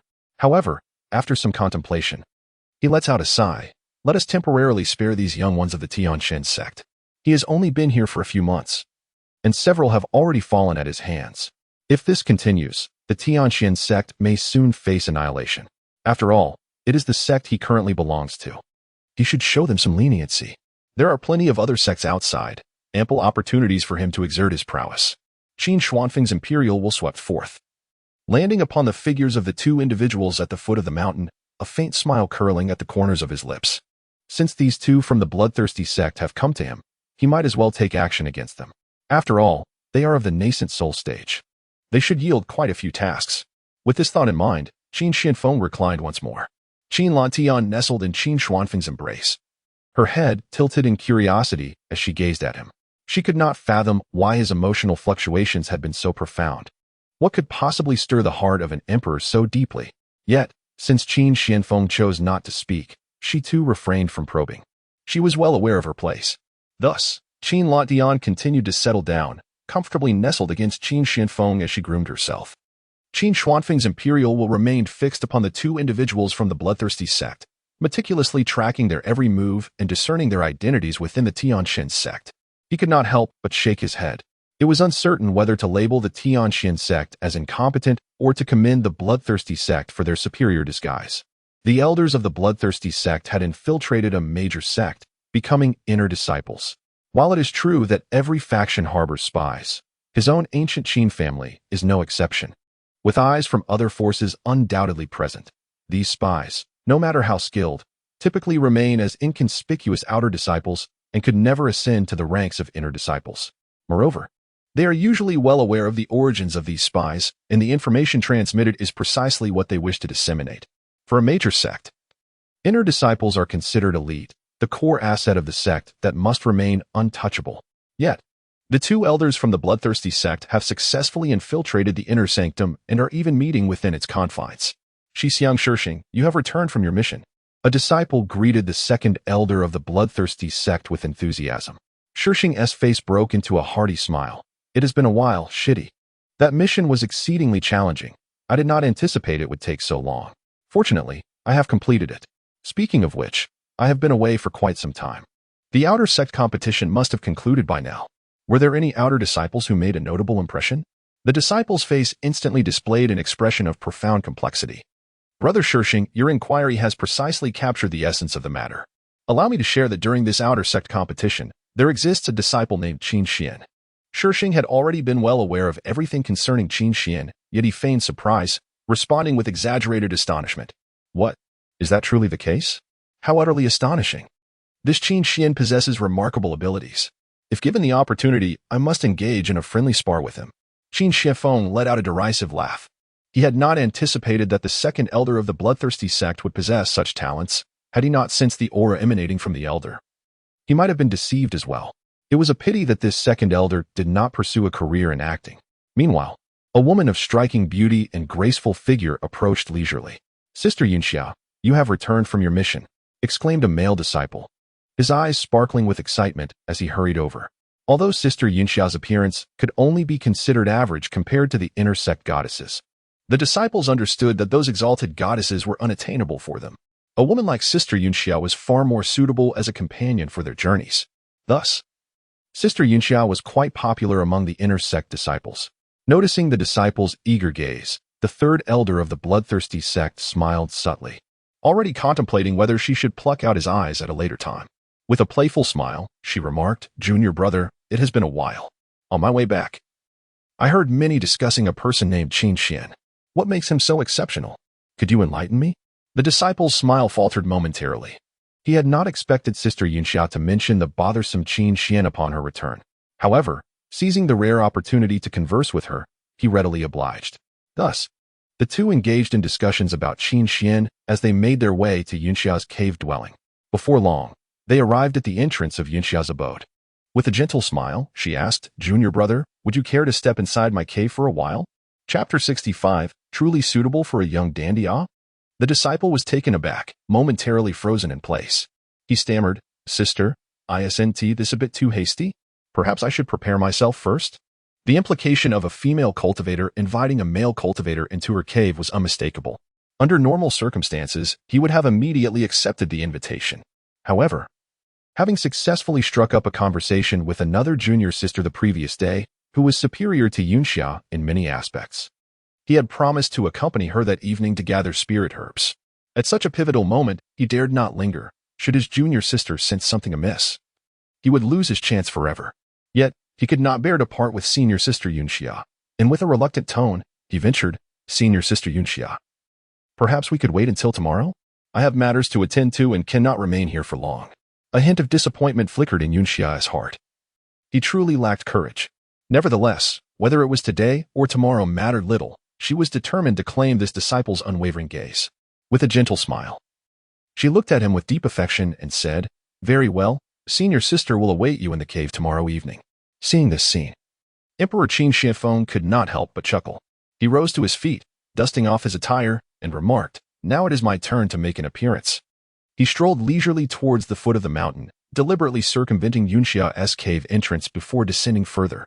The duo of Shixing and Yunxia seemed to follow a moderate path, ranking within the inner sect as average. They were neither particularly remarkable nor utterly lacking, making them easily overlooked. Due to their intermediate strength, they were often considered by fellow disciples when undertaking missions, thus maintaining a reasonably good rapport. And thus, there was Qin Xian. Due to Qin Xuanfeng's deliberate actions, Yunxian naturally noticed him immediately. Her gaze then landed on Qin Lantian, a flicker of disdain crossing her eyes. A scruffy fox, it seemed that only someone as insignificant as Qin Xian would regard him as a treasure. She rolled her eyes and then stepped forward. "Junior brother Qin," she greeted cheerfully as she approached Qin Xianfeng. "Junior brother Qin, allow me to introduce myself. I am Yunxia, your senior sister who joined 5 years prior to you. I have heard about your endeavors since entering the inner sect. I was astonished to discover such a remarkably talented individual within our sect. It truly surprises me. Senior sister has some valuable items that may be of use to you. Would you care to visit my cave and take a look?" Once Qin Xianfeng entered her cave, she would be able to employ soul searching on him, ensuring she could unearth the individuals behind him. With his gaze lowered, Qin Xianfeng obediently nodded. "All right." A sense of triumph filled Yunxia's heart. After all, he was merely a Navi youth, easily manageable. The two entered the cave, with Yunxia casually setting up a barrier at the entrance to shield against prying eyes. Once inside, Yunxia no longer concealed her intentions. Her expression shifted, and she lunged towards Qin Xianfeng's head. "Qin, let me see what resides in your mind." However, her hand barely grazed Qin Xianfeng before she felt a sharp sting, as if bitten by something. Out of nowhere, a gray entity appeared like lightning, delivering a kick to her chest that sent her flying backward. Qin Lantian stood triumphantly upon Qin Xuanfeng's shoulder, looking down at the fallen Yunxia with an air of superiority. "How dare a mere nascent soul practitioner lay hands on my master?" With a thud, Yunxia was sent flying, crashing into the wall behind her, where she rolled for a moment before coming to a halt. She spat out a mouthful of blood. Feeling as though her very organs had nearly been shattered from that one strike, her eyes widening in shock. What is happening? This fox is merely a scruffy creature. How could it possess such formidable power? Its speed was so astonishing that she barely had time to react. Could it be that the expert behind Qin Xianfeng was this fox? A fierce glint of murderous intent flickered in Yunxia's eyes. However, from their brief confrontation, she realized that she was no match for the fox. Swallowing the blood that threatened to rise in her throat, she lifted her head. At that moment, her face was pale, her hair disheveled, exuding an air of fragility that would evoke boundless sympathy. "Junior brother Qin, what is the meaning of this? Why does your spirit pet harbor such animosity towards me?" "I merely intended to remove a leaf from your head," she said, her voice tinged with hurt. Qin Xianfeng displayed an apologetic expression. "I apologize, Sister Yunxia. My spirit pet possesses a strong sense of possessiveness. It cannot abide anyone getting too close to me. That is why she attacked when you approached." He continued, "In the future, should anything arise, please inform me, and I shall handle it myself without needing you to intervene." Yunxia's eyes flickered. Possessiveness? She glanced at Qin Xuanfeng's handsome face, and a sudden realization dawned upon her. It was undeniable that even through her discerning gaze, Qin Xuanfeng's features were singularly striking, exceedingly handsome. Coupled with his demeanor, he indeed seemed fit to be a delicate flower. It was no surprise that a high-level beast would be infatuated with Qin Xianfeng. It appeared that this fox had taken a liking to him, hence its fierce possessiveness, unwilling to allow anything or anyone to approach him. After all, such creatures were known for their potent possessive instincts. Yunxia felt she had grasped the entirety of the situation, a sense of clarity settling within her. Yet, an undercurrent of confusion arose. How had she not noticed Qin Xuanfeng's striking features during their first encounter? Had she truly been blind to his allure until now? Was it possible that the fox had employed some means to obscure his attractiveness from others? This notion provided an explanation. Swiftly, she turned her gaze towards Qin Lantian, now certain of who held the reins in this dynamic, and understood with whom she needed to engage. My esteemed fox lord, I sincerely apologize for inadvertently offending Qin Xianfeng earlier. I hope you can find it in your gracious heart to overlook my previous transgression. Subsequently, she clenched her teeth and retrieved a storage pouch from her garments. This contains my humble offering. I hope you will graciously accept it. As she uttered these words, Yunxia's heart bled. As a formidable figure in the nascent soul stage and an elder of the bloodthirsty sect, she had always been the recipient of others' tributes. When had she ever bestowed gifts upon anyone? Chapter 66. Is this how the senior sister meets her end? Qin Lantian's body darted like lightning. Yunxia barely had time to comprehend the situation before the storage pouch in her hand vanished, only to reappear in Qin Xuanfeng's grasp. She lowered her head, concealing the profound horror in her eyes. Damn it, when did such a powerful beast emerge in the vicinity, and how had the bloodthirsty sect received no word of it? Qin Xian was indeed fortunate to attract the attention of such a formidable individual. It seemed his path ahead would be devoid of obstacles. Yet now that she recognized her opponent, adjustments to their plans could be made. They merely needed to lure Qin Xian and this fox away from the celestial profound sect, and then they could strike. While she pondered this, she noticed Qin Xianfeng toss the storage pouch onto the table. With a look of discontent, Qin Xianfeng remarked, "Senior sister Yunxia, this gift lacks sincerity. Are you merely trying to dismiss a beggar?" The pouch contained 500 spirit stones and over a dozen high-quality elixirs. While this would be a substantial fortune for anyone else, it was insignificant to Qin Xianfeng, who was aware of Yunxia's true identity. If he did not compel Yunxia to part with a significant sum today, how could he ensure she would harbor resentment toward him and trigger the subsequent task? With a scoff, Qin Xianfeng continued, "Senior sister, since you are aware of my identity, you must also understand my contributions to the sect. The spirit stones awarded to me by the sect amount to several thousand. Do you truly believe I would covet such a meager compensation?" Yunxia seethed inwardly, cursing the audacity of this individual. Had it not been for the formidable fox beside Qin Xian, she would have dismembered him long ago. However, such thoughts remained unexpressed, confined to her heart. A forced smile crept upon her lips as she replied, "Junior brother Qin, you jest. This is nearly all I possess. Unlike you, I am but a solitary fighter. These belongings represent 5 years of my toil. I truly cannot part with anything more." Seated in a nearby chair, Qin Xianfeng scrutinized Yunxia from head to toe. "I find those hairpins atop your head rather exquisite. Oh, and these bracelets and rings are quite charming as well. This belt you wear, crafted from century-old silk, could fetch quite a few hundred spirit stones if sold. With all these treasures adorning you, how can you claim to possess nothing? Sister, it was you who took the initiative to express your desire to apologize. Since you wish to make amends, it is essential to demonstrate genuine sincerity in your apology." The fury within Yunxia surged uncontrollably. If her earlier intention was merely to deceive Qin Xian, her current desire was to eliminate him entirely. How could such a rogue exist? Has he never encountered spirit stones before? Beside her, Qin Lantian extended his hand, revealing his claws, which glinted with a sharp radiance in the air. Yunxia silently swallowed the invectives that were on the verge of escaping her lips. A faint smile graced her face as she addressed Qin Shidi. "You speak rightly. I had not considered these items earlier, but if you desire them, I shall certainly bestow them upon you. Let these be my tokens of apology." Yunxia quietly stripped herself of all her possessions. Qin Xianfeng, satisfied, collected the items. He then surveyed the cave, gathering anything useful before swaggering out. Despite her intense desire to slay Qin Xian, Yunxia found herself silently escorting him from the cave, her countenance adorned with a gentle smile. This scene left the surrounding disciples in stunned silence, feeling as though the heavens had collapsed. What did they witness? Sister Yunxia, disheveled and flushed, had just escorted Qin Xianfeng out, her attire in disarray, even lacking a belt. The implications of the events within the cave were painfully clear. Damn it! When had Qin Xian entangled himself with Sister Yunxia? Hadn't she just returned from a mission? How could such a swift fall from grace occur? What had their years of pursuit amounted to? In an instant, the hearts of these inner disciples sank. They watched Qin Xuanfeng's departing figure, their eyes filled with awe. As he made his way down the mountain, he gradually approached Shixing, whose gaze landed precisely on him, a flicker of joy crossing his heart, such effortless acquisition. Junior brother Qin. Shixing promptly approached. Qin Xuanfeng cast a glance at him, ready to stir trouble. Who are you? Step aside, do not block my path. The smile on Shixing's face froze instantly. He glanced around, noting the ample space accommodating several individuals simultaneously. How had it transformed into an obstruction in Qin Xian's path? As a formidable figure at the nascent soul stage, he had never been addressed in such a manner, and a surge of indignation welled within him. At that moment, Qin Xian had already become a mere ghost in his mind.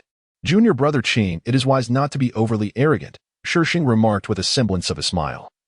His gaze particularly grim. While you may be making waves within the sect, it is clear that your accomplishments do not stem solely from your own prowess. You are merely at the foundational stage, while I have ascended to the golden core stage. By all accounts, I should be your senior. Given your lack of decorum today, I shall take it upon myself to impart some lessons to you. I wonder if striking at Qin Xian will provoke the formidable figure behind him. Nevertheless, I fear not the appearance of my opponent. Rather, I dread their absence. After all, he currently resides within the heavenly Xuanzong. What powerful entity could dare to strike him down within its confines? With this thought, the expression on Shixing's face darkened as he raised his hand to deliver a blow toward Qin Xian. The onlookers, their eyes widening in anticipation, swiftly retreated several steps, creating ample space for the confrontation. How foolish of Qin Xian to provoke senior brother Shixing right from the outset. Shixing's temperament, typically so gracious, had been severely tested by his insolence. Who among the seniors could tolerate such disrespect? He was indeed inviting a beating. It would be wise for everyone to keep their distance, lest they be ensnared in an illusion. One could only speculate whether senior brother Shixing could withstand such a phenomenon. As the crowd exchanged worried glances, they retreated once more. Shixing, with a sneer in his heart, dismissed the notion of illusions. It was only those at the golden core stage who feared such things. As a formidable practitioner in the nascent soul stage, what illusion could possibly ensnare him? However, in the next moment, his expression shifted dramatically. Under the force of his strike, Qin Xian's body seemed as fragile as paper, instantly recoiling and, in the blink of an eye, exuding no trace of life. Chapter 67. Has Qin Xian perished? Qin Xian is dead? How could this be? Shixing's face was a portrait of profound astonishment. He was acutely aware of his own strength. Having employed merely 50% of his power, he intended only to severely injure Qin Xian, never to kill him. He rushed forward to investigate closely and confirmed the grim reality. Qin Xian was indeed lifeless. Curse be it. Shixing's countenance darkened immeasurably. Without a moment's hesitation, he fled toward the exit. To have killed Qin Xian in full view of others was a grave violation of the heavenly Xuanzong's regulations. It would not be long before the law enforcement hall would come to claim him. If apprehended, he would face certain doom. As a nascent soul practitioner, he knew that the head of the law enforcement hall was also of the same caliber, along with the elders in the inner sect. He could not afford to be caught. His only option was to escape. Should the head of the law enforcement hall personally intervene, he would have no choice but to reveal his nascent soul strength, thereby exposing his identity. Cursed Qin Xian. Shixing's expression was a storm cloud of fury. Fortunately, the surrounding disciples appeared momentarily paralyzed by the shocking turn of events, making no move to impede his escape, allowing him to depart swiftly. At last, he had fled.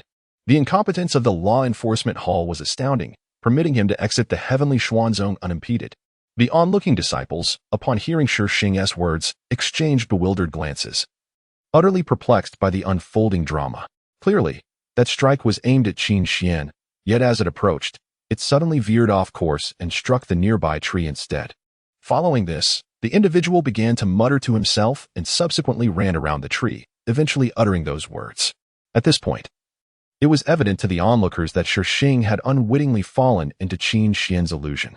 Among the crowd were several disciples of the law enforcement hall, who, upon hearing this, noticed a sudden change in Shixing's demeanor. Previously perceived as an honest man, it became apparent that he harbored a different nature behind the scenes, warranting closer scrutiny in the future. Qin Xuanfeng wore a nonchalant smile as his gaze precisely landed on one of the disciples, who was indeed from the law enforcement hall. He inquired, "Dare I ask, esteemed brother, since Shixing initiated the attack, may I retaliate?" The disciple responded awkwardly, "You may."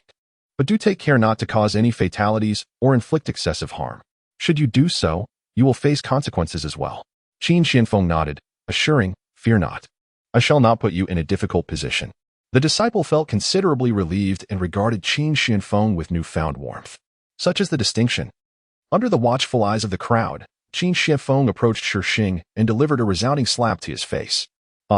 Within the illusion, Shixing found himself at the entrance of the Tianxian sect, preparing to flee once more. Unexpectedly, an invisible force descended from above, striking his face and propelling his body away. Shixing's form sank deeply into the earth, terror evident in his eyes. He sensed no fluctuations of spiritual energy around him, nor did anyone approach, indicating that the assailant was not an elder of the Tianxian sect. If it were not one of them, could it be a powerful figure behind Qin Xian? Did the individual seek vengeance for Qin Xian's demise? Before he could fully contemplate this notion, another slap landed, sending Shixing flying from the mud pit into another one. Throughout this ordeal, Shixing could not discern the identity of his attacker, nor could he sense the presence of anyone nearby, amplifying his growing dread. After a long absence, Shixing felt the suffocating shadow of death encroach upon him. He cried out in desperation, "Senior, I implore you, spare me. My act against Qin Xian was entirely unintentional. I never intended to kill him. He was simply too fragile to withstand my strike." Silence reigned in the air, devoid of any response. Shixing then felt yet another slap connect with his face, causing two of his teeth to dislodge. In a panic, he shouted, attempting to invoke his status to instill fear in his assailant. "Senior, you cannot kill me. I am the second elder of the Bloodthirsty sect. Should you take my life, the Bloodthirsty sect will not let you go. You must be familiar with the Bloodthirsty sect. Senior, if you spare me, I shall dedicate my service to you in the Bloodthirsty sect. I will even offer all my savings in tribute to you." Following these utterances, the onlooking disciples turned pale with shock. Their expressions drastically shifted, and they hastily retreated several steps. What had they just heard? After being ensnared in an illusion, Shixing had claimed to be the second elder of the Bloodthirsty sect? Only those at the nascent soul stage could ascend to such a rank, thus indicating that Shixing was indeed a formidable nascent soul expert. The disciples quickly retrieved their identity tokens to contact the inner sect elders. For a nascent soul powerhouse was beyond their capacity to confront. Intervention from the inner sect elders was imperative. The disciples of the law enforcement hall were equally taken aback and swiftly reached out to their hall master. Simultaneously, they shouted, "Junior brother Qin, you must leave the place at once. It is perilous." Qin Xianfeng waved his hand dismissively. Could there be some misunderstanding? This is clearly senior brother Shixing. How could he possibly transform into an elder of the Bloodthirsty sect? I shall interrogate him thoroughly. Qin Xianfeng felt a pang of regret. He had not anticipated that this elder would be so feeble. He had done nothing, yet his identity had been divulged so quickly. The elders of the Heavenly Profound sect would likely arrive soon, and thus he resolved to draw as much enmity as possible during this limited time. With a swift motion, he struck again, simultaneously exclaiming in anger, "What nonsense are you spouting? Are you not a disciple of the inner sect of the Heavenly Profound sect? How dare you impersonate an elder of the Bloodthirsty sect?" Within the illusion, Shixing found the voice somewhat familiar, yet he was paralyzed with fear and could not think. He responded sharply. The former Shixing was indeed an inner sect disciple. However, during a mission, I captured him, flayed his skin, and extracted his blood to concoct a medicinal pill. Thus, I can assume Shixing's appearance and traverse within the Heavenly Profound sect. Upon hearing this, the surrounding disciples turned even paler. They warily glanced at the disciples beside them, instinctively creating distance, fearful that others like Shixing might be among them. They regarded Qin Xianfeng with newfound respect. It was astounding that he dared to confront the situation even after Shixing had revealed his identity. After all, he was a nascent soul powerhouse, capable of extinguishing them with a mere flick of his finger. Chapter 68. Ignition of a new artifact. The elders of the Heavenly Profound sect arrived swiftly. Just as Qin Xianfeng finished his inquiry, 3 elders descended before him. Having received numerous reports from the disciples, they were momentarily alarmed, fearing the worst, that many disciples might perish or a fierce battle might ensue. However, upon their arrival, the scene before them left them in a state of astonished disbelief. Qin Xianfeng was relentlessly striking Shixing. Shixing's face had swollen considerably, yet he dared not retaliate. Merely kneeling in supplication, the gazes of numerous elders fell upon him, their expressions subtly complex. Was this kneeling figure truly the second elder of the Bloodthirsty sect? It appeared otherwise, yet his words bore an undeniable authenticity. The master of the task hall, Master Shun, approached with a grave demeanor and swiftly retrieved Qin Xianfeng. Qin Xian, he admonished, I understand your unwavering dedication to our sect and your desire to extract further intelligence from Shixing. Despite his current entrapment in an illusion, he remains a formidable nascent soul stage expert. Your actions are perilously reckless. Remember, do not repeat this in the future. As Master Shun's words resonated, several elders united in action, swiftly apprehending Shixing. Qin Lantian flicked his tail, a fleeting azure glimmer flashing in his eyes. Shixing felt disoriented. What was happening? Had he not been at the threshold of the Tianxian sect, pleading for mercy after being captured by that enigmatic powerhouse? How is it that so many elders from Tianxian sect now held him captive, surrounded by numerous disciples observing the spectacle? His gaze swept across the scene before settling intently on Qin Xianfeng. In that moment, his mind nearly shattered with realization. He recalled the words of the disciples, speaking of an extraordinarily powerful artifact possessed by Qin Xianfeng, one capable of conjuring illusions. A wave of murderous intent surged within him. It became evident that he had fallen prey to that very artifact. Qin Xian, I shall slay you. Shixing's heart brimmed with hatred. It was all Qin Xian's fault. Had it not been for him, Shixing would not have been exposed or captured. He sensed the impending doom that loomed over him. Yet, he could only shout helplessly, for his body was immobilized. The elders had joined forces to seal him, and despite his nascent soul prowess, his spiritual energy was rendered inert, akin to that of an ordinary mortal. What are you barking for? Qin Xianfeng sneered, delivering a resounding slap to Shixing's face. This slap is for me. Smack. He followed with another strike. This one is for my Tianxian sect. He then kicked Shixing's knee, causing him to collapse helplessly to the ground. This kick is for those who have perished at your hands. The surrounding disciples were enraptured, their eyes gleaming with anticipation. A nascent soul expert. If they could strike him as Qin Xianfeng did, they could boast about it for a lifetime. Noticing the fervent glances of the disciples, the elders exchanged knowing looks. Feigning indifference. The members of the bloodthirsty sect were deserving of their fate, and now that this individual was sealed, presenting the disciples with an opportunity for vengeance posed no threat. Due to the deliberate indulgence of the elders, Shixing endured unprecedented humiliation. With each blow he received, his heart harbored an ever-deepening hatred directed towards Qin Xian. Should he miraculously survive this ordeal, he would ensure that Qin Xian met a fate worse than death. After allowing the disciples to vent their frustrations for a full hour, the elders finally gestured to subdue Shixing. Before departing, they turned their gaze towards Qin Xianfeng, inviting him to accompany them. You, Qin Xian, played an instrumental role in uncovering this person's identity, thus rendering great service to our Tianxian sect. You shall be duly rewarded, and we wish to inquire further about certain matters. The envious eyes of the many disciples fell upon Qin Xianfeng.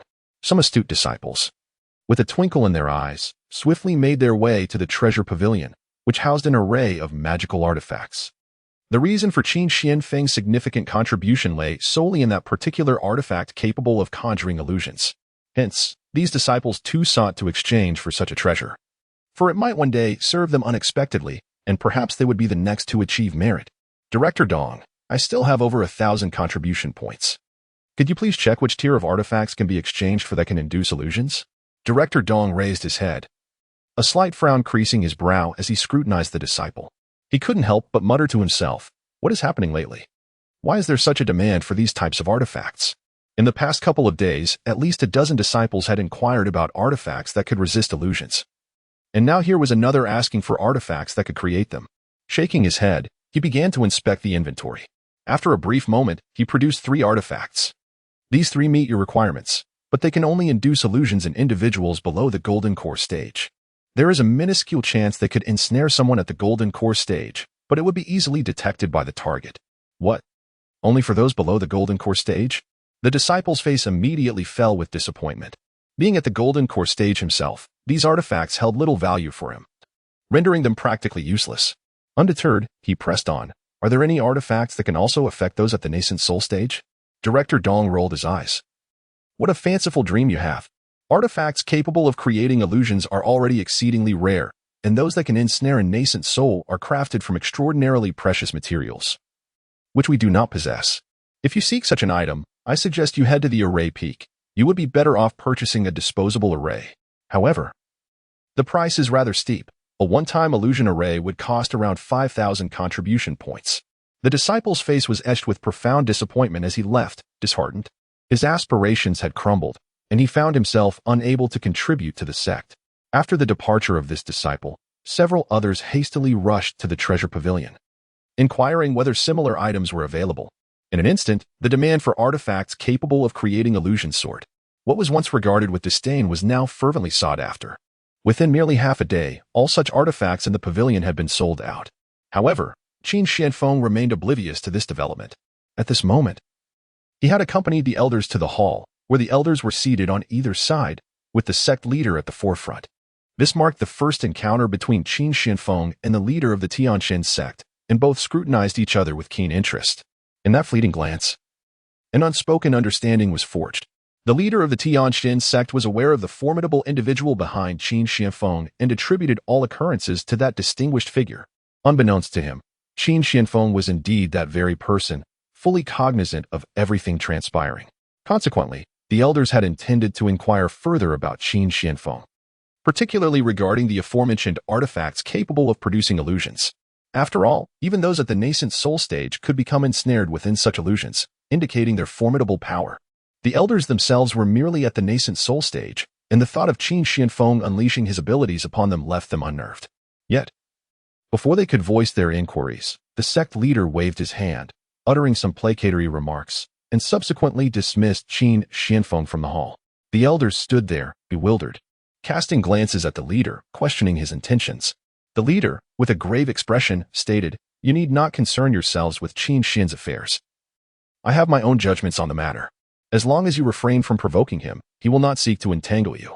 Upon reflection, the elders realized that those who had been toyed with by Qin Xian had indeed approached him with the intent to provoke. However, the elders were well aware that Qin Xian had no prior entanglements with Shixing. His actions against Shixing were merely instigated by a single remark. Similarly, his confrontation with Lin Jiaqing arose solely from a casual exchange of words.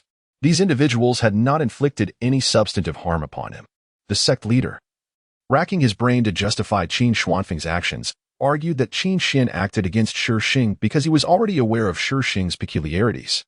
This incident was merely a test, and unexpectedly, it revealed Shixing's true origins. Of course, this course of action had been sanctioned by the sect leader himself. The elder's expression shifted to one of enlightenment. It turned out the sect leader had long recognized Shixing's anomalies. The leader's wisdom was commendable. Though he felt unworthy of such praise, he accepted it with grace. As for Lin Jiaqing and other disciples who had engaged in verbal disputes with Qin Xian, the sect leader could only assert that they had brought it upon themselves. It is important to note that the outside world is far from the tranquility found within the sect. If they were so unrestrained in their speech outside, provoking the powerful in their presence, what do you think would be the consequences? The elders fell into a profound silence. What consequences could there be? They would undoubtedly be struck down by those formidable beings. The sect leader summarized, "Thus, Qin Xian's actions served to remind the disciples that one must never speak recklessly, regardless of the circumstances. This, too, is a lesson for the disciples. Now, let this matter rest. In the future, you need not involve yourselves in affairs concerning Qin Xian. As long as he does not violate the sect's rules, you may turn a blind eye." By the end of his speech, the sect leader's tone bore unmistakable favoritism. What could the elders do? With the sect leader's decree in place, they had no choice but to acquiesce. Once the sect leader's figure had departed, the elders heaved a collective sigh and turned their gazes towards the head of the law enforcement hall. The head of the law enforcement hall oversees the sect's regulations. Typically, any infractions committed by disciples fall under their jurisdiction. Thus, this situation posed a challenge to the authority of the law enforcement hall. Clearing his throat softly, the hall master remarked, "I have observed Qin Xian and recognized his quick wit. In such a short time since joining our sect, he has already achieved remarkable feats. It seems my earlier assessment was not misplaced. Qin Xian is indeed a talent worthy of cultivation. No wonder the sect leader values him so highly. Esteemed elders, with such capabilities, do you not wish to take Qin Xian as your disciple?" The elders collectively averted their gazes. The eldest elder rose and walked towards the exit. "I suddenly recall pressing matters that require my attention. I shall take my leave first." The second elder also stood. "My disciple has reached out with inquiries regarding their cultivation. I, too, must depart." The other elders hastily concocted various excuses to excuse themselves, swiftly vacating the premises. They were not so naive as to misunderstand the head of the law enforcement hall's intentions. Should they accept Qin Xian as a disciple, any future misdeeds would naturally fall upon them to rectify. In such a scenario, the hall master could remain an observer. Previously, some elders may have entertained the notion of taking Qin Xian as a disciple, but that thought had long since dissipated. Given Qin Xian's penchant for trouble, they had no desire to clean up after him, not to mention the incident that occurred on the very day he entered the inner sect. Right at the entrance of the task hall, if Qin Xian had a master, one could easily surmise that the masters of those disciples would soon converge, and Qin Xian's master would be left to bear the brunt of the consequences. The matter of the stone punishment had stirred considerable uproar, spreading throughout the entire sect in no time. Upon hearing the news, Yunxia sprang to her feet in alarm. What a fool! I hope he does not drag me down with him. After inquiring into the details, her expression darkened. How is it that it is this Qin Xian once again? At this moment, a profound premonition stirred within her heart. Qin Xian seemed to be the nemesis of their bloodthirsty sect. Whenever they encountered Qin Xian, a dismal fate awaited them. Yunxia felt a tinge of regret for having disguised her identity to infiltrate the Tianxian sect at such a precarious time. The matter concerning Shixing unfolded right beneath her very eyes. Had she been within the bloodthirsty sect, she could have remained indifferent. However, now that she found herself in the Tianxian sect, she had to devise a means to rescue Shixing. Otherwise, should the higher-ups discover her negligence, she would undoubtedly face dire consequences. Yunxia paced anxiously within the cave, pondering how she might save Shixing. Given Shixing's status, he was certainly under heavy guard, possibly even monitored by elders at the nascent soul stage. Under such circumstances, rescuing him seemed an insurmountable challenge. Perhaps she could seize a prominent disciple from the inner sect and coerce them into releasing Shixing? She began to contemplate the feasibility of this notion. The eldest elder's daughter would be an excellent target. With her current identity, approaching them would be effortless, and capturing them would pose no significant challenge. Yet, this course of action would render her own identity compromised. Furthermore, after this incident, the Tianxian sect would undoubtedly conduct a thorough investigation into the identities of its disciples. The next attempt to masquerade as an inner sect disciple would not be so fortuitous. Yunxia's expression fluctuated between hope and despair. However, before she could arrive at a decision, news of a dreadful decree reached her ears. All disciples of the Tianxian sect were summoned to gather at the plaza for inspection. Chapter 70. The Qingyan sect of Zhongzhou. Every disciple of the Tianxian sect received the notification. Regardless of their location or tasks at hand, all disciples were to return to the Tianxian sect within 3 days. If anyone found themselves unable to return for any reason, they could inform an elder who would personally come to their aid. Upon their return, all disciples were to assemble at the inner plaza. At that time, the sect leader and the ancestral elders would personally oversee the inspection to ensure no members of the bloodthirsty sect had infiltrated their ranks. Any disciple who failed to appear would be deemed suspicious, leading to an immediate arrest warrant issued by the sect. The elders, along with the sect leader and even the ancestral elders, would personally apprehend them, and if confirmed to be affiliated with the bloodthirsty sect, they would be executed on the spot. As this news spread, the Tianxian sect fell into a state of lockdown. The protective formation was activated, and elders patrolled the area. For the duration of these 3 days, entry was permitted, but exit was strictly forbidden. The gravity of this situation sent Yunxia's heart racing. She realized her predicament was dire. With merely the cultivation of the nascent soul stage, she was no match for the sect leader, who had attained the God transformation stage. Moreover, the ancestral elder had achieved the pinnacle of the God transformation stage, poised on the brink of breaking through to the void refinement stage. During this period, the esteemed ancestor remained silent, and it was uncertain whether she had achieved a breakthrough. If she had, she would have had no opportunity to escape. Regarding the inspection at the square, it was assured that anyone in the transformation stage would be able to apprehend her. Previously, she had contemplated the abduction of a disciple. But that notion had also fallen through. Even if she managed to seize a disciple, she would have no means of resisting should the sect leader or another ancestor intervene. She would not even know how she met her demise. Yunxia anxiously paced in circles until a sudden idea illuminated her eyes. When they had resolved to confront the Tianxian sect, the third elder of the sect had chosen to ally with them. Not only had he provided them with considerable intelligence regarding the Tianxian sect, but he had also shared the layout of the sect's formations. As an elder, Yunxia had naturally reviewed that formation diagram. Thus, even if the Tianxian sect activated its protective array, she could exploit the vulnerabilities within it to escape clandestinely. Moreover, The third elder of the inner sect had a collaborative relationship with their bloodthirst sect. As a third elder, he would undoubtedly participate in the upcoming patrol. At that time, she could seize an opportunity for him to grant her passage, allowing her to escape. As for Shishing, she had decided not to concern herself with him any longer, allowing him to fend for himself. With this resolution, Yunxiao promptly produced her identity token and sent a message to the third elder, Ochenchue. This message, of course, reached the sect leader. Upon reading it, the leader's lips curled into a predatory smile. It appeared that his suspicions were indeed correct. There were spies from the bloodthirst sect within the Tianxin sect. This presented a perfect opportunity to ensnare them all at once. Qin Xianfeng also received this message. Feeling a twinge of disappointment, he had not yet had his fill of amusement and had not triggered any tasks. He blamed Shishing, who, as the second elder of the bloodthirst sect, was disappointingly ineffectual.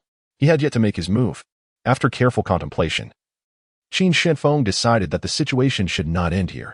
Thus, he approached the sect leader and lodged a complaint against Yunxia. Sect leader, we are currently in the shadows while our enemies are in the light. We cannot simply execute Yunxia without further consideration. We could use her as bait to lure out the others from that branch. Moreover, with the third elder as our asset, perhaps we could leverage his identity token to uncover more intelligence about the bloodthirst sect. The sect leader pondered this reasoning and deemed it sound, consequently allowing Yunxia to escape. Once she fled from the Tianxian sect, Yunxia exhaled a sigh of relief, her face adorned with a triumphant smile.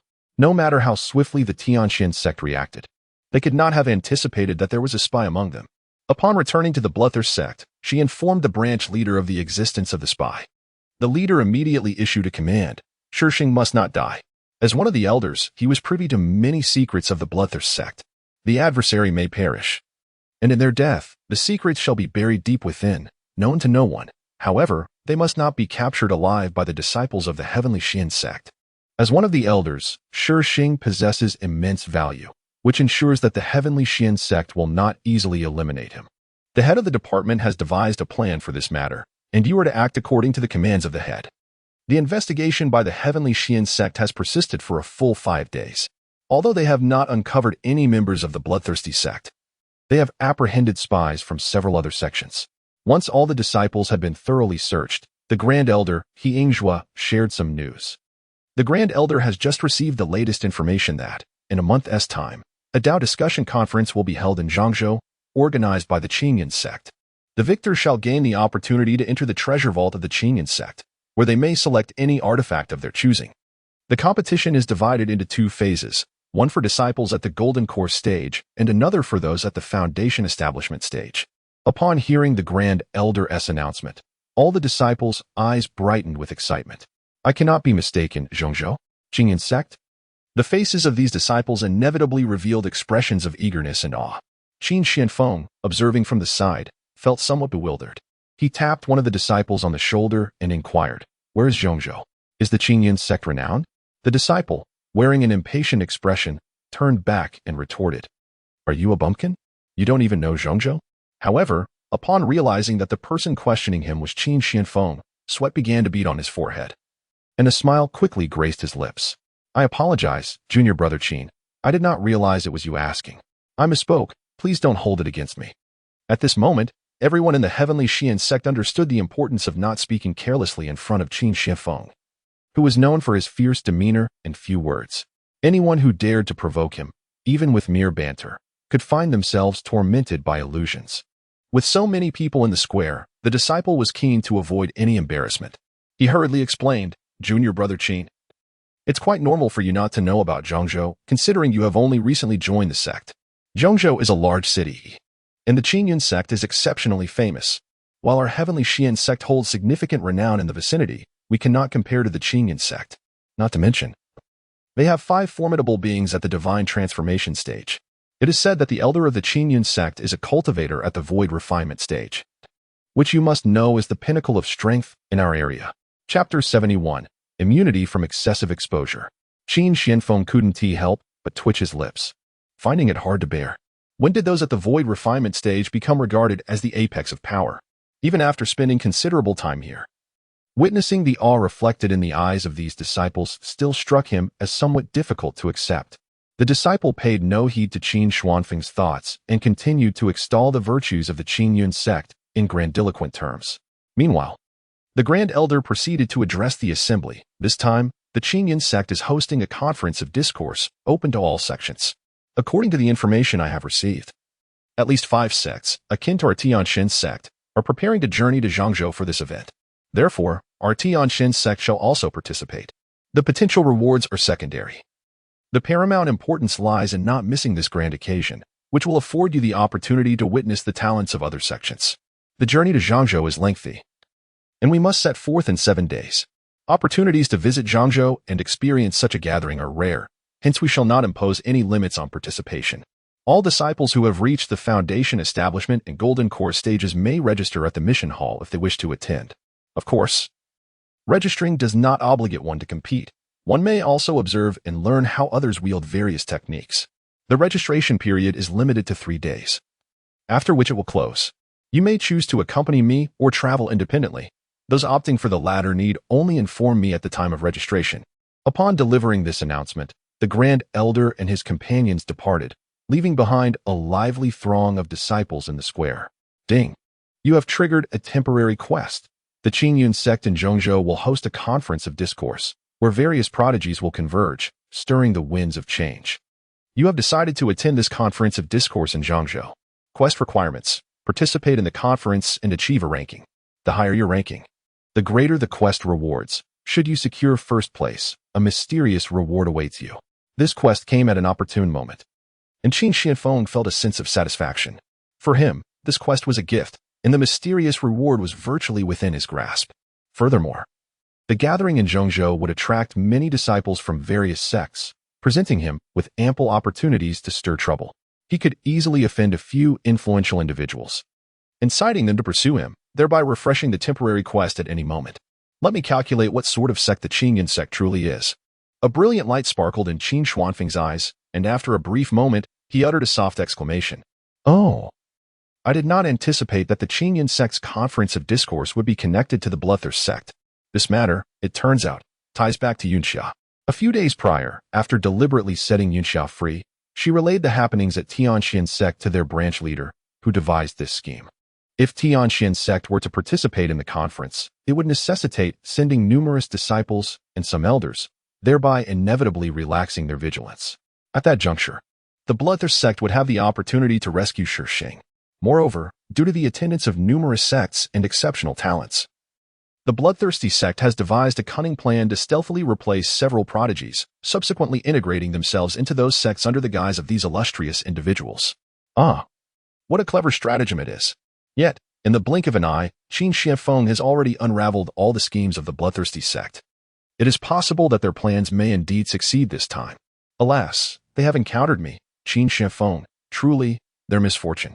At this moment, in Qin Xuanfeng's eyes, the members of the Bloodthirsty sect have merely become tools to deliver tasks to him. It was indeed wise not to have slain Yunxia back then.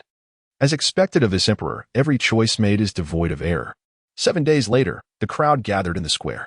The majority of disciples chose to participate, and the air was filled with vibrant chatter, with hundreds present. Everyone was eager not to miss the opportunity to travel to the Central Plains and witness the grandeur of the gathering, yearning to behold the splendor of those prodigies.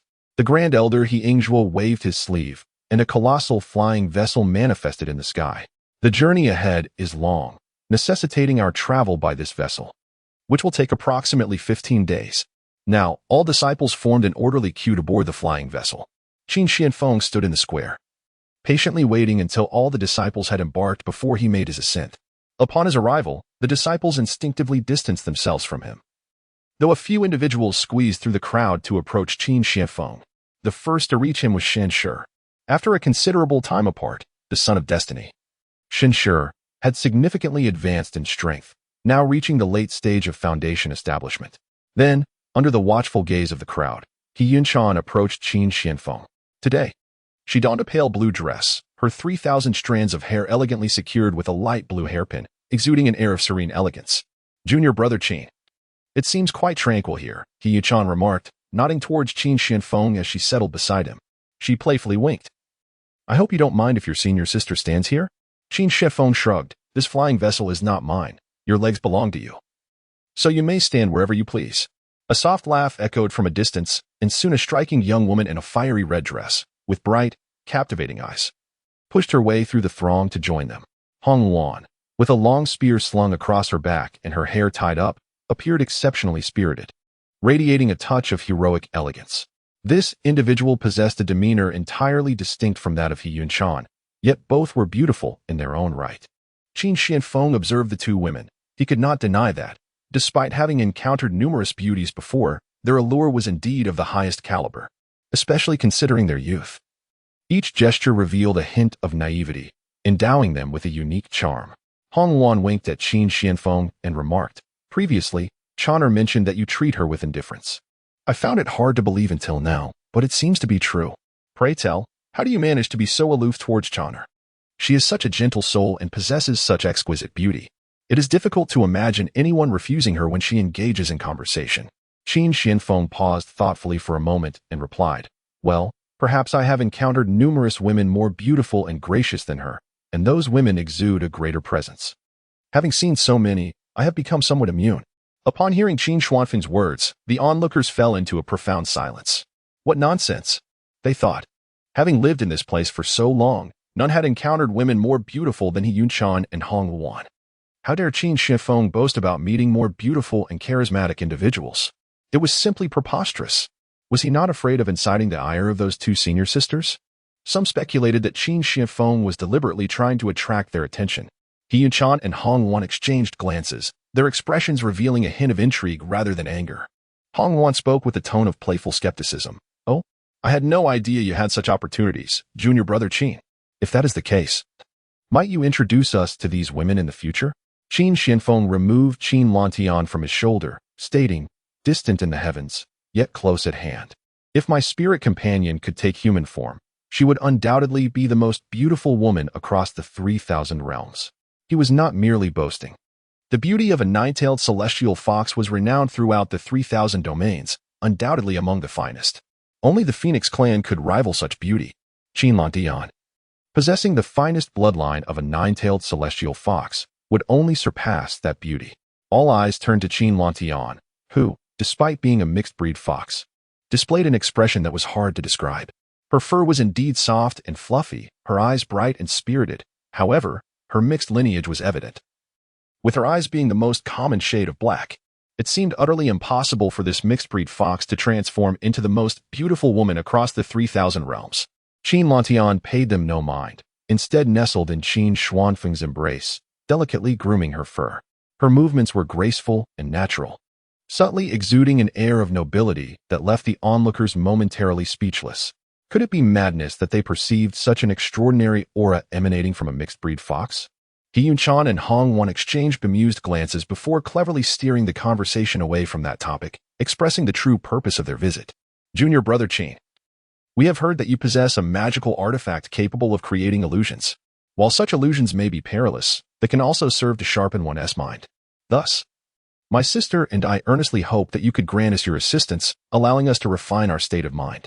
Otherwise, spending such an extensive period aboard this vessel without purpose would be a lamentable squandering of time. Of course, we do not come empty-handed." He-chan produced a storage pouch, stating, "Within, there are 1,000 spirit stones. I wonder if they might suffice to cover the cost of conjuring an illusion?" Beside her, Shinshur hastily interjected, "Senior brother Qin, I too share a similar intention for my visit." He then presented a black box, handing it to Qin Xianfeng. "Inside lies a pill I fortuitously acquired. It may not serve you, Senior brother Qin, but it would be beneficial for your spirit companion." Qin Xianfeng refrained from opening the box but noted the pill within, a flicker of surprise crossing his gaze. This pill was evidently one that could enhance the bloodline powers of spirit companions, a rarity within the vast realms. However, relatively speaking, for a being of his imperial caliber, acquiring such a pill would be an effortless endeavor, as many would willingly offer it. Yet, for Shinshur, given his current status, to possess such a pill was indeed remarkable. One could not help but acknowledge his fortuitous destiny. He accepted their offerings, stating, "Since you have made this request, I shall not decline. However, are you certain you wish for me to manifest this on the deck? There are many disciples present. Should any secrets inadvertently escape your lips, do not hold me accountable." The vessel, belonging to He Yingzhua, was immense and exceptionally smooth, with no obstructions apart from the deck, leaving their every action exposed to the gaze of the disciples. He Yunchan and Hong Wan exchanged resolute glances, unperturbed, having never engaged in wrongdoing or harbored guilt. They stood fearless before the trial of the illusion. Shenshur clenched his fists, casting his gaze downward, evidently recalling something significant. After a moment's hesitation, he resolutely affirmed, "I too have no objections." "Very well," Qin Shifeng nodded. As a spirit companion, a mere thought from Qin Shifeng was instantly comprehended by Qin Lantian.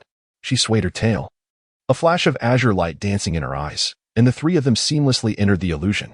The onlooking disciples quickly distanced themselves, wary of being inadvertently drawn into the illusion during Qin Xuanfeng's manifestation. It must be said, this trio standing together was indeed a visual delight. Indeed, with handsome men and beautiful women, it was somewhat vexing that Qin Xianfeng was at the center of such attention. Fortunately, the two senior sisters sought out Qin Xianfeng solely for the illusion. Otherwise, my heart would surely shatter into pieces. Among the crowd, two women stood apart. Cheng Lanwei had initially intended to approach Qin Xianfeng, but with two stunning women by his side, she felt her own beauty, though graceful, paled in comparison, leaving her devoid of the courage to approach. The other woman was Lung Yinyan. Although she had previously been relegated to the outer sect, her possession of 4 spiritual roots afforded her a commendable pace in her cultivation. Her beauty was also quite remarkable, attracting numerous admirers within the outer sect. These suitors presented her with spirit stones and elixirs to aid her cultivation. Under such circumstances, she successfully broke through to the foundation establishment stage just a few days ago, qualifying her for a journey to the central continent. She managed to register on the last day, having shifted her focus away from Qin Shifeng after their last encounter. She feared that if she approached him, he might cast an illusion at the slightest provocation, exposing all her unseemly thoughts. Thus, once she boarded the flying vessel, she set her sights on Shenshur. Despite his inferior spiritual roots, Shenshur had inexplicably entered the foundation establishment stage before her and had since become an inner sect disciple. She sought to learn about the fortuitous encounters that had befallen him. Confident in her charm, she believed that Shenshur, being a person of deep affection, would still harbor feelings for her, given their shared childhood. A subtle hint from her, accompanied by a few words of feigned humility, would surely lead him to forgive her. Chapter 73. Truly, heaven aids her. Cold Nyan had crafted her plans meticulously, yet she did not anticipate that events would unfold contrary to her expectations. After boarding the vessel, she searched for Shenshur's presence and, upon finding him, hurriedly approached. "Brother Shur," she called, her eyes glistening with tears, as if a myriad of emotions danced within them. In her imagination, she expected Shenshur to be moved by her proximity. However, to her dismay, he merely cast her a cold glance before quickly making his way to Qin Xianfeng. Now, Cold Nyan found herself awkwardly frozen in place, unable to retreat or follow. Seeing Shenshur trapped in an illusion, she could only stamp her foot in frustration. "It's fine. No need to rush. There is still plenty of time. I will eventually earn Shenshur's forgiveness, and at that moment, all his fortunes shall be mine." Perhaps it was the intensity of her resentment or the blatant nature of her intentions, but Qin Xianfeng seemed to sense her presence, pinpointing her amidst the crowd. The moment their gazes met, "You have triggered a temporary task. You have successfully embarked on the path of cultivation, during which you have formed bonds with a few close friends. Among them is Shenshur, the child of fortune, and you have unexpectedly discerned that Lang Yanyan harbors ulterior motives towards him. As Shenshur's friend, it is your duty to alert him. Task objective: assist Shenshur in uncovering Lang Yanyan's true nature and help him escape from his plight. Reward: 10 points of friendship from the child of fortune, 10 points of luck, and 500 points of reversal value." Luck? Qin Xuanfeng's gaze fell upon the task rewards. He was indifferent to the friendship aspect but felt a certain concern regarding the luck, due to the existence of the seed of fortune. He had noticeably sensed changes within his body during this period. His luck had evidently increased, and under these circumstances, his comprehension of the world seemed to deepen further. "I am merely here to assist this child of fortune in escaping his suffering. It is certainly not for the meager 10 points of luck." He and Yunchan were correct. It was indeed too dull on this deck, so watching a lively spectacle would suffice.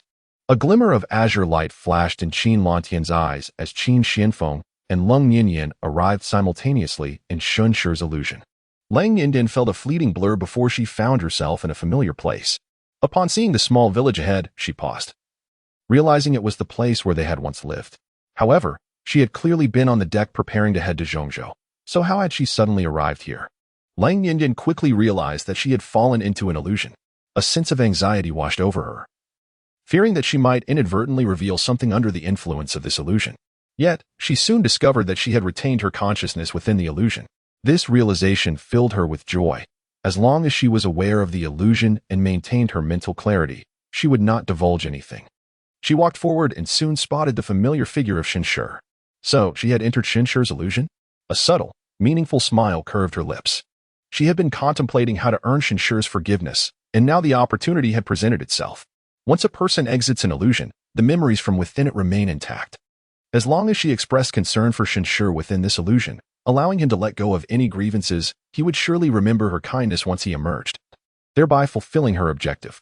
With this thought in mind, Lang Yinyan hurriedly ran towards Shenshi. Brother Shirtu, what are you doing here? Are you here to fetch water? Look at you, drenched in sweat. Let me help you wipe it off. She produced a handkerchief and carefully scrutinized Shenshi. She was unsure whether he retained any memories. Upon hearing her words, a bashful expression crossed Shenshi's face as he quickly glanced around. Yinner, you are so kind to me. Lang Yinyan set her heart at ease. Realizing that Shenshi bore no recollection of past events, this clarity allowed her to act with greater intention. She gently took a handkerchief and wiped the sweat from Shenshi's brow while casually engaging in other conversation. Meanwhile, Shenshi's face grew increasingly flushed, until he could no longer restrain himself and grasped Lang Yinyan's hand tightly. Yinner, does your treatment of me imply that you harbor feelings for me? He inquired. I knew all along that the one in your heart is me, not Lu Jie. That fellow boasted before me, claiming that you favored him. Lang Yinyan hurriedly replied. Brother Shirtu, do not heed Lu Jie's nonsense. My heart has always belonged solely to you, never to him. Brother Shirtu, when will you come to my home to propose? I wish to marry you and live a life of happiness together. I dream of bearing you a healthy son, so that we may enjoy a tranquil and harmonious family of 3. Shenshi was overwhelmed with excitement, but then recollected something, stammering, I too wish to marry you soon. You are the girl of my heart, and I do not want to see you suffer.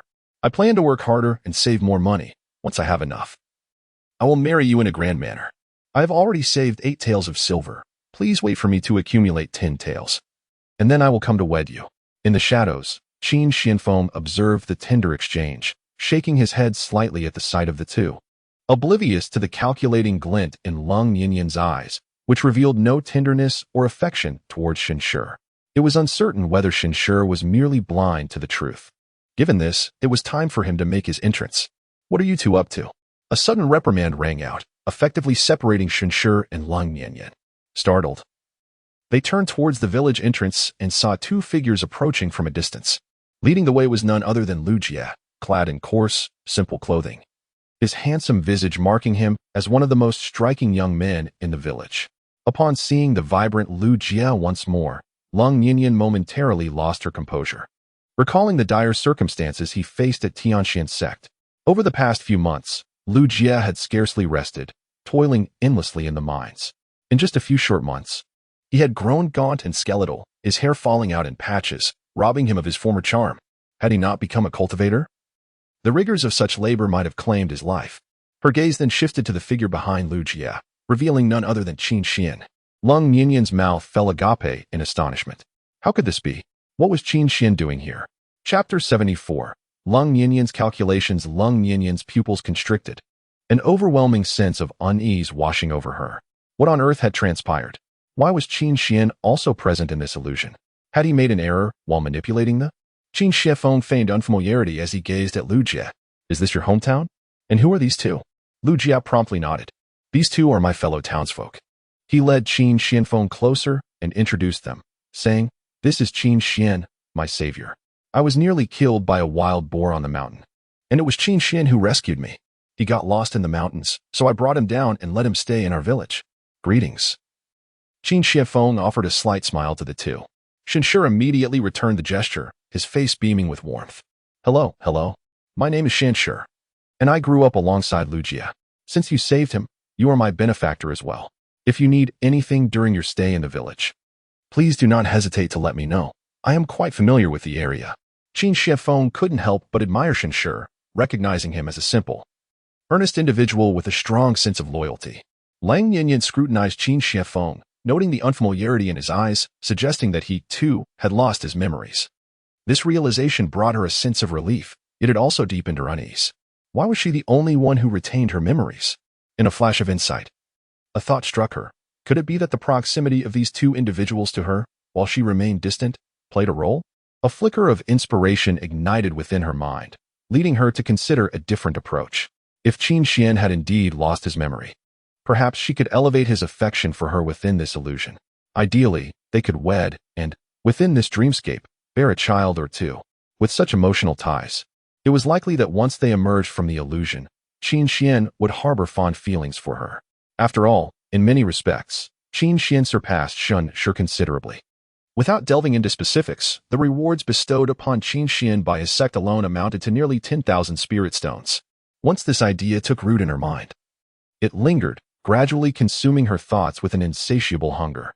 Her expression began to shift, and she silently retreated a few steps, distancing herself from Shen Shi.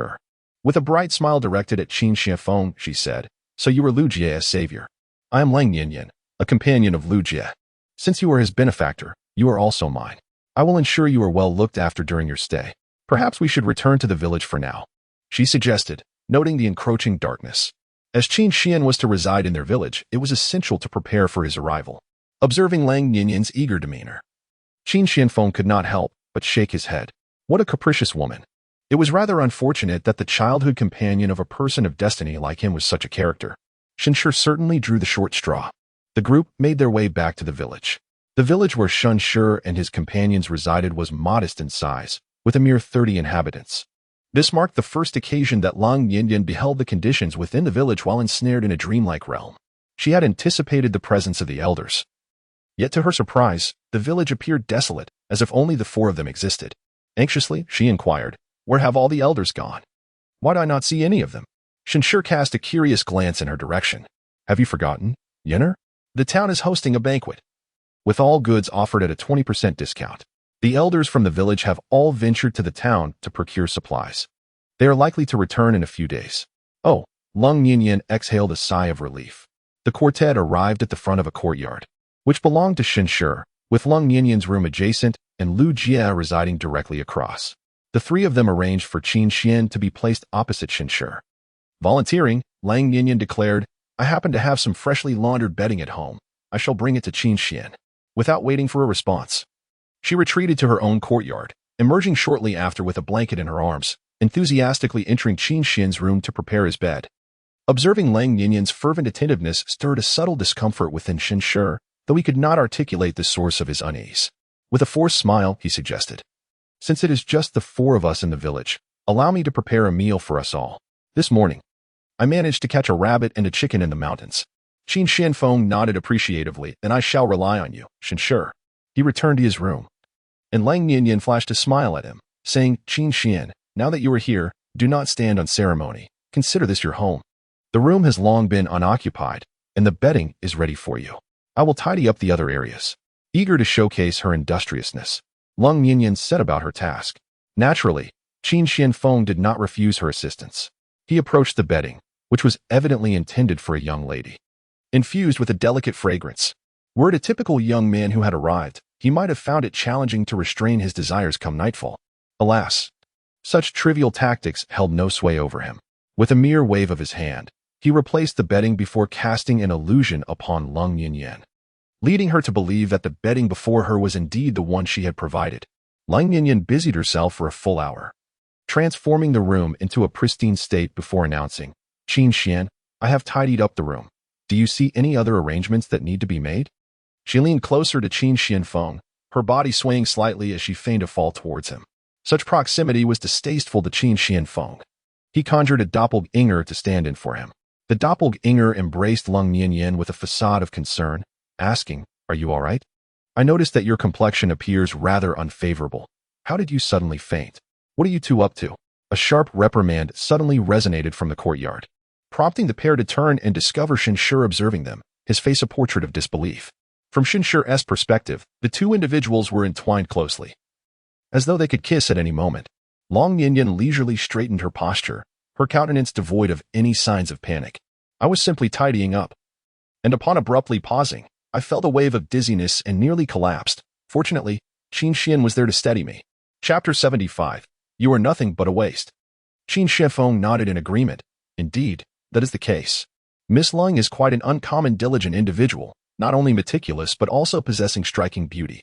I wonder who will be fortunate enough to wed her in the future. Qin Xuanfeng's words made Lang Nianyan's heart race. What did he mean by that? Could it be that he harbored feelings for her? Shenshi suppressed his discomfort and remarked, "Since the room has been tidied, let us proceed to dinner." By the time they had feasted and indulged, night had fallen, and the four of them returned to their respective homes. Qin Shifeng reclined in his chair, a book in hand. A series of knocks echoed from outside. He smirked, anticipating the arrival of the visitor. Upon opening the door, he welcomed Lang Nianyan inside. Lang Nianyan had evidently taken the effort to prepare herself, donning her finest attire, her hair elegantly pinned up, revealing her pristine, fair neck. In her hands, she carried a plate adorned with several exquisite pastries. Qin Xian, these delicacies are specially prepared for you. The villagers here eat rather casually, with little regard for formality. However, you are different. It is evident that you hail from a grander place, and you may find our usual fare unpalatable. I noticed you hadn't eaten much today, so I took the liberty of preparing something delightful for you. I hope you do not find it lacking. Lang Nianyan felt immensely grateful that upon entering the illusion, not only had her memories been preserved, but her storage bag had also accompanied her. Within that bag were numerous treasures, and these exquisite pastries were indeed from the Tianxian sect. Surely, they would suffice to impress Qin Xian. Qin Xianfeng fell silent as he gazed upon the familiar pastries. He had never tasted such subpar delicacies in his life, and yet today, he found himself fortunate enough to sample them. For the sake of the mission, he cast his imperial will, creating a stir within Shinshi's courtyard. Shinshi, feeling a surge of anxiety, stepped outside, only to breathe a sigh of relief upon discovering nothing amiss in the courtyard. However, just as he was about to retreat, he noticed something peculiar in Qin Xian's room. Was Qin Xian supposed to be alone? Why were there two shadows visible within the room under the light? One of those figures appeared to be distinctly female. His heart instantly sank a few degrees, and then he cautiously approached the room. Upon noticing that the bait had been taken, Qin Xianfeng finally picked up a piece and placed it in his mouth, revealing a look of astonishment. This pastry is unexpectedly delicious. Did you make this? Cold Nianyan shyly nodded. Yes, but my skills are not refined. I could only manage this. I hope you do not find it lacking. Qin Xianfeng shook his head. How could that be? It is already quite delicious. He had not anticipated that you possessed such talent in the culinary arts. Truly, you are skilled with your hands. May I inquire, Miss Lung, if you are promised to someone or have a beloved in your heart? Cold Nianyan's eyes brightened.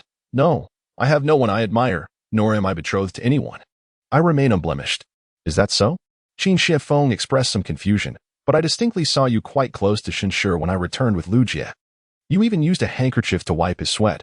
I thought you two were lovers. Cold Nianyan hurriedly interjected. No, Qin Xian, you must have misunderstood. Men and women should not engage in such intimacy. How could I wipe Shinshi's sweat? I intended to offer him the handkerchief for him to use himself. I hold no feelings for Shinshi. To me, he has always been like an older brother. I have always regarded him as such. Qin Xuanfeng's expression shifted to one of realization. I see. Then it seems I have misjudged you, Miss Lang. Would you consider leaving this place with me? A person as talented and beautiful as you has truly captured my interest. Cold Nianyan was eager to express her willingness. However, just as she was about to speak, Qin Shifeng interrupted. Please do not rush to answer, Miss Lang. I will not be leaving for a few days. I will give you time to ponder over it. You may provide me with your answer when I am about to depart. Now, the evening has drawn near.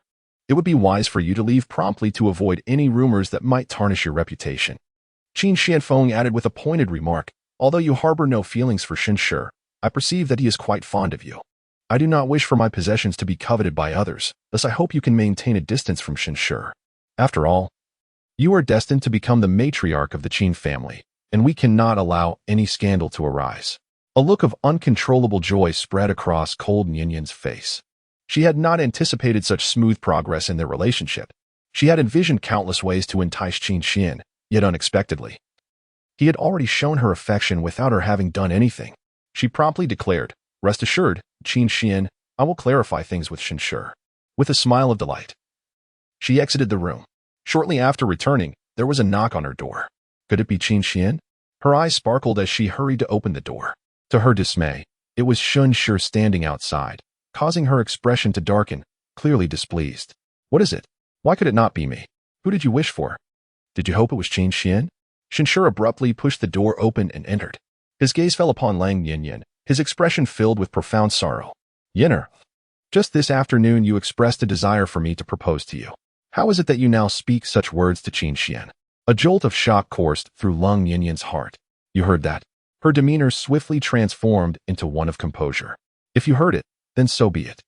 I intended to be forthright with you as well. I, Lang Yinyan, possess both beauty and stature. How could I ever marry a penniless wretch like you? My kindness towards you was born from your sincerity. With just a flick of my finger, you would come scuttling to me. But now, I have found a far superior choice. I can attain a better life alongside another. So why would I choose to be with you? Most significantly, I possess a 4th grade spiritual root, while you are but a 1st grade. I have always looked down upon you, believing you unworthy of my affections. Shenshur staggered back. Disbelief etched across his face. I thought our years of affection were unbreakable. I believed we shared true love. He let out a bitter laugh. Having already secured Qin Xian's promise, Lang Yinyan no longer concealed her feelings. She rolled her eyes. Even without Qin Xian, I would choose Lu Jie over you. For his circumstances far surpass yours.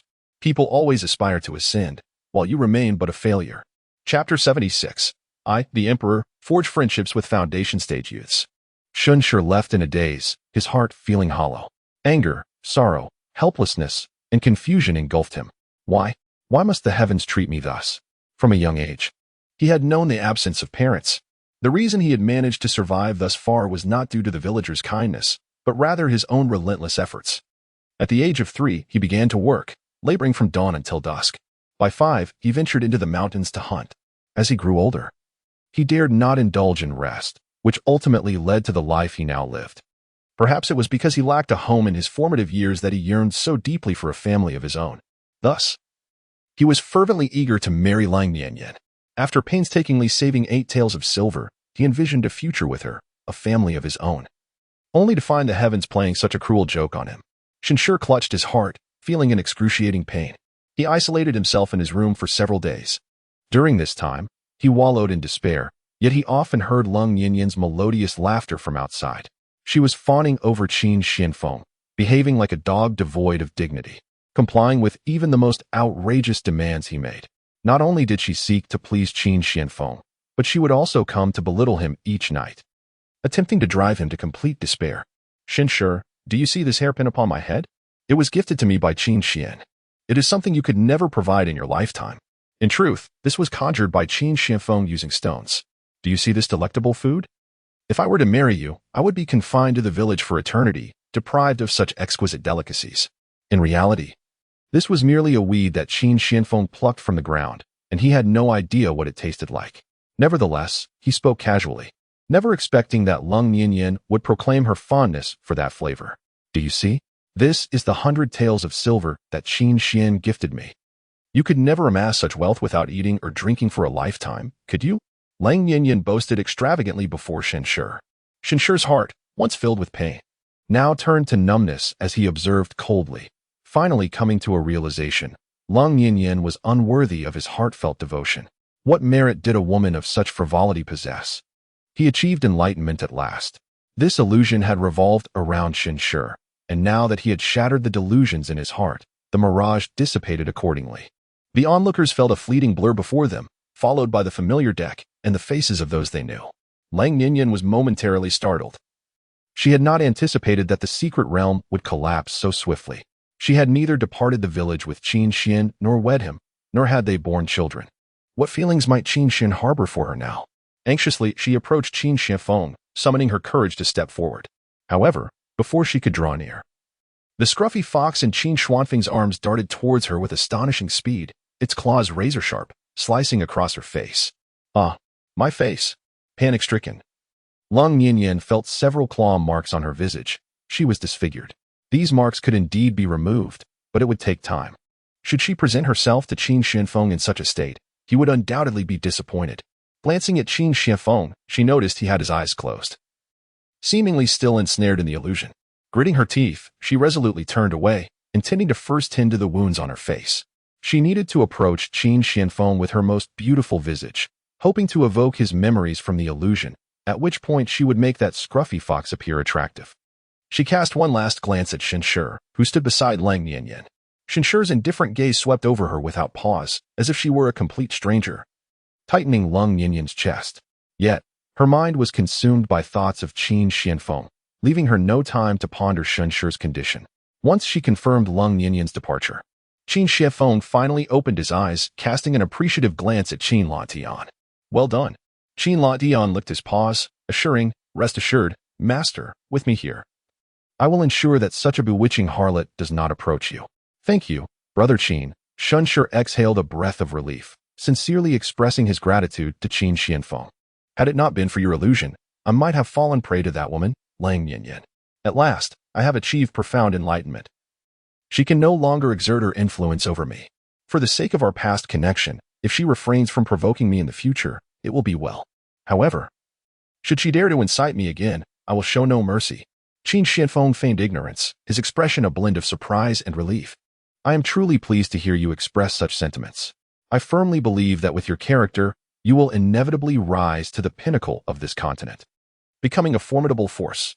There are countless women in this world, and in time, you will discover that there are myriad women far superior to Lang Nianyan.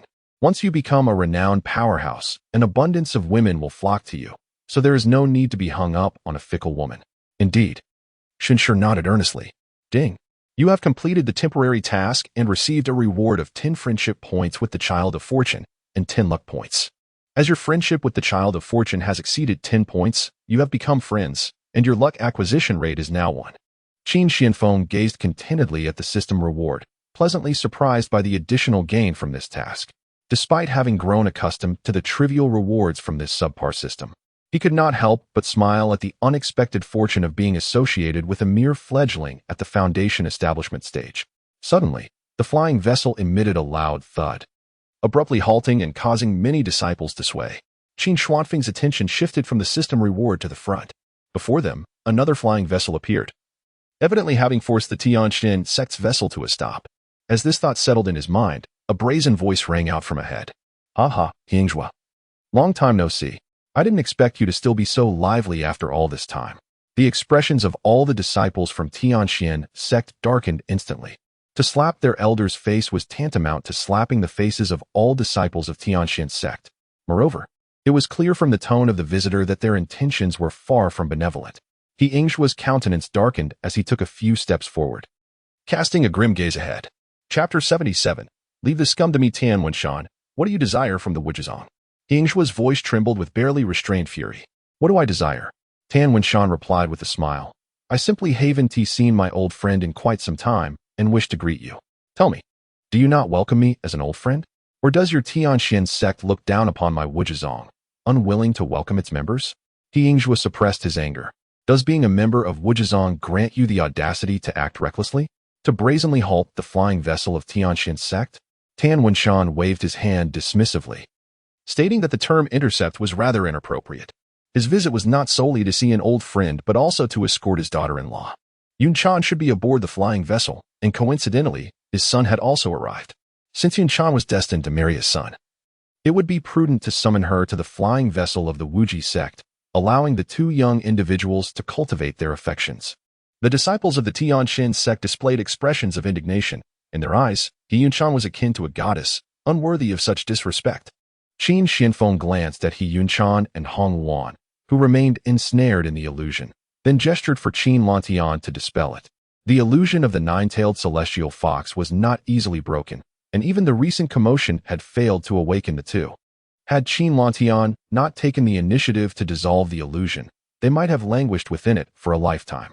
Upon awakening, Yun Chan overheard the conversation between the two, and a rare flicker of anger crossed her typically gentle countenance.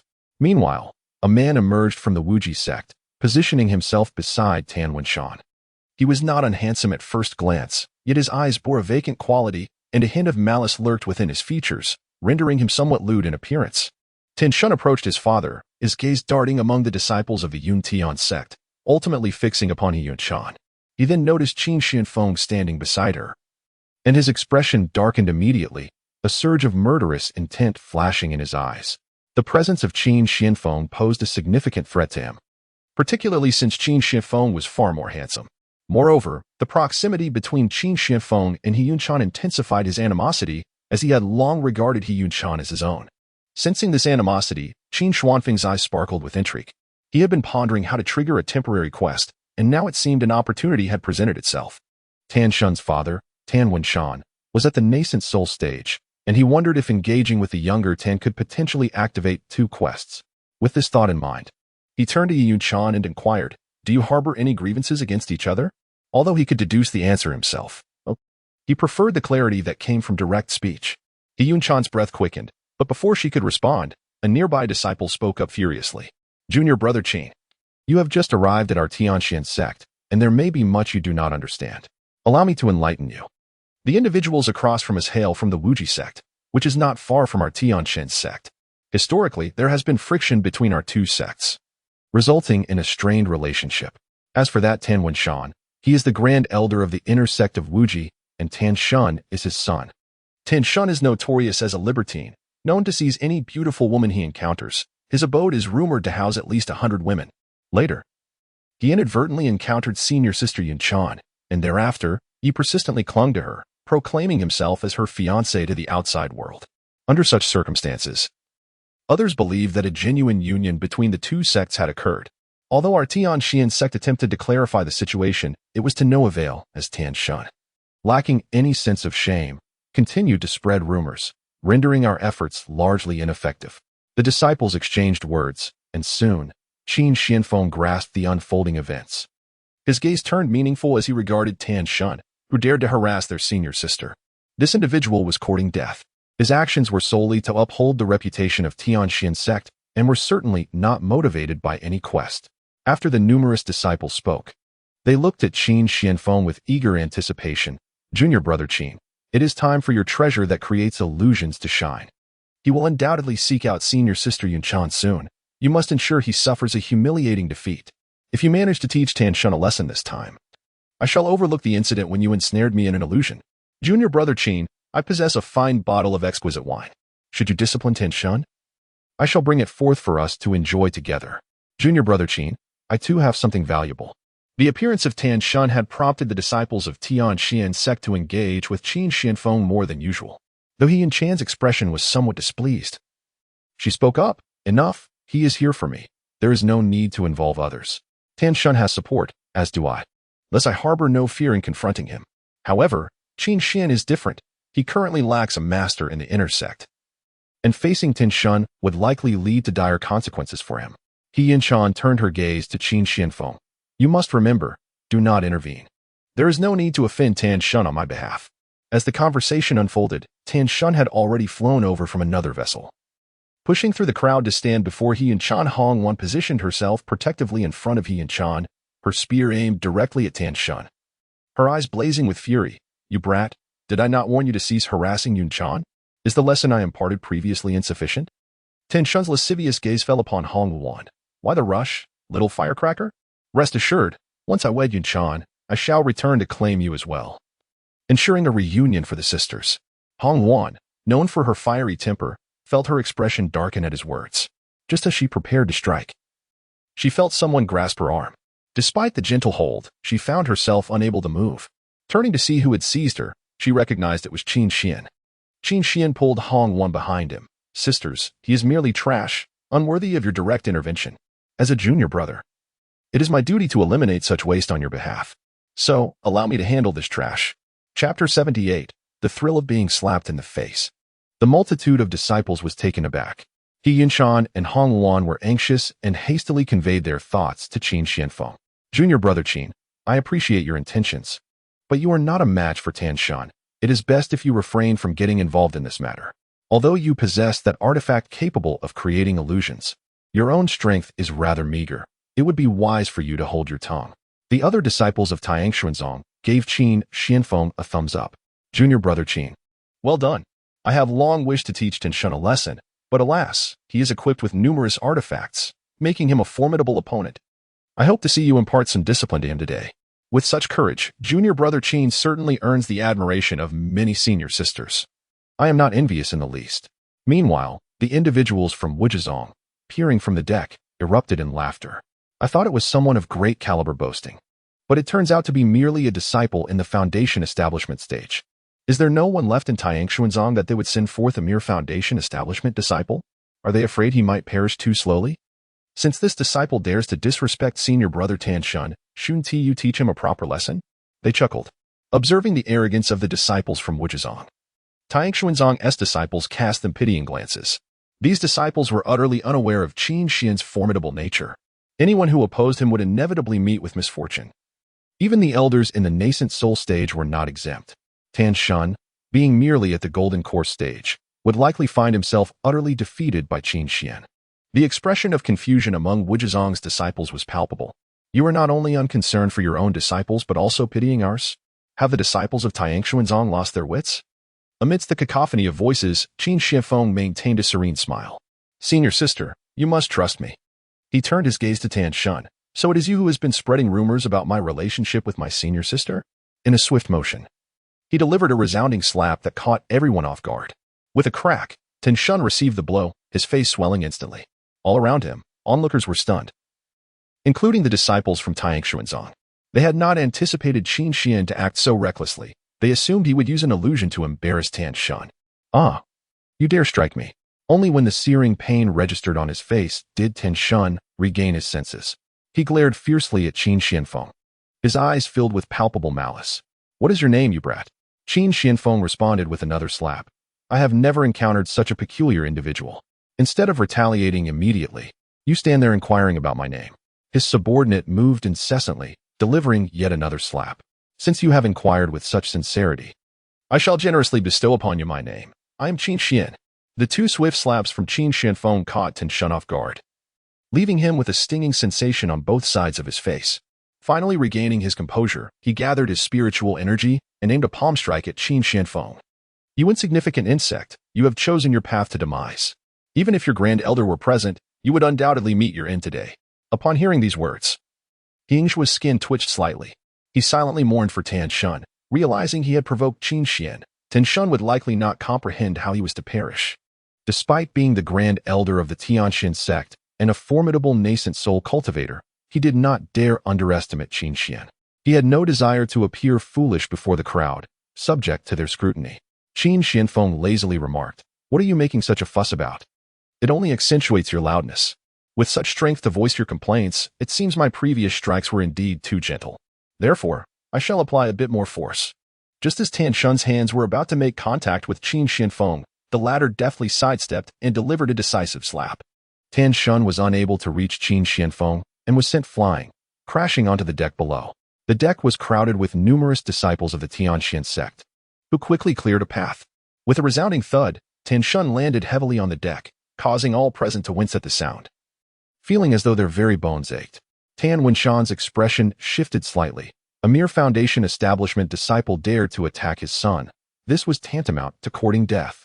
As soon as he spoke, he prepared to intervene. However, Yingxua swiftly obstructed him, smiling as he said, "What business do you have intervening in a spar between juniors? Your son is a golden core cultivator, while our disciples are merely at the foundation establishment stage. Look, I have refrained from interfering. How can you justify your intrusion?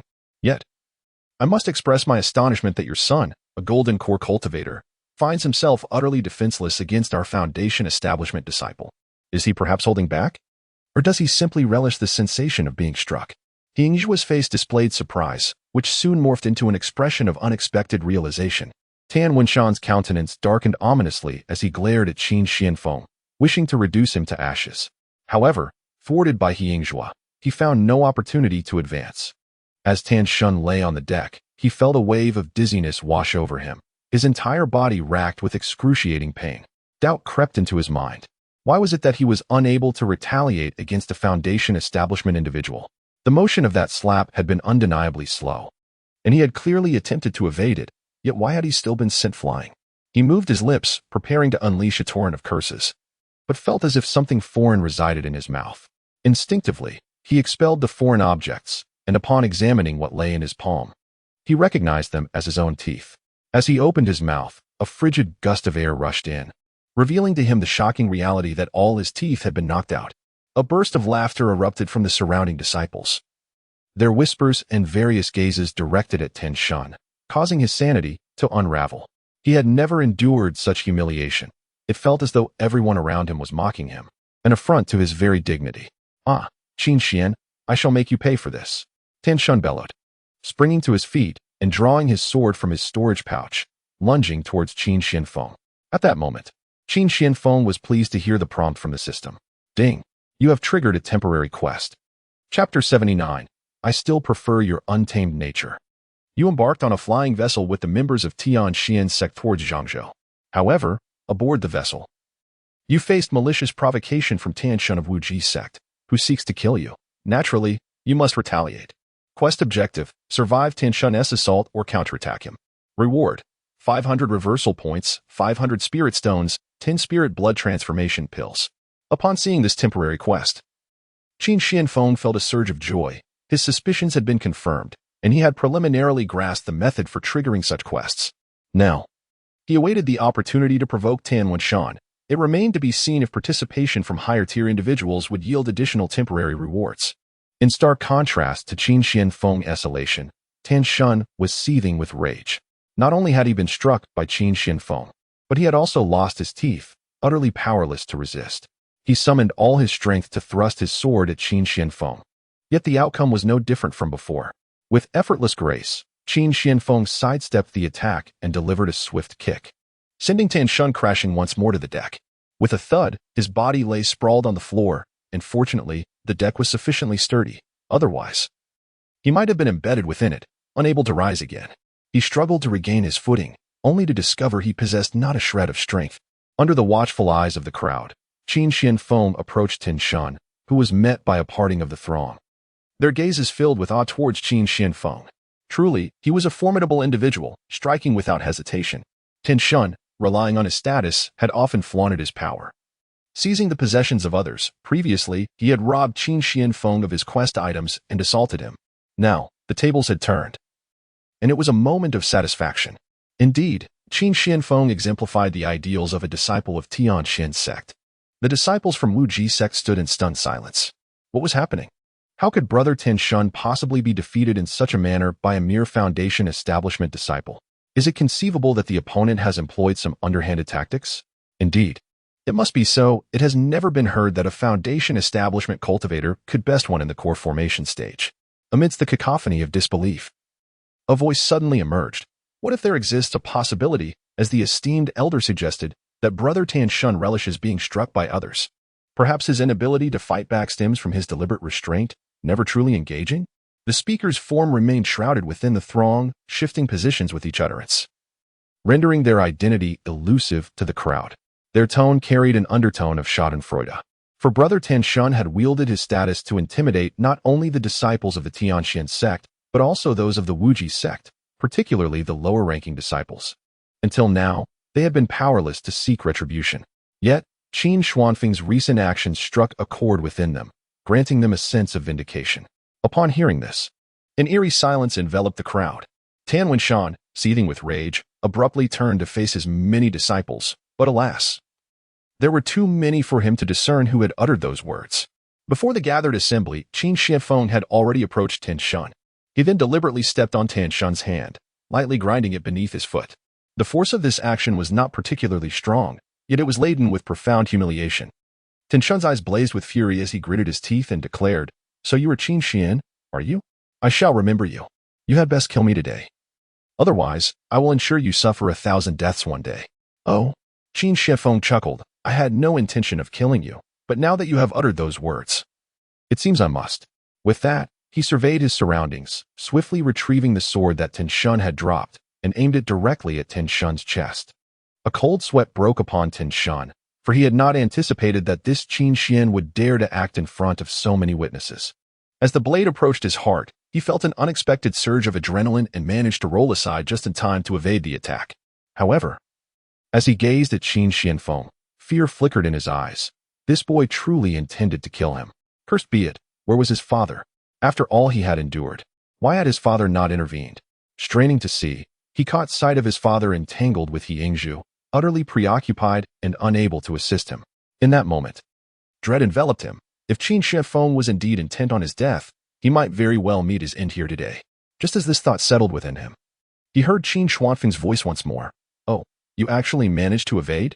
That last strike was merely a miscalculation. This next one will surely be your demise. Trembling with fear, Tenshun shouted desperately, "Do not kill me. Provided you spare my life, I am willing to relinquish my storage pouch to you." The long sword hovered menacingly before his face, and he could almost feel the sharp blade piercing his skin. As he noticed Qin Xianfeng's attack had ceased, a flicker of relief washed over him. "As long as you do not kill me, everything can be negotiated." Qin Xianfeng let out a derisive laugh. "Didn't you previously urge me to take your life? Why the sudden change of heart? I preferred your former defiance. You, a cultivator in the Golden Core stage. How could you succumb to one at the Foundation establishment stage? Your behavior might lead me to believe I could challenge those in the Golden Core stage." "Oh, I see. You must relish this sensation of being overpowered, hence your deliberate inaction." The long sword remained poised beside his face, and Tenshun cautiously evaded it. Suppressing his terror, he spoke. "I was mistaken before. You, being magnanimous, should not hold it against me. Here is my storage pouch. I shall present it to you." Tenshun retrieved the pouch from his waist and placed it upon the deck. He swallowed his indignation, yet internally he harbored a deep-seated resentment towards Qin Shifeng. As long as he survived this day, he would eventually seek vengeance, reducing Qin Shifeng to ashes. Qin Shifeng chuckled lightly. "Does this storage pouch serve as your contrition? However, your apology should not be directed at me, but rather at others. Have you forgotten for whom I stood up?" In that moment, all eyes converged upon He Yunchan. She gazed intensely at Qin Shifeng, an unusual gleam flickering in her eyes. A tender smile graced her lips as she took deliberate steps towards him, all under the watchful gaze of the crowd. Chapter 80. Is there a more disgraceful way to insult someone?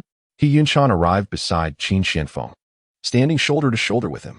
Qin Shifeng flicked the longsword, deftly tossing the storage pouch into He Yunchan's embrace. "Now that the person you need to apologize to is here, you may begin." Tenshun battled against the frenzied urge to kill that simmered within him and uttered, "I apologize, He Yunchan. I was wrong, and I should not have spread rumors outside." He Yunchan replied coolly, "It is good that you recognize your fault. From this day forth, I hope to hear no further rumors about the two of us." Qin Shifeng directed his sword towards Tenshun. "Did you hear that?" Tenshun hastily nodded. I heard. Qin Shifeng pressed on relentlessly. "Then why are you not loudly apologizing so that everyone knows? Moreover, after today, when we arrive in Zhongzhou, you must apologize in front of everyone there, understood?" Tenshun shot a furious glance at Qin Shifeng, but upon meeting the glinting sword, he had no choice but to relent. He raised his voice to apologize, then humiliatingly shut his eyes. He could already imagine the gossip surrounding him once today's events concluded. All of this turmoil was instigated by Qin Shifeng, and his body trembled with rage. "Qin Shifeng, in this life, I vow not to slay you, nor to dismember you into pieces." Qin Shifeng nodded in satisfaction and turned to He Yunchan, asking, "How is it? Senior sister, are you pleased?" He Yunchan's gaze was gentle as water. "I am satisfied, thank you, junior brother Qin, for avenging me today." Qin Shifeng replied, "I am glad to hear that." Tenshun let out a sigh of relief, thinking this matter should come to a close, and he could return. However, the next moment, he heard Qin Xuanfeng's words, which echoed like those of a devil. The earlier statements were merely an apology to senior sister Yunchan, and now it was time for me to seek retribution for myself. With a swift motion, Qin Shifeng raised the sword in his hand and cleanly severed one of Tenshun's hands. To dare show disrespect to a figure of his stature was a light punishment. Under normal circumstances, he would have reduced Tenshun to ashes, had it not been for the necessity of keeping Tenshun alive to trigger subsequent tasks. He would have been dead long ago. "Ah, my hand!" Tenshun cried out in a wail reminiscent of a slaughtered pig. The onlookers were stunned, having believed, much like Tenshun, that the ordeal had concluded. They were utterly unprepared for Qin Xuanfeng's subsequent actions. Qin Shifeng, wiping the blood from his sword, spoke with measured calmness. "This strike serves merely as a warning. It is the price you pay for provoking me. Should I catch you spreading falsehoods again, the next strike shall claim your other hand. And if there is a further transgression, it will be your legs. Do you understand?" As his words fell, he let the blood-stained cloth drop onto Tenshun's face. Tenshun, who had been coddled throughout his life, could no longer bear such an injury and fainted. Qin Shifeng expressed his disdain. "What a nuisance. I hope he does not perish on the deck of our Tianxian sect. We shall not bear that burden." He lifted Tenshun's body and tossed it back onto the deck of the Wujizong, along with the severed hand. The members of Wujizong hastily caught Tenshun. Tan Wenshan returned to the deck, glaring at Qin Xianfeng with a dark expression. Qin Xian, well done. This elder will remember you. He Yingzhu snorted softly and positioned herself in front of Qin Xianfeng, stating, our Tianxian sect's disciples possess exceptional talents. You should remember that. However, if I were you, I would prioritize tending to my own child, for time has passed, and that hand cannot be restored. Tan Wenshan lifted Tan Shun and strode back into the cabin on the deck. The Wujizong's flying vessel was significantly larger than that of the Tianxian sect, boasting numerous rooms. This alone suggested that Wujizong was considerably more affluent, and their strength likely surpassed that of Tianxian sect, explaining their audacity to halt the latter's flying vessel. He Yingzhua felt a sense of ease, his tone laced with an unmistakable smile. I suspect that at this moment, the elders of the Wujizong are no longer in the mood to control the flying vessel. Our Tianxuanzong has always been understanding. Since that is the case, let us bypass this vessel and continue onward. Under He Yingzhua's guidance, the flying vessel retreated slightly before veering away from the vessel ahead and soaring forward. The deck gradually returned to its normal state. He Yingzhua's gaze wandered far off to Qin Xianfeng before ultimately resting on his daughter. He Yunshan wore a gentle smile as she conversed with Qin Xianfeng, her eyes radiating warmth as if they could weep. Had this scene unfolded in the past, He Yingzhua would have regarded Qin Xianfeng with disdain, but now he found him exceptionally agreeable.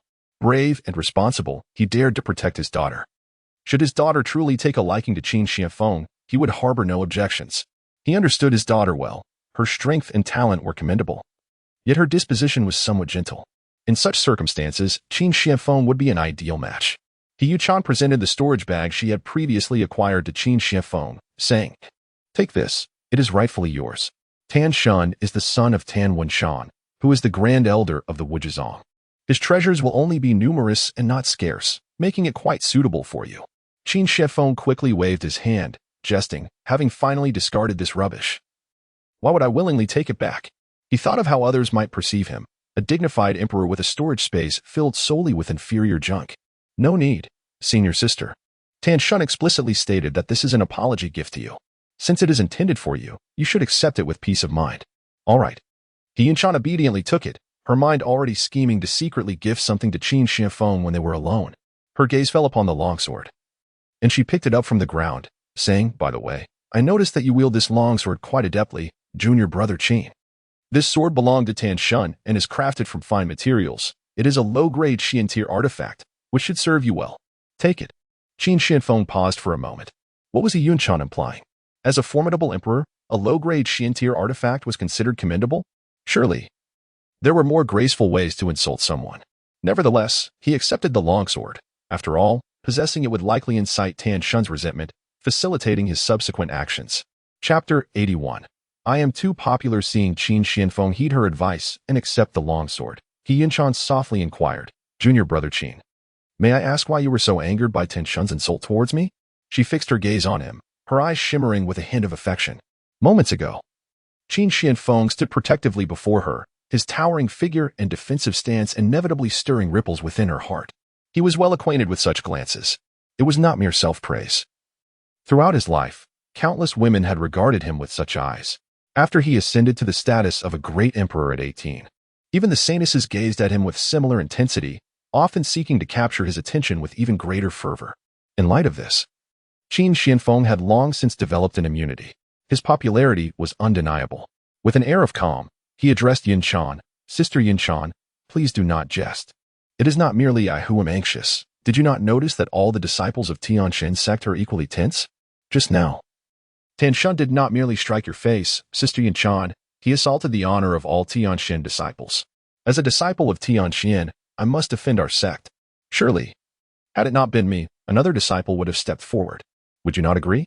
The many disciples of Tianxian sect responded with enthusiasm. Indeed, junior brother Qin, I have never admired anyone in my life, but I am thoroughly impressed by you now. I promised you fine wine and delicacies, and I shall not go back on my word. However, wine alone seems rather simplistic. Once we reach Zhongzhou, I shall treat you to a grand feast. Junior brother Qin speaks wisely.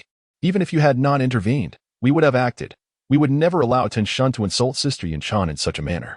The disciples soon gathered around Qin Xianfeng. Although they still harbored some trepidation regarding the magical artifact in his possession capable of creating illusions, they at least felt emboldened enough to converse with him. He and Chan found herself at a loss for words. Feeling both a tinge of disappointment and a flicker of relief, she nodded at Qin Shiafeng before returning to Hongwan's side. With an appreciative tone, Hongwan remarked, "Though Qin Shiafeng is a troublemaker, he truly stands up when it matters. I see now that his readiness to act impulsively invites trouble." As she spoke, she playfully nudged He Yun Chan, teasingly asking, "What is it? Has our little lady developed a crush? Your gaze seems quite fixed on junior brother Qin." He Yun Chan's face flushed a deep crimson. "Do not speak nonsense. I harbor no such thoughts." Hongwan nodded. "All right, I believe you. Yet, I find myself rather admiring junior brother Qin. His temperament suits my taste." Meanwhile, aboard the flying vessel of Tianxian sect, laughter and joy filled the air. While the atmosphere on the side of Wuji sect was notably somber, due to Tan Shun's severe injuries, the disciples were hesitant to speak freely, fearing that they might inadvertently provoke the Grand Elder and bring misfortune upon themselves. The numerous disciples exchanged glances, and in silence, they chose a spot to begin their meditative practices. Though the deck was bustling with over 100 individuals, an eerie silence enveloped the atmosphere. In the chamber, Tan Wenshan employed his formidable techniques and produced various healing elixirs, which enabled him to reattach his son's severed hand. Tan Shun gradually regained consciousness, and upon seeing his father, he lamented with great distress, "Father, I was grievously beaten by Qin Xian. You must avenge me. Capture him alive, so I can slice his flesh piece by piece and grind his bones to feed the dogs." Tan Wenshan's expression darkened considerably. Today, Tan Shun had lost his dignity, and as his father, he too bore the shame. Hearing his son's words, he felt an overwhelming headache and admonished, "What on earth is the matter with you? That Qin Xian is merely at the foundation establishment stage, yet you, at the golden core stage, could not overcome him? Have all the teachings you received been for naught?" Tan Shun shook his head. "I am uncertain. I exerted all my strength, yet Qin Xian inexplicably evaded my attacks. Moreover, I was utterly powerless against him. Father, do you think he might be concealing his true realm and is actually at the golden core stage?" Tan Wenshan replied, "No. The fluctuations of his aura clearly indicate he is at the foundation establishment stage. Unless he were at the nascent soul stage, he could not conceal himself from my scrutiny." "But how could one so young attain the nascent soul stage?" Tan Wenshan fell into contemplation, the name Qin Xian resonating in his memory as if he had heard it before. He muttered it thoughtfully, and suddenly his eyes sparkled with realization. "I remember now. Qin Xian is the individual who has been making waves at the Tianxian sect recently. It is said that he single-handedly annihilated 2 branches of the Bloodthirst sect and even captured a nascent soul elder from there. This name has been particularly prominent among our sects, including my own Wuji sect, which speculates that a formidable being at the void refinement stage might be backing him. Initially, I was skeptical, but today this seems quite plausible." The more Tan Wenshan pondered, the more convinced he became of this possibility. "The reason your attacks were ineffective against Qin Xian is likely due to this powerful ally of his intervening covertly, or perhaps he provided Qin Xian with some enchanted artifact. If such a formidable being were to act in secret, as a mere nascent soul, I would naturally be unable to detect it. This could explain the outcome." Tan Shun also recalled the recent rumors. Indeed, hasn't it been said that Qin Xian possesses an illusion that even nascent soul experts cannot penetrate? I suspect that artifact is a gift from the powerful entity supporting him. After a moment of contemplation, Tan Wenshan reached a conclusion. He fixed his gaze upon Tan Shun and spoke deliberately. "Son, remember this. Once we arrive in the central continent, you must ensure that the events of today are widely disseminated. Moreover, you must resolutely maintain your stance. It is the powerful cultivator of the void refinement stage concealed behind Qin Xian who has struck against you, rendering you incapable of opposing him. The intervention of an elder from the void refinement stage against a mere junior at the golden core stage has undoubtedly provoked the ire of many here. This may afford us the opportunity to unveil the identity of that formidable cultivator backing Qin Xian and discern the connection with the heavenly Xian sect. Once this void refinement stage expert is brought into the light, the heavenly Xian sect shall have little to fear." Chapter 82. Seeds of Karma. Tan Shun's face displayed a hint of hesitation. "But if this occurs, everyone know that I was defeated by Qin Xian? Where shall I place my dignity thereafter?" Tan Wenshan's lips twitched, harboring a tinge of bitterness as he lamented that his son squandered all his cleverness on women, failing to grasp such a trivial matter. Yet, what could he do about his only son? He could only endure. He spoke. "Do you truly believe that with so many witnesses present today, your affair can remain confidential? this incident will undoubtedly spread. Yet others will not perceive it as you being bested by Qin Xian. Rather, they will assume it was the formidable cultivator of the void refinement stage behind him who struck you down. It is entirely natural for someone at the golden core stage to be powerless against a void refinement stage expert, and people will only feel sympathy for you. Once that expert is compelled into the open by our people, he may even offer you compensation. A cultivator of such caliber could easily provide you with something that would suffice for a lifetime. Rest assured, he will compensate you. Otherwise, our sect's void refinement stage ancestor would be merely ornamental.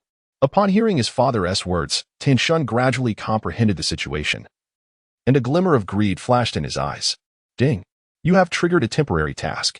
In the face of Tan Shun's provocation, you calmly defused the crisis and retaliated, leaving him utterly humiliated. Tan Shun harbors resentment in his heart, conspiring with his father, Tan Wenshan, against you. Task objective: survive the scheming of Tan Shun and Tan Wenshan, or retaliate successfully. Reward: 1,000 counterattack points, 500 spirit stones, 1 perfect conception pill. Note: this task may involve the appearance of void refinement stage experts. Should you successfully confront them, you will receive a mysterious reward. As Tan Shun and Tan Wenshan plotted, Qin Xianfeng was equally presented with a timely task. Observing the message on the panel, a smile crept upon Qin Xuanfen's lips, for it appeared his earlier conjectures had proven correct. He surmised he had discerned the method to trigger tasks and acquire such mysterious rewards. Tan Shun was indeed a fortuitous star. Due to this task, Qin Xianfeng regarded Tan Shun with newfound favor. In light of this, he resolved to grant him a swift end. Just then, he suddenly uttered a soft exclamation of surprise. Aware of the bloodthirsty sect scheme, he had long kept one of his avatars within the heavenly mystic sect, awaiting the arrival of Yunxia to fulfill a temporary task. At long last, his patience bore fruit as Yunxia finally arrived. Within the heavenly mystic sect, the absence of most disciples and elders who had journeyed to the central continent rendered the place unusually deserted. Seizing the opportunity, Yunxia stealthily infiltrated the sect, utilizing a formation map previously bestowed upon her by Ochin. Unbeknownst to her, the map within the heavenly mystic sect had already been altered by the formation spirit. Thus, the moment she entered, the spirit detected her presence and promptly reported it to the sect leader. The sect leader prepared to take action, but was thwarted by Qin Xuanfeng's avatar, leaving him to feign ignorance while instructing his disciples to allow Yunxia to proceed unimpeded. In this situation, Yunxia ventured into the sect's dungeon with little foreboding. Oblivious to the danger, she felt a swell of pride, believing her judgment to be correct. Indeed, the sect's vigilance had significantly waned. Within the dungeon, she successfully located Shixing, who had been mercilessly tortured and was now deep in unconsciousness. She approached and lifted Shixing, but just as she prepared to flee, Qin Xuanfeng's avatar appeared. Qin Xian, how did you end up here? Yunxia exclaimed, her face betraying her astonishment. According to her intelligence, Qin had accompanied the main forces to the central continent. Had some insurmountable force compelled them to return? The thought tightened her nerves as she contemplated her escape options. Qin Xianfeng shook his head and approached her deliberately. His pace unhurried, coupled with an air of nonchalance that exerted immense psychological pressure on Yunxia. She retreated step by step until she found herself cornered within the cell. In that moment, she scorned herself for allowing a mere foundation establishment cultivator to instill fear in a formidable nascent soul warrior. Upon closely observing Qin Xianfeng, she noticed the absence of that scruffy little fox by his side, which momentarily eased her tension, only to be replaced by a flicker of murderous intent. You've brought this upon yourself, boy, don't blame me, she shouted as she lunged at Qin Xianfeng. In response, he delivered a swift kick, sending Yunxia crashing against the stone wall before collapsing to the ground. Fear flickered in her eyes. Who are you? You are not Qin Xian. Qin Xuanfeng's expression turned grave. No, I am indeed Qin Xian. Remember this. The one who is about to end your life is named Qin Xian. I have come to you with good intentions to reveal the heavenly mystic sect's plans. He then recounted the sect's strategies in meticulous detail. Yunxia grew increasingly terrified, her face gradually revealing a look of despair. She believed that her actions were shrouded in secrecy and could not have imagined that everything was under the control of the Tianxian sect. Qin Xianfeng carefully observed the panic on Yunxia's face, ultimately nodding in satisfaction. This was precisely what he desired, to see the opponent perish in despair, thus ensuring a perfect evaluation for the task reward. After all, achieving a perfect evaluation would yield a mysterious reward. Helping himself secure this enigmatic boon would render the demise of these two individuals justified. Under Yun Xia's terrified gaze, Qin Xianfeng struck with a palm, instantly reducing both individuals to mere ashes, leaving not even a bone behind. Having completed this, his avatar dissipated into nothingness. Meanwhile, on the deck, Qin Xianfeng listened with satisfaction to the notification from the system. As anticipated, he not only completed the task but received a perfect evaluation, successfully acquiring a mysterious reward. You have obtained the causality seed. Causality seed, capable of continuously absorbing the power of causality from your body to blossom and grow. Henceforth, you shall no longer fear the power of causality. Qin Xianfeng's body instantly straightened, his breath quickening. He had not anticipated that the reward would be so exceptional. In this world, everything is bound by causality. Even as an emperor, he would be troubled by the power of causality. Only by cultivating to the legendary divine realm could one disregard it. Now, with the causality seed, he would no longer have to fear the entanglements of causality. Chapter 83. A plenitude of temporary tasks. What exactly is the power of causality? To illustrate, consider a scenario where a person is being pursued and on the brink of death, but you intervene and save them. If that individual later commits some heinous act, the power of causality will entwine itself around you. Because you saved that person, you have sown the seed of causality, and thus any subsequent misdeeds will come back to haunt you. For instance, take the bloodthirst sect of this domain. With Qin Xianfeng's capabilities, he could easily annihilate every member of the bloodthirst sect with a single strike. However, that would sow the seeds of causality. Should any repercussions arise afterward, all burdens would fall upon him. This is the fruit of causality. At Qin Xianfeng's current level, the power of causality may not have direct effects, yet it could subtly hinder him. For example, it could impede his cultivation speed or disturb his tranquility during meditation. The greater the accumulation of causality, the more severe its consequences, which is why even someone as formidable as Qin Xianfeng would prefer to remain untainted by excessive causality. However, with the advent of the causality seed, all of these challenges would be effortlessly resolved. He would no longer be troubled by the power of causality. Without hesitation, he immediately set up a barrier to prevent any external prying. Subsequently, the seeds of causality were sown within his being, intertwined with the seeds of fortune. The moment the seeds of causality were planted, Qin Xianfeng felt wisps of power being drawn from his essence, subsequently absorbed by the seeds. In the next instant, the seeds of causality had blossomed and bore fruit. A profound sense of relaxation enveloped him, a tranquility that resonated not only through his body, but also within his soul. The sky appeared bluer, the waters clearer, and the world more splendid. During this period, due to the tasks assigned by this trivial system, he had accomplished numerous endeavors, inadvertently generating some strands of causal power. Originally, this power belonged to Qin Xian. However, it now resided within him, subtly influencing his spirit. Though this influence was negligible, its absence brought him considerable relief and delight. Observing Qin Xianfeng's sudden joy, although Qin Lantian was unaware of the reason, she too felt an inexplicable happiness.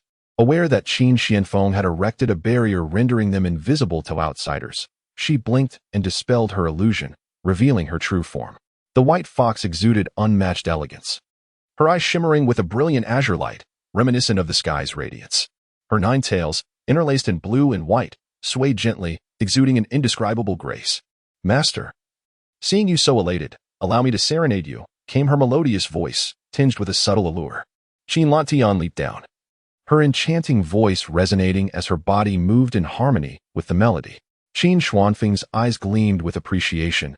Indeed, as a member of the 9-tailed celestial fox lineage, even the simplest of movements radiated breathtaking beauty. As the song concluded, Qin Lantian transformed back into her scruffy fox form and nestled into Qin Xuanfeng's embrace. In the ensuing days, no further incidents transpired, and the group safely arrived in Zhongzhou. The bustling city was teeming with people, and all the inns were fully booked with no vacancies available. He Yingzhu let out a regretful sigh. "Our response was timely, yet we still arrived too late. Nevertheless, let us rest on the deck." He continued, "If anyone manages to find an inn within the city, you may lodge there. But you must report to this elder and provide daily updates. Since this elder had brought you here, it is only natural to ensure your safe return." Most disciples were indifferent. As practitioners, they were accustomed to the rigors of life on the road. During previous missions, they often spent days in the wilderness. Having the deck as their shelter was a significant improvement, allowing them to rest without fear of danger. Yingzhu anchored the flying vessel outside the city, selecting a prime location, and then instructed everyone to feel free to explore. Qin Shidi, it seems to be your first visit to Zhangzhou, is it not? Would you care to join us for a stroll? He Yuchan extended the invitation to Qin Shiafeng, accompanied by Hong Wan, who chimed in, Indeed, come along with us. My sister and I are well acquainted with many delightful spots within Zhangzhou. We would love to broaden your horizons. Qin Shiafeng shook his head, jesting, at present, Zhangzhou, in my eyes, is merely a landscape filled with temporary tasks. His intent was to pursue these tasks alone. The presence of others would only hinder his efforts. Moreover, being solitary would facilitate the actions of those two individuals from Wuji sect. Nearby disciples cast envious glances at Qin Shiafeng, pondering the audacity of this young man who garnered the personal invitation of these two senior sisters. How infuriating it was that he failed to appreciate the opportunity. If it were me, I would have readily accepted. Sister, look at me. If you won't go, I shall. He Yunchan did not linger on the matter, stating, Well then, Qin Shidi, do as you please. Should you find yourself lost within the city, feel free to message me anytime. Shenshur also approached Qin Shiafeng, but was halted by the voice of old Han from within his ring. You'd best venture out alone. I know there are many treasures in Zhangzhou, and you will find it easier to navigate on your own. Thus, Shenshur abandoned his intentions, blending into the crowd and quietly separating from the main group to immerse himself in Zhangzhou. After disembarking from the flying vessel, Qin Shiafeng also drifted away from the throng, meandering through the city. Not far off, Tin Shun fixated on Qin Shiafeng's figure, and upon witnessing him break away from the main group, a glint of excitement flickered in his eyes. Zhangzhou was a vast city, guarded by formidable powers. In this realm, the might behind Qin Shiafeng could no longer act with impunity. Now was the perfect moment for Tan Shun to exact his vengeance without restraint. Consumed by hatred, he wasted no time rallying a few accomplices to stealthily follow in Qin Xuanfeng's wake. In the bustling streets, their combined efforts would surely suffice to incapacitate him. Even if they inadvertently ended his life in plain sight, the disparity in their statuses would lead others to treat the matter lightly. The repercussions would be trivial, akin to a mere scratch, causing him no real distress. Come, let us pursue him. We must not lose sight. Chapter 84. The evolution of spirit pet bloodline. Tan Shan, naturally, was acutely aware of his son's actions. However, he refrained from excessive interference, sharing the same mindset as Tan Shan. In these grand cities, a clear regulation prohibited the use of violence. This rule was enforced even more stringently among high-ranking cultivators, as their actions held greater implications, potentially resulting in numerous casualties. With the imminent Dao discussion conference approaching, it was certain that the Qinyan sect would impose even stricter oversight. Even if the formidable figure behind Qin Xian is a void refinement stage expert, they would not dare to act recklessly here. Moreover, before arriving, he had already informed the members of Qin Yun's sect about the mysterious powerhouse backing Qin Xian, which would only intensify their scrutiny of him. The sudden emergence of a void refinement stage expert commands significant attention, even from the Qin Yun sect. As for Tan Shun's actions, Qin Shiafeng was fully aware. A cold chuckle escaped his lips. The bait had been taken. He feigned nonchalance, meandering through the city. Having witnessed the splendor of numerous prosperous cities in the ancient Qin clan, he found the sights of Zhangzhou utterly mundane. Nothing here piqued his interest in the slightest. He playfully shook Qin Lantian's paw. Although her fur had transformed into a motley hue, the texture remained delightfully soft and plush.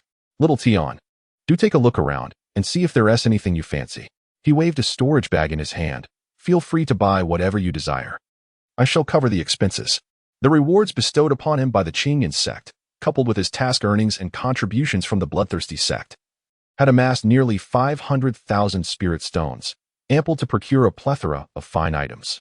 Qin Lantian's eyes gradually sparkled with excitement. Despite being a member of the nine-tailed Sky Fox clan, she was still a child. Due to her unique circumstances, she had been confined within her home, never granted the privilege to venture outside, and thus had never witnessed the world beyond. While Zhangzhou seemed painfully simplistic to Qin Shiafeng, it was an endless source of novelty for Qin Lantian.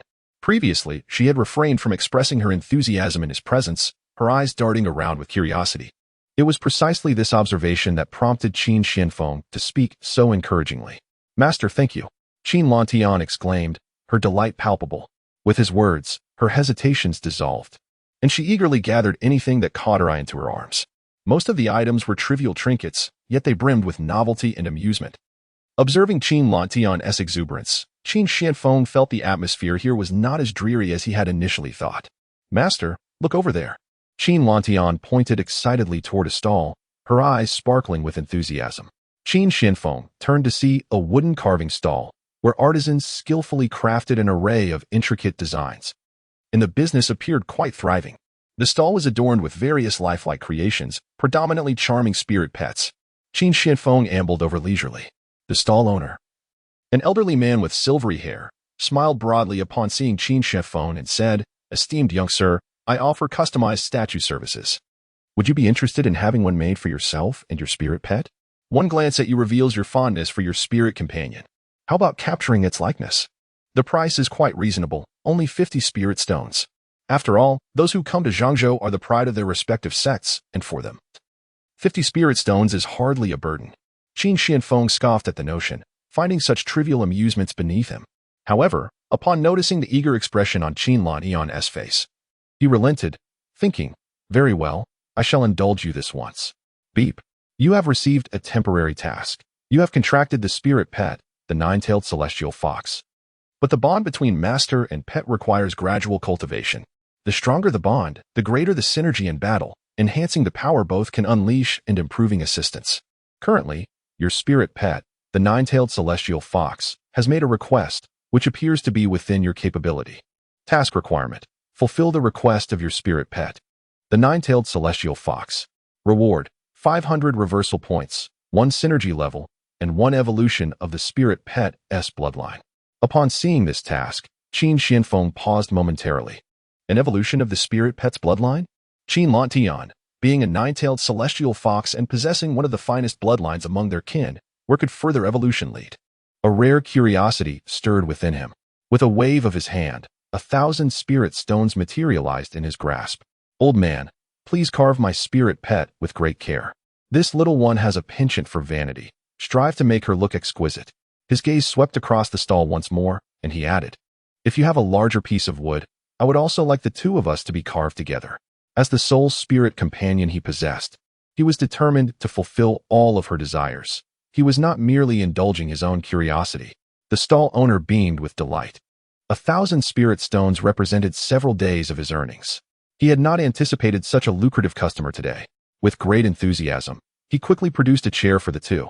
"Rest assured, my craftsmanship is unparalleled. Ask around, and you will find that everyone praises my skill. I shall carve you both so lifelike that it will seem as if you are truly present." Seeing that Qin Xianfeng had finally paused, Tan Shun felt a surge of excitement. He had finally caught an opportunity.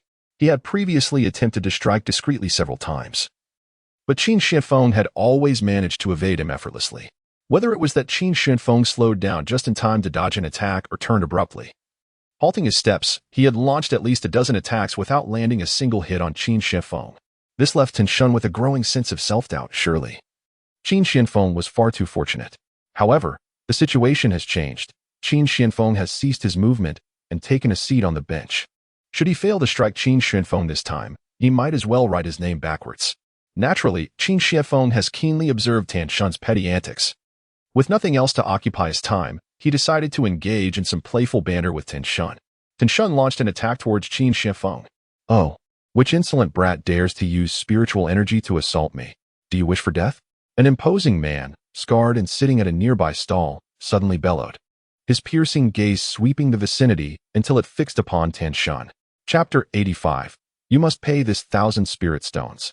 "So, you were the one who dared to attack me."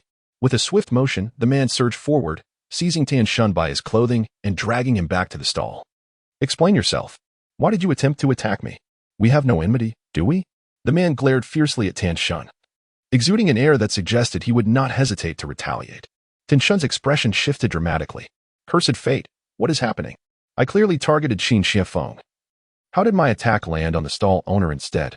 The sudden commotion drew the attention of those nearby. Tan Shun noticed that Qin Xianfeng was also looking over, causing his mind to race.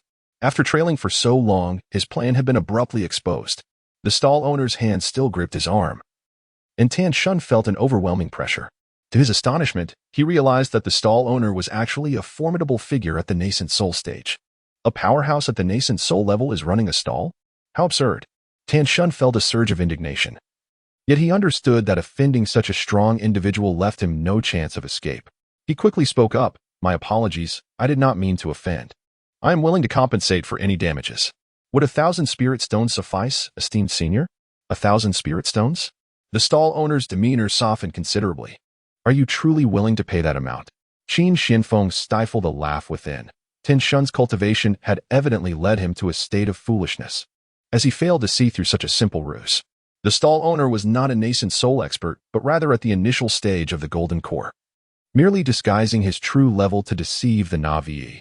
Had Tin Shun observed closely, he would have easily detected the flaws in the man's facade. Regrettably, Tin Shun was far too inept to notice such an obvious deception. Moreover, having formed a preconceived notion that the stall owner was at the nascent soul stage, he ceased to struggle. If he had exerted a little effort, he could have effortlessly broken free from the stall owner's grasp given his own cultivation level. Nevertheless, since Tan Shun remained oblivious, Qin Xianfeng decided to lend a hand to the stall owner.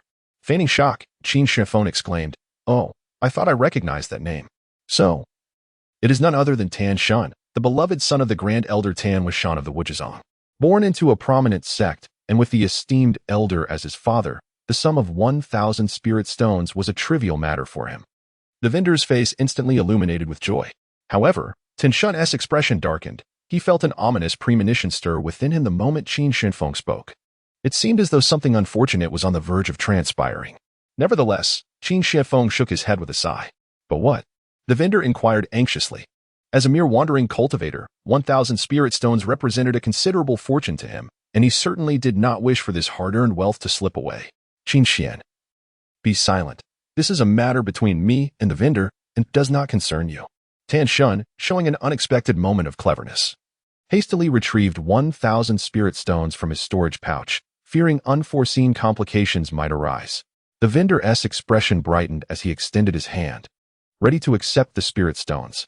Qin Xianfeng spoke leisurely. "If I were you, I would not accept those spirit stones." The vendor's hand abruptly halted. Clearly, Qin Xianfeng was acquainted with Tin Shun, and having just produced 1,000 spirit stones for his pet, he appeared to be someone of considerable means. The vendor pondered. Could there be an issue with that sum? Yet, 1,000 spirit stones were still a substantial amount. Hesitation flickered across the vendor's face.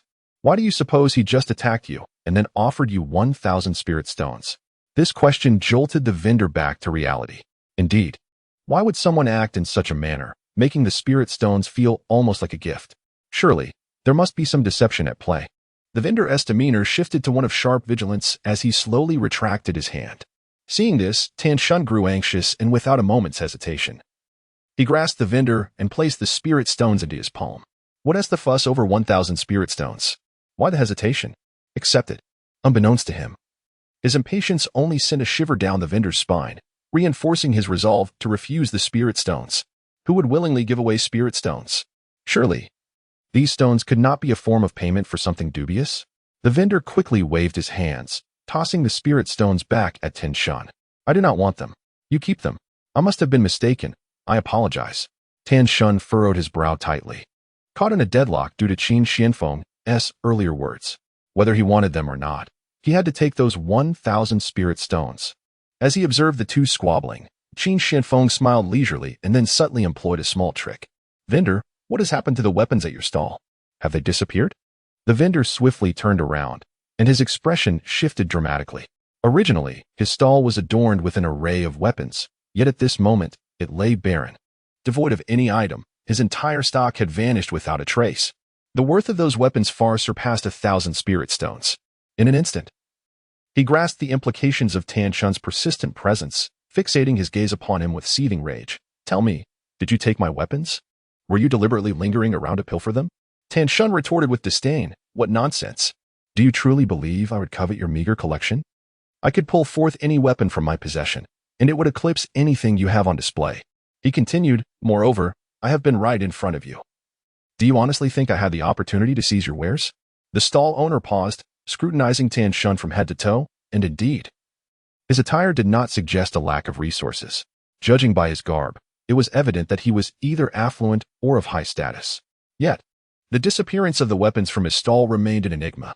Seizing the moment, Qin Xianfeng interjected, "Tan Shun, although you did not directly take their weapons, You are accompanied by a few sycophants.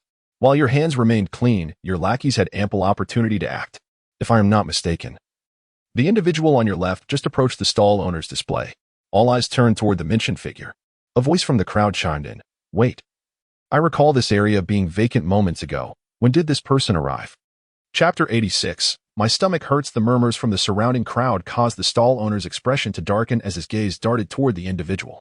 Tan Shun, however, breathed a sigh of relief. Those few followers had been trailing behind him and could not possibly be implicated in such a deed. His demeanor lightened. Nonsense. Taisher-san. Tell them, did you partake in this? Confidently, Tan Shun awaited a swift affirmation from Taisher-san. Unexpectedly, silence lingered in the air, replaced by a cacophony of murmurs. A jolt of anxiety coursed through him as he turned abruptly, only to find Taisher-san clutching his storage bag tightly, his face flushed, stammering, and beads of sweat forming on his brow. What is the matter? What transpired? Tan Shun's expression soured, a foreboding feeling enveloping him. Taisher-san felt a bitter pang of despair, uncertain of how to articulate his predicament. Moments ago, he had been standing firmly behind Tan Shun, yet inexplicably. At a certain instant, his body had betrayed him. He found himself involuntarily approaching the stall, swiftly pilfering all the weapons and concealing them within his storage bag. By the time he regained his senses, he was back behind Tan Shun, acutely aware of the gravity of the situation. Just as he prepared to discreetly return the stolen items, Qin Xuanfeng's voice rang out, drawing everyone's attention to them. At this moment, he was utterly convinced that this matter was undoubtedly being orchestrated by Qin Xuanfeng in the shadows. However, he lacked any evidence to substantiate his claim. Even if he were to voice his suspicions, others would merely regard him as attempting to evade responsibility, completely dismissing his assertions. Taisher-san was drenched in sweat, acutely aware that this situation could not be allowed to surface. If it were to be publicly exposed, his fate would be irrevocably sealed. Not only would his reputation be in tatters, but also that of Tan Shun, and even the name of the Wuji sect would suffer irreparable damage. Even if others recognized his innocence, he would still face punishment. At that moment, a profound sense of regret welled within him. Had he known, he would not have followed Tan Shun out. His initial greed for the 500 spirit stones offered by Tan Shun had led him into this calamity. The situation certainly suggested something sinister at play. Fortunately, the young man holding the spirit pet had spoken up courageously. Otherwise, the stall owner would have faced significant losses. I sensed something amiss with that young man at first glance. Who in their right mind would insist that others hand over 1,000 spirit stones? It was clearly a premeditated act. These individuals must be affiliated with the Wuji sect, right? Indeed. The young man with the pet mentioned that the leader of this group was none other than the son of the Grand Elder of the Wuji sect, named Tan Shun. Is it possible that such conduct is typical among the disciples of the Wuji sect? This raises intriguing questions. Could it be that all the weapons from the Wuji sect are pilfered? Hearing the surrounding whispers, Taisher-san's complexion turned pale in an instant. He scanned his surroundings, and a spark of inspiration struck him. He clutched his abdomen, feigning a pained expression. Brother Tan Shun, I have been experiencing severe abdominal pain since earlier, suspecting that I may have consumed something spoiled. I cannot endure any longer. I must take my leave. Even if the crowd harbored doubts, as long as they had not witnessed the contents of his storage bag with their own eyes, it would remain mere suspicion, lacking the weight of evidence. As time passed, this incident would naturally fade from memory, and they could devise ways to minimize their losses. Taisher-san's plan was astute. If he managed to escape, the crowd would only discuss it for a while before the matter dissipated into the ether. However, with Qin Xuanfeng present, how could they expect to have things their way? After all, Qin Xuanfeng had meticulously plotted to incite the animosity of the entire Wuji sect. The Wuji sect also possessed formidable cultivators in the void refinement stage. Should the animosity be properly incited, would not temporary missions arise at any moment? Would not mysterious rewards be readily available? Where do you think you're going? Stop right there. Upon seeing Taisher-san attempt to flee, the stall owner, who stood to lose the most, was instantly alarmed and hurried over in an effort to detain him. Tan Shun signaled with his eyes, and those around him instinctively moved forward to block the stall owner. Meanwhile, the onlookers took a step back. The Wuji sect can certainly be regarded as a formidable force. They may observe the unfolding drama, yet they must refrain from participating in the matter at hand. Under ordinary circumstances, it would be quite simple for Taisher-san to depart, given the multitude present. Once he slipped out of sight, he would blend into the crowd like a fish among fish, rendering him virtually untraceable. However, it was precisely at this moment that Qin Xuanfeng intervened. An overwhelming pressure emanated from the stall owner, causing the footsteps of Tan Shun and his companions to falter significantly, even halting Taisher San's movements entirely. In that instant, everyone recalled that the stall owner was at the nascent soul stage, capable of dealing with them effortlessly. Unbeknownst to the stall owner, who merely observed Taisher San's abrupt cessation, he felt a surge of elation and promptly approached, swiftly seizing Taisher San's storage bag and emptying its contents onto the ground. Before the gathered crowd, nearly 50 weapons tumbled forth, forming a small mountain of armaments. The stall owner's face flushed crimson with rage as he exclaimed, "Ah, Yuwuji sect. I never imagined that members of your sect would resort to such petty thievery. Had it not been for the timely warning of a good Samaritan, I might have fallen victim to your schemes. Come, let us seek justice from the Qingyan sect. You must provide me with an explanation." The stall owner grasped Taisher San firmly, preventing him from escaping. Turning back, he cast a grateful glance at Qin Xianfeng, saying, "Thank you, young brother. Your name is Qin Xian, is it not? You are also here for the upcoming debate conference, I presume? Once I resolve this matter, I will certainly come to find you." Qin Xianfeng nodded in affirmation. "Indeed, I am Qin Xian. Now, do hurry along. It is everyone's responsibility to apprehend such thieves. You all should come with me." The stall owner shot a glare at Tan Shun while simultaneously dragging him and his companions along. Though Tan Shun and the others longed to shout in protest, to struggle, or to accuse Qin Xianfeng of orchestrating this scheme, they found their bodies paralyzed by an invisible pressure, rendering them unable to walk freely or even articulate a word. Under the stall owner's coercion, they could only stumble reluctantly toward the center of the city. There, they would find the law enforcement hall established by the Qingyan sect, designed to address various emergencies. And notably, it was situated in full view of the public, ensuring that all proceedings were conducted transparently. From the conversations of those around him, Qin Xianfeng gleaned the existence of this law enforcement hall. It must be said that placing it in such a public setting was quite astute. All matters would be subjected to public scrutiny. Should one commit a wrongdoing, their reputation would be irrevocably tarnished, making survival in the central continent exceedingly difficult.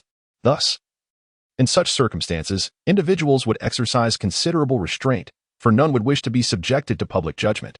Qin Xianfeng promptly resolved to bring Tan Shun to justice in broad daylight. He rose and addressed the woodcarving stall owner, "Esteemed elder, might you be able to relocate your stall a bit? I wish to witness the unfolding spectacle in this grand era." Recognizing Qin Xianfeng as a valued patron, the stall owner readily agreed, as he possessed a storage bag that made tidying up a simple task. A throng of onlookers followed the group as they made their way toward the law enforcement hall, with the crowd growing ever larger.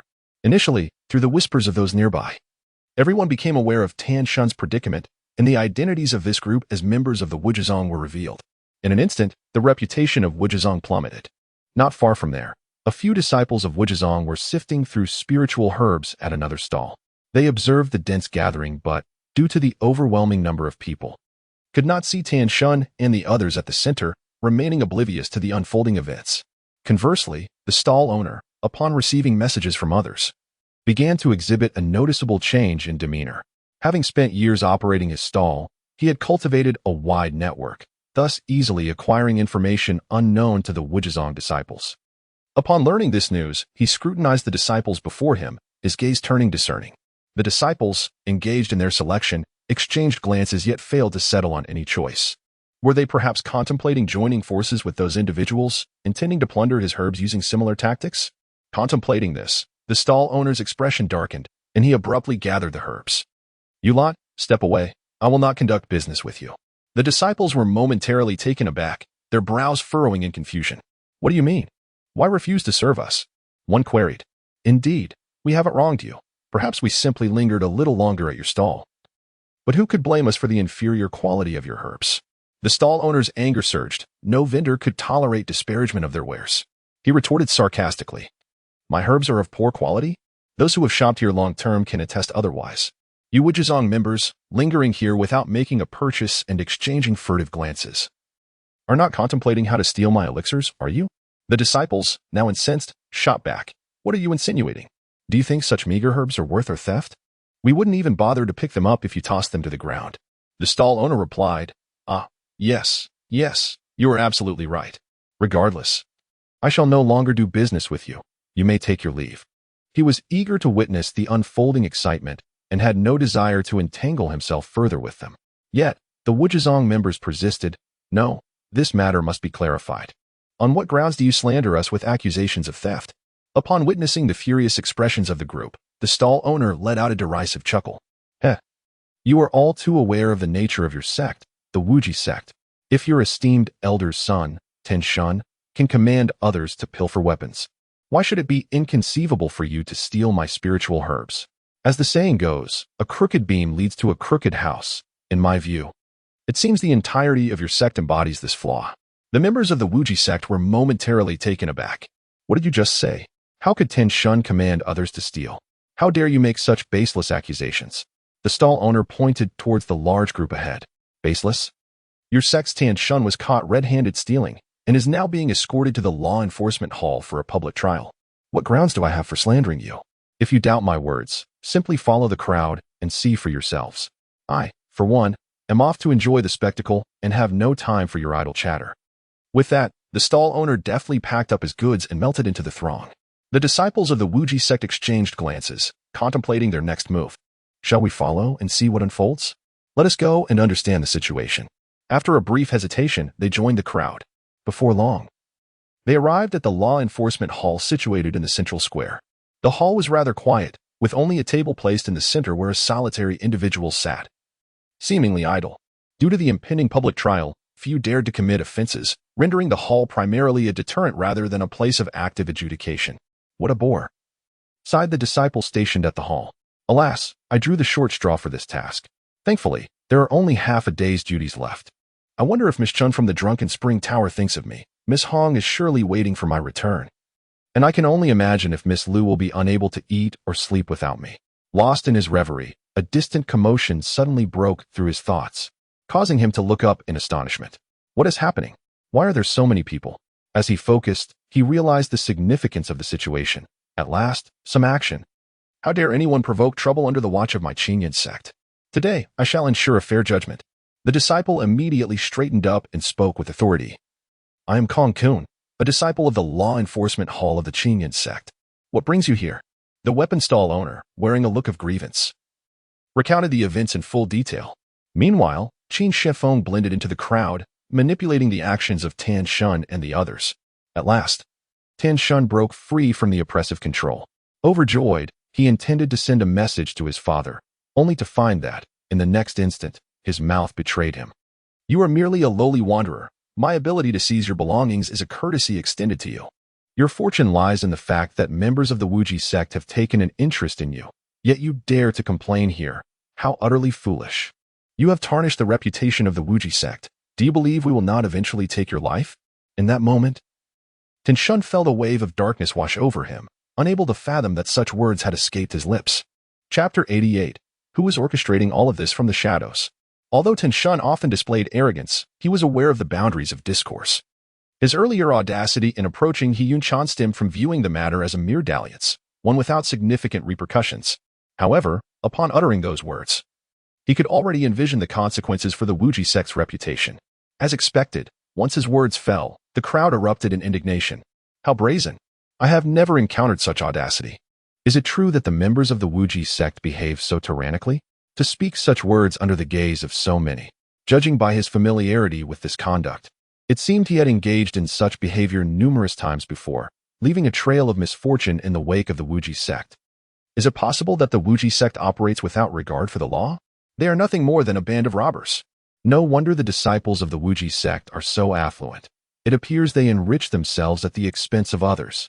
Among the onlookers were several disciples of the Wuji sect, who, upon hearing Ten Shun's remarks, widened their eyes in disbelief. Does Tan Shun even comprehend the gravity of his words? In his heart, Tan Shun was gripped by terror, yet his tongue seemed beyond his control. Let it be known today, I am Tan Shun, the biological son of Tan Wenshan, the grand elder of the Wuji sect. My identity commands respect, and I do not believe that the Qinyan sect would dare to punish me for the sake of a mere vendor. Should you choose to penalize me? My father will certainly seek justice from you. Despair coursed through Tan Shun's mind. Why had he spoken such words? Who was orchestrating his downfall? Could it be Qin Xian? Aside from Qin Xian, he could think of no other adversary. It seemed that ever since encountering Qin Xian, his life had been mired in turmoil. Kong Kun's expression darkened immediately. As an ordinary disciple, He despised those who abused their status to bully others. Tan Shun's behavior was undeniably infuriating. Nevertheless, it must be acknowledged that Tan Shun's status held considerable weight. Were this matter to be handled privately, knowledge of his identity would likely afford him leniency. However, this was in full view of the public, with so many eyes upon them. Thus, Tan Shun was destined to face consequences. Not even the elders of the Qingyun sect could shield him from punishment this time. Tan Shun, how dare you behave so audaciously on the territory of my Qingyun sect, and speak with such arrogance? It is evident that you hold my sect in utter contempt. Let us first address the matter of your theft of another weapon. Do you admit to this misdeed or not? Tan Shun raised his head defiantly, a provocative expression etched upon his face. I stand by my name and my actions. It was indeed I who committed this act, and what can you do about it? You are merely a disciple of the law enforcement hall. Do you truly wish to provoke my Wuji sect? Kong Kun's expression darkened. You shall soon discover what I am capable of. With that, he shattered a token. In a matter of moments, a contingent appeared in the square, clad in the garb of the law enforcement hall, adorned with the emblem of the Qingyun sect. They were all inner disciples of the law enforcement hall. Brothers, I implore you to subdue this unruly crowd before us. Today, I shall administer justice. Without hesitation, the disciples of the law enforcement hall swiftly restrained Tan Shun and his cohorts. Kong Kun stepped forward, removing the storage pouches from these individuals and handing them over to the weapon vendor. According to the regulations of our Qingyun sect, any act of theft necessitates a reimbursement of tenfold in spirit stones. Given the severity of your actions and your brazen threats in broad daylight, the punishment shall be escalated. Thus, you are to compensate the vendor for all that you possess. Do you accept this verdict? Qin Xiefeng, controlling Taishu-san, interjected. If compensation is to be made, so be it. My concern lies with whether he possesses the means to enjoy his spoils. The possessions of my Wuji sect are not so easily taken. One may find that in the blink of an eye, such gains could lead to one's demise. The vendor trembled, fear evident upon his countenance. The onlookers murmured in disapproval. Taishu-san felt as if his spirit had been crushed. He could hardly believe that such words had escaped his lips. Kong Kun was infuriated, and the disciples of the law enforcement hall wore expressions of righteous indignation. They had never encountered such rampant arrogance, nor such foolishness. Many among them were dissatisfied with the ruling, yet none had ever been foolish enough to voice their dissent so openly in public. As long as they kept their grievances to themselves, the law enforcement hall would have turned a blind eye. However, now that the matter had been spoken aloud, they were compelled to take action. A pained cry escaped Taishu-san as his leg was broken, forcing him to kneel upon the ground. Tan Shun clenched his mouth tightly, fearing that he might lose control and utter further foolishness. Yet, in the next moment, an utterance of despair escaped him. Well, your law enforcement hall of the Qingyun sect truly is impressive. We have clearly identified ourselves as members of the Wujizong, yet you dare to act in such a manner. Showing utter disregard for our sect, Tan Shun's words were abruptly interrupted by a furious voice. You ungrateful wretch, silence yourself. The news of this incident had finally reached Tan Wenshan's ears, and he rushed over with great urgency, just in time to hear that exclamation. Wishing he could faint from the shock, Tan Shun's eyes gleamed with hope. His father had arrived. He was saved. However, in the next moment, he heard his father speak. What nonsense are you uttering here? Could you not exercise a little patience? Why must you voice it aloud? Since this enforcer has offended you, we could discreetly eliminate him when the opportunity arises. Now, by revealing this, if he encounters any misfortune in the future, will it not be evident to all that we were behind it? Realizing the gravity of his words, Tan Wenshan's expression shifted, and a wave of terror washed over him. How could he have spoken such a thing? Who was orchestrating this chaos from the shadows? The onlookers were in a state of uproar. Heavens, what have I just heard? I was puzzled by Tan Shun's foolishness. It appears he inherited it from his father. What a travesty! How did such a person ascend to the esteemed position of intersect elder? Chapter 89. A heavy loss indeed. A disdainful snort pierced the air as a middle-aged man descended gracefully from the crowd, none other than Shi Shiran, the head of the law enforcement hall of the Qingyun sect. I had no idea, Tan Wenshan, that you hold such a low regard for my law enforcement hall. Do you think my people are so easily slain? If you do not provide the Qingyun sect with an explanation today, we shall amass our forces and march upon your Wujizong. Qin Xuanfeng's gaze fell upon Shi Shiran, intrigued. This man had been watching the spectacle from above for quite some time, and now he finally emerged. The two sects were clearly colluding in secrecy. He wondered, When they returned to their private quarters and realized that he was the one manipulating events from behind the scenes, would they turn against him? The mere thought of this possibility ignited a flicker of anticipation within Qin Xianfeng. After all, these developments presented him with an opportunity. He released his control over Tan Wenshan. Tan Wenshan felt the mysterious influence dissipate. He opened his mouth and discovered he could speak freely, a surge of relief flooding his heart. Surrounded by a throng of spectators, he understood that any defense at this juncture would be futile. The wisest course of action was to depart swiftly, lest further uncontrollable events unfold. After all, he had indeed uttered those words. Who would believe that a formidable cultivator at the nascent soul stage could be manipulated? Without hesitation, he declared, "This matter was indeed a mistake on my son's part. Regarding the compensation, I harbor no objections whatsoever. I solemnly swear in my own name that I will never again instigate trouble for this vendor. However, there is an air of intrigue surrounding this matter, Master Shi. Might I request a moment of your time to converse privately?" Shi Shiran scoffed. "Let us see what you have to say. Follow me." In haste, Tan Wenshan ensnared Tan Shun and others with spiritual energy and departed from the scene. Observers, realizing there was no spectacle to behold, gradually dispersed. Yet, the events that transpired here began to circulate among the surrounding populace. The most immediate consequence was that disciples of the Wujizong were pointed at and whispered about wherever they went, with many vendors outright refusing to engage in trade with them. Who would dare transact with a member of the Wujizong now? A slight misstep could result in a deadly pursuit instigated by the sect. It would be prudent to sever this conflict at its source. The numerous disciples of the Wujizong were lamenting their plight, and they began to harbor resentment towards Tan Wenshan and Tan Shun. Previously, they would feel a sense of pride in their identity as disciples of the Wujizong when venturing out, often enjoying certain privileges and receiving warm treatment from others. Yet now, they had become pariahs, akin to rats scurrying across the street, with everyone calling for their downfall. In an instant, these disciples hastily shed their Wujizong robes, donning their ordinary attire instead, and even made slight alterations to their appearances to navigate the city freely. The disciples of the Tiangshuanzong reveled in this turn of events. But they soon realized that Qin Xian was the architect behind this turmoil, which heightened their wariness towards him. This individual truly had the audacity to scheme against others, and his pettiness knew no bounds. Even a minor offense would be remembered for a long time. With such a notorious track record, who would dare cross Qin Xian? Hong Wan, filled with curiosity, remarked, "How does Qin Xian possess such audacity? Does he not fear retribution from the powerful beings in the nascent soul stage once his actions are revealed? Clearly, he instigated this situation, and those individuals are not foolish. They will easily deduce his involvement. Wouldn't he that spell his doom?" Yi Chan shook her head. "I cannot say for certain. Perhaps he has his own schemes. Nevertheless, Qin Xian has become increasingly enigmatic. How could someone of Tan Wenshan's caliber publicly utter such words unless he were under Qin Xian's influence? If Qin Xian can control even those in the nascent soul stage, then he is truly unfathomable." Hong Wan appeared intrigued. "Are you really not interested in Qin Xian? I find myself somewhat drawn to him. If you are not interested, I may pursue him." He Yunshan paused momentarily before shaking her head. "I have only met him a few times. How could there be anything? You may act as you wish."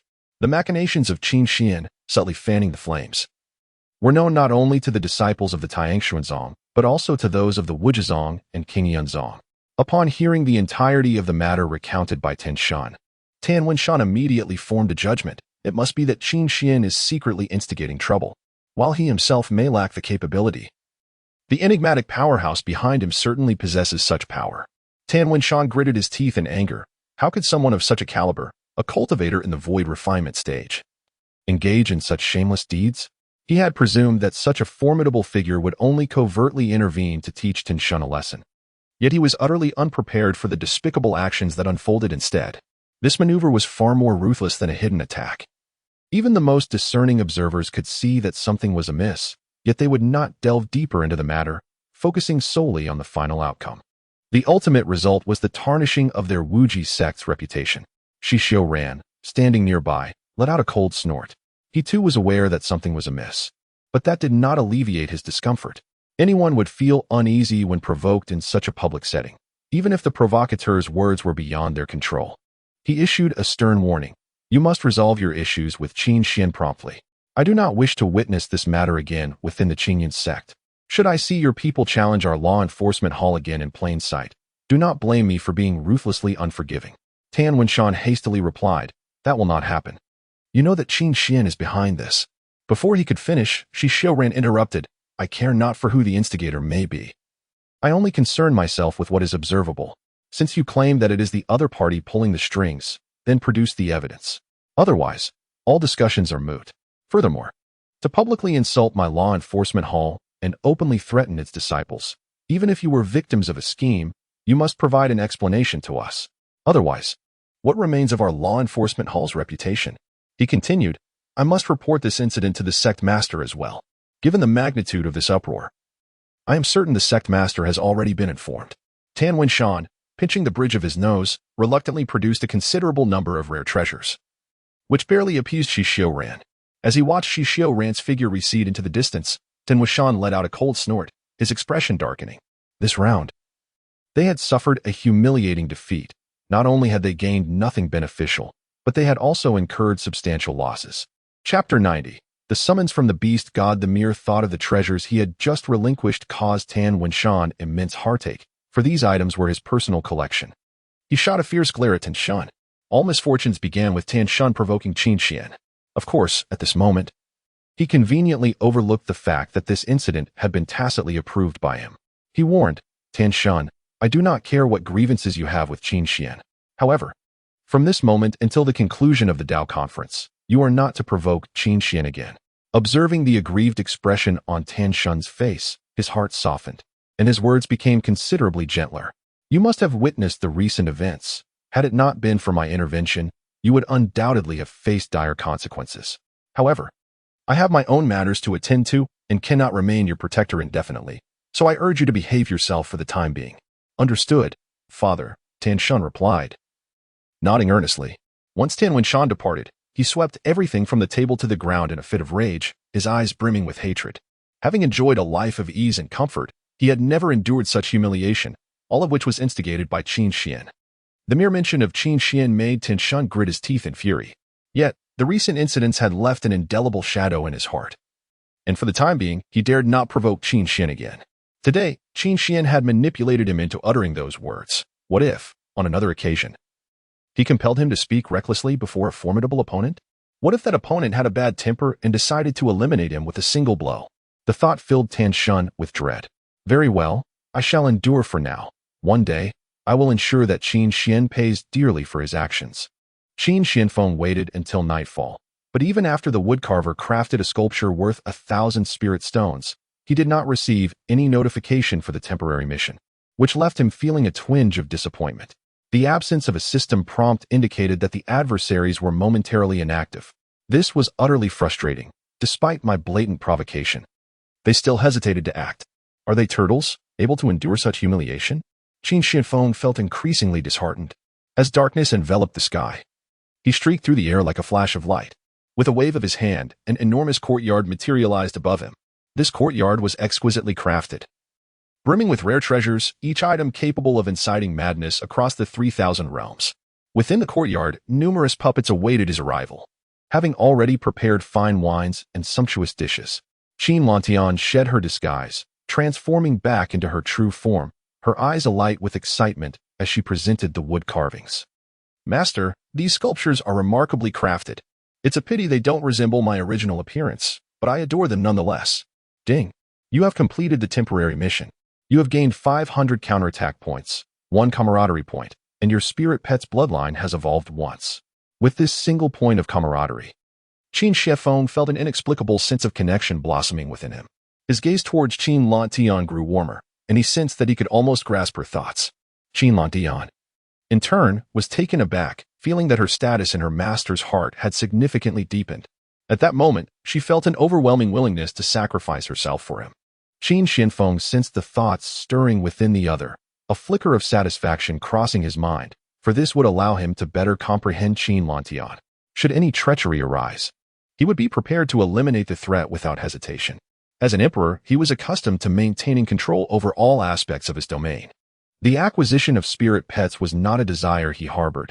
Had it not been for the system's sudden task assignment, such notions would likely have never crossed his mind. Nevertheless, he found Qin Lantian to be quite agreeable, sparing in speech and devoid of frivolous inquiries. She obeyed his commands unconditionally, never questioning his decisions. If all spirit pets possessed the same understanding as Qin Lantian, he deemed them bearable companions. He beckoned to Qin Lantian, who promptly soared into his embrace. Qin Xinfeng produced an item from the depths of the system's space, an object capable of elevating the bloodline of spirit pets, a golden elixir radiating a soft, luminous glow. With a mere glance, Qin Xinfeng could sense the surging power contained within. Upon its reveal, Qin Lantian's gaze became transfixed, a profound longing igniting within her, a yearning so intense it was nearly overwhelming. Restlessly, she paced upon Qin Xuanfeng's lap, yet dared not offend him. Instead, nuzzling her head against his hand. "Do you wish to partake?" Qin Xinfeng inquired, looking down at her. Qin Lantian eagerly nodded. He asked, "What thoughts arise in your mind as you behold this elixir?"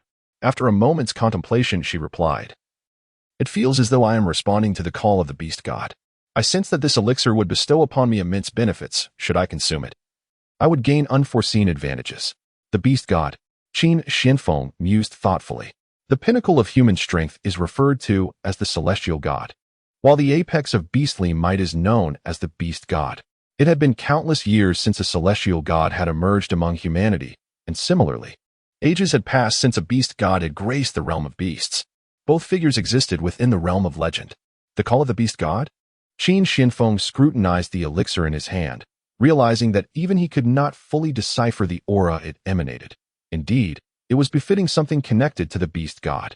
Regardless, he had no reservations, swiftly administering the elixir to Qin Lantian, his gaze fixed intently upon her. He was eager to witness her reaction after consuming the potion. Upon swallowing the elixir, Qin Lantian let out a jubilant cry. Before she could express her gratitude, she felt an extraordinarily pure and vigorous energy surging within her body. Under the influence of this power, her bloodline was stirred into action. She could sense that this force was purifying the essence of her bloodline. Her lineage was already among the finest of the nine-tailed clan. However, under the influence of this force, the bloodline power surprisingly exhibited a subtle trend towards evolution, gradually transforming into a golden hue. At that moment, Qin Xinfeng observed that Qin Lantian was radiating a faint golden light from head to toe. He sensed that the fluctuations within Qin Lantian's bloodline were, in fact, stronger than before. Chapter 91. The Daughter of Destiny. A peculiar light shimmered in Qin Xuanfeng's eyes. He never anticipated that such a supreme bloodline could still possess the potential for evolution. His curiosity about this trivial system intensified. He gazed at the small, inconsequential system in his mind, feeling an urge to dismantle it and examine its workings. As if sensing Qin Xuanfeng's perilous intentions, a series of white characters flashed before his eyes. "Host, please refrain from harboring such dangerous thoughts. The system will self-destruct before you take any action, leading to mutual destruction." TCH, Qin Xinfeng ceased his contemplation and seized the opportunity to voice his demands. "The tasks you have assigned are utterly insufficient for my needs.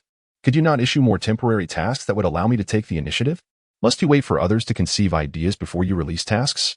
Look at the bloodthirst sect's rampant misdeeds. Could you not issue a task for me to eradicate them entirely?" The system fell silent, disregarding Qin Xuanfeng's grievances. No matter how much he complained, how dull. This trivial system is exceedingly rigid, lacking any sense of flexibility. Qin Xinfeng diverted his gaze back to Qin Lantian. This time, Qin Lantian's advancement took a full 5 days, during which Qin Xinfeng was engrossed in studying his changes and had not made an appearance, prompting speculation among many. Since the last encounter with Qin Xinfeng, Hong Luan had been attempting to orchestrate a chance meeting. Unfortunately, 5 entire days passed without her catching even a glimpse of him. Nor had she heard any news regarding his whereabouts, causing her to feel a twinge of unease. "Yunchan, do you think something might have happened to him? Could he have been captured by the Tianxin sect?" Yunchan remained composed. "No, I inquired with my father earlier. He assured me that Qin Xuanjin is unharmed. He is in a very safe location, as Qin Xuanjin himself informed my father." That evening, when Qin Xinfeng did not return, Yunchan took note of this and subsequently questioned her father, which led her to learn of his whereabouts. Hong Luan shot her a questioning glance. "Did not someone previously claim to have no feelings for Qin Xuanjin? Why are you showing more concern for his safety than I am? I didn't even have the chance to inquire, yet you took it upon yourself to ask." Yunchan's heart was somewhat disordered, yet she concealed her feelings. "Qin Xuanjin is a disciple of our Tianxin sect. As a member of the sect, It is only natural for me to care about his well-being. Regardless of whether it is Qin Xuanjin or another individual, my concern would remain the same. The red-haired girl's eyes flickered, abandoning the previous topic and instead broaching other matters. I overheard someone mention that the Listening Cloud Pavilion would be open today. Shall we venture to explore its interior? The Listening Cloud Pavilion opens its doors only once every 5 years, primarily showcasing the cutting of various raw stones. Among these raw stones, some may harbor celestial treasures, while others are devoid of any value. Some treasures are extraordinarily precious, while others resemble mere refuse. The allure of what one might uncover there is purely a matter of luck, making it irresistibly captivating. Thus, whenever the Listening Cloud Pavilion opens, it draws an enormous crowd. Yunchan pondered for a moment. That sounds agreeable.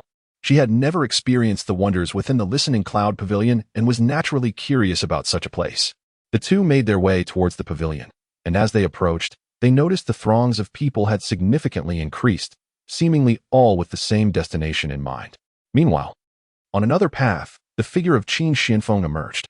After 5 long days, Qin Lantian finally awakened to a rare state. Before Qin Xianfeng could pose any inquiries, Qin Lantian eagerly spoke, revealing that she had sensed an exceedingly rare celestial treasure below. Under her guidance, Qin Xianfeng made his way towards the Listening Cloud Pavilion. A human and beast navigating through the crowd. Wherever Qin Xianfeng tread, the masses instinctively parted, creating a pathway for him. Yet this peculiar occurrence went unnoticed by anyone. Suddenly, a youthful voice rang out. "Big brother, big sister, the wreaths I make are freshly woven and quite beautiful. Would you like to purchase one for this young lady?" Qin Xianfeng turned towards the voice and beheld a little girl who appeared to be around 5 or 6 years old.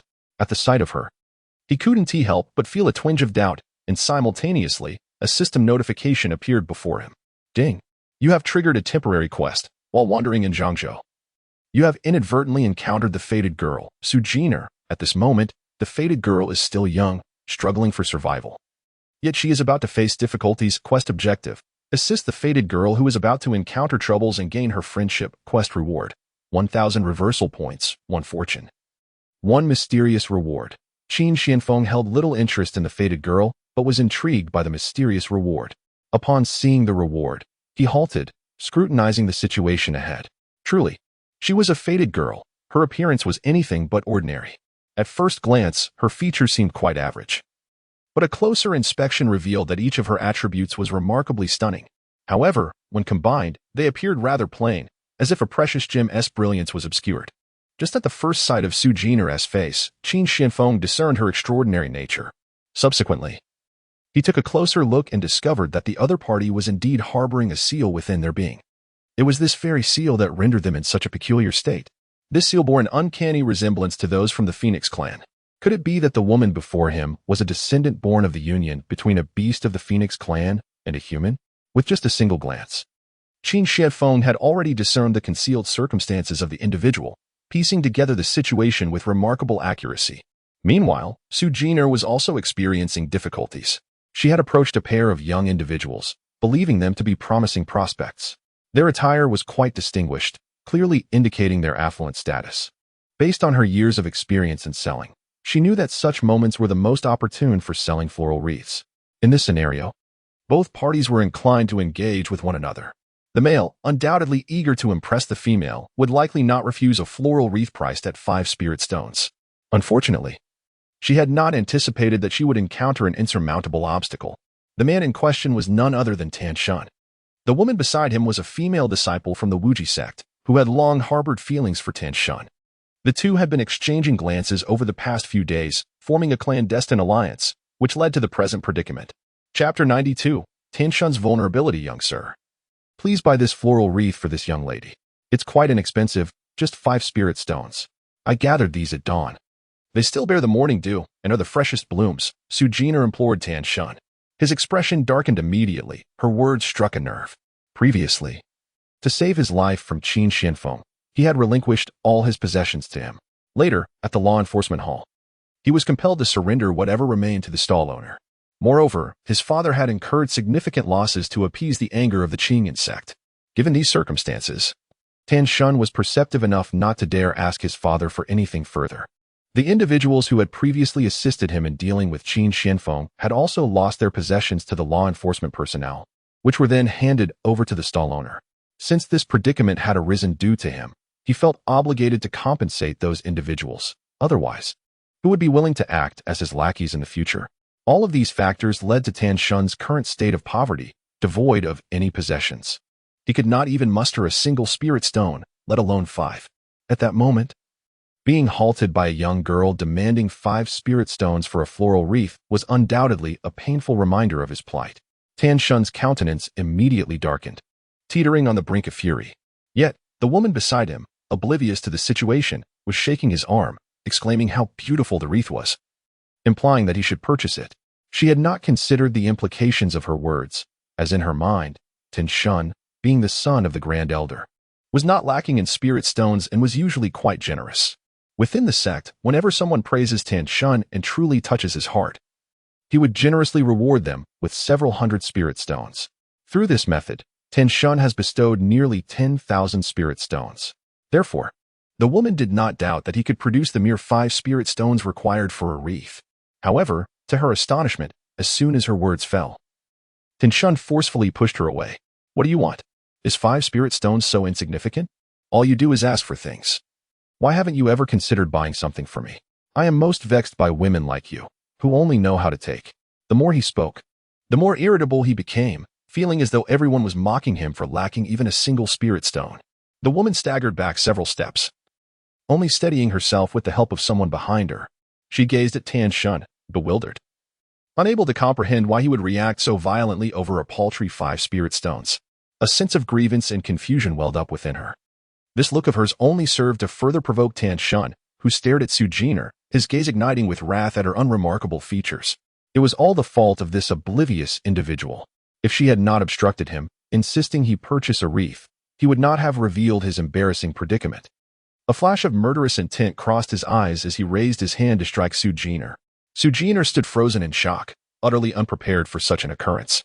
Despite the refined attire of the two before her, she never anticipated they would quarrel over a mere 5 spirit stones, let alone that one would attempt to strike her. She was rooted to the spot, unable to evade. Gasps erupted from the crowd, and though some attempted to intervene, the sheer number of people made it impossible to reach her in time. Just as Tan Shun's hand was about to land on Su Jiner, a light laugh echoed through the air. Someone seized Tan Shun's hand, and with a resounding slap, struck him across the face, sending him stumbling back several steps. The familiar sensation in his mouth prompted him to spit out something, his very own teeth. Qin Shifeng spoke slowly. Tan Shun, you truly are regressing. To lay hands on a child scarcely 10 years of age is disgraceful. You are the biological son of the esteemed elder of the Wuji sect. Yet is this how your sect conducts itself? Setting aside the theft of others' belongings, I cannot believe you would resort to such violence over a mere 5 spirit stones. Has your sect fallen so low that you cannot even produce that amount? As his words concluded, a wave of astonishment rippled through the crowd, their expressions shifting dramatically. This man was indeed from the Wuji sect, which explained his outrageous temperament. The individual before us is Tan Shun, the very one who once commanded the theft of a vendor's weapon and audaciously boasted of his intent to slay the vendor. Behold his fierce countenance. It is indeed a reflection of his corrupt heart, for a vile soul begets a wretched appearance. The whispers of the crowd reached Tan Shun's ears, causing his face to alternate between crimson and pale. Had it been anyone else present today, he would undoubtedly have ensured they learned a harsh lesson. Yet, to his dismay, it was Qin Xian, the harbinger of all his nightmares. Since their acquaintance, not a single restful night had graced him. He shot a venomous glare at Qin Shifeng, swallowed his indignation, and, seizing the arm of the woman beside him, turned to leave. Having learned from his previous encounters, he dared not provoke Qin Shifeng again, fearing a loss of control in front of the onlookers. As he retreated, Qin Shifeng found the scene rather tedious. This man was incredibly fragile. Despite having knocked out his teeth, he still managed to endure such humiliation. Truly, he must be a reincarnation of a tortoise. Shaking his head, he turned to the side and addressed Su Jiner. Dear sister, are you all right? Su Jiner's face bore the marks of a narrow escape. Tan Shun had delivered that slap with all his might. She could even perceive the subtle fluctuations of spiritual energy in the air. Had it landed, she would have either perished or been left severely injured. Thus, this young man before her had saved her life. A smile quickly blossomed on her face. Thank you, kind sir, I am unharmed. Fortunately, you intervened in time. I have nothing else here, so please accept these floral garlands as a token of my gratitude. As she held the garlands, she appraised Qin Shianfeng, realizing it seemed peculiar for a grown man to adorn himself with flowers. Her gaze then shifted to Qin Lantian perched upon his shoulder, and her eyes sparkled with delight. Is this your spiritual pet? It is truly intelligent and adorable. Allow me to adorn your pet with these garlands. Qin Lantian blinked, flicked its tail, and gracefully settled on Su Jiner's shoulder. She placed a garland atop its head and adorned its 4 paws with additional garlands. As the garlands touched its feet, they magically resized to fit perfectly. Chapter 93. Let the daughter of fortune care for the spiritual pet. Qin Lantian, pleased with the attention, wagged its tail in delight. Master, this little girl smells delightful. I quite like her, especially since she is willing to dress me up. Sensing Qin Lantian's joy, Qin Shianfeng felt a slight stir within him. He looked down at Su Jiner, who stood at his waist. It seems my spiritual pet has taken quite a liking to you. Would you care to stay by my side? Your future task would be to care for my pet. Rest assured, you need not worry about compensation. I possess an ample supply of spirit stones. With that, he produced a storage pouch and offered it to Su Jiner.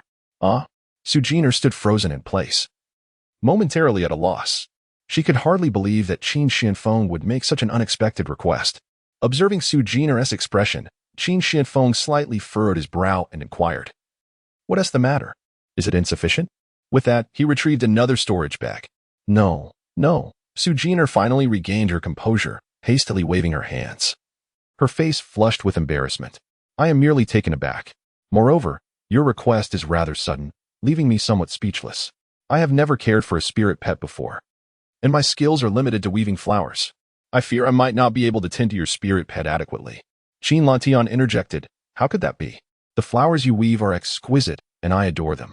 Furthermore, you carry a lovely fragrance that I also find appealing. Su Jiner took a moment to inhale the scent that lingered on her, likely a result of her long hours spent gathering and crafting flowers. Qin Shianfeng remarked, See, my spirit pet truly likes you. She has a penchant for vanity, so you need not worry about doing anything strenuous. Simply adorn her with care. After a brief contemplation, Qin Shianfeng realized that Qin Lantian was still quite young. Keeping her confined by his side was not an ideal situation, and he had no interest in engaging in trivial games with her. He continued, My spirit pet is not much older than you, making you a perfect companion for her. Su Jiner, feeling overwhelmed, asked, Could I have a moment to consider this? Qin Shianfeng casually nodded, Of course. If you decide to accept, you can find me at Tianxian sect. My name is Qin Xian, an inner disciple there. If you cannot locate me, you may inquire with others within the sect. Upon learning that Qin Shianfeng hailed from Tianxian's sect, Su Jiner felt a wave of reassurance wash over her.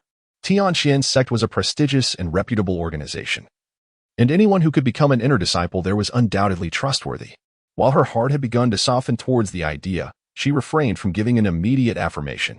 She wished to investigate Qin Xian discreetly to ascertain his reliability. After all, she did not want to encounter someone like Tin Shun again, leaving her with no recourse for regret. After expressing her gratitude to Qin Shianfeng, Su Jiner quickly departed, clutching her belongings. Amidst the crowd, Shinshir cast a regretful glance in her direction. He had been prepared to make his move, but Qin Shianfeng's speed had outmatched his own. Ordinarily, he would have felt elated. Following in Qin Shianfeng's wake would undoubtedly be a great fortune for Su Jiner. Yet, for reasons unknown, he felt a gnawing emptiness within him, as though he had lost something of great significance. He shook his head and made his way towards Tingyan Pavilion. Under the guidance of Old Han in recent days, he had attained insight into a divine technique known as the art of Qi observation. As the name suggests, it allowed one to perceive all the energies circulating within the heavens and the earth. Old Han remarked that through this art of divination, one could glimpse the inherent qualities of the raw stones, and he perhaps saw an opportunity to amass a considerable fortune. As the excitement dwindled and the crowd began to disperse, Qin Shianfeng, accompanied by Qin Lantian, arrived at the Listening Cloud Pavilion. The enthusiastic staff within warmly greeted the visitors, diligently explaining the rules to them. The first floor was filled with small raw stones, roughly the size of a palm, priced affordably at 100 spirit stones each. This made them suitable for those with limited resources who sought a fleeting thrill, but the quality of these stones was generally subpar, yielding little of value upon inspection. Ascending to the second floor, the price of raw stones was dictated by weight. Inferior stones were priced at 100 spirit stones per pound, medium-quality stones at 1,000, and high-grade stones at 10,000 spirit stones per pound. Higher floors were rumored to feature stones with fixed prices, exorbitantly high, often reaching tens of millions of spirit stones. Treasures seldom seen by the average individual and regarded as the shop's prized possessions. To Qin Xianfeng, these stones held little appeal.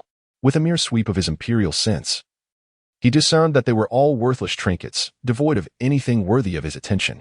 He proceeded directly to the 5th floor, where the crowd had noticeably thinned.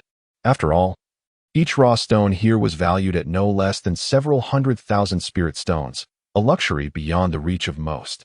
The attendant guarding the staircase would not have allowed Qin Xianfeng entry had he not recognized the insignia of the heavenly Xian sect upon him.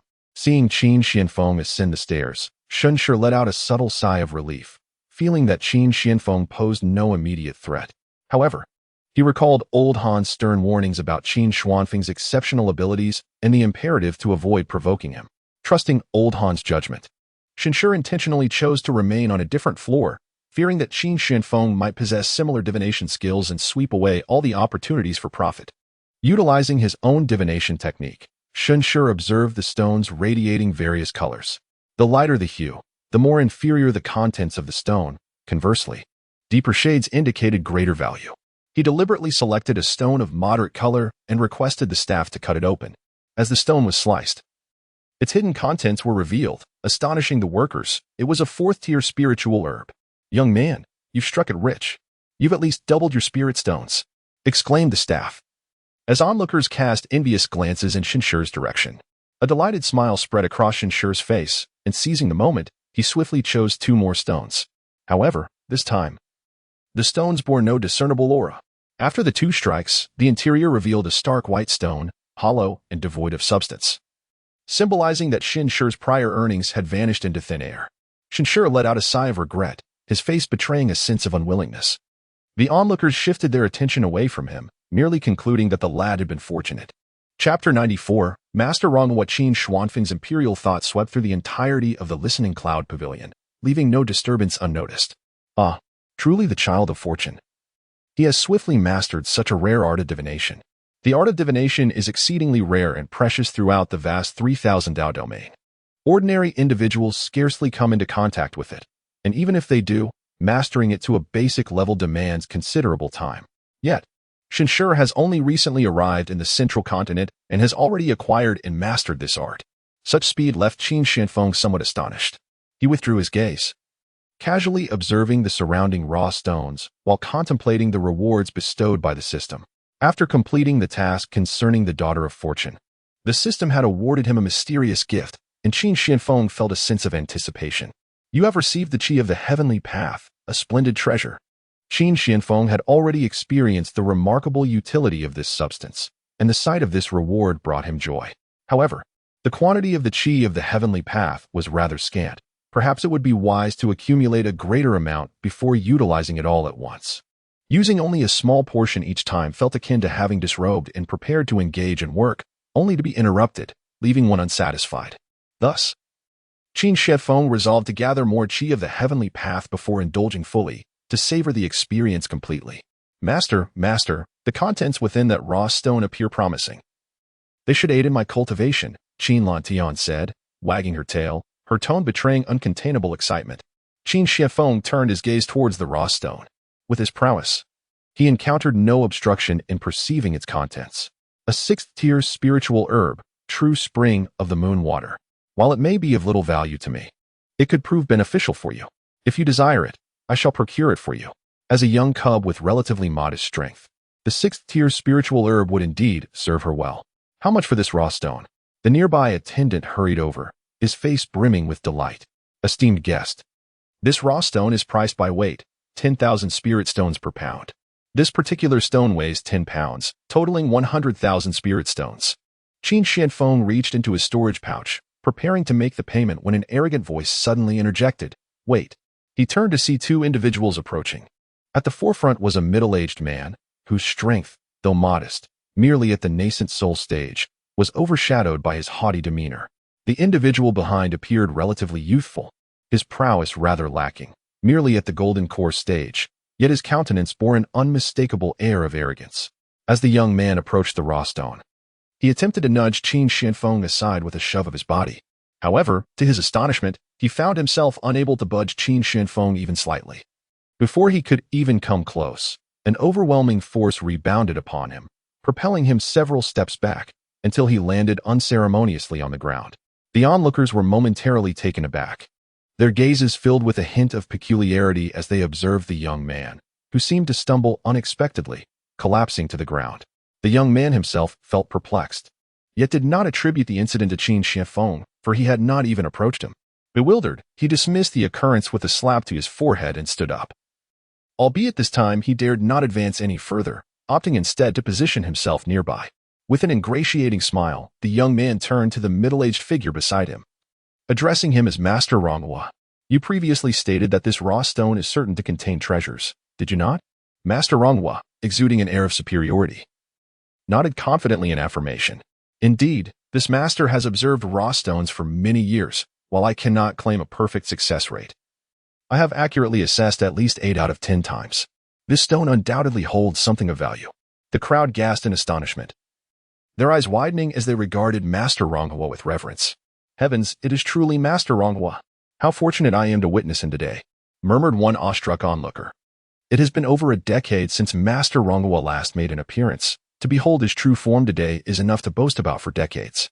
Since Master Ronghua asserts that there is something within, there must indeed be something valuable. It appears the one who purchases this raw stone is destined to uncover a remarkable treasure." The crowd speculated eagerly. What an extraordinary feat for this young man to have summoned Master Ronghua. Just over a decade ago, he announced his seclusion to prepare for an ascension. Undoubtedly, his skills have since advanced significantly, enhancing his ability to discern the value of raw stones. The onlookers pondered whether Master Ronghua's current prowess would enable him to unveil the secrets of the stones above, perhaps allowing them to witness a miracle. A historical moment in the making. As the sounds of admiration swirled around him, Master Ronghua felt a sense of satisfaction swell within. He stroked his beard thoughtfully, nodding at those around him before proclaiming, "Indeed, my abilities have improved considerably since my last appearance. This time, coinciding with the opening of the Listening Cloud Pavilion. I shall challenge the raw stones above and see if I can uncover their mysteries." The crowd erupted in excitement at Master Ronghua's affirmative declaration. The stones above were the prized possessions of the Listening Cloud Pavilion, each valued at no less than 10 million spirit stones, with their contents undoubtedly precious beyond measure. However, the exorbitant value of these spirit stones had deterred anyone from daring to make a move until now. After all, that is a staggering sum of millions of spirit stones.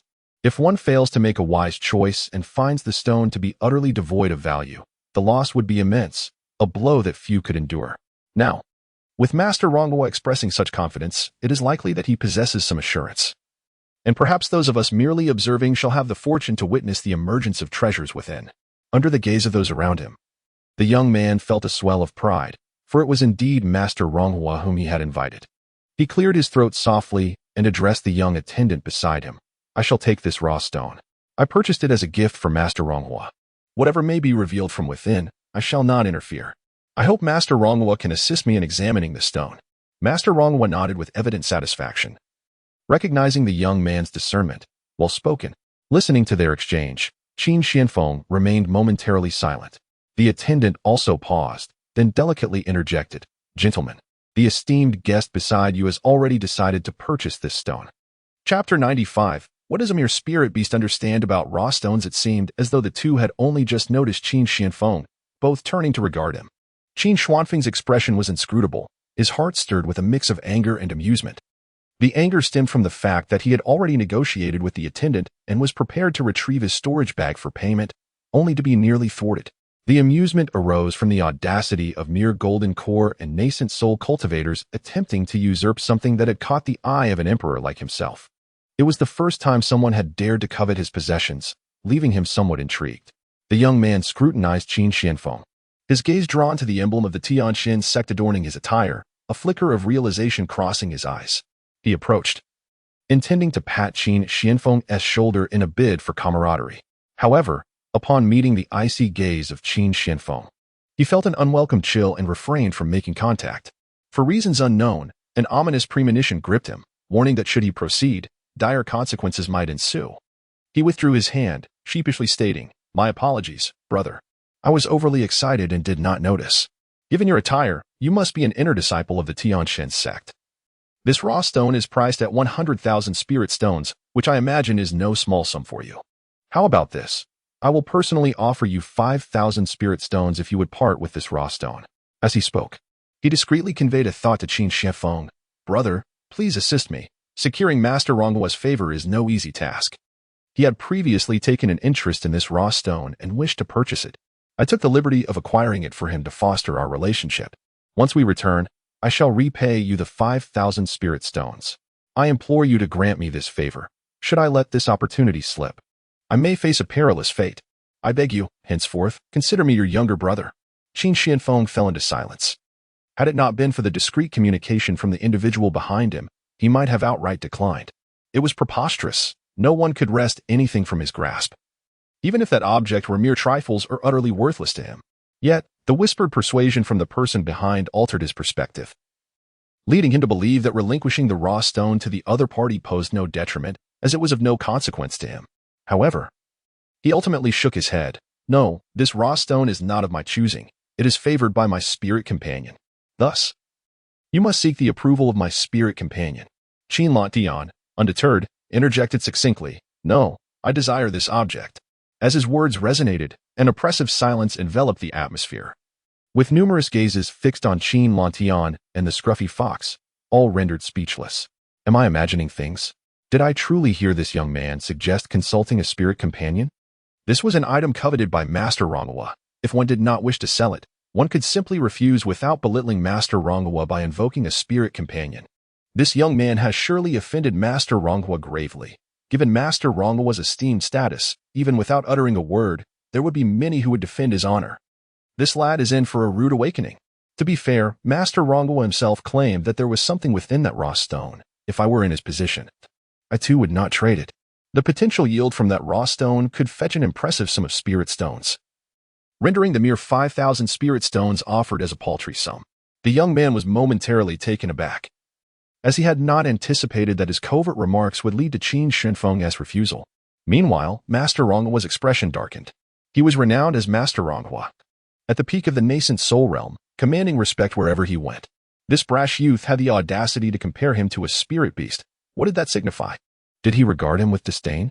What could a mere spirit beast possibly comprehend about raw stones, much less the treasures within them?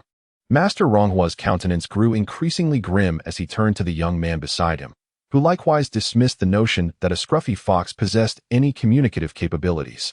Just as he prepared to speak again, he observed Qin Shifeng, who, without sparing him a glance, extended his storage bag to the attendant. "This one will do. Let us cut it open." Upon receiving the spirit stones, the attendant's demeanor brightened, and he promptly instructed those nearby to move the raw stone for cutting. As for Master Ronghua, the attendant did not even afford him a glance. To operate such a significant raw stone emporium, unperturbed by the threat of theft, the backing of Tingyun Pavilion was undoubtedly formidable. Hence, a mere Master Ronghua was not deemed worthy of their concern. They would never squander Tingyun Pavilion's esteemed reputation over one Master Ronghua. Upon witnessing the transaction between the two individuals, Master Ronghua's expression contorted with indignation. It was indeed his first encounter with such an impulsive and oblivious young fool. Given his esteemed status and abilities, he had always seen those who sought after a rough stone treat him with utmost reverence. Yet now, he found himself overshadowed by a mere scruffy fox.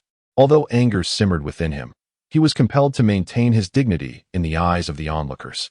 After all, it was this young rascal who had first claimed the rough stone, and should he insist on contesting it, he would only be subject to whispered criticisms of his pettiness. Master Ronghua forced a semblance of a smile, albeit a strained one. "Very well. It appears we have overlooked the fact that this rough stone had already been claimed. Since it is no longer unclaimed property, I shall refrain from further involvement and instead peruse other rough stones." With that, he turned on his heel and departed without a backward glance. The surrounding crowd could not help but voice their admiration. Truly, Master Ronghua exhibited remarkable poise. Had it been me, being compared to a scruffy fox would have incited a far more vehement reaction. How else could one attain the title of master if not for such grace? One could only wonder what treasures lay within that rough stone, for it had surely caught the discerning eye of Master Ronghua. All eyes turned to the rough stone. Under the collective gaze, it was sliced open, revealing a shimmering pool of azure water within. Many gasped in astonishment. Heavens, it is the water moon true spring, a sixth-tier spiritual remedy. A mere drop the size of a fingernail can command a price of 10,000 spirit stones, and this quantity is substantial, likely fetching at least 300,000 spirit stones. A quick resale could yield 200,000 spirit stones. What a fortune! Envy, jealousy, and greed converged upon Qin Shifeng. As had they not been within the confines of the listening cloud pavilion, they might have already attempted to seize it. The most alarming aspect was that only one side had been cut. The remaining faces remained intact, leaving the total quantity of water moon true spring a tantalizing mystery. Chapter 96. 1,000,000 spirit stones for the scruffy fox. The attendant who had cut the rough stone momentarily stood in shock before carefully placing the item down. He then turned to Qin Shifeng, inquiring, "Honored guest, shall we continue with the cutting?" Typically, in such circumstances, two possibilities arise. Either one cuts the entire stone to reveal its contents before bidding, or one leaves this face uncut for others to bid on. Both options carry a degree of risk, as no one can ascertain the true size of the treasure within. For instance, the visible pool of water moon true spring already boasts a value of 300,000 spirit stones. Should someone bid 1,000,000 spirit stones for this rough stone, only to discover that the cut reveals merely this surface portion, the seller would undoubtedly incur a loss, while the buyer would profit handsomely. However, if a substantial quantity of Shui Yuan is extracted, potentially fetching 2,000,000 spirit stones, it is indisputable that the seller would profit, while the buyer would incur a loss. Thus, the situation inherently involves an element of chance, contingent upon the buyer's decision. Before Qin Shifeng could utter a word, he found himself surrounded by eager onlookers. "Brother, extracting such a large piece is already a significant profit. If nothing else is found afterward, that would be a loss. I am willing to offer 500,000 spirit stones. How about that? 500,000 spirit stones? How can you even propose such an amount? The visible portion alone is already worth 300,000 spirit stones, and it is evident that more lies within. I am willing to bid 600,000 spirit stones. I'll bid 650,000. I offer 700,000. Numerous merchants hastily engaged in bidding, while the crowd watched with envious eyes. Truly, this rough stone, chosen by Master Rongwa, contained exceptional treasures, with its value likely to multiply tenfold upon extraction. Master Rongwa's expertise was indeed as remarkable as ever. Are you all speaking of Master Rongwa? Why does no one mention this young man? His ability to identify this rough stone at a glance indicates his considerable prowess. Come now, in my view, this person is merely lucky. He is only at the foundation establishment stage and so young. What capability could he possibly possess? Indeed, if he truly had such ability, I would eat my family as spirit pet as excrement. The crowd's envy was palpable, with some spirited individuals already calculating their next moves, waiting for Qin Shifeng to exit before they acted. Observing this scene, Master Ronghua felt a tinge of regret. Had he known such a remarkable treasure lay within, he would have certainly contended for it. What good is face when spirit stones are at stake? Selecting rough stones for others only netted him a mere 10,000 spirit stones in labor fees, and the effort expended in discerning their quality was not insignificant. With such a sum, he could have selected numerous rough stones. Master Ronghua's expression shifted between gloom and hope, and he regarded the young man beside him with evident disfavor.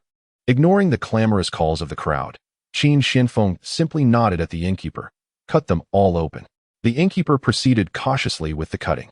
As the remaining surfaces of the rough stone fell away, the crowd's breathing grew heavier with anticipation.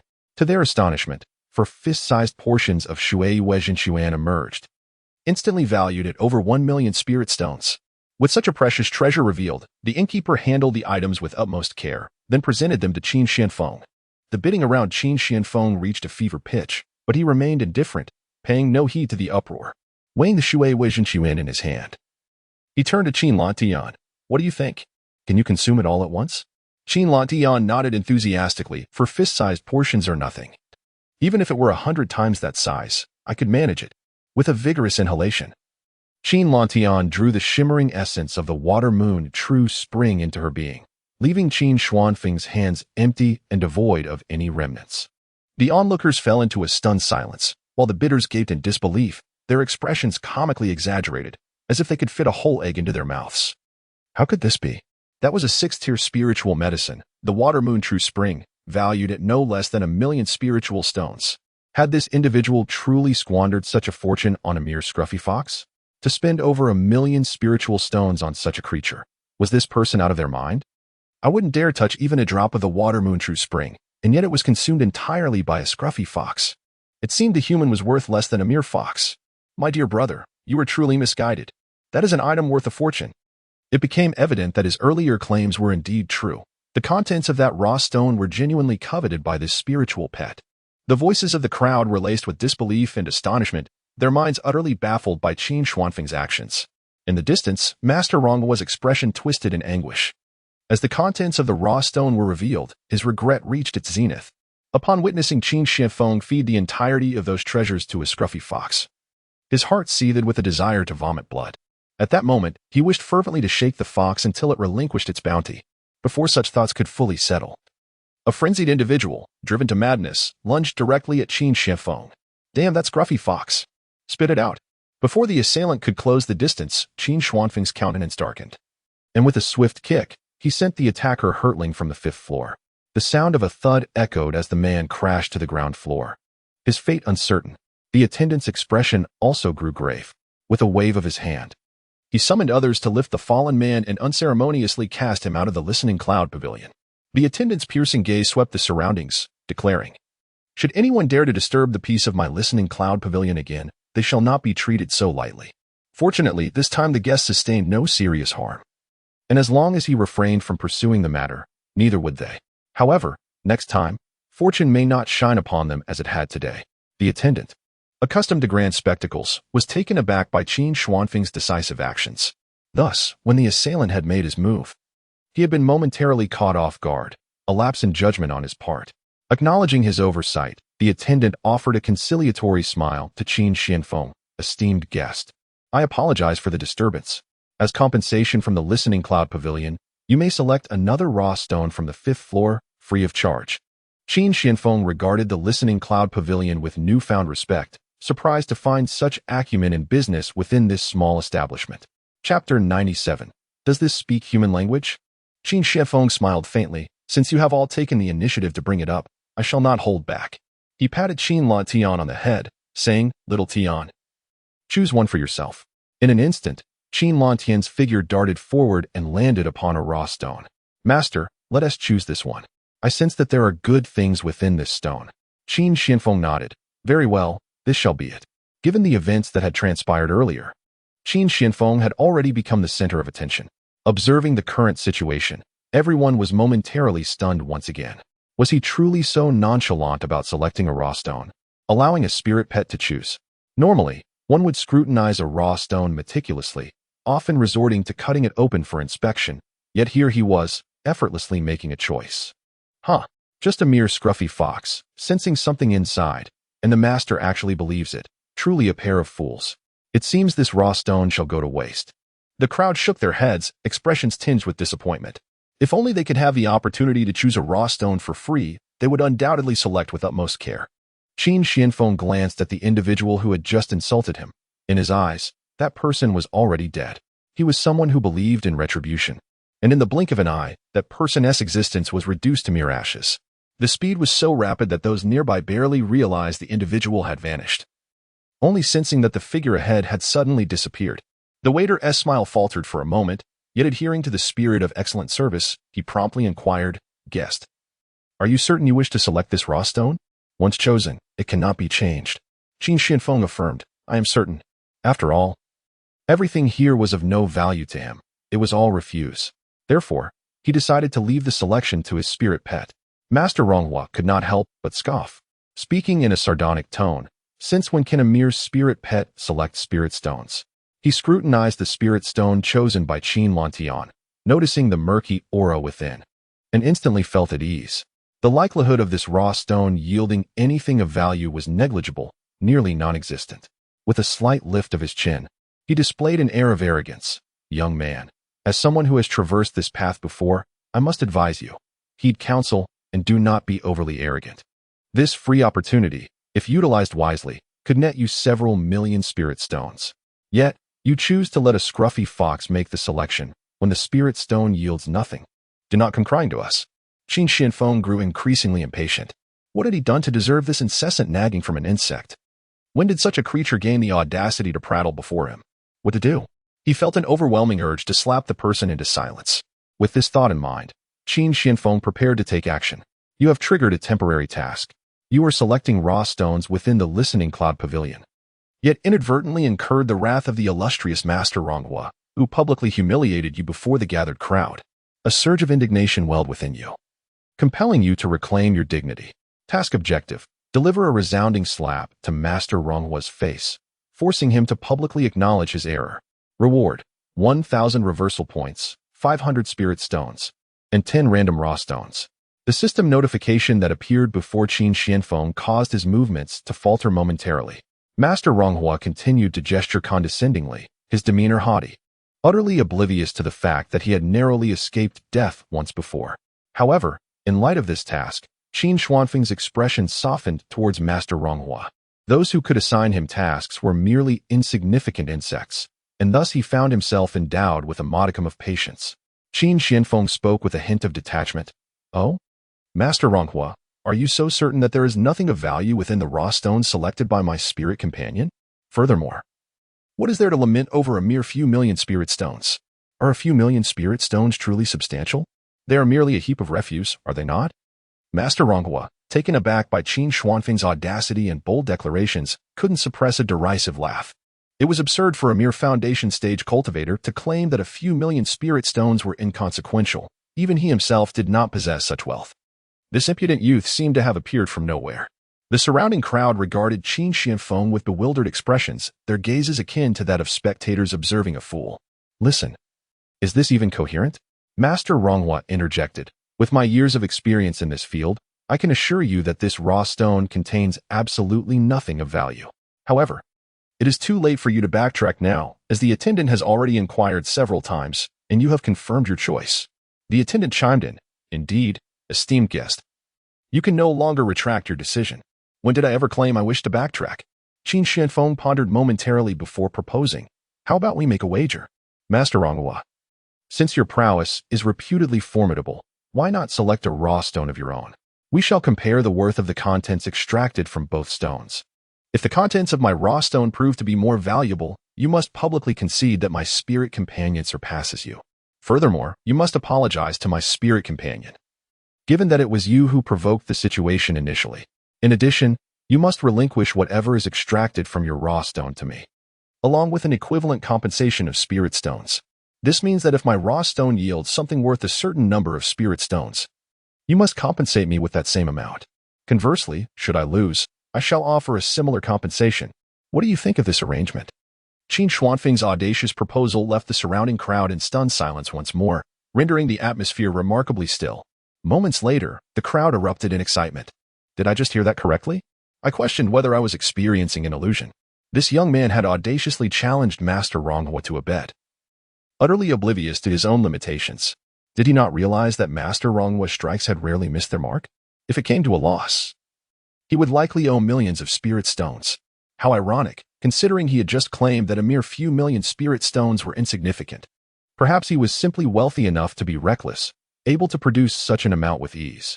Master Ronghua, accept his challenge. Teach this impudent boy a lesson. I have long found him insufferable. Yes, Master Ronghua, please oblige him. Chapter 98. This million spirit stones are as good as mine. Master Ronghua paused, a flicker of surprise crossing his eyes. He had never anticipated that Qin Xianfeng would utter such words. His first instinct was to suspect a trick. However, upon scrutinizing Qin Xuanfeng's cultivation, he confirmed that he was indeed at the foundation establishment stage. He then examined the raw stone selected by Qin Lantian with meticulous attention, yet found no trace of anything within, which gave him confidence. This young man was likely just a reckless youth, backed by a powerful elder, emboldening him to act so brazenly. Since the other party had voluntarily offered spirit stones, he would naturally not refuse. As the crowd clamored, Master Ronghua gestured for silence before speaking. Are you certain? You are merely a junior, while I am a formidable nascent soul expert. I do not take pleasure in bullying the young. Should you wish to withdraw, it is not too late. A simple apology would suffice. Instantly, the crowd began to praise Master Ronghua. Qin Xuanfeng's lips twitched in disbelief. What a jest! A powerful emperor was being referred to as a junior by someone at the nascent soul stage? If any of his acquaintances were to hear this, would he ever live it down? Qin Xuanfeng's expression hardened. Once my word is given, it cannot be taken back. If I say I will bet, then I shall bet. Are you afraid to engage in this wager, Master Ronghua? Do you truly believe yourself inferior to my spirit companion? A flicker of anger crossed Master Ronghua's face. But he surveyed the crowd and clasped his hands, declaring, "As you all have witnessed, I have provided this young man with a chance to retract his challenge. Yet he remains resolute. In light of this, I shall not shy away from a display of might. I accept this wager." The onlookers immediately chimed in. "Master, rest assured. We shall be your witnesses. This individual has been persistently provoking you, and it is only fitting that you have made such a decision. How can it be considered bullying the young? Indeed, we, the multitude present, stand as proof, and even those from the Yun Pavilion can attest to this." Master Ronghua turned to the attendant beside him and proposed, "Since this matter originated from a wager made here at your Listening Cloud Pavilion, why not allow your esteemed establishment to provide witnesses for our agreement?" The attendant, naturally, could not refuse, for the commotion surrounding this event would undoubtedly elevate the popularity of their pavilion. Moreover, he relished the prospect of the unfolding drama and nodded in agreement. "Very well. However, as this is a wager, it must be documented in writing." He added, "Please wait a moment while we procure the necessary writing materials." "Hold on," Master Ronghua interjected. "Before we inscribe the terms of our wager, I have a query." His gaze fell upon Qin Shifeng. "The raw stone I have chosen is certainly extraordinary, and whatever it yields must be valued at no less than 1,000,000 spirit stones. Yet, you are merely in the foundation establishment stage. Can you truly produce such an amount? If you cannot, what merit does our wager hold?" Qin Shifeng produced a storage bag and opened it, revealing a surge of spirit stones within. "Is 1,000,000 spirit stones truly a significant sum?" he retorted. Master Ronghua ceased further discourse and directed his attention back to the attendant. "Kindly assist us in formalizing our wager."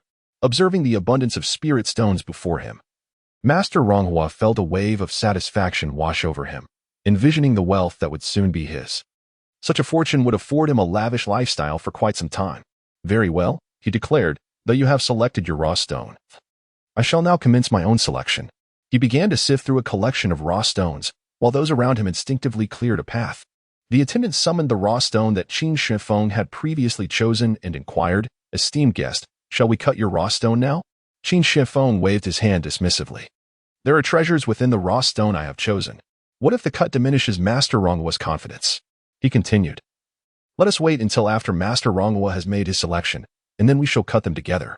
A chorus of murmurs arose from the crowd, and many shook their heads at Qin Xuanfeng's audacity.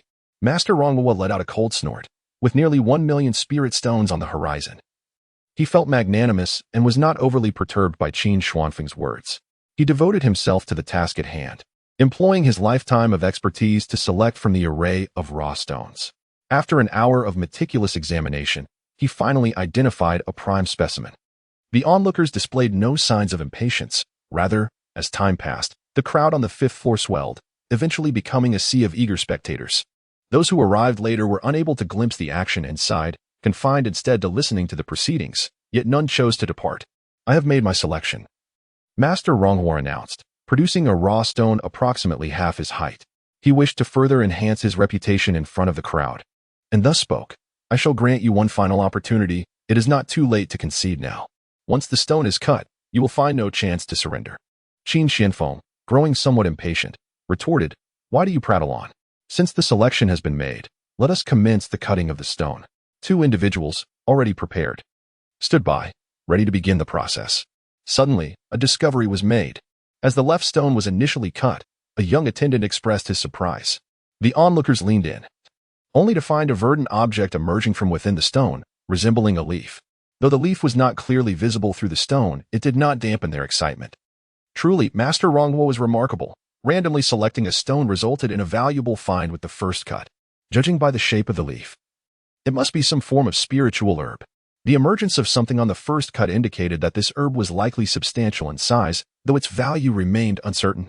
A faint smile appeared on Master Ronghua's face. His instincts were indeed correct, for there was something precious within.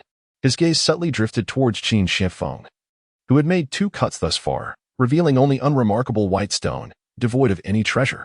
Observing this scene, it was evident to all who would win and who would lose. A concealed smile crept onto Master Ronghua's face. The 1,000,000 spirit stones were as good as his. Chapter 99. Let my spirit pet cut. All eyes were fixated on Master Ronghua's stone. Meanwhile, Qin Shifeng had been all but forgotten. as his two fruitless cuts had rendered him invisible in the eyes of the crowd. Under the watchful gaze of the onlookers, the contents of the stone began to gradually reveal their form.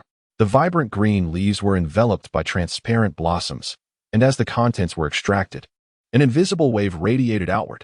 This wave coursed through the bodies of the spectators, instantly refreshing their spirits and sharpening their senses. Could this possibly be the soul leaf flower?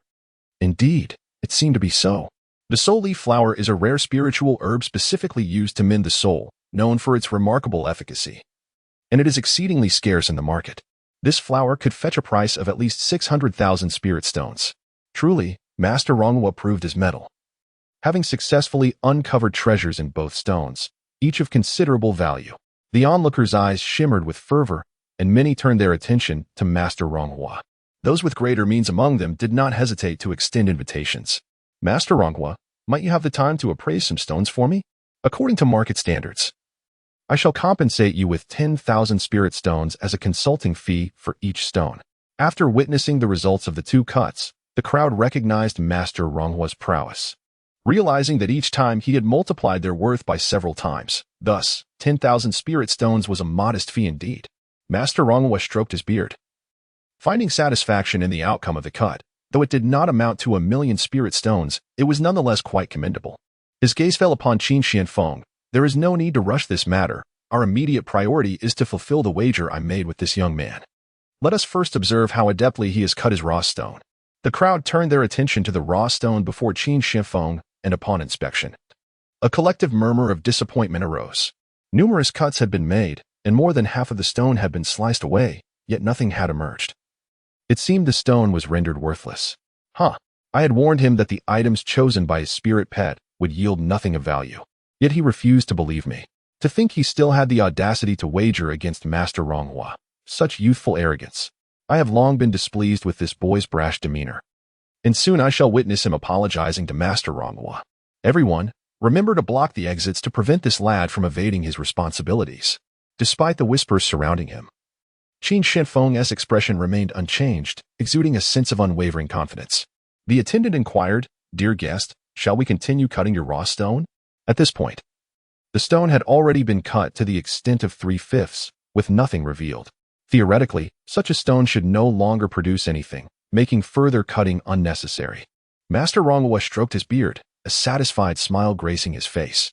600,000 spirit stones was quite a handsome sum, and he would graciously accept it. Qin Xianfeng shrugged. Cut? Of course, we shall continue. Do not cease until I speak otherwise. The onlookers rolled their eyes, bemused. Even at this juncture, he is still clinging to the last vestiges of hope. What a futile attempt to delay the inevitable apology. Shouldn't he hasten to express his contrition to spare us all this trouble? Surely he is not contemplating defaulting on his debt. Qin Xianfeng approached the raw stone and drew a circle upon it. From here on, cut along this mark. Retain whatever lies within this circle.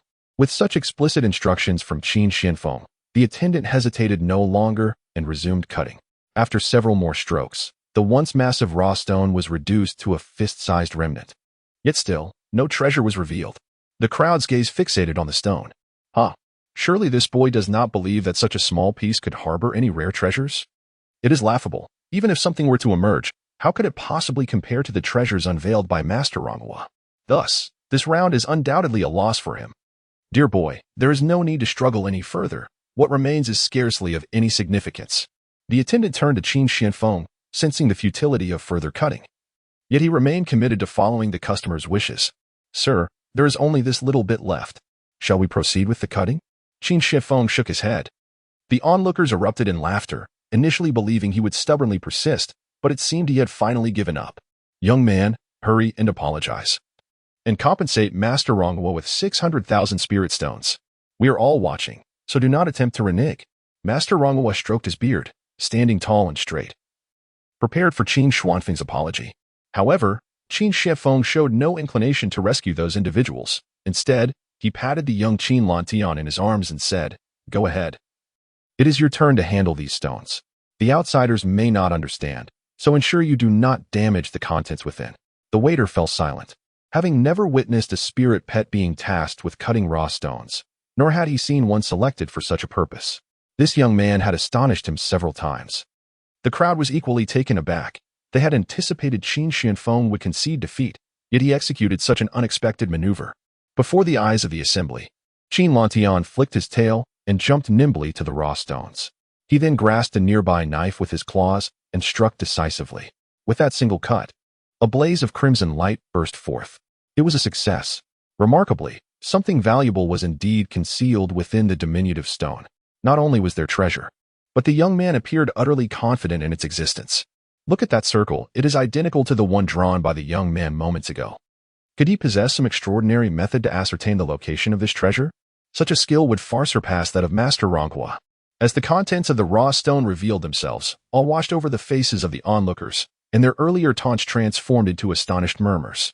One of the bystanders, noticing Master Ronghua's sour expression, quickly interjected, "Even if he has struck gold, what of it?